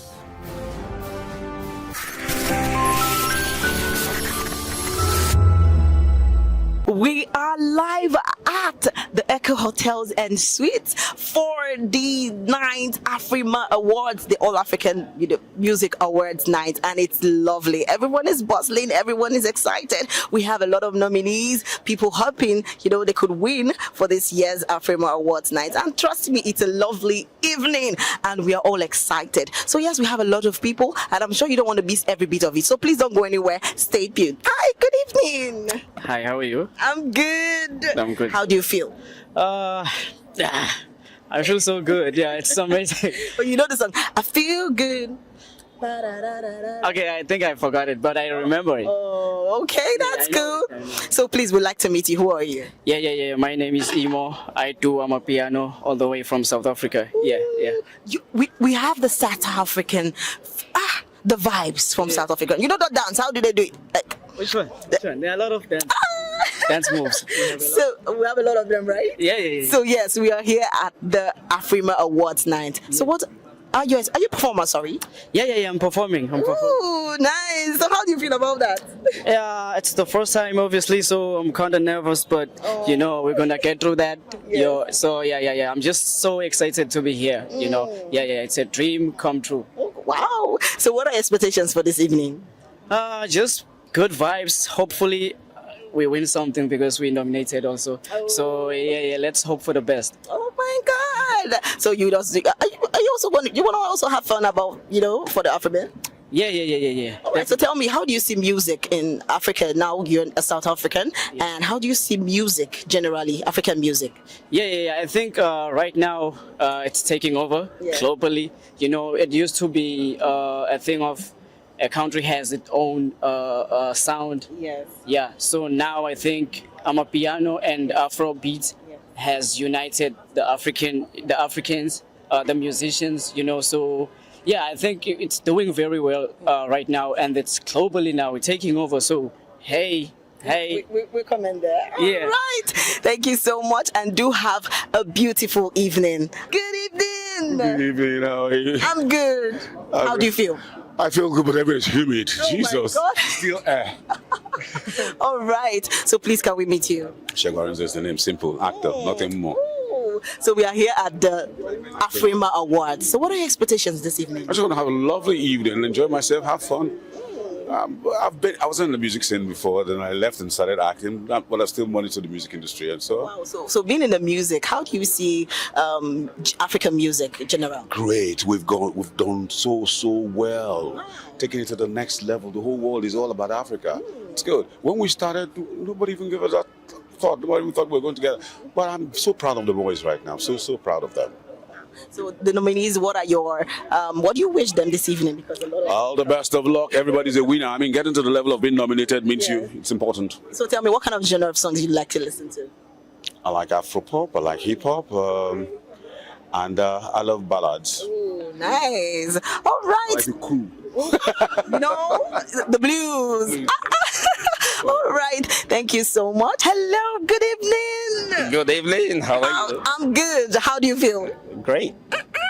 Super great. So I'm so excited already to see you. So, but then you look amazing. Thank you very much. Please tell us, is Mama the style? Do you mercy? What is my stylist? Ooh, you see? All right, so please, we'd like to meet you. Yeah, okay, this is Pastor Bless, president of Gentle Nation. Gentle means grace and truth. Yeah, Gentle Nation is a ministry that has the music, part of it. Yeah. So tell us, we are here at the Afrima Awards this evening, and it's the 9th of its kind. So tell me, what are your expectations for this evening? Well, honestly, this is actually my first time for attending an award ceremony, really. And I'm looking forward to a great time. I read about it and I see that Afrima Award is a very prestigious award. So I'm honored and privileged to be here. So I'm looking forward to a great night. And I came with my friend Frank. He pulled me into this. He's my media advisor because he's advising me on what to do because this is not my space. So I'm getting comfortable now. Yeah, so I'm looking forward to a great time. And, God is good. I see the goodness of God everywhere. Okay, so I'd love to ask this question because I know your wife has been into the music industry and getting the songs and everyone giggling, dancing about that. So tell me, how do you see African music? African music has been divinely positioned by God to take over. Yeah. And anyone who is not connected to African music, I don't know. If you even look at from the secular space into the gospel, African music is taking over. God is doing something with Africa. God is doing something, and Nigeria is at the forefront of it. So I see African music, I see awards like Afrima Awards and expanding, not just an African in the global thing, everyone getting involved in what God is doing. I see growth, I see expansion, I see increase. That's what I see. So tell me, as a pastor, because we all know, how has this, basically combined with your faith? How do you see music, with your faith? Music is amazing. Music is, I'll tell you. Sometimes people ask me, why do you support your wife a lot? I'll tell you, matter of fact, she's my wife that I want the best for her. The Lord told me something. You know what he said to me? He said, if you support your wife, wherever her music gets to, your ministry has gotten there. So there are some places that your message may not get to, but through the music. So you pastor one to pastor many. And you reach so many souls, yeah. Right, thank you so much and have a beautiful evening. Hi, good evening. How are you doing? You look beautiful. So how are you feeling? Yeah, I'm feeling good. I'm feeling excited. Looking forward to the awards. Yes. So please tell us your name. We'd like to know you. Yeah, my name is Mad Jamie. I'm an artist. I sing. I make music. Yeah, yada yada yada. All right. So tell us, what are your expectations for this evening? Honestly, let the best man or woman win. And let good music be appreciated. Yeah, that's what I look forward to. So how do you see music in general, African music in general? I think African music is evolving. I watched old clips from old awards that we used to have back in the day in Nigeria and how blurry it was. Imagine this is happening now and we are celebrating music, and I'm speaking to this beautiful host and, we're evolving and everybody's taking it seriously. The industry is rising, more jobs, more opportunities. I love it. You can't hate it. All right. So you want to have a blast this evening? Yes, of course. I want to have fun. I also want to get inspired. It's good to see good work rewarded. So yeah, that's it. All right. Thank you so much and do have a lovely evening. Hi, good evening. Hi, good evening. How do you feel? Tell me. I feel great. You feel great or you feel excited? Which one? This is in 2 weeks. How do you feel? I feel excited. I feel all together. So please tell us, can we meet you? My name is Obawale. Oba what? Obawale. Ooh, and who is Obawale? Tell us. I make music, songwriter, musician, all around. So yeah, we are here at the 9th Afrima Awards night. So what are your expectations for this evening? I want to see the next Afrobeat superstars, and of course I'm part of them, but I just want to be inspired by the kind of people that will be awarding tonight. It's always a great thing to experience. All right. So by the way, who styled you? Because I actually wanted to ask. Actually, I'm a fashion stylist myself. Hey, so there are some hidden skills but out there. This particular brand, I got it from my friend Ipstyle. Ooh, so okay. yeah, I just told him what I need and then he gets it fixed up. All right. Okay, do have a beautiful evening. Thank you so much. Hi, good evening. Good evening. How do you feel? I feel good. I feel good. So good. All right, so please, can we meet you? Thank you. Yeah, my name is Coach Bar, CEO, Coach Bar Management, Talent Management, Event Producer, and the Creative Technologist. Ooh, somebody clock it. So tell me, we are here at the Afrima Awards night. So tell me, what are your expectations this evening? Well, first of all, kudos to Mr. Mike for this, doing this consecutively for 9 years. First of all, kudos to the team. And my expectation for tonight is just basically to connect and network. I mean, I came all the way from Abuja for this, so... It came all the way from Abuja to the ABCA, the Buj, up in the capital, you know what I'm saying? All right, so you just want to vibe, you like the environment, you love the vibe and everything. Yeah, I love the host. Ooh, Cool. All right. Thank you so much. You have a beautiful evening. You too, and enjoy your evening. Hi, good evening. Hi, good evening. Please, can we meet you? Yeah, I'm Charlene Frey. I'm a manager in Ivory Coast. Ooh, nice. So we are here live at the 9th Afrima Awards night. So tell me, I know you're looking happy, excited already. So what are your expectations this evening as the guest? We expect to see a nice show with all the artists on stage. And of course, I hope my artists will win all the prizes for which they are nominees. Oh my God. So how do you see African music on the whole? I see African music as a music that is getting more and more important on an international level, and this is something that I really appreciate. Okay. All right. Do have a beautiful evening and enjoy yourself. Hello. You know when someone is so fine, like you get the vibe? So you know the song, I feel good. So good. So please tell me your name. I would love to know your name. DJ Zani. Ooh, DJ Zani. Somebody. You get what I'm saying? So we are here live at the Afrima Awards evening, awards night. So what are your expectations for this evening? I'm expecting good things, like artists are trying, like everyone is trying, so I'm expecting good things from them. So how do you see music? How do you see music in Africa on the whole? Making music or what? Yeah, like music, African music on the whole. African music is so great, like, because I sing. So how do too, you see it in the future? With this event going on today, how do you see African music in the future? I see African music like going, like I don't know, but it's going to be great. All right. Okay. To have a beautiful evening. Hi, good evening. Hi, good evening. How are you? How do you feel? Excited. I feel good. So good. You don't really dance Michael Jackson joint, God, I beg. Started off as a dancer, so yeah. So you get it. All right. And So the touch of MJ in every entertainer, you know. So that's the so please, I'd like to know your name. Thank you. Okay, I'm Dilo. Yeah, but originally I'm Hilary Zokos, man. But Dilo is like my industry name. Wow. So we are here at the Afrima Awards. So what are your expectations for this evening? Nothing short of the best. Afrima has proven itself over 13 years of existence. It's no beans. You know, they've shown that they know their stuff, and they're bringing the best to not just Africa, but bringing it home to the giant of Africa, Nigeria. And I want to say they're doing a great job, and I'm expecting nothing less than the Afrima standards. So tell me, how do you see African music in the future? Why are you talking about future? Because with this event, it has to be things that we are looking forward to see maybe after Afrima this night. So definitely maybe the next Afrima has to be great. You understand what I'm trying to say? Okay. So how do you see it in the future? What can you say? Definitely. I want to say, why I asked you why you're talking about the future, because the future for me is now. You know, so whomever is taking the center stage now is in charge of the future.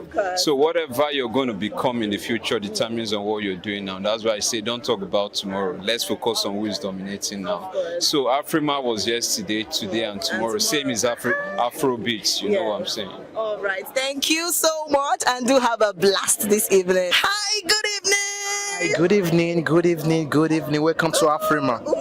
Welcome. How do you feel? I feel good tonight. Okay, I actually want to say something about your dress because you look amazing. The style with the beads and the dress. Oh, so much. But please, I love this. Actually, I don't know if I could get... You can get a lot. I have a farm, yeah. I have a big farm, okay? So please, can we meet you? Yeah, I'm Boy Smart. I'm an Afrobeat world music artist. I just dropped a new song called Fly. You guys should go and listen to it. Yes. All right, so we are here at the Afrima Awards night. So what are your expectations this evening? So many expectations tonight. Yeah. But the most important thing is congratulations to every winners, to every nominees. We're just here to have some fun, yeah. Ooh, I'm here to have some fun too. We have to have some fun with VOP TV, okay? Of course. So how do you see music, African music on the whole? I see African music as a very global stuff, yeah. Yeah, and this is just the beginning. Let me just put it that way. Yeah. This is just the beginning. Yeah. So as a musical artist, how do you see music, African music in the future? I see African music in the future in a way that even the Grammys, even the Oscar, we put Africa on. Yeah. Okay, so thank you so much, and do have a blast this evening. Thank you. Yes, sir. Hi, good evening. Good afternoon. For this time, God, I better go. Okay, good morning. As far as a good day inside, we will accept it. Okay. All right, please. You look amazing, by the way. Before I even start, Thank you very much. Who styled you? Tell me. Well, I'm being styled by my very good friend Ayo Balogun Couture. Ooh, he did a really good job. Yes. So tell me, can we meet you, please? Well, my name is Ambassador Cornelius Udofia, the CEO of Cornell Entertainment, convener of the CMC Africa Award for Excellence, PRO, Actors Guild of Nigeria, Lagos State Chapter, and of course the CPS to the immediate past president of the Actors Guild of Nigeria, Dr. Emeka Rolas Ejezie, and of course the publisher of the Gladiators magazine. I'm a proud Nigerian, a proud African. People that are proud of Nigeria, we are all proud of Nigeria. So tell me, we are here live at the 9th Afrima Awards. So what are your expectations this evening? It has been happening since Wednesday. So this is the grand finale for the awards night. So what are your expectations this evening? Okay, if I have to take you back, I was one of the coordinators of Afrima, right from the time we started at Ikeja with Mr. Mike, and I was one of the coordinators that was actually sharing the invites, and it gives me a very big pleasure to see that Afrima has come to stay, because in our continent, for you to sustain a business for 9 good years is not an easy task. And I want to say a very big thank you to the Lagos State government in conjunction with African Union for actually supporting this event. Afrima is Africa. Africa is Afrima. So I'm very happy to be part and parcel of history.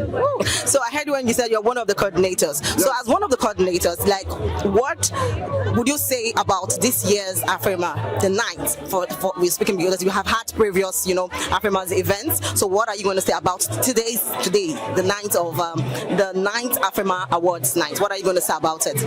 Okay, being one of the coordinators, my job specifically is to make sure that those superstars, because I control superstars, those top celebrities are given chance to attend. So my job is just to invite those stars, both in Africa and of course in diaspora, for them to attend the event. I've been doing it, like I said, when we started, and that was the reason that this year Mike said, Cornell, you are part and parcel of the history. I want you to come on board. And we were giving about 50 VVIP to share to the stars, and some of the stars are all around. As a matter of fact, one of them is there, Tina Newman, one of the celebrities we invited. We have my cousin too that came in from UK, Auntie Eno. We have Queenette Agbo. We have Jim Ike. Jim Ike is around. Let's see how it's gonna go. All right. Thank you so much, and do have a beautiful evening. Good evening. How are you feeling? I'm feeling so good. Ooh, you know that song? I feel good. Ooh, so good. Oh my God. So tell me, you look amazing. Can you tell us who styled you? Okay, actually, I was styled by look. It's just a cloth I picked. Okay. You actually look amazing. Trust me. And please, can we meet you then? Okay, my name is Tina Newman. Ooh, Tina Newman. And who is Tina Newman? Let's know. Okay, Tina Newman is an artist. I'm an artist from Cornell Entertainment. So we are here live at the 9th Afrima Awards, and it's a beautiful evening already. So what are your expectations this evening? Oh my God, honestly, this evening is already fun being out here, and I trust all the artists that has been nominated. They are all good, and I will be so glad anyone that come up as a winner. I'm so glad because I love them all. So I don't have a specific artist. They are all good. So you're all out to have fun this evening? Because. Ooh, all right. Thank you so much. Do have a beautiful evening. Good evening, ma. Good evening, dear. How are you? I'm fine, thank you. How do you feel? I feel good. I feel elated. I feel the beauty of Nigeria. Oh my God. All over me. I see beautiful laces, beautiful faces, beautiful ladies and gentlemen. Of course. So we are here at the Afrima Awards night. So what are your expectations? I would like to know your name before we go into the questions. Please, can we meet you, ma'am? Yeah, I'm Mrs. Omotayo Motusho. I'm a television broadcaster. Of course, gradually retiring. I've been trained a lot of younger ones over the years. By God's grace, in a few months, I'll be celebrating 40 years of television broadcasting, and I'm a media entrepreneur. So please, we are here at the Afrima Awards night. So what are your expectations for this evening? What do you expect to see? Well, Afrima, as you know, is simply African Musical Awards. And so I expect the best of the best to be awarded. I expect a salute to hard work, a salute to tenacity of purpose, a salute to resilience, a salute to creativity, a salute to culture and tourism, and a salute to the promotion of our economy. I expect a lot. Talking about salute, how do you see the African music generally? Oh, African music has evolved, and I will tell you what I mean by that. It's evolved to the extent that even the most exotic and beautiful islands of the Caribbean that are so far away from Africa. Because for you to get to the Caribbean, you must fly from here to Europe, from Europe to America, America to the Caribbean. Or sometimes, if you're lucky, from Europe to the islands. I visited the islands a few weeks ago, and from the airport, as soon as they saw me as a Nigerian, they said, "Oh, we watch videos of Burna Boy, Davido," and they went on Ashake. And these are people that wouldn't call Yoruba names very well, but they were so tuned, they were so elated, they were so excited with the fact that I'm coming from a country where our musical icons have done so well and their works have been exported all over the world. I felt proud. I felt proud. So we've gone a long way. You should be proud. So, by the way, ma'am, you look amazing. Thank you, darling. I didn't tell you, but you look beautiful. Actually, can you tell us who styled you? Because this is beautiful. You'll be stunned. I style myself. Oh, so there's a hidden skill that you can call it hidden skill, but the bit I didn't tell you was the fact that I regulated tourism and culture for Nigeria as Director General some years ago. So anything that will promote African culture, anything that will celebrate African culture, anything that will glorify the beauty of our culture, that's what I am for, and that's what I wear. All right, thank you so much, ma. Do have a beautiful evening. Thank you, darling. Thank you, ma'am. Keep on looking beautiful yourself. Thank you, ma'am. And guys, trust me, this is where we draw the curtain. I don't want to go, but then we have to.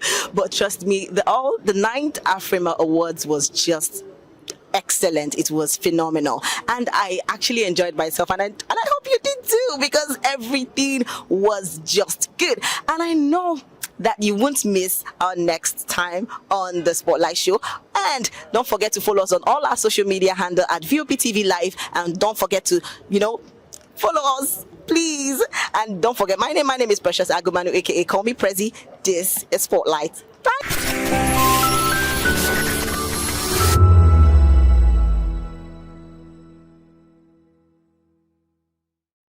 I'm Sarah Nystrom from Sweden, aka Chief Omobawale, Communication Queen. Keep watching VOP TV. Hi, I'm Samantha Jacobs, representing the States. Miami's in the house, and I want to make a shout out to VOP TV. I'm a humanitarian, and I'm also a rep in the film industry and the art industry. I help dreams come true, and I help you keep on that path. Shout out to VOP TV because you're helping people stay on their path too. Cheers. All right, my name is John Odibo. Keep watching Voice of the People because it's a fantastic station to be with all the time. Thank you very much. My name is Pastor Elvis Ciro, the convener of the Voice Achievers Award, and keep watching VOP. Yes, that is the channel for all the people. No color, no race. Thank you so much. Yo, ladies and gentlemen, this is Abbas Sunkan from the Netherlands. I am a designer and I'm here in Eco Hotel and Suits. Keep watching VOP, the voice of the people. Are you ready for the extraordinary? Something big is happening on your screen. Introducing VOP TV. Now streaming on SLTV channel 264. From breaking news to captivating conversations, news analysis, giving you all sides to the story. We bring in-depth discussions on the issues that matter, from politics to sports, entertainment, and lifestyle. VOP TV on SLTV channel 264. Join us as we redefine what television means to you. Voice of the People Television, VOP TV. Now you have more than a voice.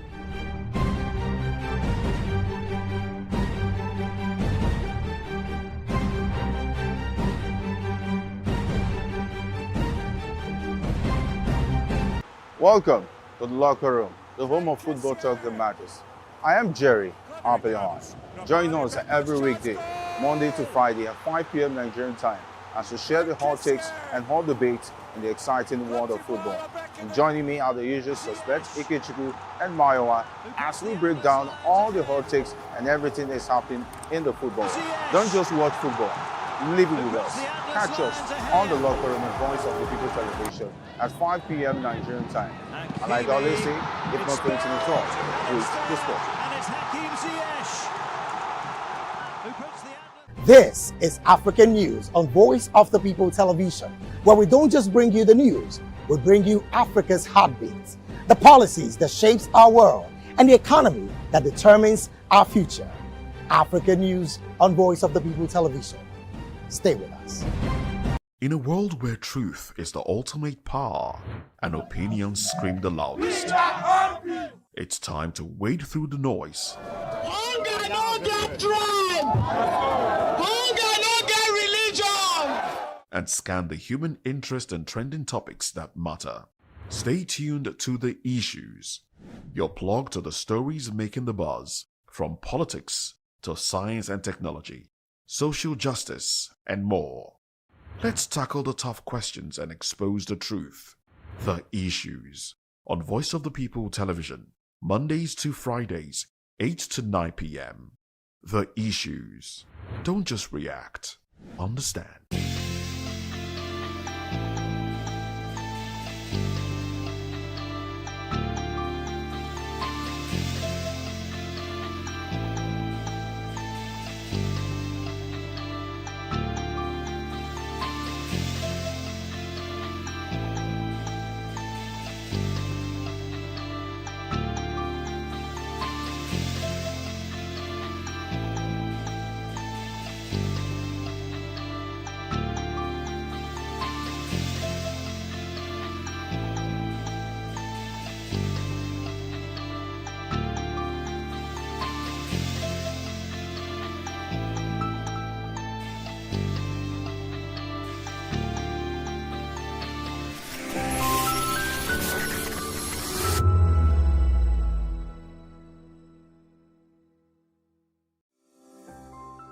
VOP TV.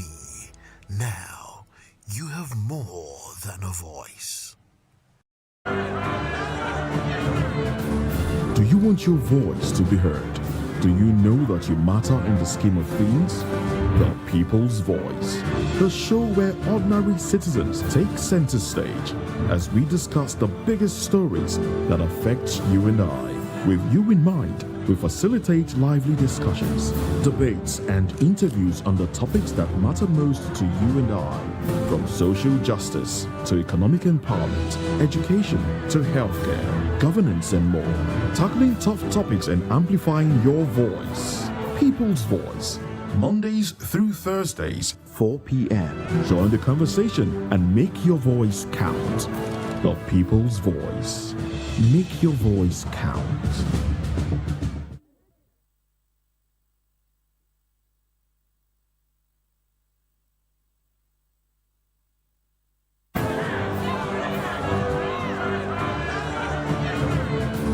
Do you want your voice to be heard? Do you know that you matter in the scheme of things? The People's Voice, the show where ordinary citizens take center stage as we discuss the biggest stories that affect you and I. With you in mind, we facilitate lively discussions, debates, and interviews on the topics that matter most to you and I, from social justice to economic empowerment, education to healthcare, governance, and more. Tackling tough topics and amplifying your voice. People's Voice, Mondays through Thursdays, 4 p.m. Join the conversation and make your voice count. The People's Voice. Make your voice count.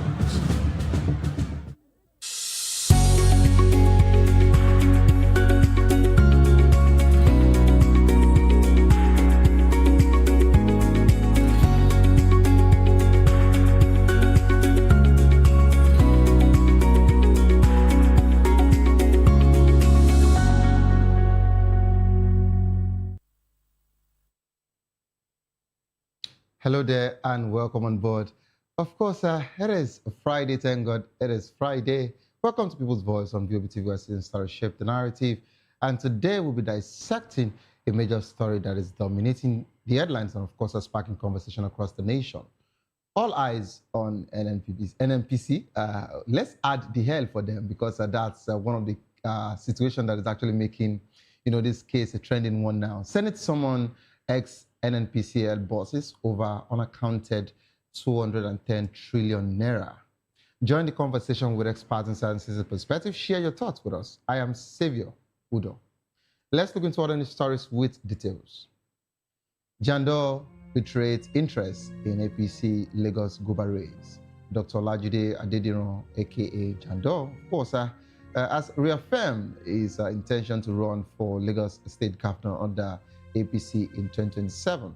He made the declaration in a broadcast citing his experience in governance and leadership as key qualification.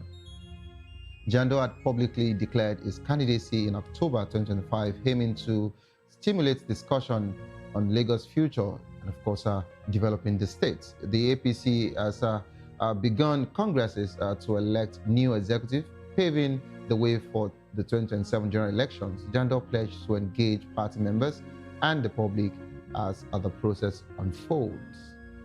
I just hope that they would actually look into his side. I just hope, and the reason why I'm saying I just hope because I know the APC structure don't actually accommodate such. We're told that APC usually have, a long queue, and for someone who've actually moved before, he has moved to the PDP and now is coming back to the APC to say he wants a space. We already know what the queue looks like. Presently, at least for now, I can still mention about 8 people on that same queue. So I just hope that they will add him to it. Not about picking him, but of course, if they would even add him to it, as regards to the queue they have in the All Progressive Congress.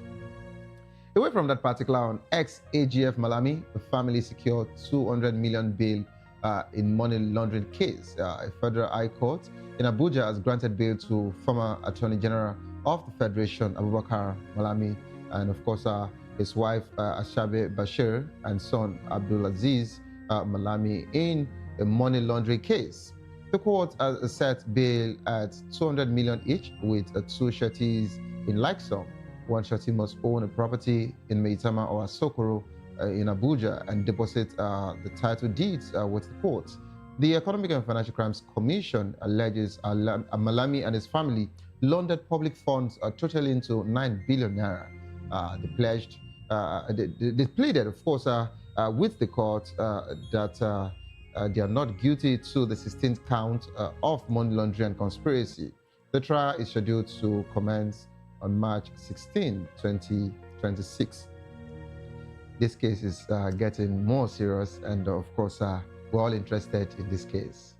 We just want to know what would, become of that particular man. I'm not saying this, I'm not talking from a point of winch or political, standpoint, but I'm saying that for a former Attorney General of the Federation, he should do better because the law rests on his, table. So we understand what this particular one means. So if found guilty, let the law take its course. That's what we're saying. Away from that particular conversation, let's move here to Abakari's drug trial situation. His trial continues amid assets case acquitter.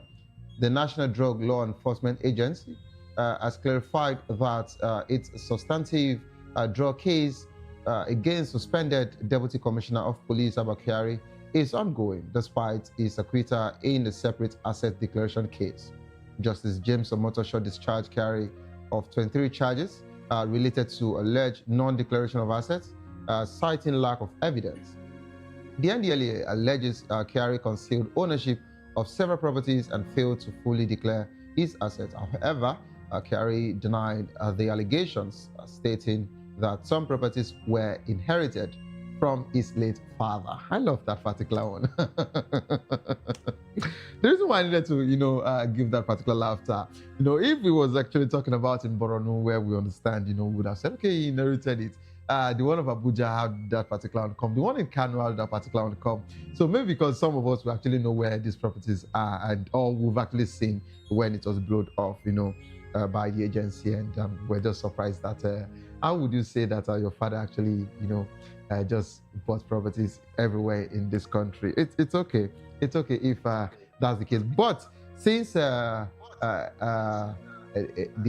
case now is that whatsoever the court has actually discharged and acquit a particular one, it is not affecting the ongoing one. So it means that it still has so many other cases to answer with the NDLEA, and I don't think the NDLEA would actually want to free him for any reason, basically, with the way they've been sounding. But of course, we just want clarity, we want accountability, and of course, we want justice to be served properly, and not to intimidate anybody or enchant anybody. He's also a person of the law, so they should look into this particular one. Away from that particular one, Tinubu's reforms yielding results, says Minister. Nigerian's Information Minister Mohammed Idris says President Bola Ahmed Tinubu's economic reforms are showing measurable results, citing a rise in foreign reserves to over $50 billion and removal from the Financial Action Task Force green list. Idris made this statement during a visit by Trade and Investment Minister Jumoke Oduwole, highlighting the administration's effort strengthen infrastructure and attract investment. The government aimed to boost industrialization, trade, and non-oil exports, leveraging initiatives like the African Continental Free Trade Area. All right, this particular one, I wouldn't say anything on it as regards to the president's reforms. I'll leave it for my guest analysts to actually do justice to this particular conversation here. To join the conversation, kindly call the number 09044732605. 09044732605. Follow us on social media at VOBTV Live. You can use the hashtag People's Voice on VOBTV, and of course on YouTube for Voice of People TV. Kindly hit the subscribe button, and together we can make our voices heard. It is time for us to go on a quick break. As soon as we return, we'll be dissecting the conversation. Senate summons ex-NNPCL bosses over unaccounted 210 trillion naira in this country. It's quite a serious one. Don't go nowhere, please. Stay tuned. We'll be right back.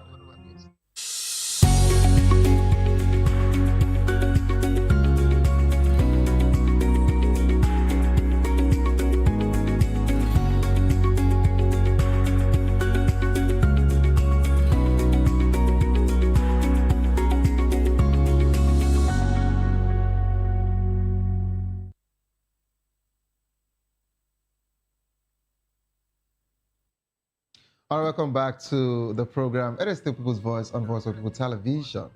The Senate Committee on Public Accounts has summoned former NNPCL CEO Mele Kyari and other ex-officials to explain an alleged 210 trillion not properly accounted for by the company between 2017 and 2023. The committee demands answers on the missing funds, citing audit reports and warns of arrest warrants if they fail to appear. The NNPCL had claimed the funds were for joint venture expenditures and subsidy receivables, but the committee finds the explanation unsatisfactory. The panel also questioned 5 billion spent on renaming the company and orders a forensic audit of NNPCL's financial statement. This is my country, Nigeria. Okay. We're now being joined by Dr. Kayode, a social political technocrat and, of course, aviation safety expert. Good afternoon, Doctor. Good afternoon, and thank God it's Friday. Yes. Yes. Because at least after today's discussion, I know I can go and then relax myself, enjoy myself, and then have good sleep. Okay. Because when you were talking about the suspended deputy commissioner of police. Yeah. What's his name again? That said his father inherited his father's house in Abuja and not in Prono and all that. Who is saying it's not right? As much as snake can swallow money in this country and we cannot arrest the snake, then even somebody's grandfather who is yet unborn can give the person house now. Abi, anything goes in this country, just anything. Okay. Can you imagine? You're not telling us that a case brought before you, by an agency in our country. You are saying that case has no substance, and you dismiss it like that. And the person has said those houses were bequeathed to him by his grandfather in Abuja. Where was Abuja developed? Doctor, where was his grandfather there? What's the work of his grandfather? How much money was his grandfather having or father having before dying? What's the pedigree of his family? And the court refused to do a forensic analysis of that before pronouncing the judgment. I mean, what a country. Don't be surprised tomorrow. That guy too will put on APC cap at one of their conventions. I'm not referring to anybody. Okay. All right, Doctor. Thank you so much for that particular reaction as regards to the conversation. Let me bring you back to the studio. And of course, we've been joined live in the studio by Mr. Lawal Ekunda, a public affairs and of course a political analyst. You're welcome on board, sir. Yeah, thank you. So, Mr. Lawal, you've heard the doctor. I know doctor is really fuming, as regards to this Abakari's conversation. And I think you know who doctor is actually talking about as regards to, don't be surprised, one day would actually, put on a PC cap. He's talking about Sunday Go, that's the Yoruba nation, agitator. Agitator, yes. So we saw him recently. We saw Sunday Go, at the Congress. When was that? I think it was on Tuesday. When was the Congress?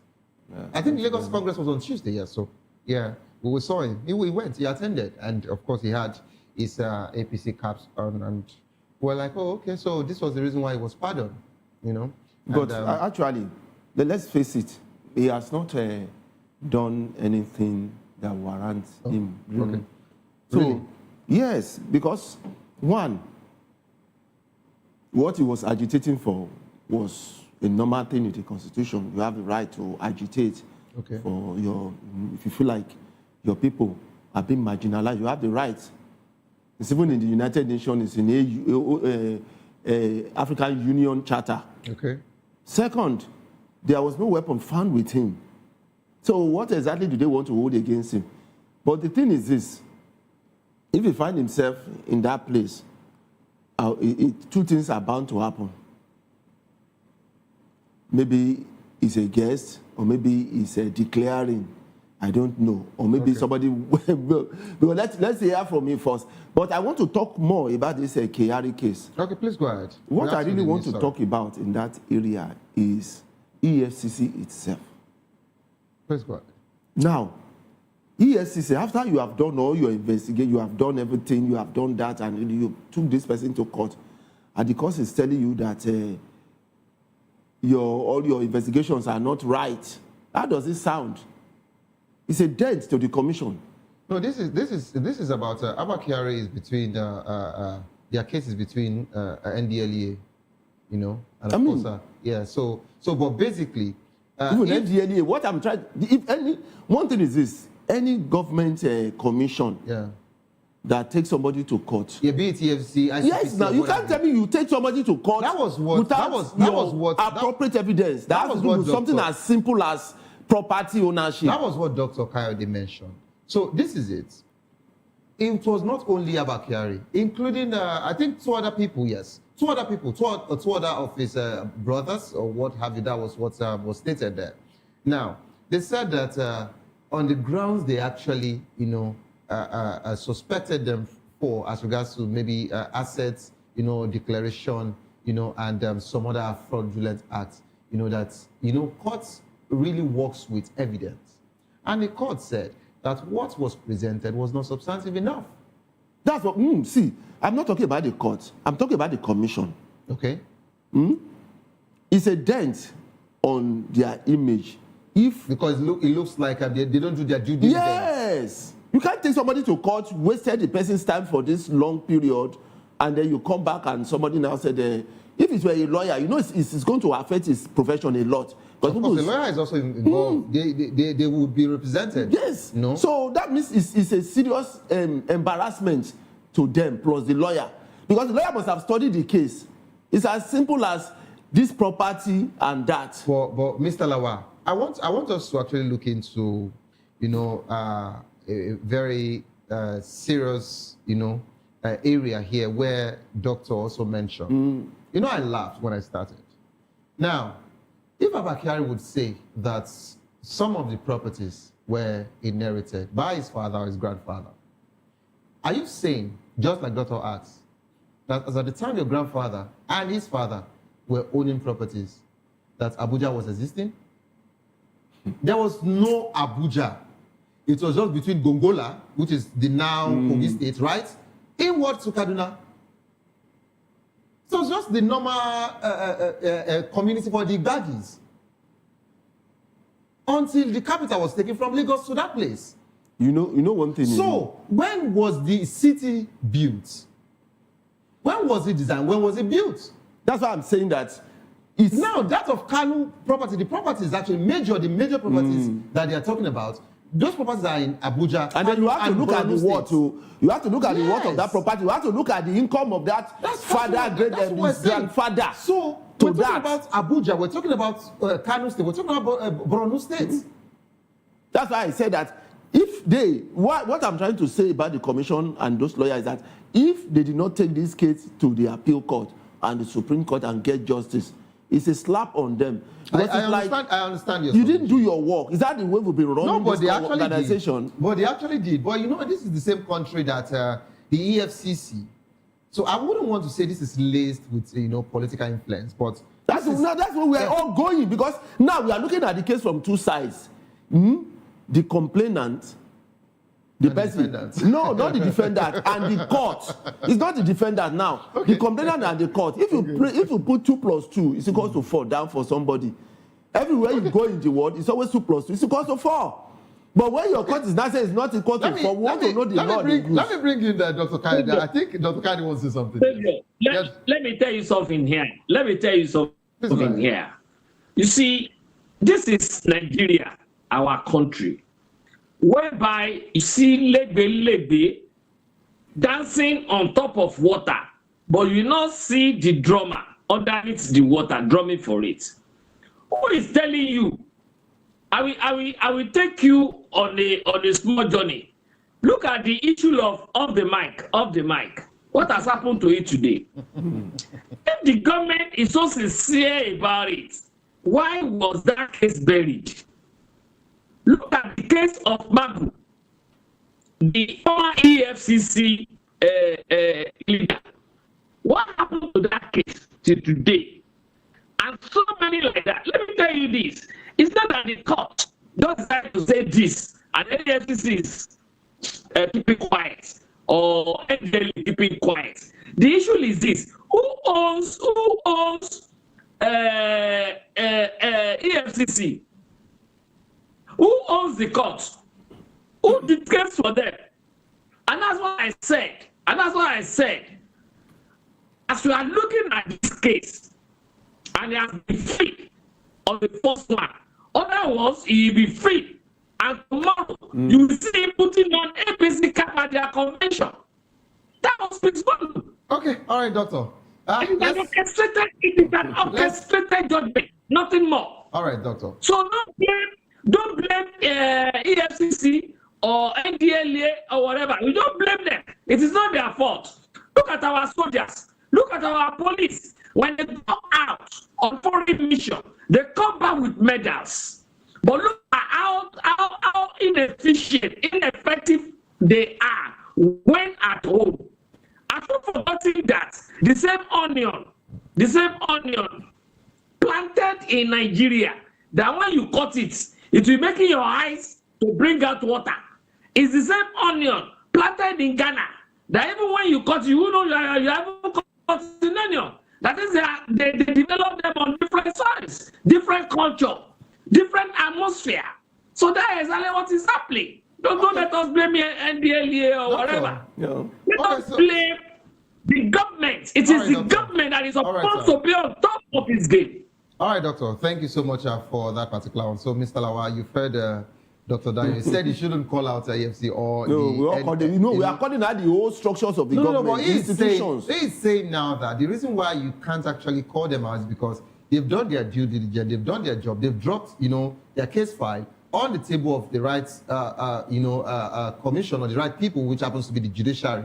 So anything that happens between judiciary and the executive arm is out of. Why do you have appeal? It's out of EFCC. Wait, why do you have appeal? Why do you have Supreme Court? But that was the reason why. I was about saying something, Doctor. I was about saying something as regards to this whole situation. That this was the same EFCC that declared the former governor of Kogi State wanted. Even if they knew where he was. But afterwards, the same EFCC came out to say that until the court, approves him guilty, he is not guilty. Yes, because somebody is. So, but this is Nigeria. So let's go back. No, sir. Hello, sir. Let's go back to the main conversation. We need to come back to the main conversation. Look at what happened. Look at what happened to Minister of Finance recently. Minister of Finance, a member of the House of Reps, came up with that missing fund, and the House of Rep member queried her to the extent that she was removed and replaced by Oyedele. And we got the story that immediately after that quizzing at the House of Rep, at the Green Chambers, the guy was invited to Aso Rock. Why was he invited to Aso Rock? What happened in Aso Rock? I mean, your guess is as good as mine, because when he now came out from Aso Rock, what happened? He decamped from his party to another party. So what happened there? There are a lot of shenanigans that are happening in this country that people are afraid to talk about. Doctor, you must stand for something instead of living for nothing. Doctor, because of our time. Let us say the truth. Doctor, because of our time, I know you are also the same person that will tell us now that the time is not enough. So I would want us to go into the main conversation. Borrow time. Yes, Doctor, if you want to pay for time, you meet my management. But for now, we're having this conversation, Doctor. So, Doctor, I'll be, and Mr. Lawa, yes. So I'll be listening to the two conversations as regards to, I wanted people to respond to what Mohammed Idris, the information minister, said as regards to saying that Tinubu's reform yielding results. I would like to lace it up with the conversation here. Senate summons ex-NNPCL boss over unaccounted 210 trillion naira. And the one that caught my attention when I saw this news was, how can, I watched the full video, while they were actually at it, and the question was, how did you use 5 billion naira to change your name from NNPC to NNPCL? So does that mean that the letter L is very expensive? Sincerely, I want to know how expensive alphabets can be now in this country. And how much was paid to CAC? We have to get all of this clarity. Of course, it was said that forensic audit will be done, but we need to know all of this particular thing. Yeah, don't worry. We need to. And before I come back to the studio, Doctor, you heard the situation of the reforms that the information minister mentioned. Do you actually think, you mentioned, I think he talked about, yes, the 50 billion, foreign reserve of the country. With all of, will I say, the indices, all of the data he has given to us, are you actually in support of that statement that the president's reforms, in the nation is yielding results? The common man on the streets, the common listener to this program, they don't want to hear about indices. So don't let them call you now and start bombarding your social media. They don't want to hear about indices because indices does not correlate with food on their table. It does not correlate with how much they are buying fuel. Fuel is now 937 naira again from 730. It does not correlate with how much money they have in the pocket as disposable income to be able to pay school fees for their children, to take their children also to the hospital. Now, the only people that are now saying Tinubu's reform is yielding results are these same people that are making 210 trillion naira times 3. That is times 3 of times 4 of our yearly budget missing. When you see such money missing, and you're now calling for a probe, Babe, money will still change hands. You just say us off the mic. We remember the issue of what do I call it now? Niger Delta Commission, NDDC. You remember off the mic, and that was the end. Now look at it, 210 trillion. How much is our budget? I think 57 trillion. Now some group of people are now pocketing 210 trillion naira in a country whereby people are not eating well. In a country whereby people are paying heavily for energy, for power, for health. That is even when it is available. In a country whereby there is so many people are now complaining about even accommodation. So many people cannot live in Lagos again. Some of them are leaving Lagos for villages. Even when you still get to that village, the same thing. And then you are now saying this. Imagine 5 billion for changing them alone. 5 billion. Do you ever think people are crazy? Do you ever think yes? Sorry, don't even let me say that. Nigerians, it is not that we don't know what to do, but those that are supposed to lead the pack, they have eaten dodo, and they cannot talk about ododomo. Okay, doctor. Once you get ododomo, there's ododomo. Table etiquette. All right, doctor. Thank you so much. And that is why we are where we are today. All right, doctor. And that's why you will now see labor. You will now see labor will come out. We are going on strike. They will now go for negotiation. When they come out, they will say, yes, we don't win. But at the end of the day, they will say, we want to go back to strike again because they did not deal with a particular issue. Why?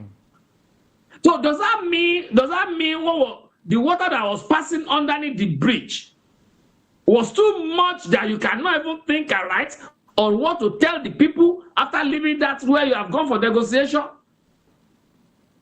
Okay, but then in days to come, we see how this 210 trillion issue and the 5 billion naira issue will lead us to. Thank you. All right, thank you so much, Doctor. Let me bring it to the studio. Mr. Lawa, sincerely, it's quite a disturbing conversation.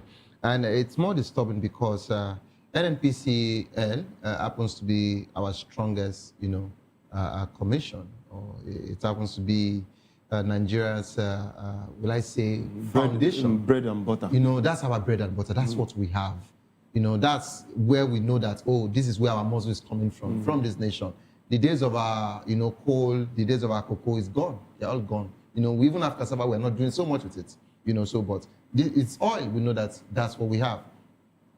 How would you react to 210 trillion naira?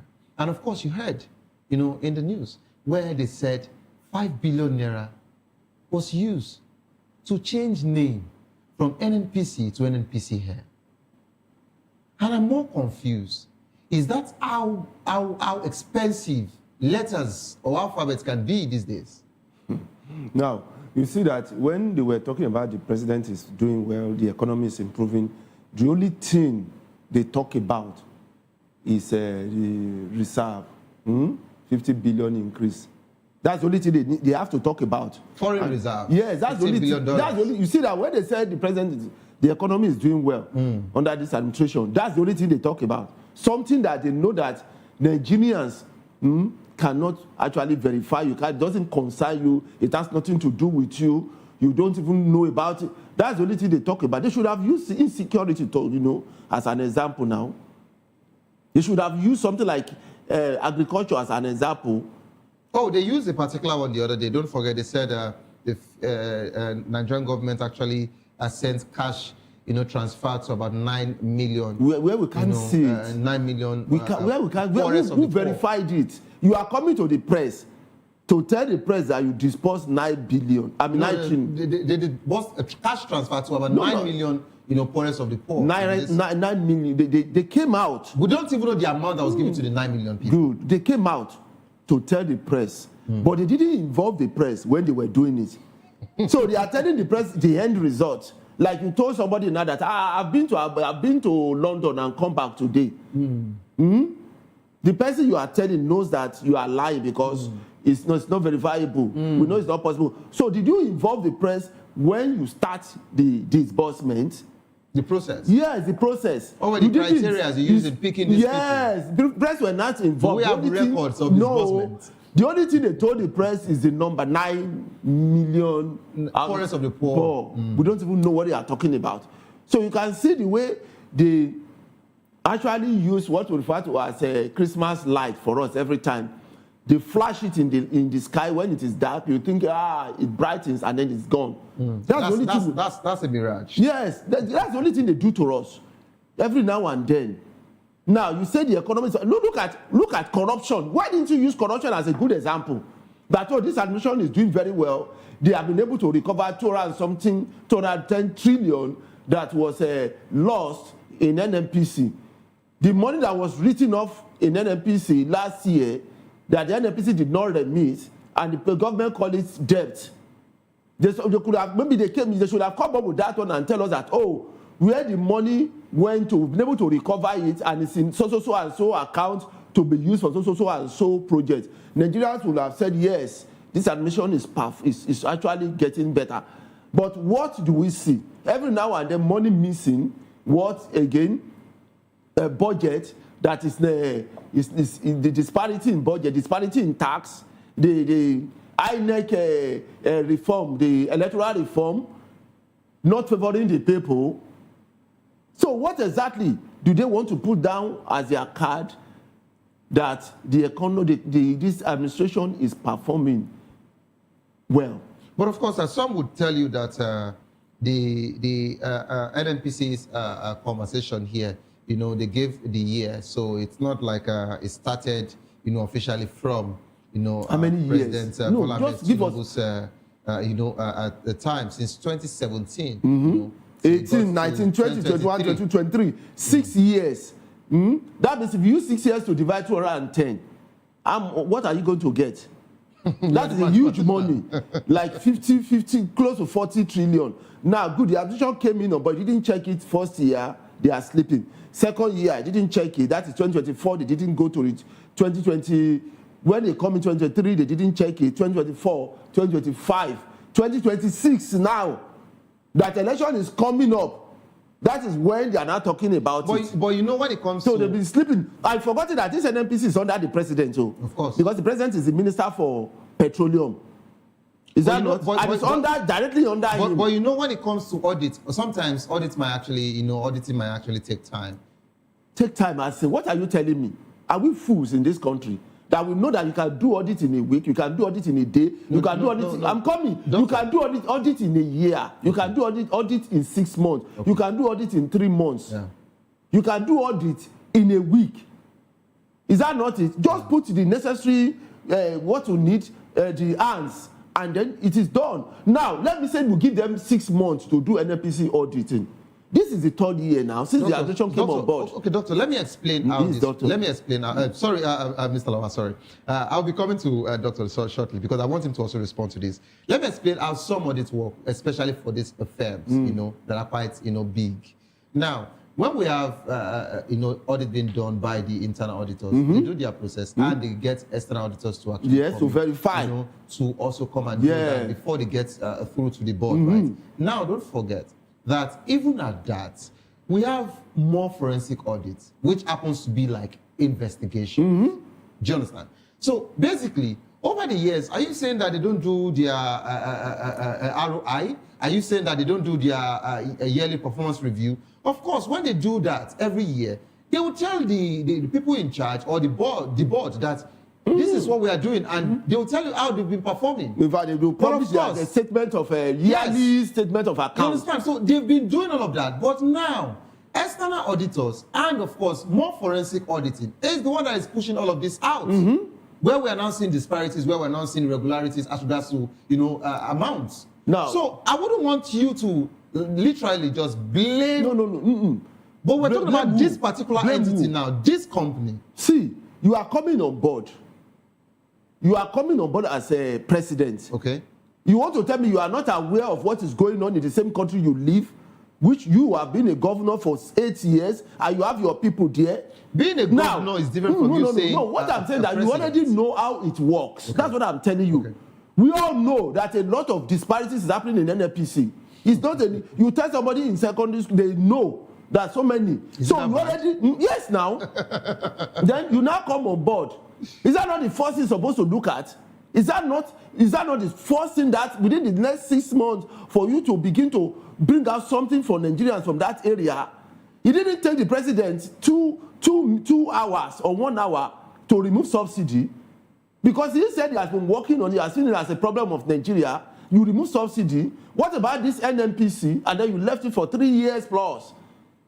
You understand what I'm saying? Okay. So this is not an excuse because the president could do that subsidy gone. That means he's aware of everything that's been going on in NNPC and ministry. I mean this petroleum ministry. You are not sure. No. For the president to come out that very day, it was doing inauguration to say subsidy gone. Yes. That means he has adequate information about that ministry. Lawa, and NNPC is under that ministry. Mr. Lawa, announcing subsidy gone is totally different from you having, a first-hand information as regards to a forensic audit. Yes, no, you are not correct. Wait, let me tell you something. Listen to me very well. For the president to come on board that very day that he was doing inauguration to say subsidy gone, yes. That means he has adequate information about the loopholes in that ministry. Loopholes are totally different from you seeing how money was actually disbursed. Excuse me, listen, money, subsidy involves money disbursement, isn't it? Subsidy is about settlements. Wait, is it not money used in yes, that's what I'm saying. Is it goat and chicken? But this particular one now, these monies are totally different from that of subsidy. Wait, you don't understand what I'm saying. Listen. Okay, please go listen very well. We're pressed for time. Good. This has to do with money in petroleum industry, isn't it? Okay. And part of this thing is this subsidy. Because money is being paid, there's an account that has to be done. Okay. So the president saw that in that area, a lot of money has been lost, isn't it? And then he thought the best thing he could do that day is so that means other areas in that ministry, he has adequate information about the financial. You can't just generalize. No, it's not because the president came up. He didn't wait like 6 months before he said subsidy gone. He didn't wait 2 months. He did it that very day. So why take him this long to find for someone to detect this 110 trillion? Why this 2-3 years plus? That's what I'm telling you. I understand your standpoint, and of course we are all entitled to our opinions. But of course we know we have millions of viewers watching, and we wouldn't want to say what we're not sure of as regards to us saying that the president was given first-hand information, or of course he knows everything that has been going on with the NNPCL before even becoming the president. Subsidy is totally different from this particular money that we're talking about not being accounted for. It's still the same money. I don't agree with you. And I would want to mention to you, before I go to Doctor now, I want to mention to you, just like when you handle a particular school, right? Now, maybe you were around, in the school before, you were only promoted to, handling the school. Don't forget that regardless of what you really think you know about the school, there has to be a time where the board will sit for them to give a financial report over previous years from the previous person who was, in charge of the school before you came on board. And are you also saying that you were a complicit because, of course, we were working as at a time where someone else was heading you? See, if you I wouldn't wait, say no, that. no, It's just a question. I need 1 minute to answer that question. No, wait, sir, I will not take that from you. Well, I'm not going to take that from you. What I'm trying to tell you is this. It's just a question. If you listen, you have a ministry, okay, and then you selected one aspect of that ministry, like 30 seconds. Yes, and you selected one aspect of that ministry, and you did something. You make a decision on it. Definitely, that means you are aware of what is going on in that ministry before you can single out that one, because that one is not the only thing about the ministry. Okay. That's what I'm telling you. All right, thank you. So it took the president 3 years Doctor, to come up with this one. That's what I'm saying. Doctor, you've actually seen that Mr. Lawal set stage for me. Even when I'm actually, wearing my, northern attire, I came in a very peaceful manner. But of course, Doctor wants, Mr. Lawal wants to finish me here. Mr. Lawal is calling out your president. But Doctor, what would you have to say as regards to how NNPCL gets to, disburse funds without proper accountability? And some of them actually look untouched. They look like they can't be touched by anybody, and they feel they are too big to be accountable, to anybody. What's your take as regards to this conversation? I'd like you to, give me your take in 4 minutes as we close, please. Doctor, please unmute your mic. I said, let me take my responses in flips. I'm not on mute. Are you hearing me? Now, please go ahead now. Please go ahead. Now, thank God he mentioned, Mr. Lawal mentioned the day Tinubu was being sworn in. There are some decisions being taken out of response to an issue. While there are some decisions being taken out of influence, that is now reaction, not response. Mr. Tinubu's removal of subsidy, I can categorize it as reaction out of the euphoria or say, a president in Nigeria. It was a reaction, not a response. So it does not necessarily mean that he understands. I mean, he had really learned about all that have been happening in that ministry. He just decided to wield the big stick. Now I am the president. Let me first of all try this. That is that. 2, on the missing fund, 210 trillion. Thank God, while you were doing your discussion there. Doctor, I love the fact that you have cleared the hair for me. You have just mentioned what I was telling Mr. Lawal. Thank you. So please go ahead. Yes. Thank you. Yes. Fabio too mentioned. I was listening to you people intently, mentioned that, yes, but I know you won't like this. Chebi, it is election time. Well, it's election time now. Now, let me go to that election time. Yeah. About Kyari, this Kele Kyari, when he was leaving office, what happened? There was this missing fund there. When he was removed from office, how much? Was it 500 billion or something like that? Doctor, I didn't take it with him, so I don't know. Please go ahead. No, it was in the news now. It was in the news. I know, that was just a lighter note. Please go. Yes. The question is, how far have we gone with that? Okay. That is 1. 2, presently as we are talking now, where is Kele Kyari? Is he in the country? Kyari. Number 3, if we do a forensic analysis of his environment, Are we going to find out that E2 is now having a private jet? Is the question. Are we going to find out that E2 is having a private jet? Now, Doctor, it's election time. Doctor, please, I would like you to round off your thoughts. We're pressed for time now. It's election time. Please go ahead. It's election time. We all know that when the news is being tightened on him, will he not drop some money? He will drop out of it now. And where will it go to? They spend money for election. Okay. They spend money for election now. And that's why I said, all these things, we only burden ourselves with all these figures, and then people will be crazy about it, people will get angry and all that. Nothing is going to happen. It has been stolen, it has been stolen. Only them, only talk back, only me not to back. All the money that our former father, Abacha, have been sending, where is the money? What have you used the money to do? Whose pocket has money ended into? Look at the former governor of Kogi State. EFCC declared him wanted. They met somewhere. Why did they not arrest him there? Why? And what has happened to him today? No, what has happened to him today? So, you see, all these fraudulent activities in this country, we keep on persisting. Not until when we, the people, have made up our mind that we're going to say enough is enough.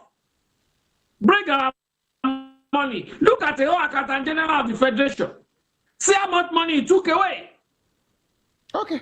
All right. Look at that minister of whatever. Doctor, we're pressed for time. We have to go. How many do we want to talk about? All right. How many of them do we want to talk about? Thank you so but much. But then we just use our hand. We just say pele.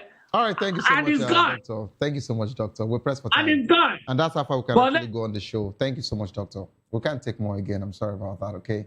Thank you. Thank you so much, Doctor. And thank you, Mr. Lawa, for being part of the program. This is how far we can actually go on the show. The time is not always enough, but I would keep pushing, and of course, I will keep lending our voice. Please don't forget that views and opinions expressed by our analysts are solely their own and do not reflect that of VOP Media. Coming up next is a locker room. If you love the world of football, I'd like you to stay put. Don't give up because it is not over. Tough time doesn't last, but tough will do last. Whatsoever you face on soon be over, and you will definitely smile again. My name remains Savior Udo. Have a good evening. Rest.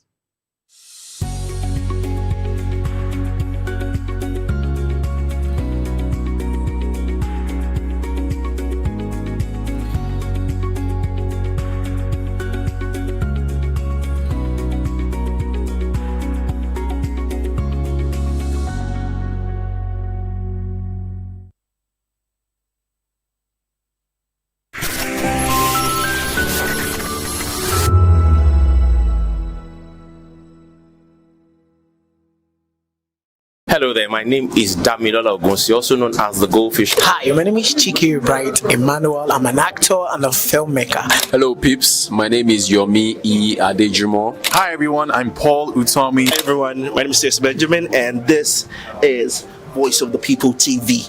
I need you to keep it locked to VOP TV. See, I'm looking for good entertainment. You want to get good movies, good music, politics, talk shows, sports and entertainment. You really want a channel that gives you everything you need without you having to run around. VOP is where you are. That's Voice of the People. If you're not listening to this, you're not one of us, and you deserve to be killed. Scrap chat. Don't be killed, but watch it, or I'll find you, and I want you. And you are locked on VOP TV. Don't go nowhere. This is where the juice is. This is where all you need for entertainment, politics, movies, and whatnot. And keep watching VOP TV. So keep it locked because I'm locked already, man, and it's money back guarantee. So you're gonna have a good time because I do. And please keep watching VOP TV. I want to actually, I beg you, subscribe, watch it. If not, whatever you see. You better not touch that die because VOP is the plot. The red carpets, awards, the razzmatazz, music, fashion, interviews, and more. Spotlight on Voice of the People television. Let's feed you with all the juicy stories in the global entertainment space, bringing you the glitz and glamour, as they hot Stay tuned to Spotlight, 1 p.m. Monday to Friday. Spotlight on VOP TV. Entertainment like never before. To know the happenings in the maritime sector, join us on the program Maritime Frontiers on VOP TV as we discuss key areas in the maritime sector from aquaculture, maritime transportation, maritime labor regulation, oil and gas exploration, ferry and passenger insurance, marine pollution and prevention, port operations, and lots more. Maritime Frontiers, exploring Nigeria's blue economy. Are you ready for the extraordinary? Something big is happening on your screen. Introducing VOP TV. Now streaming on SLTV channel 264. From breaking news to captivating conversations, news analysis, giving you all sides to the story. We bring in-depth discussions on the issues that matter, from politics to sports, entertainment, and lifestyle. VOP TV on SLTV channel 264. Join us as we redefine what television means to you. Voice of the People Television, VOP TV. Now you have more than a voice.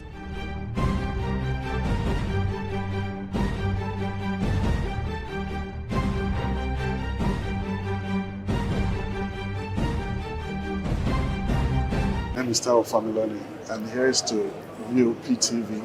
Keep watching, stay tuned, do not touch that dial. Arararara, my name is Made Kuti, and you're watching VOP TV. Keep watching. Welcome, my name is Zika Davis. Distinguished ladies and gentlemen, boys, viewers, everybody, boys and girls. This is VOP TV. Do you know what that means? Voice of the People TV. You don't have a voice, don't come here. You better make sure your voice is heard.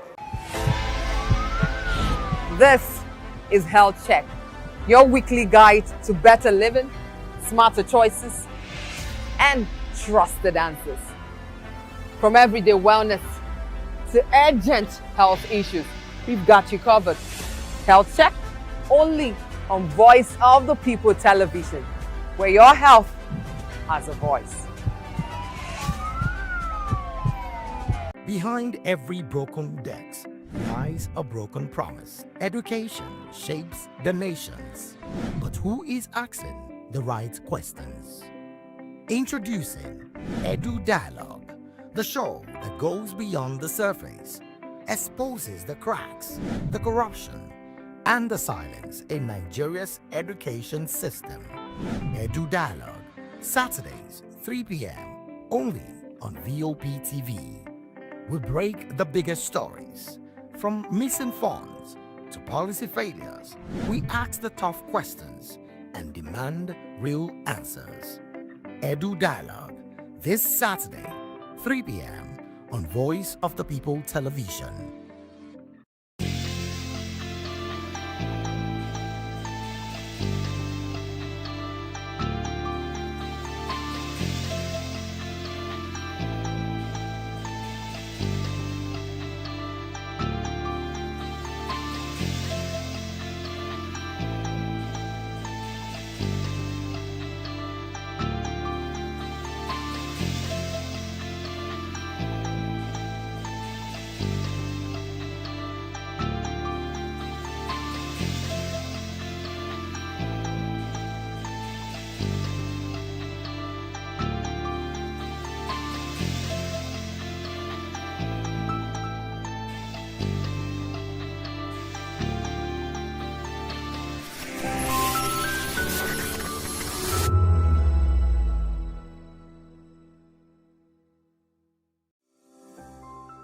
VOP TV. Now you have more than a voice. The third mainland bridge is the longest of 3 bridges connecting Lagos Island to the mainland. The others are the Eko and Kata bridges. It was the longest bridge in Africa until 1996, when the 6th October Bridge, located in Cairo, Egypt, was completed.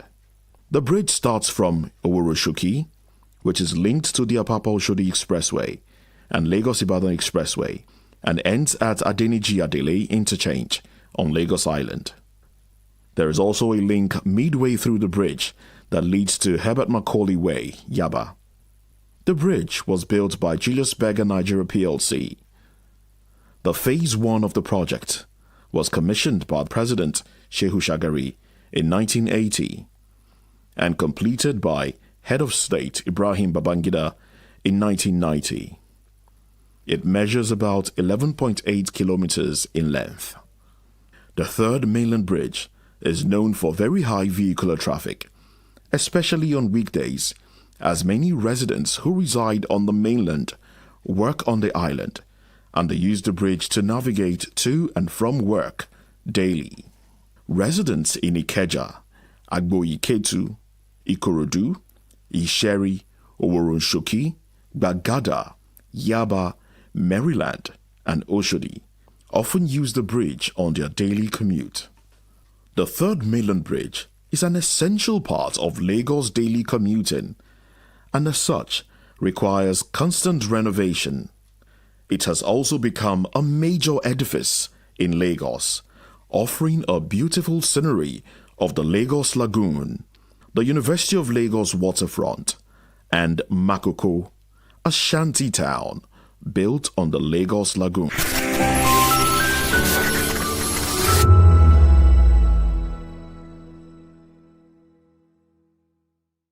Good evening, Africa. My name is Bamakore, actor, model, producer, and I'm giving a big shout out to VOP TV, man. Keep watching. Don't change the dial. Thank you and God bless you. My name is AY, and of course, I represent the voice of the people, and that's why I'm on VOP. AY say so. Hi everyone, it's your girl Miriam Tima from the Real Housewives of Lagos and the Real Housewives Ultimate Girls Trip Africa. Shout out to VOP, the voice of the people. You already know. Stay tuned, keep watching. And don't forget, VOP is the best. All right, hello, everyone. It's a brother shaking the man fine back with Melanie Poppy Black Skin Boy. This is VOP TV. If you're not watching VOP, I don't know why you're watching. Maybe you're watching your weight. Hello, beautiful people. This is Wale Ojo, and you're watching VOP, Voice of the People. Hi, guys. You already know who it is. This is New Energy. Flyers Boy Ever Live. Keep watching VOP TV. Thank you. Hi, people. Jide Albano here. Guys, please keep watching Voice of the People. Welcome to the locker room, the home of football talk that matters. I am Jerry Amaechi. Join us every weekday, Monday to Friday at 5 p.m. Nigerian time, as we share the hot takes and hot debates in the exciting world of football. And joining me are the usual suspects, Ikechukwu and Mayowa, as we break down all the hot takes and everything that's happening in the football. Don't just watch football, live it with us. Catch us on the locker room and Voice of the People television at 5 p.m. Nigerian time. And like I always say, if not 20 minutes off, please discuss. This is African News on Voice of the People television, where we don't just bring you the news, we bring you Africa's heartbeat, the policies that shapes our world, and the economy that determines our future. African News on Voice of the People television. Stay with us. We encourage you to click on the like button and subscribe to our YouTube channel. We are Voice of the People TV. Also follow us on all our social media platforms. We are at VOP TV Live. Visit our website www.vop.ng for fresh and trending news. Also watch us live on SLTV channel 264. VOP TV, Voice of the People Television.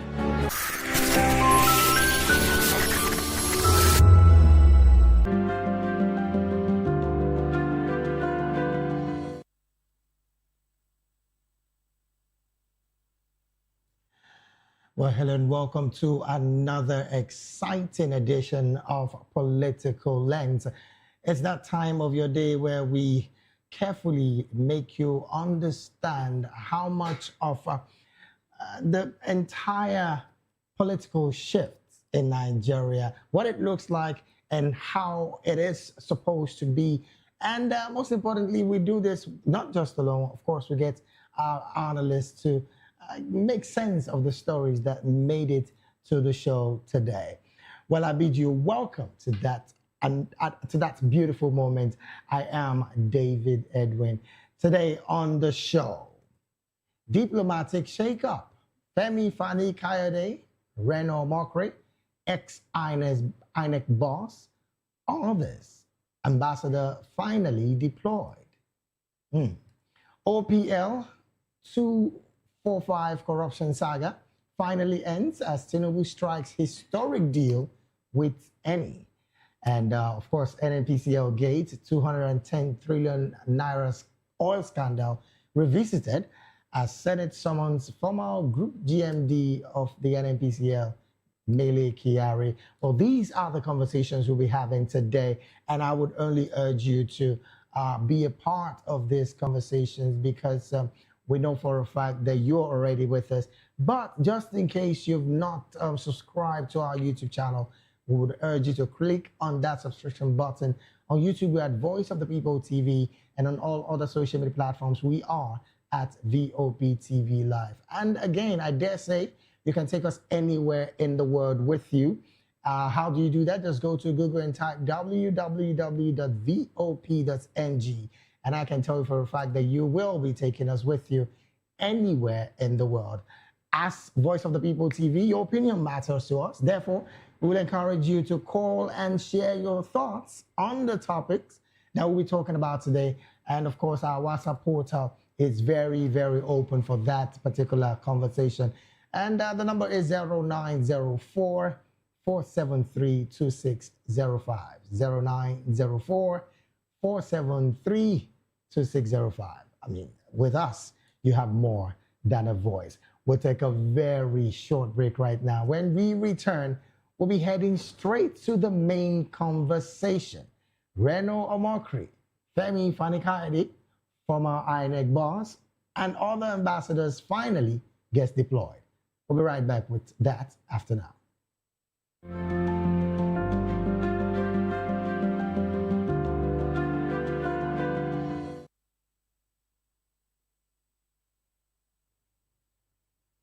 All right, I'm glad to have you back. Let's get into the main conversation, shall we? President Bola Tinubu has finally approved the posting of 65 ambassadors and high commissioners, 31 career diplomats, and 34 non-career appointees to represent Nigeria across the globe and at the United Nations, ending a frustrating 2-year-plus vacuum in many key missions after all envoys were recalled in 2023. Well, the Senate confirmed the full batch of nominees late last year. And of course, this major rollout includes high-profile non-career names like the former Aviation Minister Femi Fani-Kayode heading to Germany, presidential aide, now presidential aide Reno Mokri heading to Mexico, ex-INEC chairman Mahmoud Yakubu is heading to Qatar, Senator Ita Enang to South Africa, and former Castina Governor Lieutenant General Abdurrahman Dambazao is heading to China. With Senator Jimo Ibrahim as permanent representative to the UN, the move comes amid efforts to strengthen Nigeria's foreign ties, securing better trade deals, attract investment, and push national interests on the world stage, especially crucial as the country battles economic challenges and, of course, seeks global partnership. Now, for ordinary Nigerians feeling the pinch of hardship, high cost, and limited opportunities abroad, these postings signals a return to full diplomatic firepower.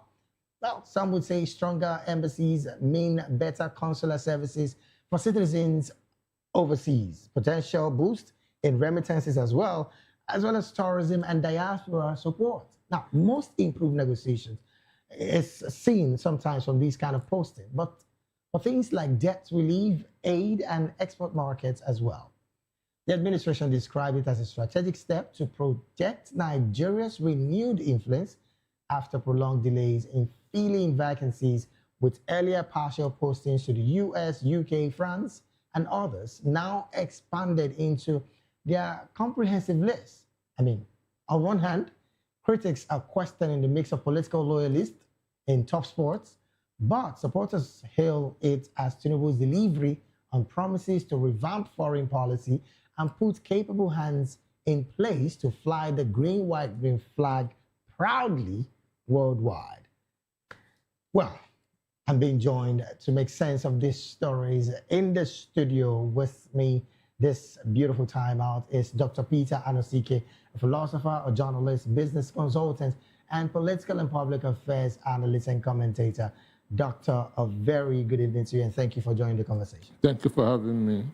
Also, I'm also being joined virtually by Mr. Adekunle Afolahan, a policy and public affairs analyst and commentator. Mr. Afolahan, Adekunle, thank you so very much for joining, and a very good evening to you this beautiful evening. Good evening, and thank you for having me. The name is Adefolahan.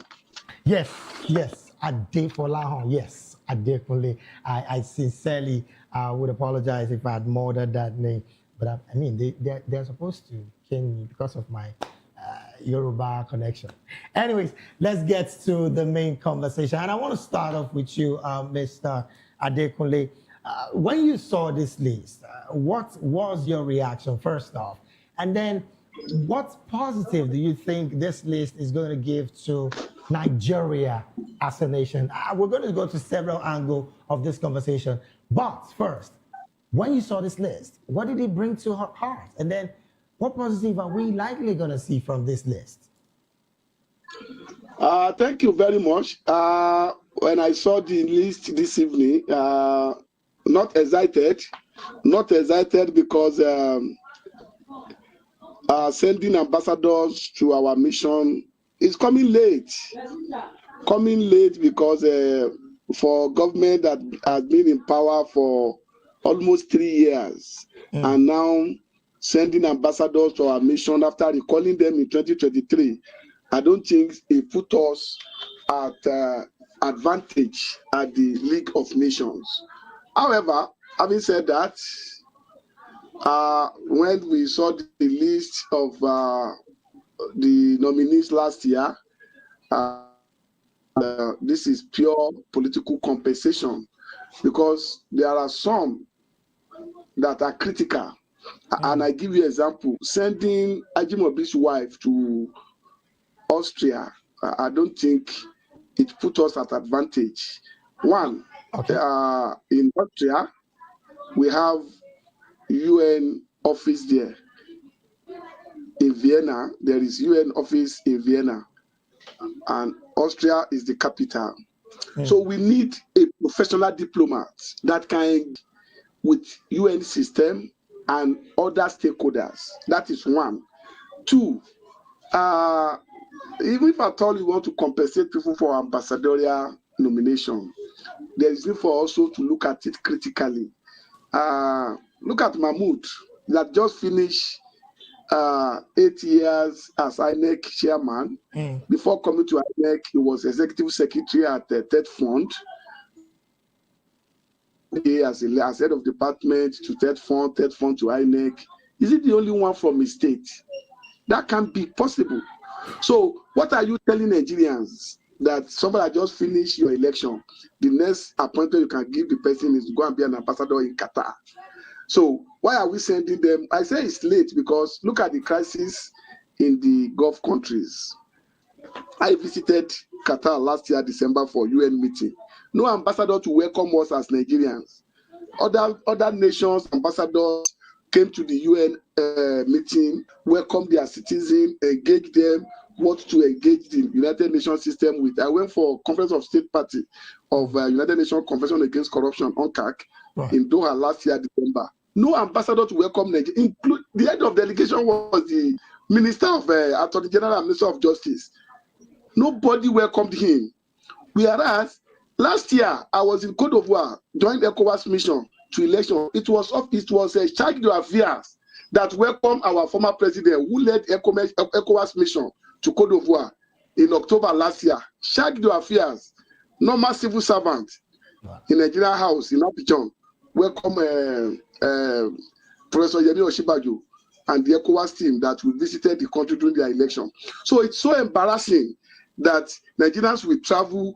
The first place of contact is to get to Nigeria House and see who are there, who is going to welcome us, who are we going to relate with. So for the past 2.5 years, we are not enjoying that.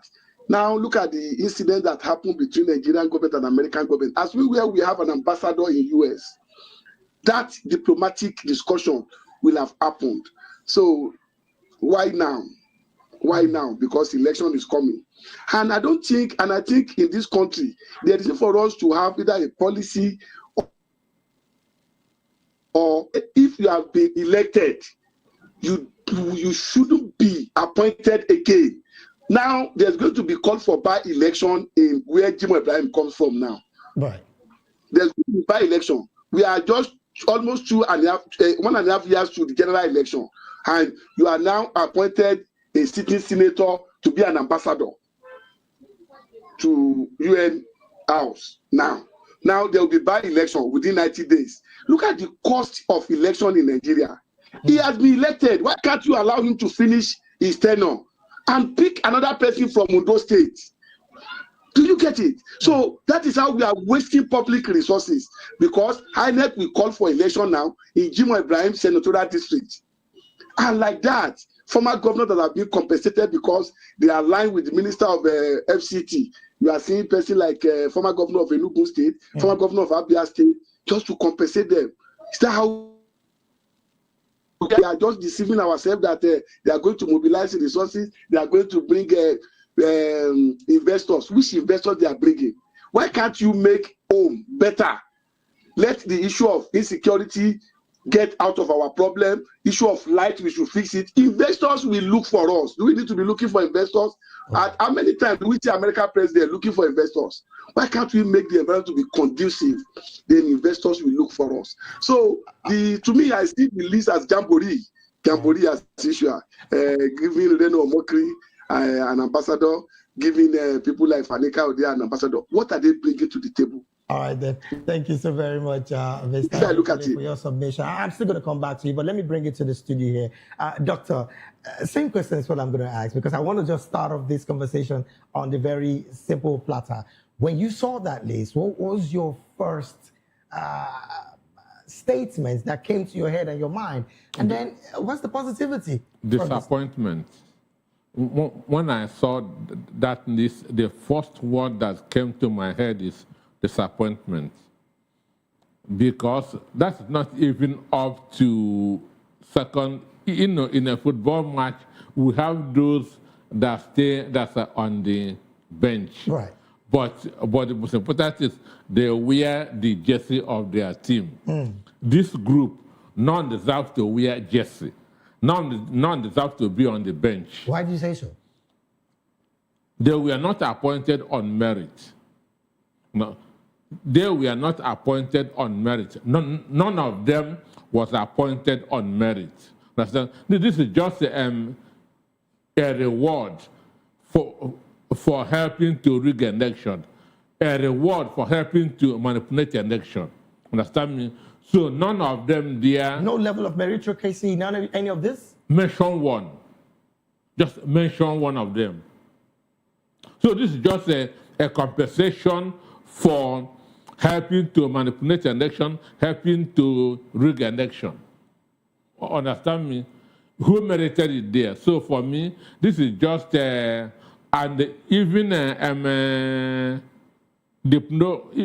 they have been appointed, but the countries where they are going to have the right to say, I accept or reject. Right. Because ordinarily, they're not. This government has about not more than a year in office. So which means you are appointing people who will not stay up to a year before the administration ends. Now that is another concern, because Mr. Adekunle also mentioned Senator Jimo Ibrahim being the permanent representative to the UN in that same list. And this is a man who, again, is supposed to be in the Senate. Now, is it possible that he so deserved to be in that list from the part of the presidency to wanting to take him off a senatorial seat representing the people who elected him? For Jimo, I know that he lobbied for it to be in the UN. Understand me? He lobbied for it to be in the United Nations, but because he has been there as a director for many years. Understand me? Jimo Ibrahim has been there as a director for many, many years. Even He has been in Dubai for donkey years, working with the UN. Understand me? So, but I'm not talking about Nigeria. I'm talking about where they are posted. Okay. Countries always want people who will come and stay a minimum of 3 years. That's what countries want, because a year wouldn't give you such a time to know about the country, their policies, their programs, and so on and so forth. So what does this imply in the global image of the Nigerian country, as it were? What does this imply in the global image now with this kind of decision from the presidency and, of course, this posting? As Well, let us start with the country first. Tinubu don't want to be seen as has failed some people. Understand me? He don't want to, because a nation is coming, that's January and December next year, less than a month now, because we are in March. A nation is coming, that's in the first month, that's of 2027.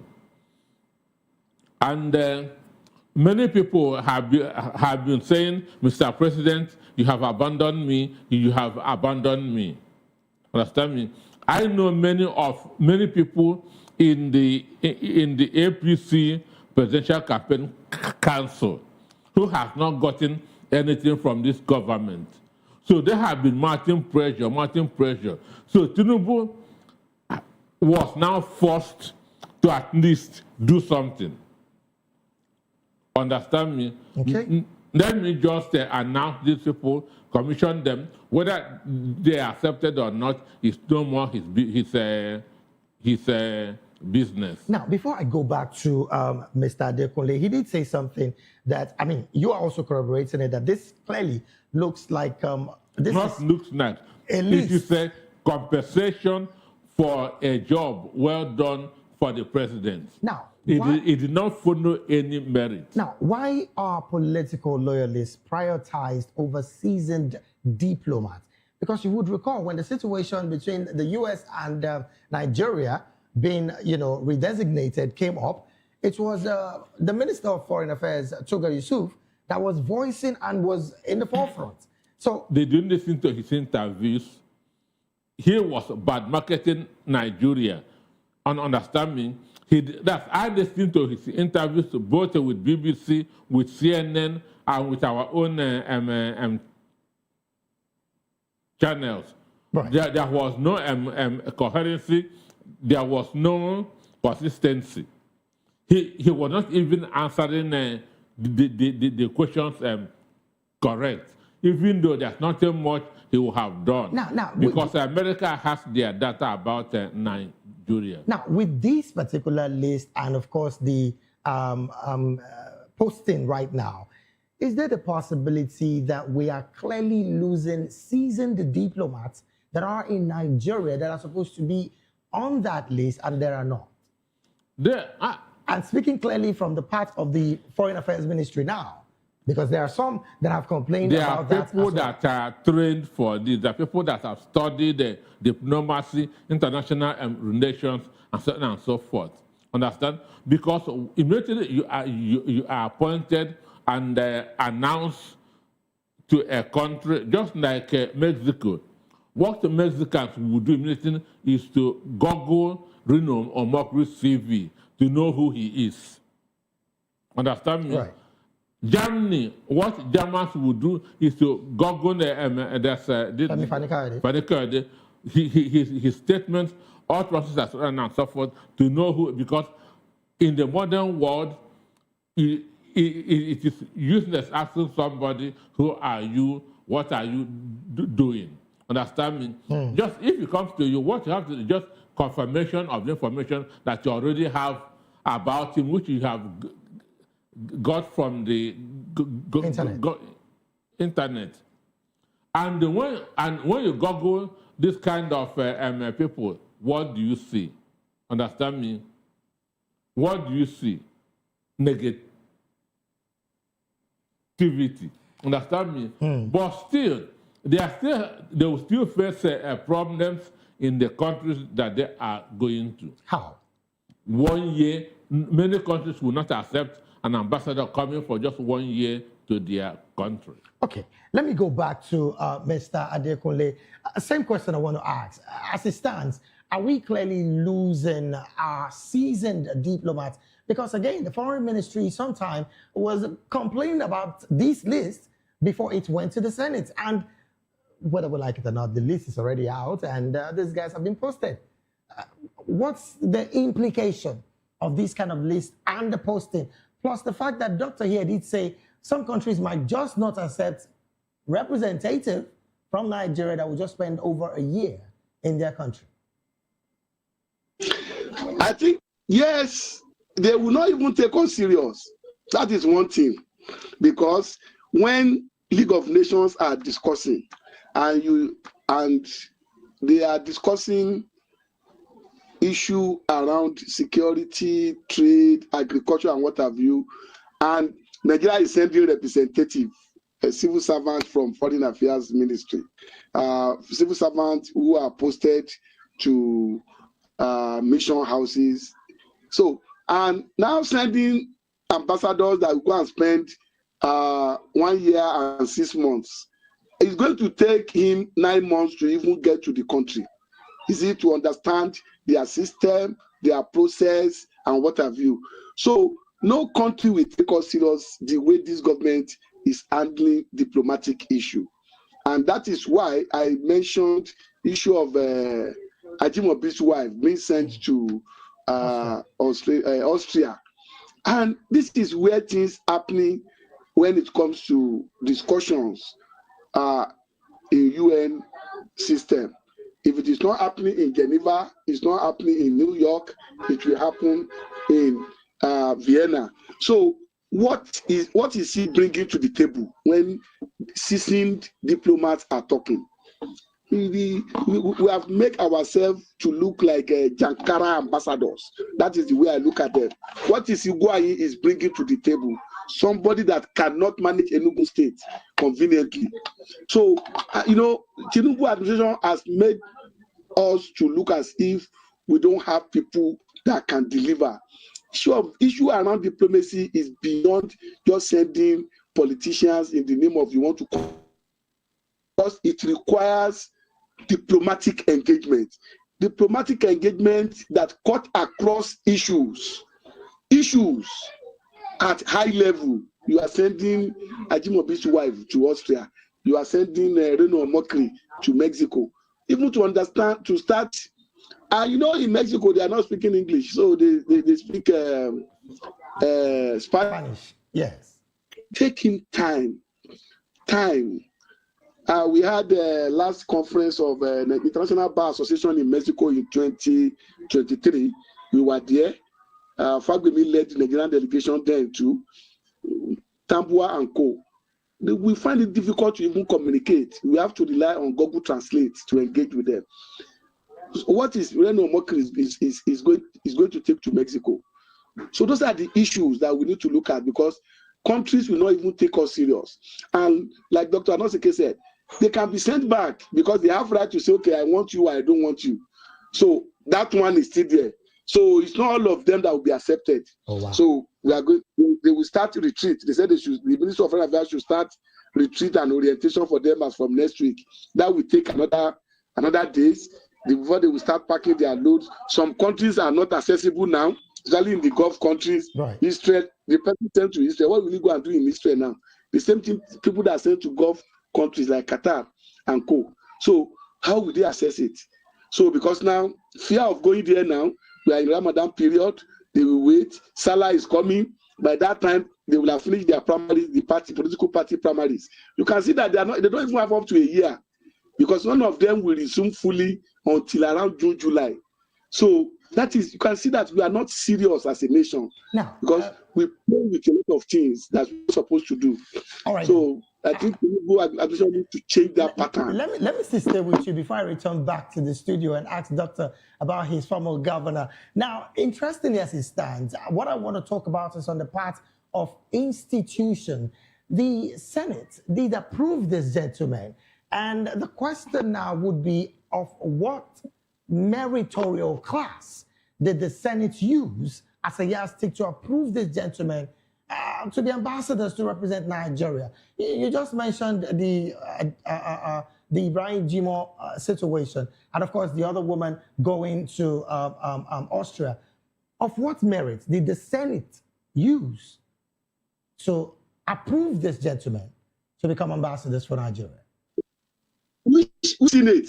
The 10th Senate that are just rubber stamping, that can stamp anything that Mr. President, do they even take time to even scrutinize them? Look at the question that El-Rufai asked them recently when he had his first interview on Arise recently, his first interview after he left office. He said they should bring the DSS report that indicted him. Can they bring it out? Do they even do any scrutiny? If they do scrutiny in this country, we will not have a situation where a minister will be asked to resign or remove because he forged certificate. Nobody scrutinizes anything, especially this 10th Senate. What do? They rubber stamp. Anything goes with them. Do they have time to even check them? Most of them still have fights with ICC, EFCC. A governor of immediate governor of Enugu State, governor of Abia State. Nobody, it's not this that they didn't scrutinize anything. Rather, they just say, okay, it's from my state. Their senator will just come to them and say, okay, and they endorse them. That's what they are doing. And that is why one of the yardstick that is supposed to set is that you must have at least knowledge about international relations and diplomacy before you can be part of this list. If you don't have it, go and sit down, because engaging with other countries is not child play, but we have turned it to child play in Nigeria. That is why we can have people that always be on social media, on Twitter, to go and represent us in Mexico. All right, then. Let me bring this conversation. Let me bring this conversation back to the studio while we wrap up and get to another conversation. Dr. Okeze Ikpeazu has been posted to Spain. Ifeanyi Ugwuanyi has been posted to Athens in Greece. These two gentlemen, now I'm not even going to talk about Reno Omarkri going to Mexico and Fani Kayode going to Germany. Of what, the same question I'm going to ask you, of what meritorial yardstick did the Senate clearly use to approve these gentlemen? Now, if your submission is going to be same thing with Mr. Dekunle, how can the Nigerian Power Police get it right even with the Senate? So we don't have to have these kind of set of people again in the Senate. What qualified the Ugwuanyi and the Okeze Ikpeazu to be ambassadors is that they were members of the G5. Understand me? So that's their only qualification, being members of the G5. Because how is that even possible, Doctor? Because I feel that's the only qualification. That is their only qualification. That's what qualifies them to be made Nigerian ambassadors. Any other thing? No other thing. Wow. Not even a rigging election, they couldn't even rig, because you cannot rig where you are not popular. Understand me? If you want to go to rig where you are popular, they will kill you. Understand? So they couldn't even rig, because Okeze Ikpeazu failed, not his own word in his bid to go to the Senate. Ugwuanyi, as a sitting governor, lost in his own word in his bid to go to the Senate. This is a governors for 80 years losing in their word. This shows you how, never use that word, how useless, how unpopular they are. Understand me? Because I cannot be a governor for even a year and lose my own word. So if that is the situation, so Doctor, their only qualification is being members of the G5, and Nyesom Wike has to go to Tinubu, I beg, compensate by people. They don't have any job again. Understand me? Compensate, find somewhere, put them.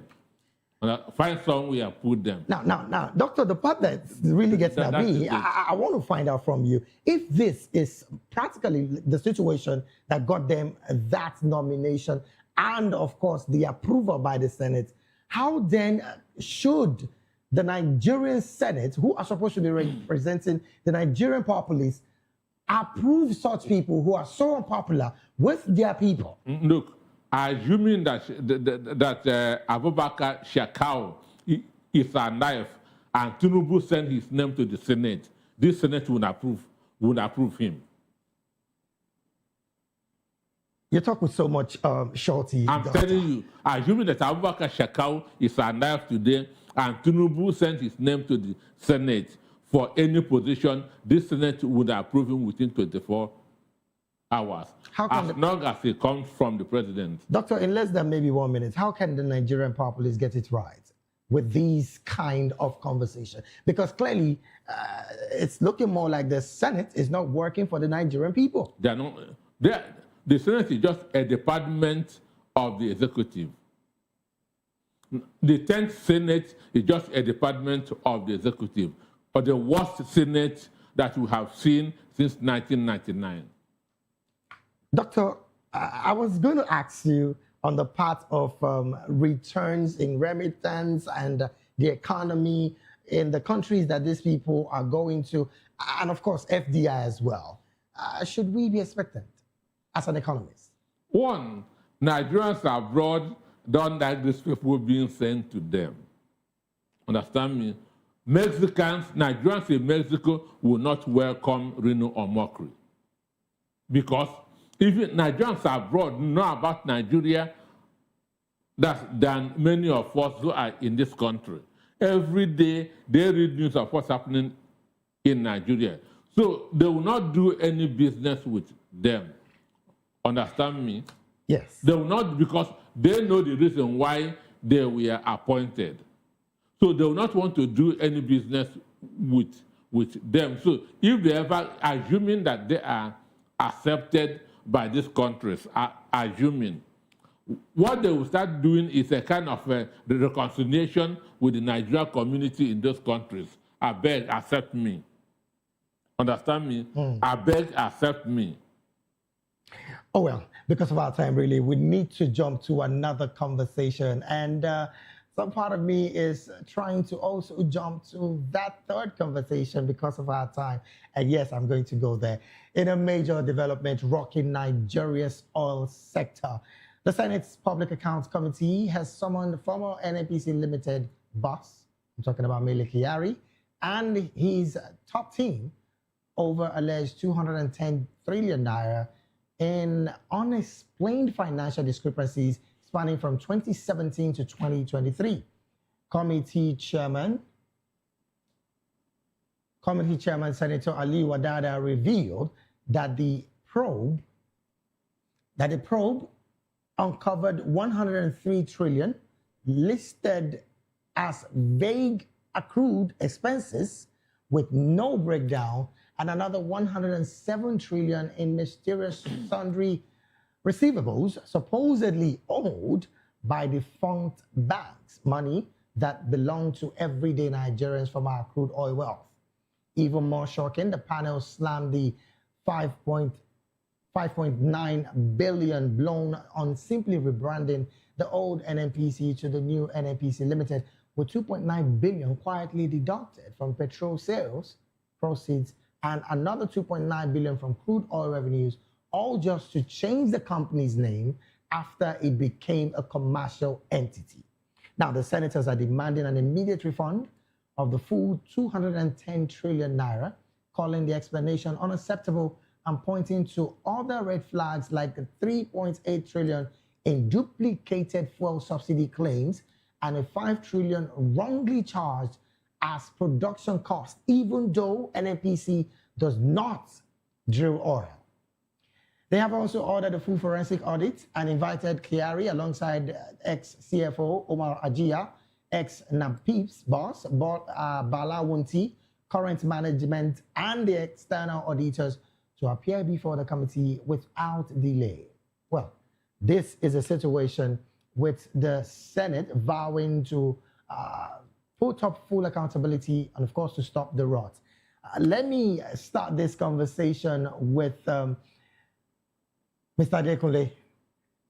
I've been reeling out billions and trillions, and one thing that comes to mind is the fact that this is supposed to be what should be going into the coffers of the federal government.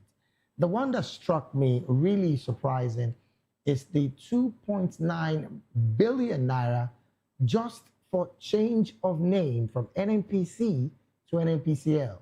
Help Nigerians make sense of this situation. Plus, do you also think the person of Mele Kyari would be coming to face the Senate committee on this matter?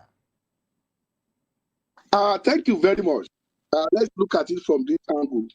Whether they call it rebranding or no rebranding. Very unfortunate. What are they doing in NNPCL? That they are rebranding and spending that huge amount of money. But unfortunately, my dear brother, in the country that we are, I can tell you that what the committee is doing, Public Finance Committee led by Senator Ali Wadada, they are just doing jamboree in the sense that I want to preempt what will happen and tell you today. Ali Wadada is aspiring to be the governor of Nasarawa State.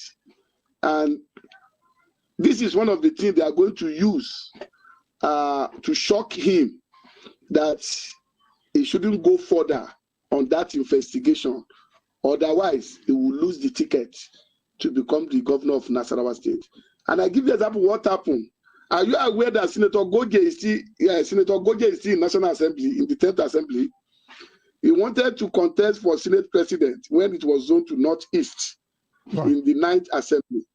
And what they did in the APC was that we have to use this case in the EFCC to negotiate to allow another senator from Northeast, from Yobe North, in the person of Senator, the immediate Senate President. He was from Yobe State. He came from Yobe State. And they silenced Goje not to contest so that his case in the FCC will be shut down. And that is exactly what happened. So now what Wadada and his committee is doing, they are just doing jamboree. At the end of the day, they will call them and say, come on, you can't go further on this, otherwise you lose the ticket. And that is what will happen.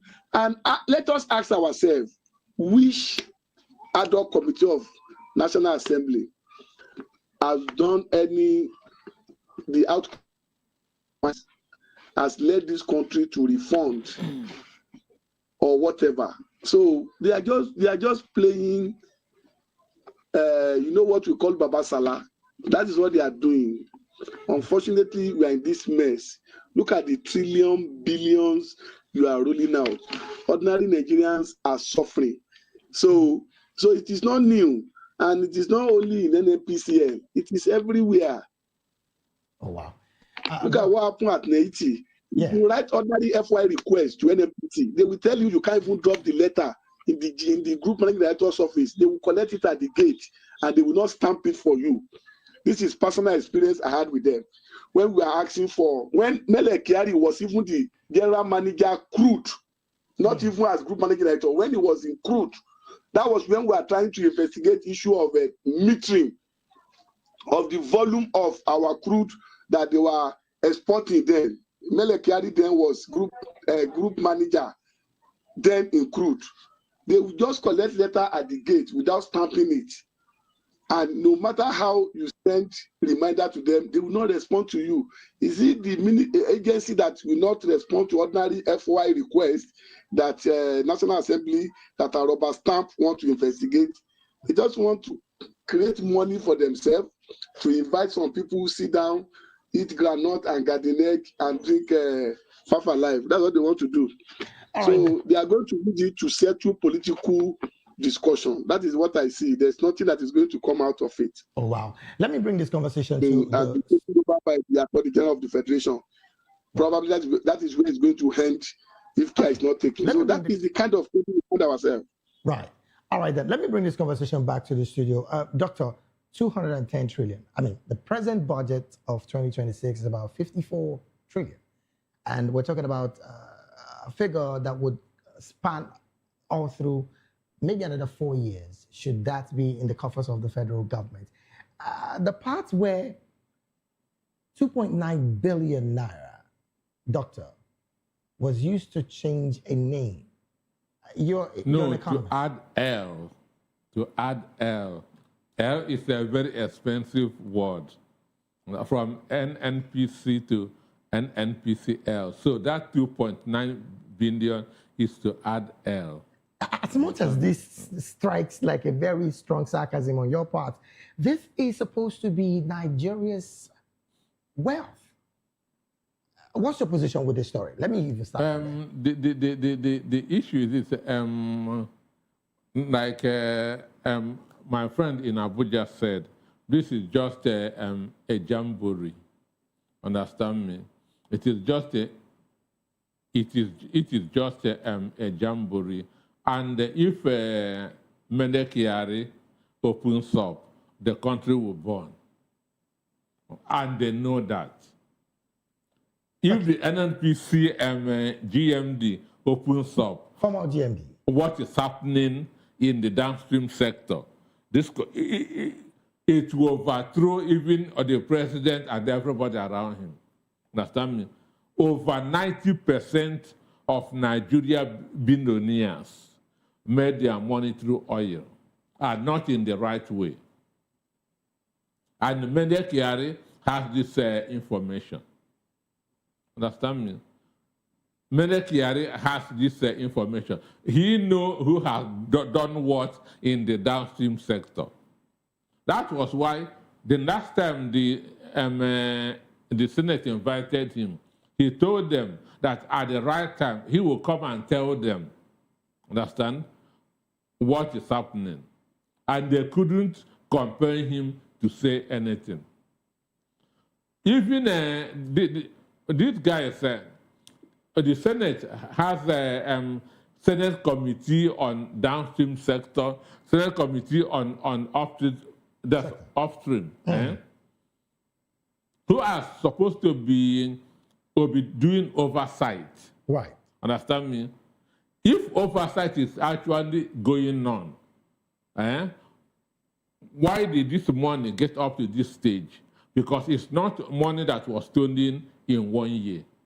Understand me? Yes, 2013 to 2023. Which means the committees are not doing their job. It's quite interesting, really, Doctor. In 2022, NNPCL said that they used 200 billion for wages. 2022, 200 billion for wages. The Senate couldn't ask them, what is your staff strength? Understand? What is your, let us see the people that earn this 200 billion. That question was not asked. In the same 2022, they said that they used the 250 billion naira for turnaround maintenance. And not even a liter of fuel was refined. The committee that is in charge of oversight function did not ask because all of them were afraid. All of them were guilty. Understand me? So for me, this is just the committee may sit, they said, let us send it to the subcommittee, and that's where everything will end. Now, this is becoming really worrisome because Mr. Adekunle also is sharing such sentiment. And the fact that this is not the first time it's happening. Under President Jonathan's administration as well, in 2012, the subsidy probe, the House of Representatives uncovered a 1.07 trillion in fraudulent subsidy claim. Now, that particular probe did not see the light of the day afterwards. Because none of them were guilty. Both those in National Assembly, they knew that round tripping was going on. At the time. They know that round tripping was going on. People would just come with an empty tank, mark good for themselves. Understand me? Go to the bend, come back with the same tanker, mark good. They know that thing was going on. Understand me? And both those in power now and those in power then knew what was going on. That's why I say over 90% of Nigeria billionaires made their money through oil and not through the right way. Okay, now, while we wrap up this conversation, because honestly, we're really pressed for time and I really have so much to ask, let me go back to Mr. Adekunle. This particular figure, the 210 trillion, started from 2017 to 2023. I mean, we've heard the likes of Ojulari said, it did not happen under my tenure. What do you think this implies? Some say this is trying to shame the administration of the late Muhammadu Buhari, but some are also saying it is the same APC. And again, like Doctor said, these people are involved in this situation. How then do we unpack all of this? And what should be done to maybe the committee chairman, I'm talking about Senator Ali Wadada, should he keep this quiet, just like there was one that was kept quiet under former President Goodluck Jonathan as well? Exactly, that is what is going to happen. I just mentioned to you, Wadada is looking for governor of Nasarawa State. And by the time they will do 2 or 3 telephone calls, you will see that that tension will reduce. And it's not new that our National Assembly failed Nigerians, because if they are performing their role, statutory role of oversighting, one of the role of parliamentarian beyond lawmaking is to go on oversight. And during oversight, you are to see how appropriated funds are being used.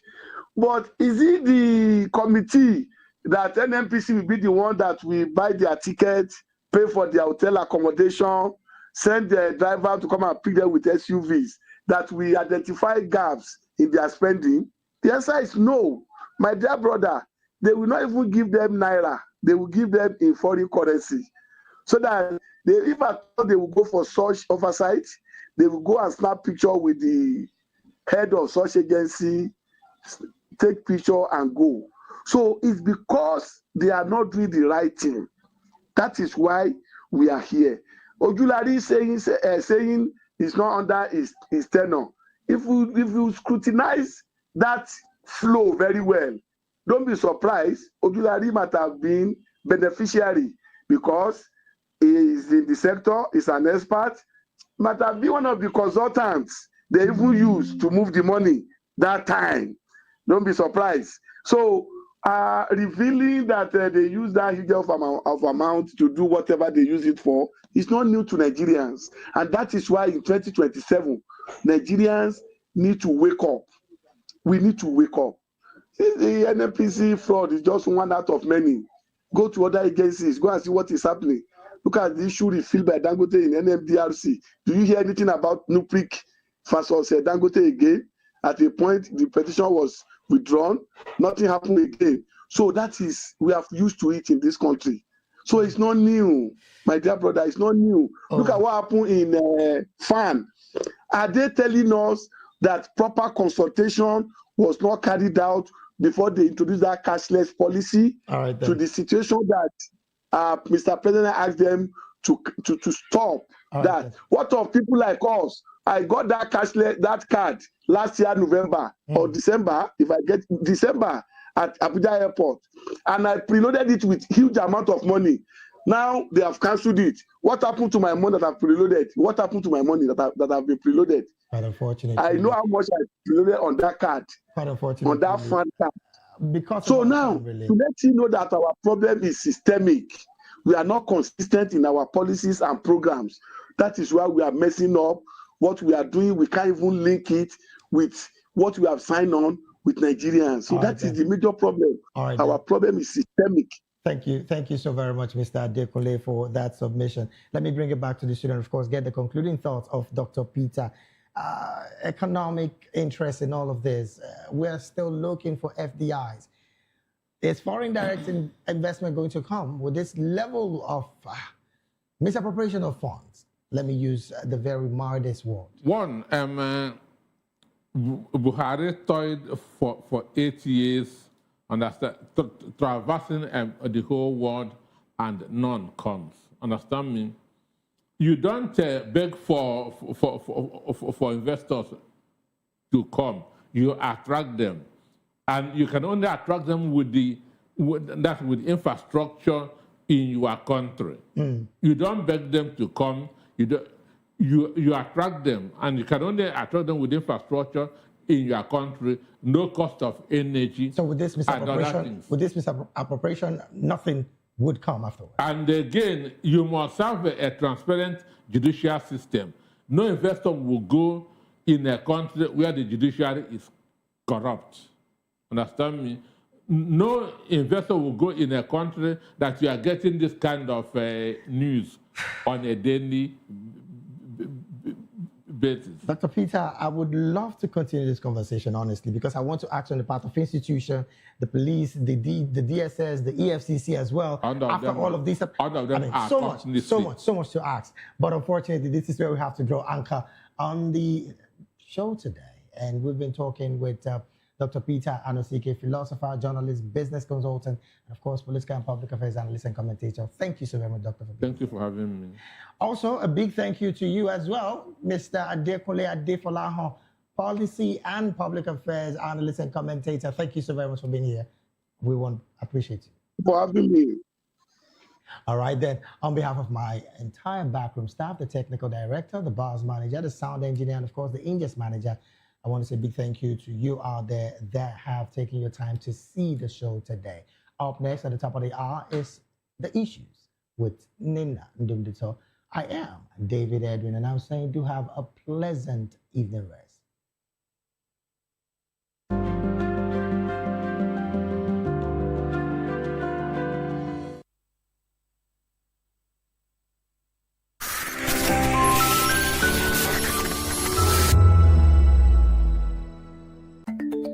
Africa is on the move, a continent of rising voices, untold stories, and powerful transformations. From the streets of Lagos to the heart of Nairobi, from the mines of Congo to the tech labs of Cape Town, the African story is being written every day.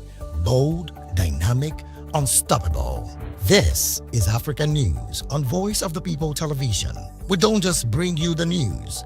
We analyze and bring you Africa's heartbeat, the politics that shapes our nations, the economies that drives our future, the cultures that defines who we are, the voice that must be heard.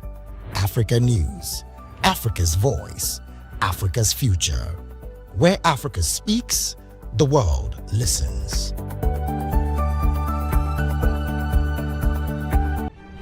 In a world where power shifts with every headlines, news breaks and events happens, we bring you unbiased and explicit information on politics, economy, and state of the nation. We break down the chaos. Facts, not fluff. Truth, not a spin. We discuss not just politics, but a glimpse into the future. Voice of the People Television. Now you have more than a voice.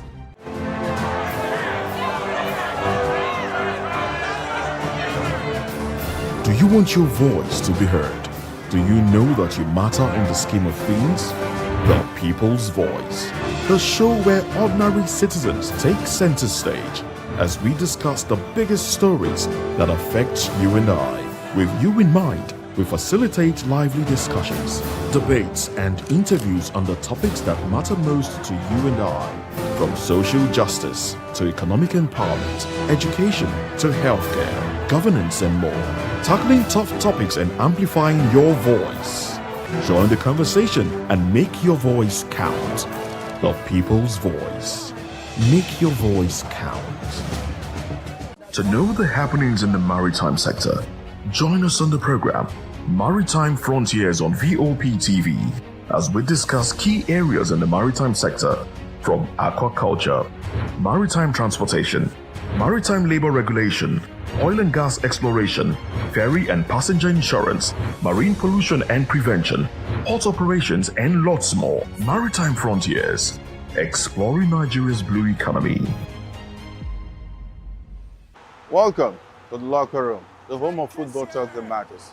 I am Jerry Amaechi. Join us every weekday, Monday to Friday at 5 p.m. Nigerian time, as we share the hot takes and hot debates in the exciting world of football. And joining me are the usual suspects, Ikechukwu and Mayowa, as we break down all the hot takes and everything that's happening in the football. Don't just watch football, live it with us. Catch us on the Locker Room and Voice of the People television at 5 p.m. Nigerian time. And like I always say, if not 2024, please the sport.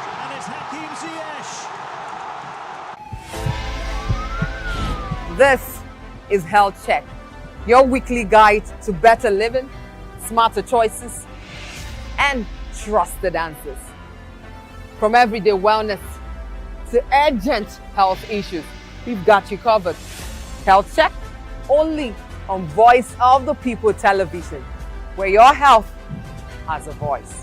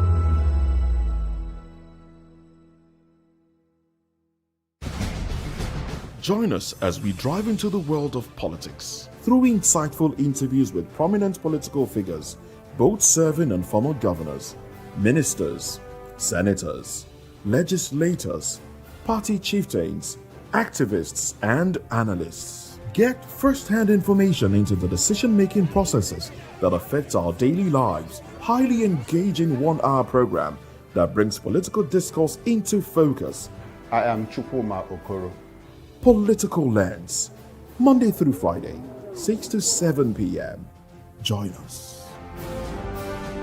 In a world where truth is the ultimate power and opinions scream the loudest, it's time to wade through the noise. Hunger no get drum! Hunger no get religion! And scan the human interest and trending topics that matter. Stay tuned to The Issues, your plug to the stories making the buzz, from politics to science and technology, social justice, and more. Let's tackle the tough questions and expose the truth. The Issues, on Voice of the People television, Mondays to Fridays, 8 to 9 p.m. The Issues. Don't just react, understand. Are you ready for the extraordinary? Something big is happening on your screen. Introducing VOP.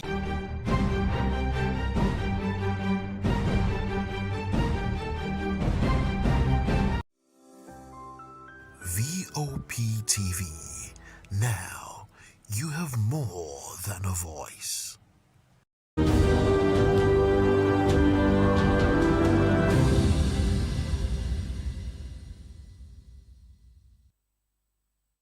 A very good evening to you and welcome to another exciting episode of the Issues and Voice of the People television. I will bring you the most important and pressing issues shaping our nation today. I am your host, Nena Ndamdioto. I want to apologize for starting a little bit late. Today on the Issues, we're examining the complexities of Nigeria's politics and governance. From Tinubu approving ambassadorial postings of Amokri, Yakubu, and others, to Obasanjo attributing poor leadership as Africa's challenge. Also, Iyabo Obasanjo confident that her father will vote for her. Finally, Iran sponsoring Islamic movement in Nigeria, that is said by Israel envoy. Join us as we break down the facts and provide context to help you stay informed. We'll take a short break, and when we return, we'll dig deeper into these topics. Don't go away.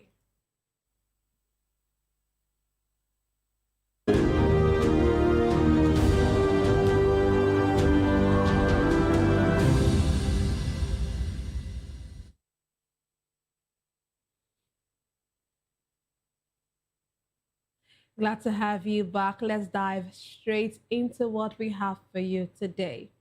Nigeria's diplomatic presence abroad is set for a boost as President Bola Ahmed Tinubu has approved the posting of 65 ambassadors designated to Nigerian missions around the world. According to the presidency, the list comprises 31 career diplomats and 34 non-career ambassadors whose nominations were earlier confirmed by the Senate. The invoice represents Nigerian key diplomatic missions across several countries, as well as at the United Nations. Among the notable appointments are Renomo to Mexico, Femi Fani-Kayode to Germany, and Itang Eyong to South Africa. Former chairman of the Independent National Electoral Commission, INEC, Mahmoud Yakubu, has also been posted to Qatar, while a former Chief of Naval Staff Vice Admiral Ibok Eteiba, who served as an administrator in River State, was posted to the Philippines. Florence Ajimobi, the wife of a former governor of Oyo State, was served in Austria. The Ministry of Foreign Affairs says it has already begun the diplomatic process required for the deployment of the envoys. Today, I'm delighted to be joined by a guest here in the studio. We have Mr. Elvis Elimi Hele. He is a senior journalist and a public affairs analyst. Glad to have you join us, sir. Good evening, Nena. How's your day? Fine, thank you very much. And how was yours? Friday. I know, right? I know how happy. You really seem like you're always very happy when it's Friday. Because it's just a time for you to just, go down and spend with family and all. It's good. Okay, so these postings, but we saw, of course, we know how these ambassadors came up. We know how after more than a year of our president being in office, there were no talks of ambassadors. And then eventually we had some ambassadors, we had some names, some nominations, which Nigerians raised hell about. Yeah. And then despite that, those names were not removed. No name was actually removed after whatever it is that Nigerian said. And now we have seen these postings. What do you make of it? Well, finally it came, even though it was delayed, but it has finally come. And they have a lot of job to do, especially now that what we are going through in this nation. So they shouldn't see themselves as just going there. They should know the spec out of their job. Nigeria is in a very turbulent state at this moment, and we need a good image abroad, even though the world is also a global village now that most of the things we do here, even before the ambassador could even be talking of press conference or whatever over there, the world is already aware, but we actually need people to actually sell Nigeria in the positive form, one, and be truthful. They should not go there and be telling lies, because even when they start telling lies, the world is already aware. So especially, you know what I'm talking about, Nena. So they shouldn't bend it.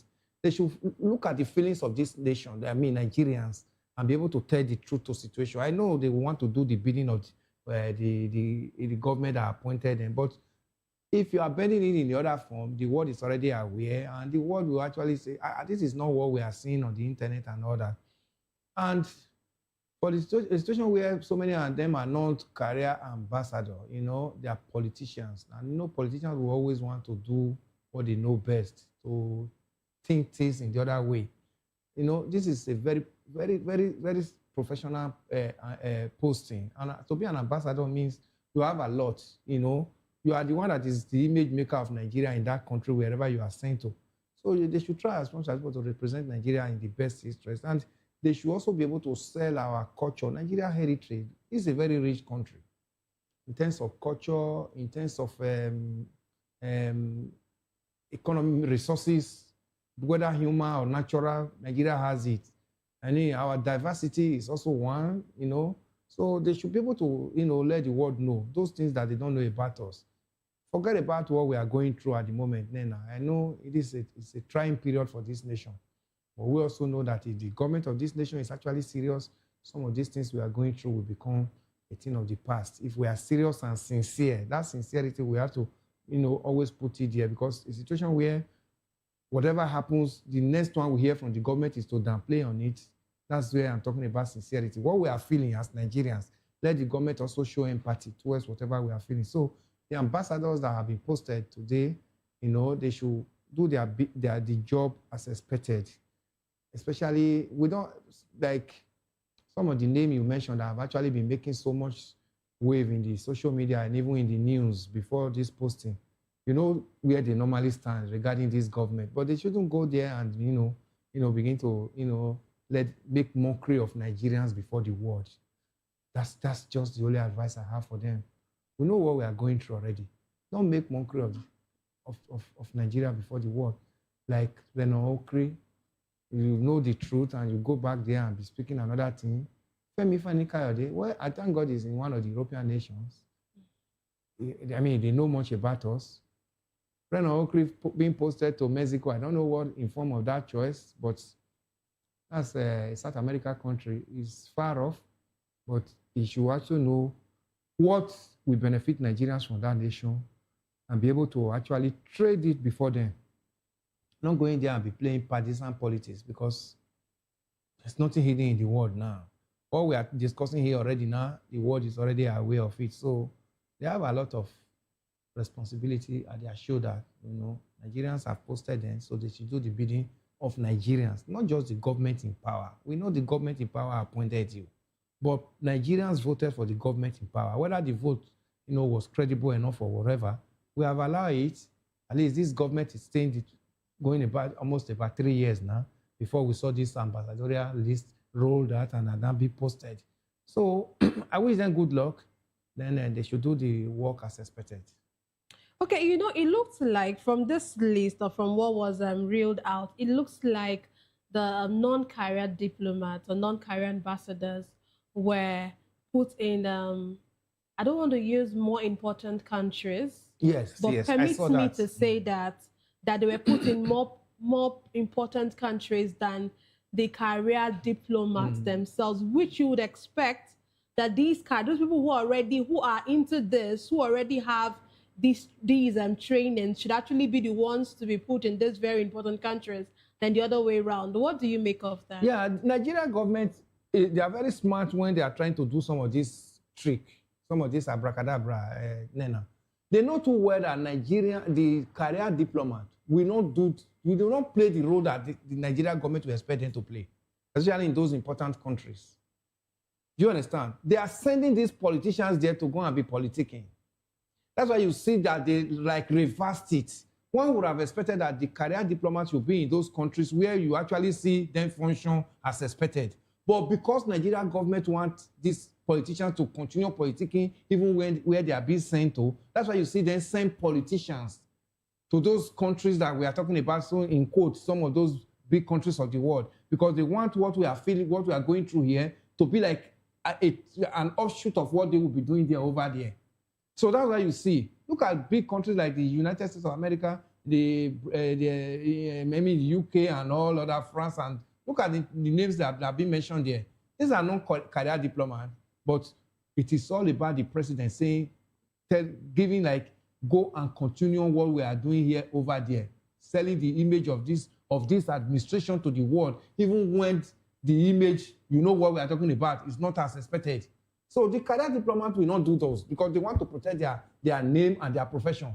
These are people that grew to that level, because of what they've been to this diplomatic setup. But these politicians, they don't care. They are only appointed. As soon as their tenure ends, they are coming back to start playing the same politics that gave them that position. But the career diplomat will always want to continue excelling in his or her own profession. So that's why you see the government tactically push them out from those countries that one would have expected them to go and try better than placing politicians there. These politicians are going there to start doing the bidding of the government. Okay, would you say that this ambassadorial appointment, would you say they are political rewards rather than 100%. Diplomatic decisions, strategic diplomatic decisions? It's political reward. You see what the chairman of APC said now, that even in 2027, most of the appointments that are going to come from APC, if they win anyway, is going to be that it's those politicians who who served the party that are going to get the appointment. So you now see that even at the end of the tenure of these ones, we are going to see more. If they come back in 2027 anyway, you know, that's because God, I'm talking in Providence, God knows who is going to be there, occupy Aso Rock in 2027. So you see, these are positions that are penciled down to reward those they believe that have also served them. Okay, look at those that even criticized him when in 2023 when he was coming in. You know, people like Renault Okri and all that are now being made ambassador because he has seen the stuff they are made of. These are people that can talk. They can swing things in the other way around, even when the people that are, you know, being affected, they now make mockery of them and now, you know, for the benefit of the government that appointed them. That's why he brought them into his government. People like Renault Okri, people like Daniel Boala, people like even Festus Keyamo. You know where these people belong those days before now. So these people, he has seen the stuff they are made of. Oh, these people can swing things, you know, in the other way around. Come and now use your whatever, I don't want to call it talent, whatever you are known for, you know, psychophantic behavior. Come and use it to serve my government. That's what you see. So this ambassador position you see is just reward, just to reward those people that they feel that, oh, they were part of my struggle to get to this position, and this is my time to also pat them at their back. Okay. Let's move on to our next conversation. Former Nigerian President Olusegun Obasanjo has identified poor leadership as Africa's greatest challenge, rather than a shortage of resources. Speaking at an event marking his 89th birthday in Abeokuta, the elder statesman said the continent possesses abundant human and natural resources, but continues to struggle due to leadership failures. Obasanjo stressed that strong visionary leadership is essential to transform communities, institutions, and entire nations. He also emphasized the need for deliberate efforts to train a new generation of leaders capable of steering Africa towards sustainable development. The former president added that corruption, wasteful spending, and weak governance structures remain major obstacles to the continent's progress. Let me ask you, for you, do you align with this? Do you think that our biggest or Africa's biggest problem, do you think is leadership rather than economic systems or, you know, global inequalities and all of that? Thank you, Dana. Let me first of all congratulate elder statesman, former President Olusegun Obasanjo. Congratulations on his 89th birthday, though he said he did not really know the day he was born. This is just a date he put up by himself. But we should join hands to celebrate him. And also, he's one of my major mentors. Yes. Okay. He's a man that is... Because I have a question in this regard, not like in this regard, but I have a question based on him. So, well, it looks like you might be very good. When I get there, Yes, definitely. Yeah, he spoke it all. He said it all. You're talking about economy. If the leadership is good, you will have good economy, Dana. The problem we have in Africa is all about leadership. One, look at when you make mention of people like Kwame Nkrumah, former president of Ghana. You make mention of people like Julius Nyerere of Tanzania. You make mention of Daniel Arap Moi of Kenya. Then you come back to Nigeria here and make mention of somebody like late Chief Abafemi Awolowo, and Ahmadu Bello, and Nnamdi Azikiwe, even the former Prime Minister Tafawa Balewa. These were people who were leaders, who were talking about Pan-Africanism, how Africa can be like the Eldorado of the world. Do you understand what I'm talking about? So when he shifted to where we are today, that's where Africa missed it. Is it natural resources that you're talking about? Africa is actually the mineral resources of the world. Africa, countries, are actually the mineral resources of the world. Talk of a country like Democratic Republic of Congo. That country have nothing to be talking about poverty in the world. Some of the richest mineral resources in the world are embedded under the ground in that country. But today, it's one of the poorest countries in the world. Democratic Republic of Congo. What's the cause of that? Leadership failure. Leadership failure. Even this our Nigeria that we talk about. Let's take it holistically. This nation we are.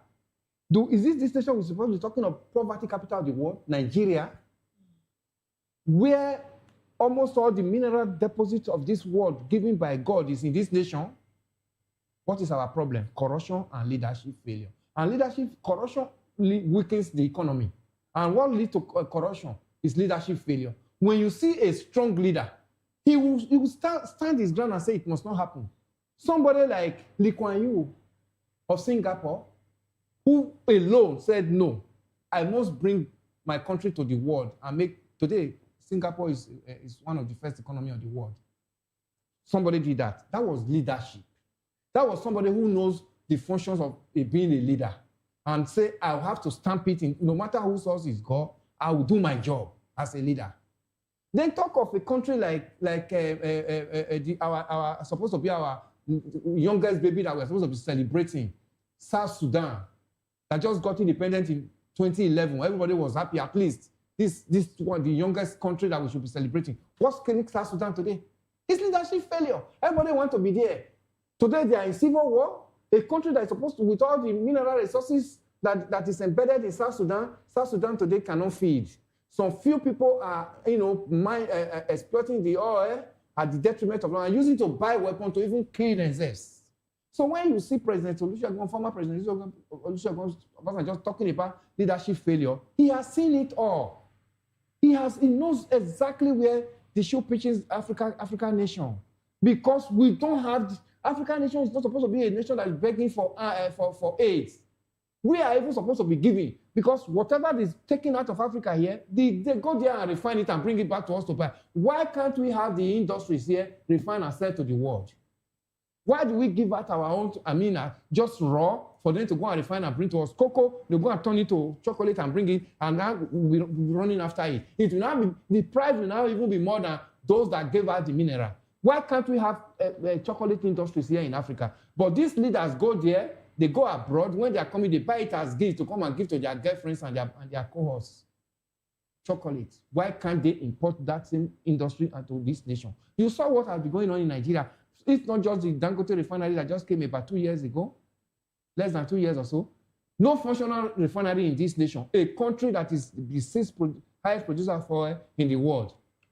What do you call that? Is that not leadership failure? The mineral is there, given by God, but we cannot refine. So we do not exploit the crude and send it abroad. Then over there, they now bring it back to us and now be dictating the price to us. You see, so many times we now begin to see long queue because they tell you, there was issues at the port. The cargo have not been able to discharge whatever he brought. We now have fuel scarcity in a country that has one of the highest producers of oil in the world. What do you call that? It's leadership failure. All the refineries we have here that belongs to the government, none of them is working. Look at the politics that was played with Port Harcourt refinery 2024 to 2025. Oh, it's working. Oh, they are dispensing product and all. Where is Port Harcourt refinery today? Obasanjo, President Obasanjo in 2007 sold that refinery before he left the office.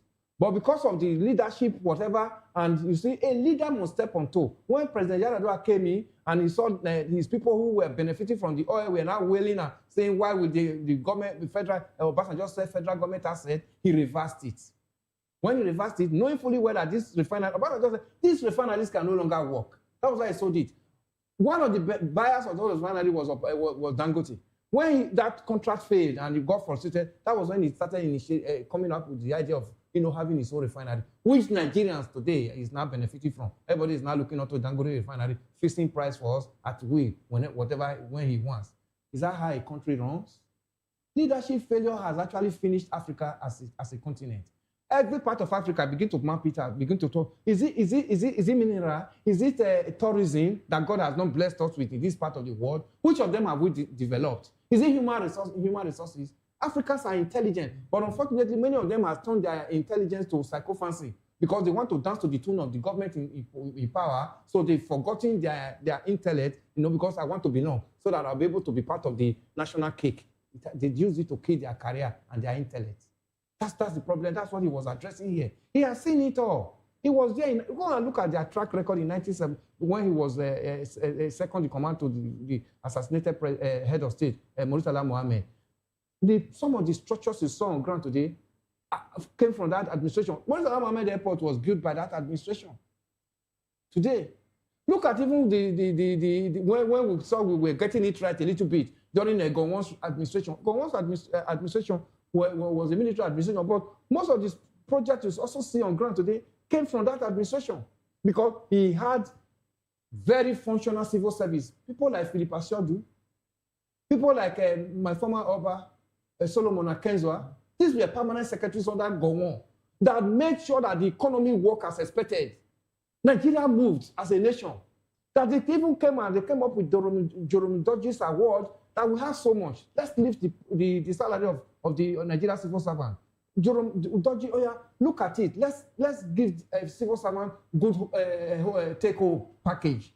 Nigeria had that money. Today, Nigeria is talking of 70,000 naira minimum wage. And you and I know that 70,000 naira cannot move an average family in this nation for 1 week. But they go abroad, they see that minimum wage abroad, just 1 hour work in the US, we're talking of $20-something per hour. But convert it to Nigerian naira. They go there, they stash our money over there and keep it in the foreign bank, and the economy is booming at the detriment of Nigeria. What do you call that? That's economy. That's a leadership failure.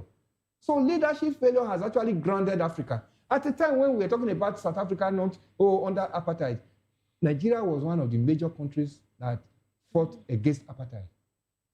Today, Nigerians are now being deported from South Africa.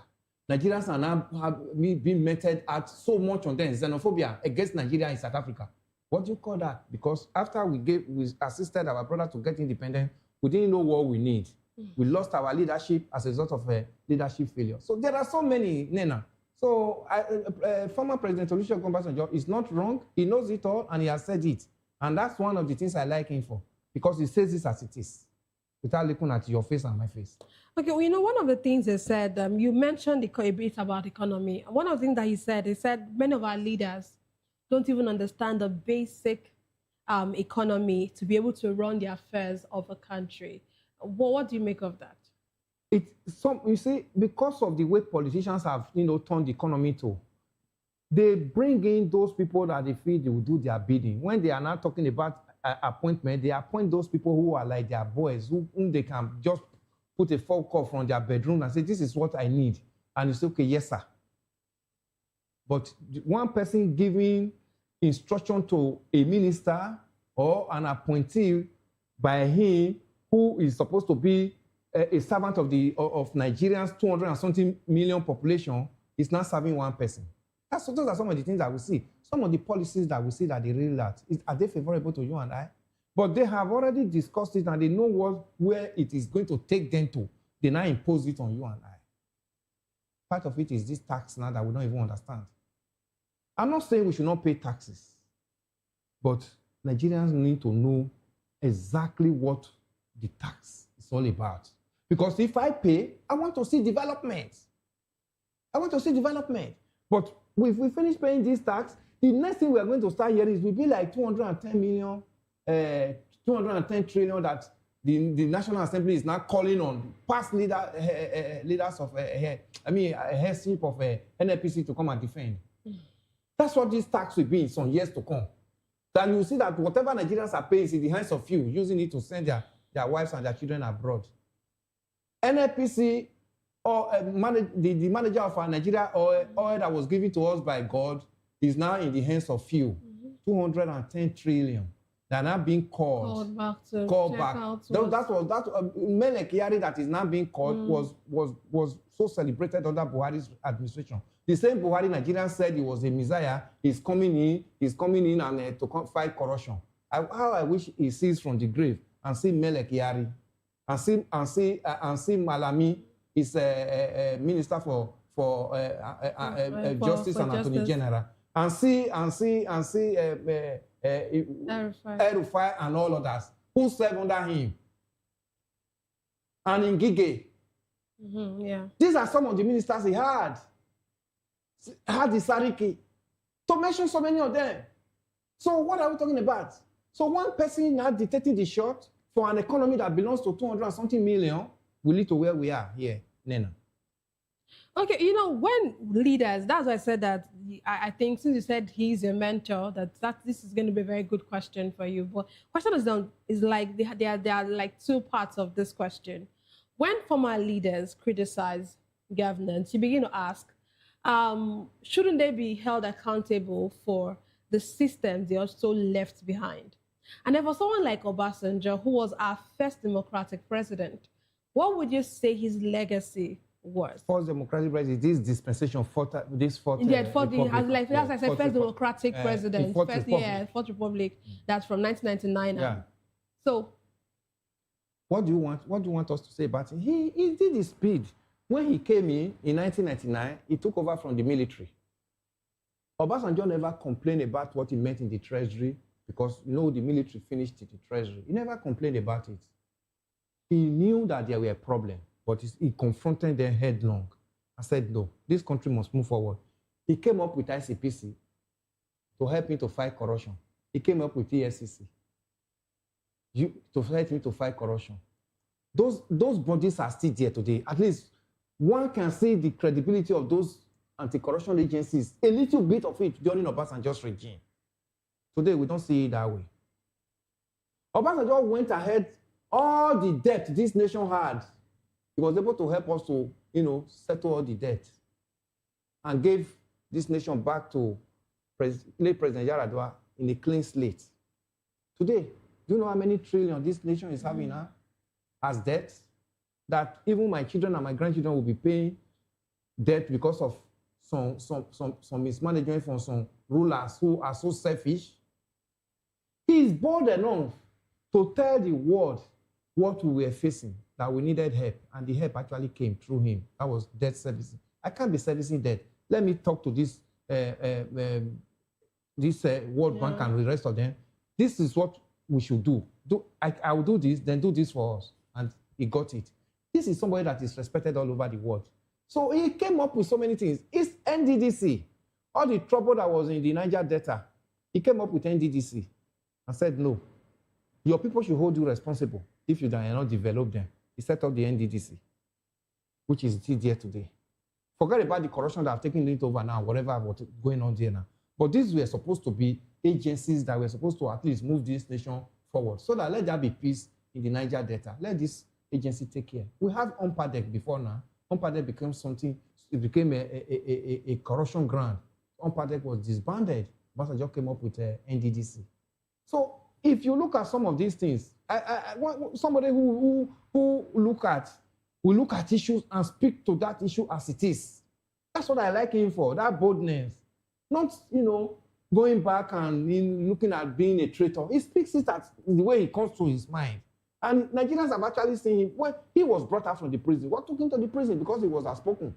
Abacha said, no, if these people remain in power with me and remain in circulation with me, he will not be able to do his transmitting from military head of state to become civilian president.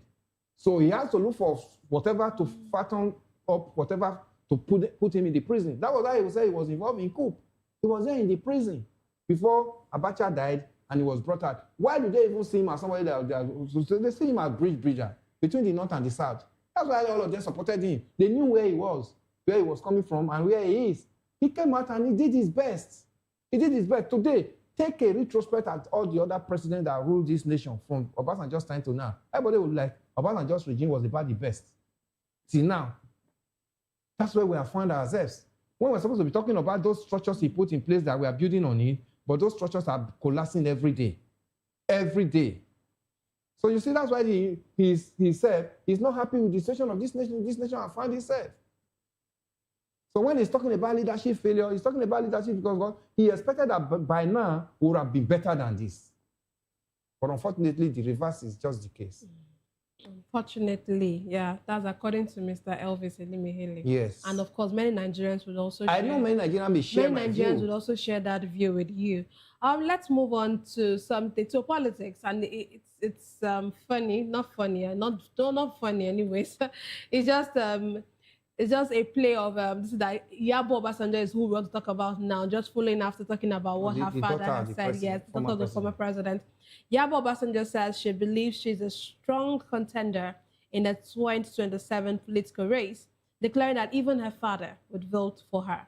Speaking during an interview, Yabo Obasanjo described herself as a formidable candidate, expressing confidence in her political credentials and leadership capacity. The 59-year-old politician who recently defected from the People's Democratic Party to the All Progressive Congress, APC, ahead of the 2027 election, said she is confident of receiving the votes of her father, former President Olusegun Obasanjo.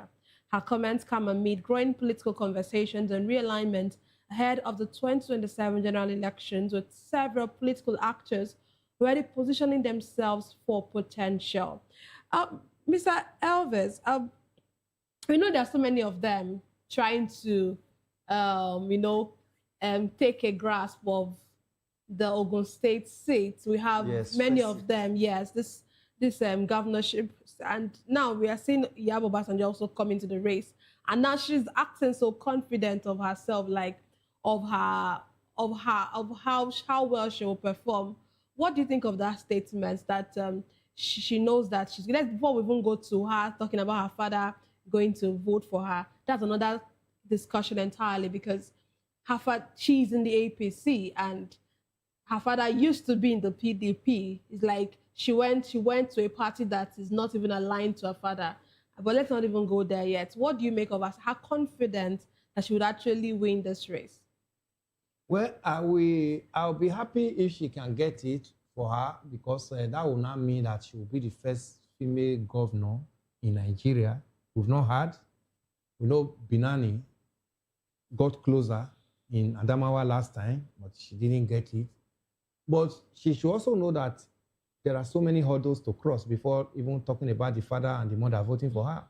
She has to cross the hurdle of primary. And she just got into APC. She's not been in APC. She's been a PDP person. Remember, she was a senator between 2007 to 2011. Then she became a commissioner in Ogun State, commissioner for health. Yeah, she has all the pedigree. She's qualified enough, to vie for that position. And again, she's from that state. Forget about the political influence her family has before now. Yes, but herself as a person is eminently qualified. But the political situation and the political atmosphere we have in Nigeria, does it really encourage people like her? She's well-read, and she's very civilized and well-exposed. But the people who actually dictate the shot politically, will they actually give her that grant to fly? That's the big question. Because if she doesn't get the primaries, my father and my mother voting for me will not even arise. She will also now find herself voting for somebody on that day at the polls. So I wish her good luck. Mrs. Bello Obasanjo has all the qualifications to be there. And the father, being a former president, is not much of an issue. Yes, he tore the PDP card some years ago. So as we speak, he does not really belong to any political party. His father is actually looking at that person that he feels that will be able to carry Nigeria forward. Then I can actually go and vote for that person, not under the toga that person is from my political party or I belong to his own political party. But I'm just looking at that candidate that I believe this one has some credibility that will be able to move Nigeria forward. Then I can thumbprint for that candidate in any election. So be it. If she gets the ticket, me and the father so believe that this is not about party now. This is my daughter and I know what she's made of. I can thumbprint for her and vote for her.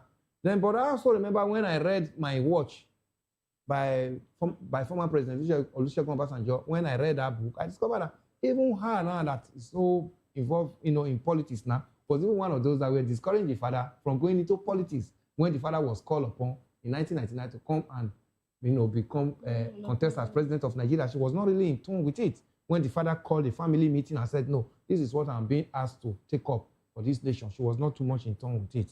But today, she has seen that you can't be at the fringes and be complaining when you are not involved. If you are involved, one wants to see whether you can make a change. So she came in, became a senator, then became a commissioner. At least she has now seen that if I am in the system, I could make some changes. So she has now become to say, okay, this was probably why my dad, did not listen to us so much then and came in and became a presidential candidate before he became the president.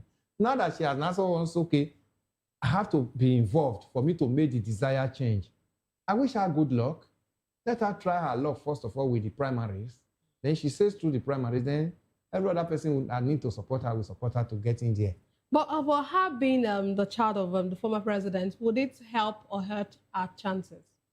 Well, on her own, she has the qualification. Then being the child of the former president, if people have to look at, her father's belief and some of those things the father has actually done, and they believe that it can also add to her CV. As in politically, yes, it can also add to it. So because so many people will also say the father was this, the father was that. Those ones will work against her. But some other people, somebody like me, if I was from Ogun State and I'm a car carrying, I have my PVC, I would have competed for her because of her father, not even herself alone. Because I believe that former President Obasanjo can actually tell the daughter, if she's the governor, what the people need. Haven't seen poverty from the scratch, because the children did not really see poverty, but he saw poverty. Because I've read so much of his books. Then getting to where he is today, a former president, a former head of state, and former president, and the child now coming into politics and say, I want to make a difference. At least the first person that should be the best advisor to her would have been his father. Okay, let's move on to security matters. We're almost out of time, but let's quickly touch this. Israeli ambassador to Nigeria, Michael Freeman, has accused the Iranian government of sponsoring Islamic movements in Nigeria as part of efforts to spread terror across the globe. His comments come amid heightened tensions in the Middle East, following coordinated strikes by the US and Israel on Iranian targets. Speaking on the backdrop of protests by the members of the Islamic movement known as Shiites, Freeman said the Israeli government is aware of Iran-backed Islamic groups operating in Nigeria. He alleged that Iran's involvement is not limited to Nigeria, but extends across West Africa, describing Tehran's long-standing hostility towards Israel and the West as a global threat. What do you make of this? I need to ask you, because I have not spoken to you about this whole US-Iranian thing that is happening, that looks like, yes, we might say we are far away from them, but the impact cannot be denied. The impact that this, whatever it says, would they call it the war, would they call it a situation that is happening between them, it's impacting Nigeria. Of course, we've seen that even our fuel, we're buying our fuel at the higher price now than what we used to. And now we are seeing the envoy coming to say that Iran is one of those that is backing some of this terror group, which we know, but now he's reinstating it. So what do you make of it? Yeah, no. You know, see that the world is a global village. So anybody that is saying, no, it's happening to Mr. A, thank God it's not me, it's only wasting time. Because the child you refuse to take care of today, tomorrow you become an armed robber, you become a kidnapper, you sent abroad, that child that you never took care of will become a threat to them. That's what is happening in this nation now. And it will not to happen because we don't learn. That's what we are seeing. Iran has become like sponsors of terrorism in the world. And America, because of 9/11, what happened to them 9/11, 2021, they don't want to hear anything that has to do with terrorism. America will fight any country to with their last breath when it comes to terrorism. Because what happened then, they don't want a repetition of it. So countries like Iran, countries like Afghanistan, the hair. So they know much about all these countries. And as a result, they fight with their last breath. So what Ambassador Freeman said today is quite correct. We have seen situations where the terrorism that is plaguing this nation, you see how sophisticated they are. Do you think that those things are just within Nigeria, getting them from Nigeria alone? They may have the big men in Nigeria here that they are throwing those things to assist their mission. It is not those boys that in the bush that an Iranian government will be relating with. There are some Nigerians who actually, like, they are terrorists themselves, who bought into this idea of destabilizing this nation, who are working with them. We saw people bought American flag and Israeli flag in Niger State and brought innocent children that don't even know what is happening in the world and made them to stand on the flag and hold the picture of the Ayatollah that was killed. These are just innocent children. What are you trying to do? You are trying to build hatred into the mind of these children that the enemies of this world is the Israeli and the American, that they are enemies of this world. And that's what those children will grow up with. Then what do I expect of the ambassador to say today? That's terrorism on its own. What they did in that school is terrorism of its own. It's just that we have a nation where we allow things to just fly the way it is. This is something that does not concern us in any form. Why are we not trying to use our hand to bring trouble into ourselves? Even the one we have, we cannot even manage it. That kind of school ought to be shut down by now. And everybody that designed those flags, bought those flags for those children, ought to have been answering questions from DSS. But unfortunately, we allow this thing to fly and it just goes. Because everything that has to do with religion in this nation, we have a way of, making it sacred and dressing it up and begin to push it to the people. That's why you see that because of your religion, you are calling on INEC chairman to be removed. Because of your religion, you are calling on the timetable of the general election to be shifted. Then undermining the constitution. These are some of the issues. So what the ambassador said today, I watched that interview live. It's not far from the truth because these people, this gun that was shot by a child was loaded for him by an adult. These people you are seeing that are carrying AK-47, they have sponsors. These sponsors, these rich countries, so rich countries are part of them. And Iran has never hide it, that they sponsor some of these things. That's why Americans say, this country cannot have nuclear weapons. If they have nuclear, one day they'll wake up and say, enough of this world. So I'm in support of, America helping to sanitize the world. Forget about it. Some other people say they have ulterior motive. But are we actually enjoying the situation the world is going through today? Look at the massacre in Borno State. Go and watch that video that just happened in Goza in Borno State. Go and watch that video. Such gory video. Anybody that is happy with such is a terrorist. So much to talk about, but of course we are out of time and we would have to draw the curtains on today's program at this point. Thank you very much, Mr. Ilimihele, for being a part of the issues. My pleasure, Nena. Yes, sir. That's all we have for today's episode of The Issues. We explored the challenges facing Nigeria's politics and governance. Thank you for being a part of it. Don't forget to tune in next time for more in-depth analysis and discussion. Follow us on social media to stay up to date on the latest news and insight. Until next time, stay informed. Remember that the views and opinions expressed by analysts are solely their own and do not reflect that of VOP Media.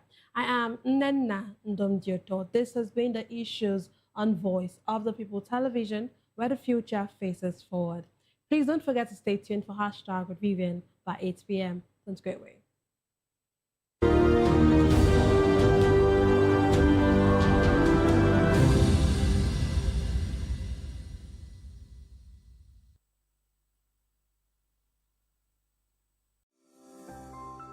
VOP TV. Now you have more than a voice. Behind every broken desk lies a broken promise. Education shapes the nations. But who is asking the right questions? Introducing Edu Dialogue, the show that goes beyond the surface, exposes the cracks, the corruption, and the silence in Nigeria's education system. Edu Dialogue, Saturdays, 3 p.m., only on VOP TV. We break the biggest stories, from missing funds to policy failures. We ask the tough questions and demand real answers. Edu Dialogue, this Saturday, 3 p.m. on Voice of the People Television.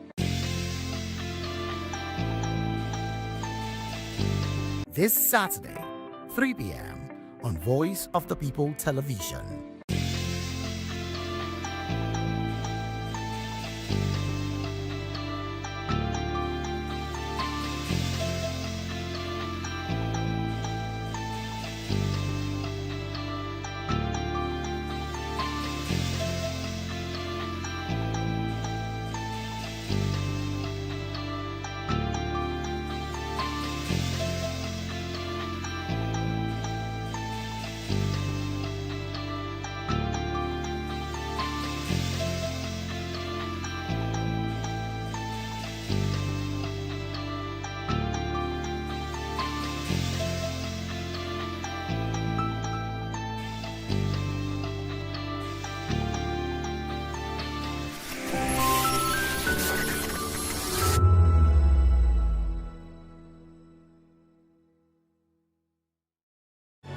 encourage you to click on the like button and subscribe to our YouTube channel. We are Voice of the People TV. Also follow us on all our social media platforms. We are at VOP TV Live.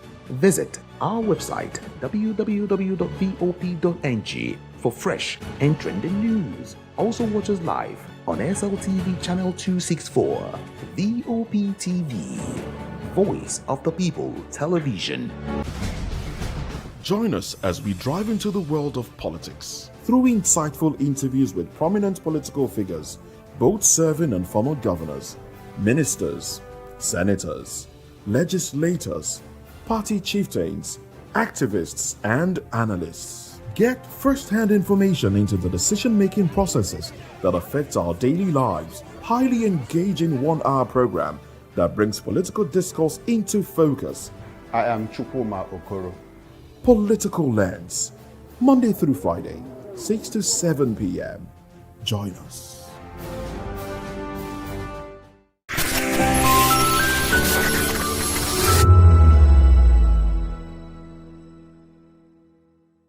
From the bustling streets of Lagos to the quiet corners of rented apartments, the relationship between landlords and tenants has always been a delicate balance. But that could soon change. I'm Maureen Ogolo, reporting from the Lagos State House of Assembly, where today's public hearing could reshape how rent, eviction, and property rights are handled in the state. It was landlord versus tenant inside the Lagos House of Assembly today. But landlord should give tenant at least 5 years before any increment of apartment fee. Government is to provide housing for all. Unfortunately, when government build houses, people now buy these houses, invest in them. Some buy 2, 3, 4 flats, now sell. And government is concerned about high rents. You cannot control rents outside. I will want a situation where when you build houses, Honorable Commissioner for Housing, ensure that people do not sell them and people who are going to live in there are owner-occupier. But when they do now want to rent, control the rent in your own houses before controlling those people outside. There are several areas in which the House of Assembly has looked into that they deem as fitting. However, it is not commendable in the fact that they did not make use of the legal and the enacted professionals who should guide them. The purpose of public hearing is for professional bodies to come around and guide us and tell us and the public to come and tell us what we need to know and what you want. Laws are made for the people, and that is the purpose of the public hearing. As the Tenancy and Recovery Premises Bill 2025 came under public scrutiny, the one-day hearing at the Latif Jakonde Auditorium in Elausa brought together landlords, tenants, legal experts, property developers, and house advocates. So we are here to support the bill, but we have concerns. And our lens, the lens at which we are looking at this is the social justice lens. As an NGO, we are concerned about some social justice issues, and the first one is discrimination.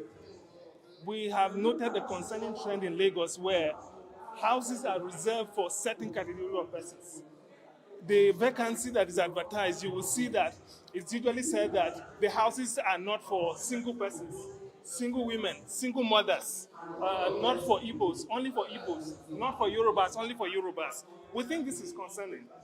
Firstly, the Constitution, Section 42, outlaws that kind of behavior. It calls it discriminatory. It outlaws it. So to allow that to persist is not good for the sector.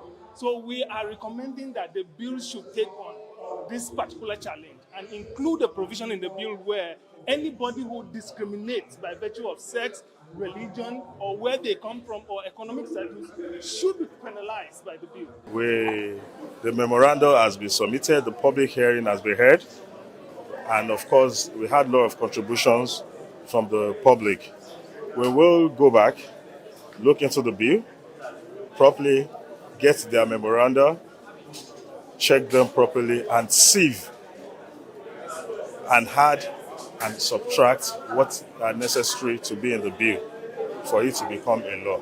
as debates wrap up inside House of Assembly, the one thing is clear: the bill could change the face of renting in Lagos, for better or for worse. For tenants, is a hope of stronger protection. For landlords, is a call for clearer rights. But until the final law is passed, the tug of war over rent and eviction continues. From Alausa, I am Maureen Okolo, reporting for VOP TV. When I first heard VOP, I thought they were talking about me because I'm a voiceover personality. But no, this is Voice of the People TV, and you are riveted forever because this is the place to be. Yo guys, your boy Chela, shout out to VOP TV.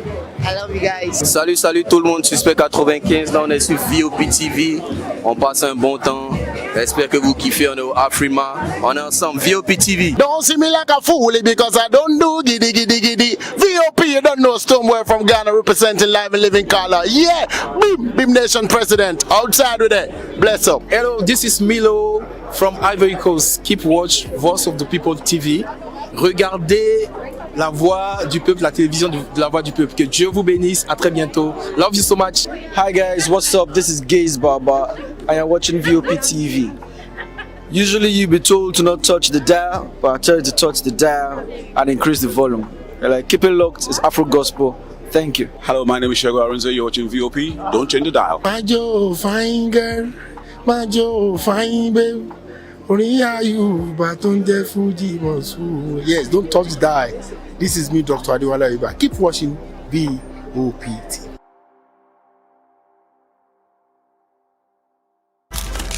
In a world where power shifts with every headline. In a nation full of questions.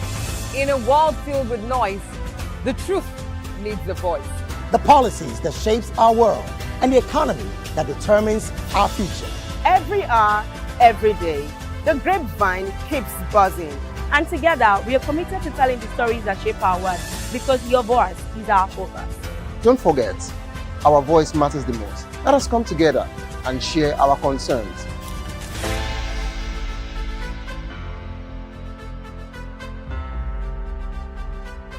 Good evening, Africa. My name is Amaechi, actor, model, producer, and I'm giving a big shout out to VOP TV, man. Keep watching.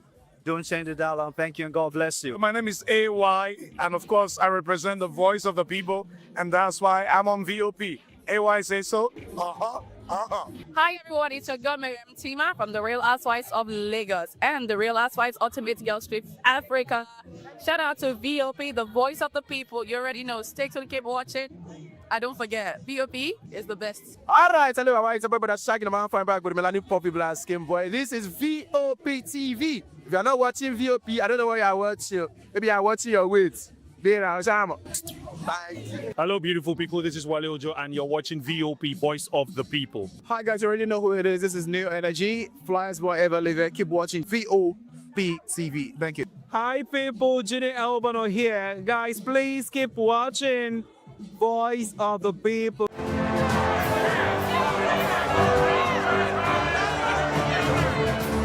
Do you want your voice to be heard? Do you know that you matter in the scheme of things? The People's Voice, the show where ordinary citizens take center stage as we discuss the biggest stories that affect you and I. With you in mind, we facilitate lively discussions, debates, and interviews on the topics that matter most to you and I. From social justice to economic empowerment, education to healthcare, governance, and more. Tackling tough topics and amplifying your voice. Join the conversation and make your voice count. The People's Voice. Make your voice count. The red carpets, awards, the razzmatazz, music, fashion, interviews, and more. Spotlight on Voice of the People Television. Let's feed you with all the juicy stories in the global entertainment space, bringing you the glitz and glamour as it is hot. Stay tuned to Spotlight, 1 p.m. Monday to Friday. Spotlight on VOP TV. Entertainment like never before.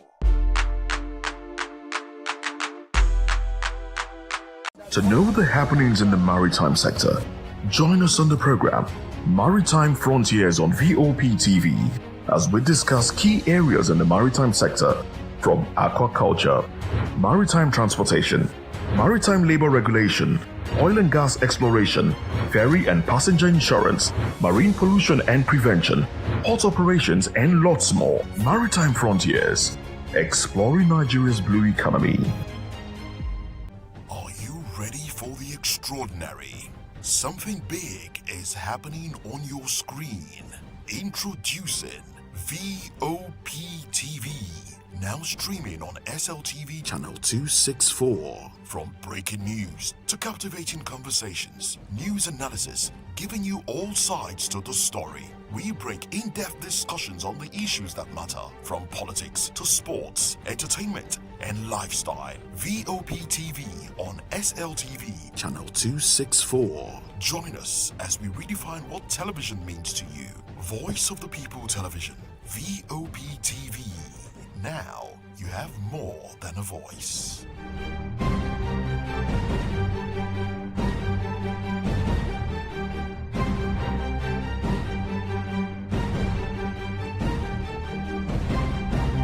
My name is Tao Familoni, and here's to VOP TV. Keep watching, stay tuned, do not touch that dial. Arararara, my name is Made Kuti, and you're watching VOP TV. Keep watching. Welcome, my name is Zika Davis. Distinguished ladies and gentlemen, boys, viewers, everybody, boys and girls. This is VOP TV. Do you know what that means? Voice of the People TV. You don't have a voice, don't come here. You better make sure your voice is. Behind every broken desk lies a broken promise. Education shapes the nations. But who is asking the right questions? Introducing Edu Dialogue, the show that goes beyond the surface, exposes the cracks, the corruption, and the silence in Nigeria's education system. Edu Dialogue, Saturdays, 3 p.m., only on VOP TV. We break the biggest stories, from missing funds to policy failures. We ask the tough questions and demand real answers.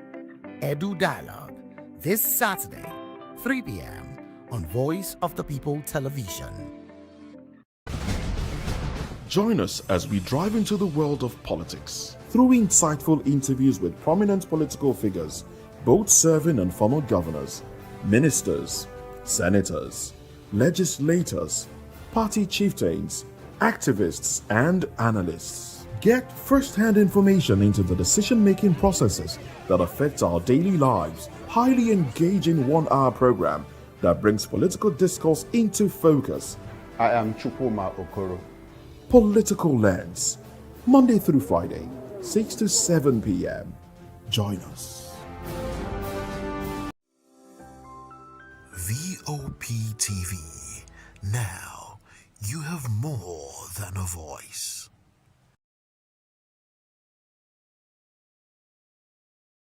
Voice of the People Television. Now you have more than a voice.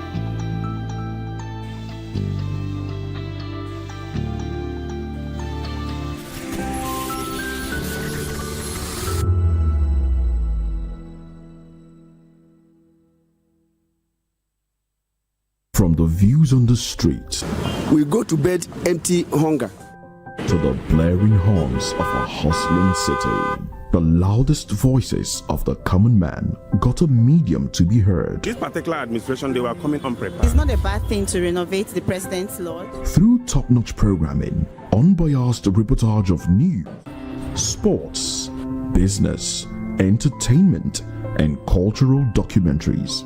Voice of the People, 90.3 FM, became a symbol for 21st century media. And now, a new baby is born. Voice of the People Television, VOP TV, youthful, full of vigor and penchant for excellence in the continent's media space, exposing the wrongs, applauding the rights, dissecting the news without fear or favor, through factual and accurate stories and contents. Corruption kills three things that makes a society.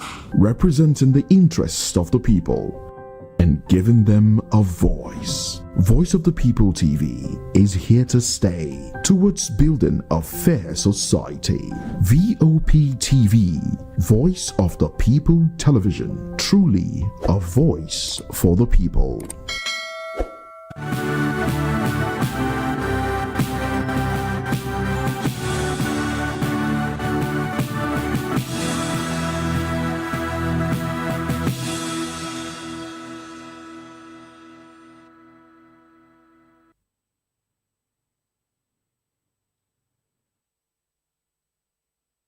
Hello and welcome to the News Hour on Voice of the People Television.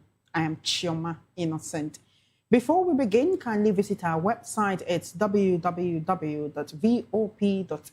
for fresh and trending news. First, the headlines.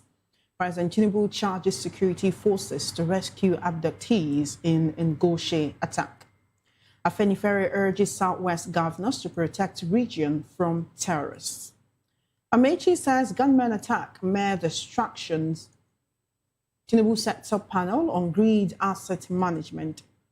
Abbas warns against hasty ban on single-use plastic. Minister dismisses fears of imminent fiscal collapse. Underworld report Nairobi flash floods kill 23, disrupt flights. In business, CBN says 30 banks ahead recapitalization deadline. In sports, only set charges of Osimhen, Lookman to end the Eagles Trophy drought. And in entertainment, EFCC passes recovered 279 million naira to Wale Soyinka Center. Now the news in detail. President Bola Tinubu has directed the armed forces and other security agencies to urgently rescue all persons abducted during a terrorist attack on Ngoshe in Goza Council of Borno State and restore calm to the affected communities. The directive followed the assault by suspected Boko Haram and ISWAP insurgents, which left several people dead and many others abducted. In a statement by his special advisor on information and strategy, Bayo Ononuga, President Tinubu also ordered the armed forces to intensify efforts to protect civilians nationwide and prevent further attacks on military formations in the northeast, while mourning the loss of innocent lives, including military personnel and civilians caught in friendly fire during an aerial interdiction by the Nigerian Air Force targeting the fleeing terrorists. President Tinubu described the incident as a heartless assault on hapless citizens. Meanwhile, he commended the military for its swift response, noting that troops engaged the attackers and neutralized scores of the insurgents, forcing the terrorists to retreat. Still on insecurity, Ban Yoruba socio-political organization, Afenifere, has challenged government and security agencies in the region to do more in rescuing Yoruba land from bandits. In a statement by Afenifere National Publicity Secretary, Jari Ajayi, the body decried the recent invasion of the southwest region by terrorists alongside what it called the almost daily occurrence of devaluing human life in some states within the region. Afenifere further lamented the barbaric manner in which kidnapped victims' lives are being destroyed and abductees mercilessly beaten and degraded. According to the group, the greatest demonstration of the heartlessness of these evildoers was their demand of 1.5 million naira, Indian hemp, cocaine, a synthetic drug known as ice, and cartons of canned beer for the release of a corpse in their captivity. Recalling many sad incidents of abductions across the region and in the entire country, Afenifere urged cutting off funding sources for these criminals as a way to end the menace. In the meantime, former Minister of Transportation Rotimi Amaechi says the attack on his family house at Ubima in Rivers State and on the African Democratic Congress ADC Secretariat were mere distractions. He insisted that his party would win the 2027 elections. Amaechi's house was attacked and the nearby ADC secretariat set ablaze by yet-to-be-identified assailant as he kick-started the ADC membership registration in the state just as his convoy was also attacked. Addressing supporters after his registration, Amaechi hailed the security agencies for their prompt response to the attacks and enjoined Rivers people not to be violent or attempt any reprisal attacks as it may lead to loss of lives.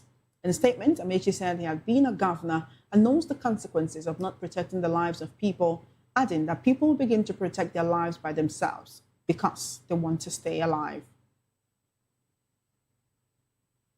Away from that report, President Bola Tinubu has set up an 11-member committee on Greed Asset Management Company Limited, GAMCO, to ensure the smooth incorporation of the company following its approval by the Federal Executive Council. Chaired by the Chief of Staff to the President, Femi Gbajabiamila, the panel comprises the Attorney General of the Federation and Minister of Justice, Lateef Fagbemi, and the Minister of Power, Ademola Adelabu, Minister of Works, Dave Umahi, and Minister of Finance, Wale Edun, amongst others. In the statement by the Special Advisor on Information and Strategy, Bayo Ononuga, President Tinubu expressed hope that GAMCO would fast-track a quick-fix solution to the endemic problems of stranded power, grid management, and transmission in the country's electricity sector. The president described the committee as critical to the realization of the administration's aspirations in Nigeria's power sector, adding that GAMCO is basically to optimize and revolutionize power generation, particularly the grid and transmission sector. He urged committee members to align with the vision underlying GAMCO's formation and stick to the committee's mandate. In another development, Speaker of the House of Representatives Tajuddin Abbas has warned against a poorly planned ban on single-use plastics, saying it could disrupt livelihoods and destabilize industries that rely heavily on such materials. Addressing a public hearing on the country's preparedness for the single-use plastic ban organized by the House of Representatives Ad Hoc Committee, the Speaker warned against any hurried policy and decisions concerning such a ban. Though he acknowledged the urgent need to confront Nigeria's growing plastic pollution crisis, he stressed the need for a transition from single-use plastics, which must be carefully structured to balance environmental protection with economic realities, accordingly embedded in Nigeria's commercial ecosystem, supporting thousands of businesses across manufacturing, packaging, distribution, and the informal waste recycling sector. He added that any sudden policy pronouncement without adequate preparation could disrupt supply chains, threaten investment, and affect the livelihoods of many Nigerians whose daily income depend on the plastic value chain. The Minister of Finance and the Coordinating Minister of the Economy, Wale Edun, says Nigeria is not facing a fiscal collapse but undergoing a period of fiscal correction driven by the incumbent government's economic reforms. Edun said the country's current economic adjustment resulted from structural reforms designed to promote transparency, enforce fiscal discipline, and support long-term economic growth. According to him, the government deliberately chose policies that focus on long-term sustainability rather than temporary measures that could create the illusion of stability. Edun further explained that available economic data showed positive trends in several key areas, including revenue growth and the continued implementation of capital projects. Still in the news, Special Advisor to the President on Media and Policy Communication, Daniel Bwala, has expressed readiness to appear before any interviewer across the world, as President Bola Tinubu is not bothered by things said against him. Speaking on what he said about President Tinubu in the past, Bwala said he was glad there were things he said when he was in the opposition, but it was all politics. Stating that quite a number of people in President Tinubu's cabinet also spoke against the Nigerian president in the past, Bwala added that those things do not bother Tinubu if anyone cares to know. Bwala, who was reacting to the backlash to his interview with Mehdi Hassan on Al Jazeera, said in a statement that though defending President Tinubu and his administration is not an easy job, he was very committed to the task. He explained that the social media has exploded over his interview with Hassan with varied opinions, but he was well aware of the implications when he took the job. The Julius Abure-led faction of the Labour Party has urged a caretaker committee headed by Nenadi Usman to respect the position of the Independent National Electoral Commission (INEC) and not dissolve the party's elected ward, local government and state executives. It warned that the caretaker committee lacks the powers to dissolve the existing ward council and state executives of the party or replace them with hand-picked interim executives. In a statement by the faction's National Publicity Secretary Obiora Ifo, the group alleged that the Usman-led committee sought to dissolve the existing executives across the country.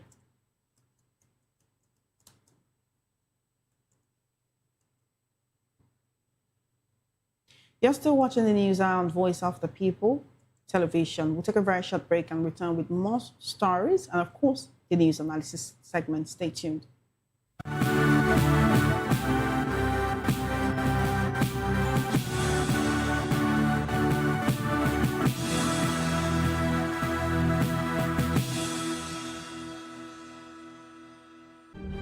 In a world where power shifts with every headlines, news breaks and events happens, we bring you unbiased and explicit information on politics, economy, and state of the nation.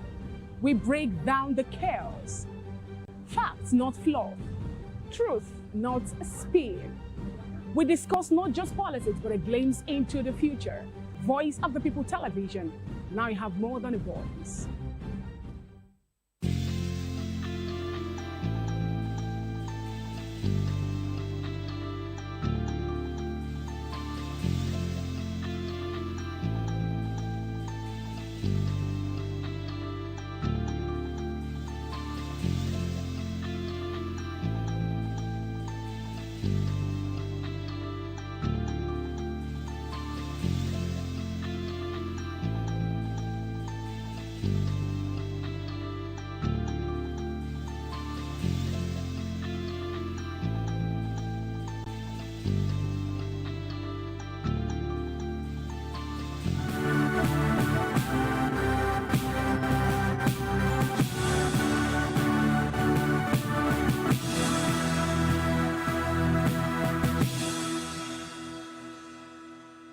Welcome back. The Nigerian Immigration Service has denounced the activities of diaspora Nigerians in the United States, simply identified as KO, who is said to have defrauded numerous citizens of thousands of dollars under the guise of Nigerian passport intervention exercise. The suspect reportedly presents himself as a cleric and operates under the company named Global Tours and Party Ride LLC, through which he allegedly runs what he calls a passport intervention program. However, a senior NIS official said on condition of anonymity that the fraudster is neither their personnel nor vendor, adding that he was being tracked even though he has discarded his known telephone line and vacated the address he gave to his victims. The official further blamed the development on many Nigerians who seek quick fixes, even in situations where government has provided a seamless legal route for certain services. Still in the news, the Nigerian Copyright Commission, NCC, has rearrested and arraigned 2 suspected book pirates in Owerri, Imo State, following their failure to appear before the Federal High Court after being duly served court processes in 2024. NCC Director of Public Affairs, Ijoma Egbunike, said the suspects, Martins Nwokore and Ikenna Nwosu, were apprehended following the Commission's intensified surveillance and intelligence-led enforcement operations in February 2026. According to him, the defendants were subsequently arraigned before the Federal High Court in Owerri, presided by Justice Wigwe Ore Joy. It is disclosed that after taking the defendants' pleas, the court admitted them to bail in the sum of 3 million naira and subject to the provision of sureties. Meanwhile, the NCC Director General, Dr. John Assin, has reaffirmed the Commission's stance against piracy, warning that piracy undermines creativity and deprives authors and publishers of the rewards of their intellectual labor, amongst others.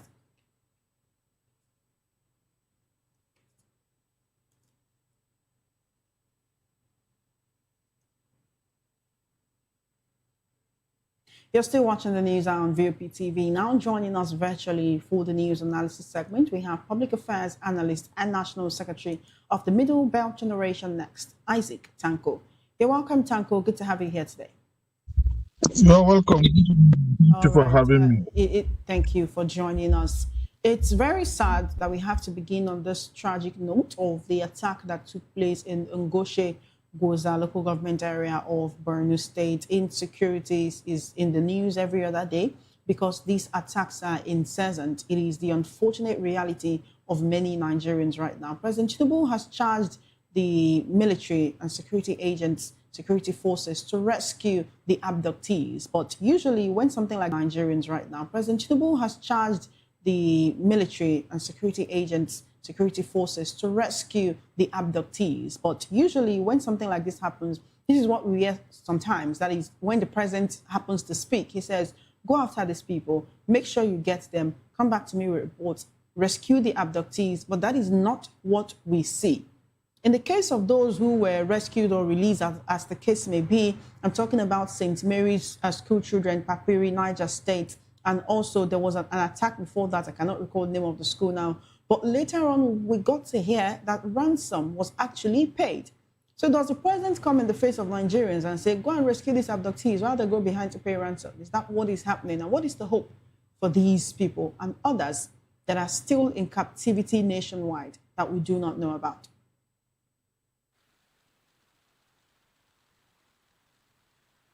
Are you with us, Tanko? Well, thank you. Thank you. I can hear you loud and clear now. It's unfortunate and very, very unfortunate that Nigerians are still wallowing through these IT attacks, which seems to be in the increase daily. There is one thing I personally feel that needs to be done. There should be complete overhauling of the security architecture of the country.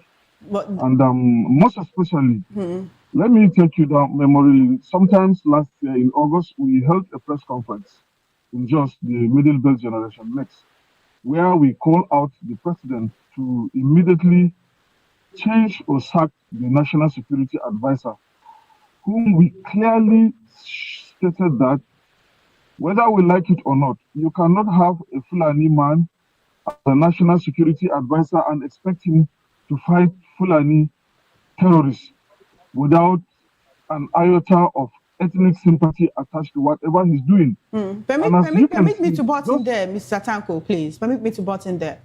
It's actually two things. First of all, when you say you cannot have a Fulani man as a national security advisor and expect him to fight against his Fulani brothers, the presidency, the Nigerian government is not admitting to this, that, oh, it's the Fulani people. They say it is foreigners. They say it's farmers' headers clash. They say it's not a Christian genocide and all of that. So first of all, the presidency is not agreeing to what people are saying or what the survivors or what other Nigerians are saying. It is Fulani militia that are being involved in this. And they think it is not even fair to just ascribe the Fulani ethnicity to these aggressors. That is one part of it. The way you say we need to overhaul our security architecture, that was done last year. That was done last year. Well, when I say overhaul the complete security architecture, the National Security Advisor should be inclusive. And unfortunately, he's still the National Security Advisor of the country. And we have not seen any tremendous change. And let me just take you back. We cannot say we are just ascribing this to Fulani men. These things are visible. We've seen attackers. We've seen, victims of kidnap identifying their attackers. We cannot say completely they are just Fulani men, but we know that over 80 to 90% those who are partaking in these crimes are Fulani natives. So we don't expect the National Security Advisor to overnight completely give out his best in taking off these people from the street. Just like we see Shebgumi keep on reiterating that there should be amnesty, there should be reconciliation, there should be pardon and whatnot. These things have been tried in the past. We've seen where during President Muhammadu Buhari, where these people were given amnesty, were pardoned, and then reintegrated into the society. Some of them were recruited into the Nigerian army. Though the Nigerian army came out to deny this, but we know it is true. Some of them were recruited as vigilante groups, but nothing has changed. Just recently, about 3 or 4 days ago, the National Security Advisor was caught saying in Hausa that if you have brothers that you are fighting in the same house, Will you neglect or refuse to identify with your brother because you're having issues? Or if your hand is injured, you remove the hand and cut it off? That is a reckless statement. It has clearly shown that he is still showing ethnic sympathy to these terrorists. And we cannot continue this way, except if the president knows something we don't know. But I think changing Nuhu Ribadu is long overdue. He's not the only person who has the prerequisite experience to be the national security advisor. We have a lot of qualified people in this country from the middle belt, from the southwest, southeast, wherever. We don't even from the north. We don't even care wherever anybody is coming, but it shouldn't be a Fulani native. Honestly, we cannot erase the total sympathy of this ethnic sympathy being shown by the National Security Advisor. Something has to be done. If not, the case will not change. I'm telling you this with my full knowledge and feelings about what is going on in the country. 90% of them are Fulani people. These are empirical facts. While we're talking about what the Northerners and Middle Belters are suffering from in terms of insecurity, Afenifere, the Yoruba Socio-Political and Socio-Cultural Organization, is also crying out. They're telling Southwest governors to protect the region from terrorists. They're saying there's been an incursion of these people into Yoruba land. They say these people, they even collect ransom to release corpses. That is, they abduct people, they kill them and collect ransom for their corpses. They go as far as demanding, for hard drugs. They demand for alcohol and even demand female virgins to be given to them in exchange for the abductees. Well, this is absurd. Well, very, very absurd. And it's very, very unfortunate that, let me tell you one shocking thing. In 2020, I was arrested by the DSS in Kaduna State and taken for 6 days for making some publications which were factual. And then the day I was to be released, the DSS that led the team now narrated to me different places where they wanted to pick me because they were tracking me through my phone. Then this goes down to tell you that the security agents are not really taking this seriously. If innocent citizens who are standing in for the masses can be tracked at any given point within 24 hours, within 48 hours, and be picked, these terrorists make calls, they know their locations, and we have never seen where victims have been rescued and then terrorists being apprehended or taken into custody by the same security agencies. We can only see every day the security come back to tell us that these people have been rescued. Okay, you rescue them from who? You rescue them from the spirit? You rescue them from the blues? You rescue them from